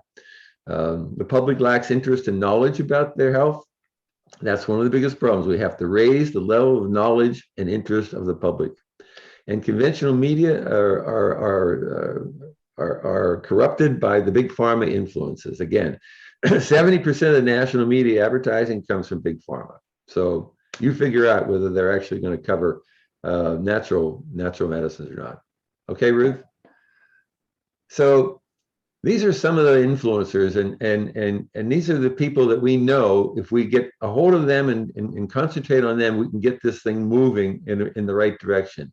We have a lot of these on-board legislators that Charlie Froman talked about. We have alternative practitioners and natural health media and wellness-focused employers. We need supplement companies to become more involved and more coordinated in their efforts with the science and the research that they do. We need self-funded insurance, and we need benefits to be realized through the taxing system for these self-funded insurance companies. Hollywood, lots of stars are into health. We need to take advantage of that and get them to step up and speak up. But we are not doing that as effectively as we should. And then there's employer health profit programs. In other words, these ESOPs, these ESOP programs, that's for profit sharing for companies. There should be tax credits for this, and there should be all kinds of other benefits for it. But if we could grow this and people to see that they're working in a company where they share the profits and lower healthcare costs, allow them to have more profits, which are then shared by the employers and the employees, then we've got something we can talk about. We have a lot of national health writers that need to really pay attention to functional and natural medicine. They're not. We have health broadcasters. These podcasters are doing a good job, but we need to have a library of all of those people so that people can actually go to them all together instead of one by one. Physical fitness clubs, cancer support groups, water pollution cities. Those cities that have problems with their water, they're ripe for this. We can really get a benefit out of using their cities as examples for how we can clean up this mess in their water systems. Water, air, the same thing. There's air pockets all over the country where the air is so polluted that a lot of women can't even drink, can't even give their children the breast milk that they could have, and they can't breathe. The first case of a child dying of air pollution was actually stated yesterday in the media. A 9-year-old Black girl died, and the cause of death on certificate was air pollution. The first case ever in the country. Taxpayers associations, labor groups, parent-teacher associations, child health rights groups, environmental groups, and organic farmers. These are the kinds of people that we need to bring together to make this a reality. Then if we could have put a good plan together, there's billions of billionaires out there that want to spend their money to get these things done. But we have to have a coherent, science-based program that they can see is going to be effective. Then they will put their money in. I guarantee you that will happen. Next one, Ruth. These are the natural health and medical change chart that I developed. You can't go over this, but the essence of this is, in column on the left-hand side, the current status, we can put the current status of almost anything. And at the right-hand side, we can show what the desired status is. Then we have a journey map. We say, what's the first step? Okay, there's step 1 of improvement. There's step 2 of improvement. So we can take any issue, whether it's personal health, organization health, company health, national health, whatever you want. We can put the current status and the desired state, and we can show you what the progress is going to be or should be to get to the desired state so that everybody can see this is the map. This is the journey map. This is how we can all see how we're going to make progress and how we're going to measure progress. Because we have to get from the current status, which is poor, to the desired status, which is excellent. We have to get there, but we have to know what that looks like. And that's what this change chart does. I've used these hundreds of times all over the world, in big businesses, in big countries, in big cities, all over the world. Okay, next one, Ruth. And so these are some of the measures. These are the metrics, okay? These are the things that aren't in any of the existing metric systems. The percentage of medical doctors that are certified in nutrition. Let's find out what that is and increase it by 50% in 5 years. The percentage of medical schools that are actually teaching integrative medicine. We know it's only a handful. Let's find out what the target should be for the next 5 years and get that number of medical schools moving in that direction. The quality of internal air in homes. We know what the external air is, but we have no idea what the internal air is. And 90% of people are inside. So if we don't do some analysis of the internal air in homes and workplaces, how do we know what the problem is? Because we're only outside 10% of the time. We're inside 90% of the time. We need a metric that tells us that. The percentage of people who eat healthy, truly healthy. Every study I've looked at says 90 to 100% of people don't eat a healthy diet. And yet, when I do a survey and I ask people in a workshop, how many people think they have a healthy diet? 90% of the people put up their hand. At the end of the workshop, I say, how many people still think they have a healthy diet? Nobody puts up their hand. So we have delusion is the #1 problem in our country, mass delusion. Percentage of school lunch programs that are actually giving the children good school lunches, probably less than 5%, 10%. There's a program out there called the Golden Carrot Award from the Physicians Committee for Responsible Medicine. Any school can have an assessment. We should have every school board in the country have this program out there doing an assessment of every school lunch program to find out how bad it really is. If the parents could see this, they would not let their kids eat those lunches. All right, we just have to get this stuff organized. Percentage of hospitals that actually use integrative medicine. It's a handful. We need every hospital to use integrative medicine because right now, there's a big percentage of hospitals that the patients come back within 30 days of being dismissed because they're not giving them the right treatments. The percentage of local jurisdictions that have actually initiated weight loss programs. And what has the success been? Every city in the country should have a weight loss program for that city. And we should have a competition and award those cities that perform it the best a lot of money. Safe weight loss, not this stupid lose as much as you can in 1 week weight loss. That's not the way to do it. We can provide the guidelines. We can set this whole thing up as a contest for cities and actually get them doing this. This could work. Next, Ruth. The percentage of grocery stores that actually provide nutritional evaluations of their products. Handful, less than 1,000 out of 50,000 stores. Those systems are available. All we have to do is put pressure on the grocery store companies to make sure that they're being utilized. The next one, long-term effectiveness of prescription drugs. There's an estimate out there that only 11% of people benefit from prescription drugs. The actual efficiency of major prescription medications like the statin drug, Lipitor, in their FDA submission, they admitted it was only 1% effective in terms of saving people's lives.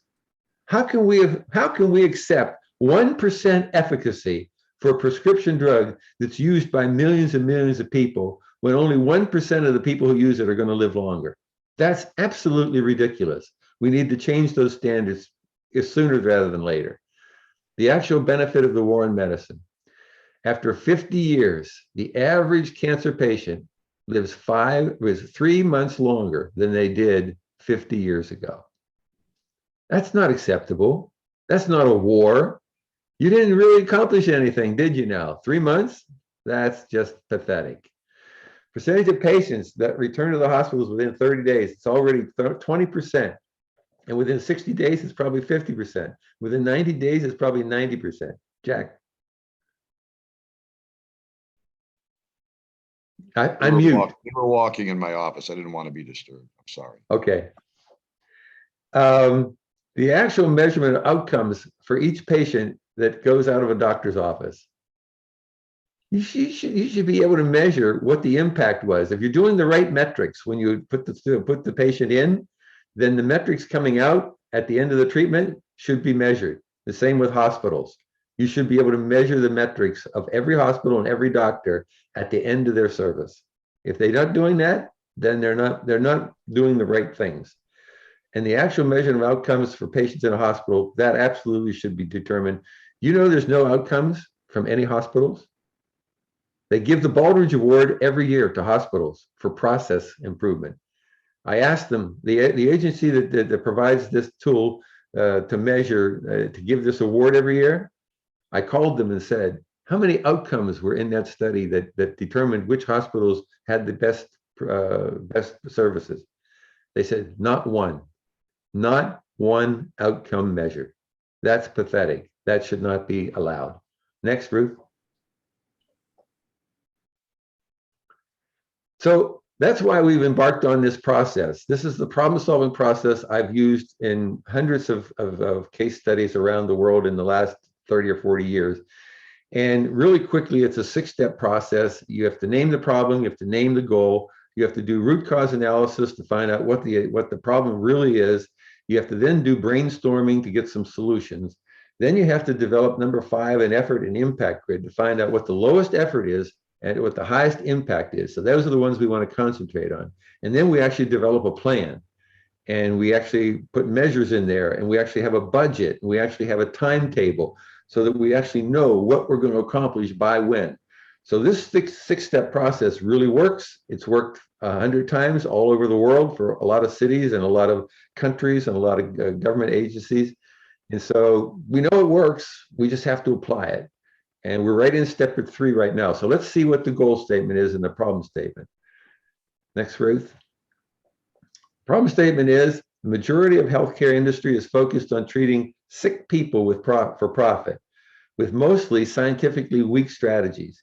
This system is unsustainable and will soon lead to a less healthy population, which will bankrupt individuals, organizations, and eventually the entire country. Next, Ruth. The goal is to accelerate movement towards the use of evidence-based medicine, integrated medicine, to provide safer, more effective, and less costly healthcare. Additionally, individuals and organizations need to take more responsibility for efforts to prevent and reverse chronic illness with proven tools and strategies supported by informed and motivated government and health care decision makers. So that's the goal. And here is the analysis that we have put out there for people to analyze the problem. We now have 53 people that have responded to this. About 150 problem statements, which I've summarized into a document. I estimate that this took about 15 minutes for people to do. And yet, when you juxtaposition that against a national health practitioner conference that was done about a week ago, when there were 3 days spent discussing this problem, they ended up with 20 solutions, 20 issues. We had 150 in 15 minutes. This works. And we're going to get the same number with the brainstorming that we do. And and when I told them about this, she emailed me back and said, is there a link that I can get on the internet that tells me how to do this? I said, no, there's no link. This is my proprietary tool. You want this link? Join us. And you can pay us for it. Anyway, I don't know whether they're going to bite on that or not. But when she found out that she couldn't get it on the internet very easily from somebody else, she said, "Oh, then you're a consultant, and you want to have us pay you to do this, right?" And I said, "That's the way it works, honey. Not usually, anyway." Sorry, didn't mean to become sexist there. Okay, let's go to the next one, Ruth. So there's my information. There's my website, behealthyatwork.com, and drcharlesbenz.com, and there's my email, benz at gmail, benck@gmail.com. So if there's any questions, I'll be glad to answer. Sorry it took so long. I tried to go as quickly as I could. I hope it didn't go too fast.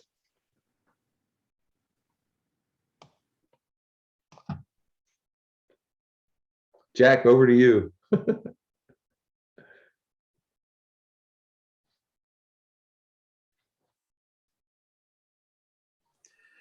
You got to unmute, Jack. Jack, you're muted. Please unmute yourself. I'm sorry. Arijit's got the influx of questions through the different medias and you name it. So there was a little bit of response. Is that what we're saying? Of course. Well, actually, I think you should look at the chat in Zoom. And I guess Charles got a question before I hop into the social media. Charles, could you please? Okay. Yeah. I do. Can you hear me? Yeah. Dr. Benz, Charlie Froman here. I lobby for National Health Federation. We're engaged, obviously, in a big comprehensive project to upgrade healthcare, and I posted in the chat the link where folks can list their 3 big problems to be invited to our next meeting November 15th, where you'll lead a facilitation to prioritize those problems. Can you talk a little bit about that forum and why folks should join us by letting us know their problems? Yeah, that forum was pretty wide open in terms of what they could say, because we said to them, here's how you define a root cause, and we gave them a definition of a root cause, because sometimes we end up dealing with the symptom of a problem, not the root cause. So you have to keep asking why until you get to the point where you can't ask why anymore. And so when people did that, they gave us their solutions, and you very nicely put those 3 solutions kind of in a chart for me. And what I did is I took all those problems, those root cause problems, and I put them into categories. So now I've got about 10 categories where people can go and look. When they're looking at their solutions, they can see the depth of the root cause problems that people looked at. So we're probably not actually going to prioritize the root causes themselves. We're going to actually have people look at them and say, wow, look at the number that came out in that area. Look at the type that came out. Look at how many people said insurance portability was really important. So we're going to let people make the decision about what their priority solutions are. And then we're going to, in stage 5, we're actually going to take those and put them on the effort and impact grid. So the 4th step will be going to the brainstorming process, where they look at these categories and all the things that are in each category, and then they have to make up their mind. What is the priority, the 3 priorities that I want to put out there as solutions, as brainstorming solutions that will have the highest impact with the lowest amount of effort and money? Does that help? It does. And how motivated should people be to want to fill out that form to be invited to join this process? How interesting and impactful will it be if they choose to participate with us? Well, I think one of the main things that comes out of this, Charlie, is that people will realize they were part of this process. They'll see that the evaluations on the effort and impact were honestly done and fairly done by the whole group. And then they're going to say, wait a minute, I have a stake in this. I've been involved in this. And so now it's going to give credibility to the recommendations that we're going to make.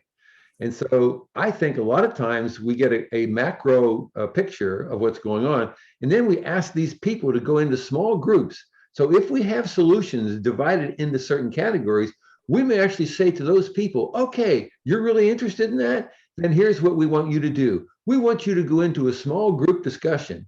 You now have seen how this process works. We want you to dig deeper and get into the root causes of that particular problem and the solutions to that particular problem, and the costs that you're saying are estimated to get that done in the time frame. We're going to give people the tools to show them exactly how to do that.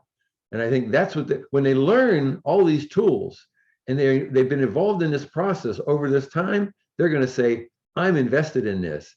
And then it's going to be a quality plan that's then going to be submitted to different groups for implementation. And we're going to have people connected to each of those groups of influence that we talked about, so that they're going to have people that they can go to with that plan and say, we want you to help us because here's the plan that we came up with. And that's where the billionaires and the other people with money are going to come in too. So it's the process that sells it, because it's so open, it's so evidence-based, it's so democratic. It really gets people to say, I want to be involved in this because this could have a chance of working. And finally, unless Jack needs to interrupt me, I was going to ask Jack and Ruth, given the leaders in entrepreneurship and advocacy you've met over the decades of your life, how impactful do you think this project could be if we get the right decision makers cooperating in this project to exploit the frustration that you discussed, Jack, over this COVID event? reform the system, and give us a humane, conscious system. Ruth. Yeah, you were going in and out a little bit, but I think I got the gist of it. I think it's extremely important. I see not a lot of I see a lot of talk and angst about the problem, and I don't see a lot of people actually working to solve the problem. And I think this is leadership. This is where leadership begins. Taking the initiative to care enough to voice a concern, just under Dr. Benz's guidance, to structure the problem, to structure solutions, to prioritize solutions, to cost out the solutions. And I think, I can't imagine that the leadership, state government leadership, organization leadership isn't going to be interested in this, and they'll wonder why they didn't do it themselves at that point. But I think where maybe this has been attempted before and failed in the healthcare reform arena, with Hillary Clinton's, with maybe Obamacare, Biden care. And I don't know all the details, so I apologize for that. But I think there wasn't enough input from the actual healthcare providers that provide care, that know, and there wasn't enough diversity maybe of input, and it wasn't enough input that was not beholden to the existing establishment that's profit driven. And so I think this is extremely important, and I really applaud you for taking this on. That's you hit a home run there, Ruth. Thank you for the question, Charlie. From the moment Dr. Benz entered that NHF meeting and started this process, and it was kind of ignored, to be honest. And then I was able to catch it that second time. And you asked a question, you said that, Charlie, and I really respect you for this. You said in relationship to, hey, Ruth, forgive me, our ages, he wanted to hear from us because, life experience, you actually gain some wisdom like a sponge just from living and breathing it, right? And then our perspectives. And that means we've tested our thoughts and ideas in markets and in human lives and our children's lives, our communities, environments, and what have you. Charlie, I'm Dr. Benz's #1 advocate, as probably most everybody knows, at NHF right now. And you have carried like a team and with Landry, Alex Landry, and then how we nurtured this, supported and guided by Dr. Benz with an indefatigable commitment to it, because that's the nature of our characters, and how this is blossoming now into the numbers that it's blossoming into. I want to say that my life has been about building networks of abstracts from a broadcasting perspective that literally took and brought together the cultures of technology, radio, and television for the first time in history for a commercially successful perspective, down to the function of how a demographic specific environment of 18 to 24-year-olds could actually end up in 1970, have it being the most aware, most affluent segment of society, trillions, okay? And then how we could affect and establish the environmental movement, and using programming, education, but unscientifically, okay? And we were lucky because we established advocacy, okay? Now, Charlie's gonna help me, okay? And Landry's gonna help me in this next week. And Ruth, I'm not sure where you're at in this, but I would give my eye teeth to be able to work with you in this regard, with Charlie and Landry, because I think, I'm 75, so I want to have my thoughts weighed against what already exists, and is quite an amazing amount of input coming out of our globe. Having said that, I got to look at Arijit and go, Arijit, you are actually delivering to India and about 94 countries the very foundations of how the world will view and actually deliver the future of medicine to heal humanity, to use economies efficiently, to prevent disease, to using science and education to create the foundations and thought that perpetuate through the medical community to viewing a different way of looking at medicine. I don't think we could get any better than the oath, do no harm, the Hippocratic oath. So at the end of the day, the entire oath that worked for so many years, and Ruth brought it up, and I didn't fall out of a plum tree living 22 years in China and traditional Chinese medicine, and then that impacted my relationships in India.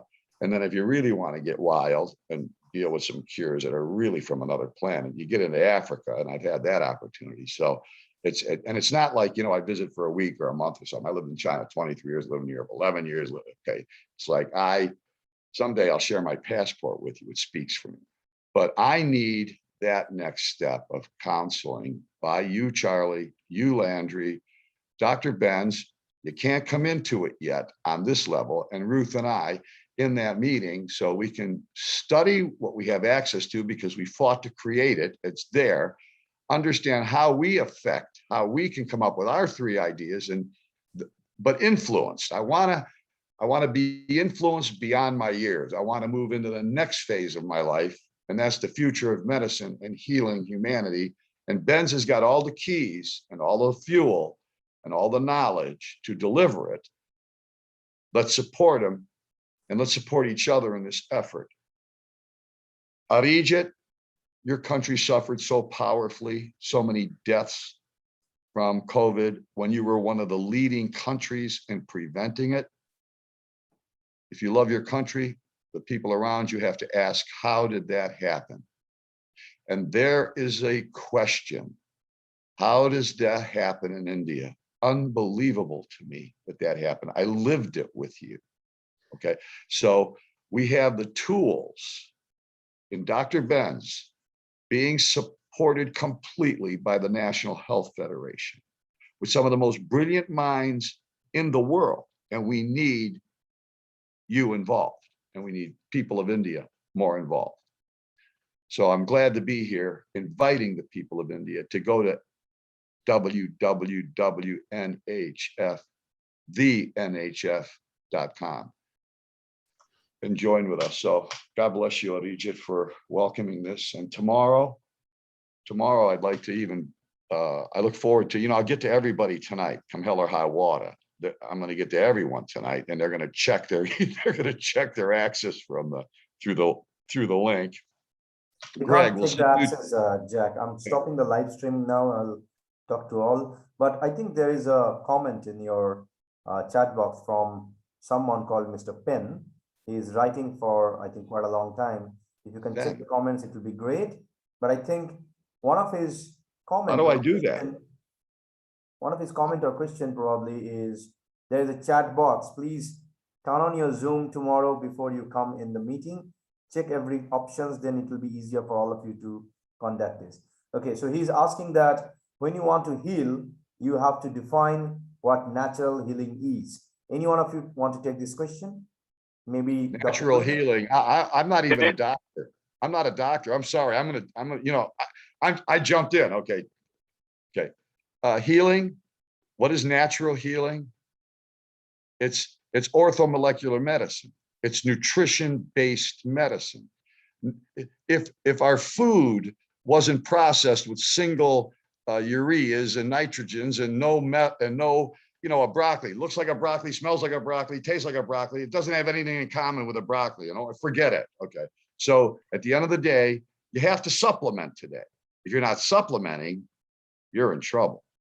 You get COVID and you die, because nobody's going to give you vitamin C, D, E, and you're not going to get intravenous vitamin C when you've got 1,000 heartbeats left in your chest and the ICU goes, well, it's not in our protocol. I have lost 4 people I love, my relatives, screaming at directors of ICUs And I actually bounced one's head off the wall of the hospital when they escorted me out, but they never took my name. Just, you know, you want to save this patient's life, high dose intravenous vitamin C, it's proven to work. And we've got more, here's data, and they just let them die. No chance at what President Trump, the Right to Try Act, nobody knows about it. And when you threaten them with a lawsuit, you get the vitamin C in the ICU. Jack, Go ahead. here's a bit of an answer that I think will resonate with the Indian community, the Chinese community. I think Ruth will agree with this. It's about balance. The body has to be in balance. So natural healing is achieving a state of balance and harmony. And so if your cells are all working the way they're supposed to, doing all the jobs that God has designed them to do, then you will be in a place where you're happy, you're healthy, you live a long and glorious life. And I think that when somebody said to me, what's the meaning of life? She happened to be a Buddhist monk. And I said, it's lifelong learning for the benefit of others. So balance and harmony and pursuing the goal of learning for the benefit of others. That to me is natural healing. And it takes a lot of things to do that. It takes the toxicity being reduced and getting out of your body. It takes the nutritional side. It takes the stress side. It takes a lot of things to do that. But basically, it's about being in harmony, not only with yourself and your community, but your environment and everything around you. So you have to be totally in balance and in harmony and be pursuing something that is going to benefit the planet that we live in. That's it. Thank you so much.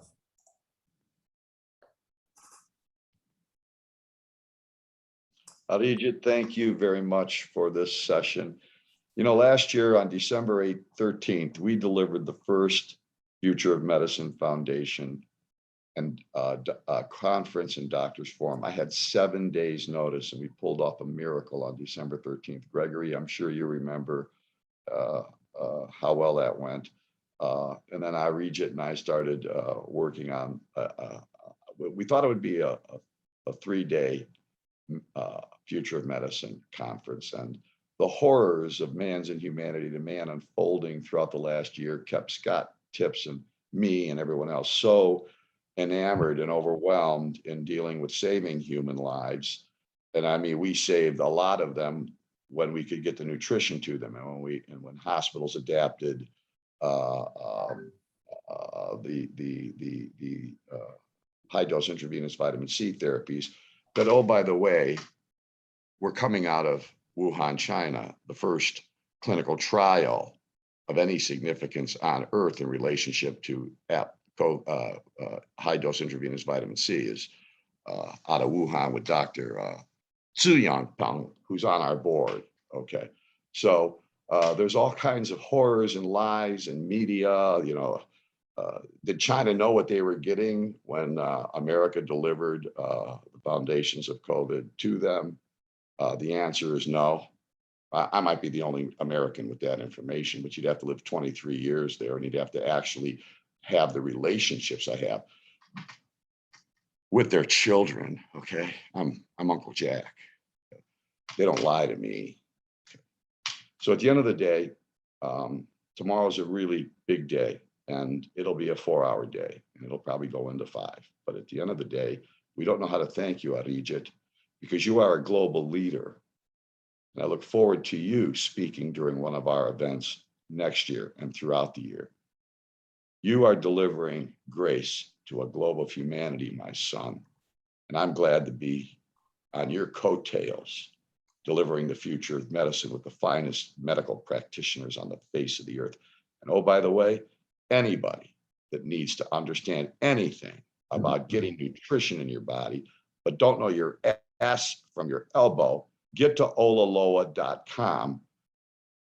Dr. Richard Cunyon created that company, the godfather of nutrition-based medicine. What's being delivered at this moment, this last 4 hours, through India to a global humanity is a miracle of knowledge. Now let's go to work delivering. Thank you. Thank you so much, Jack.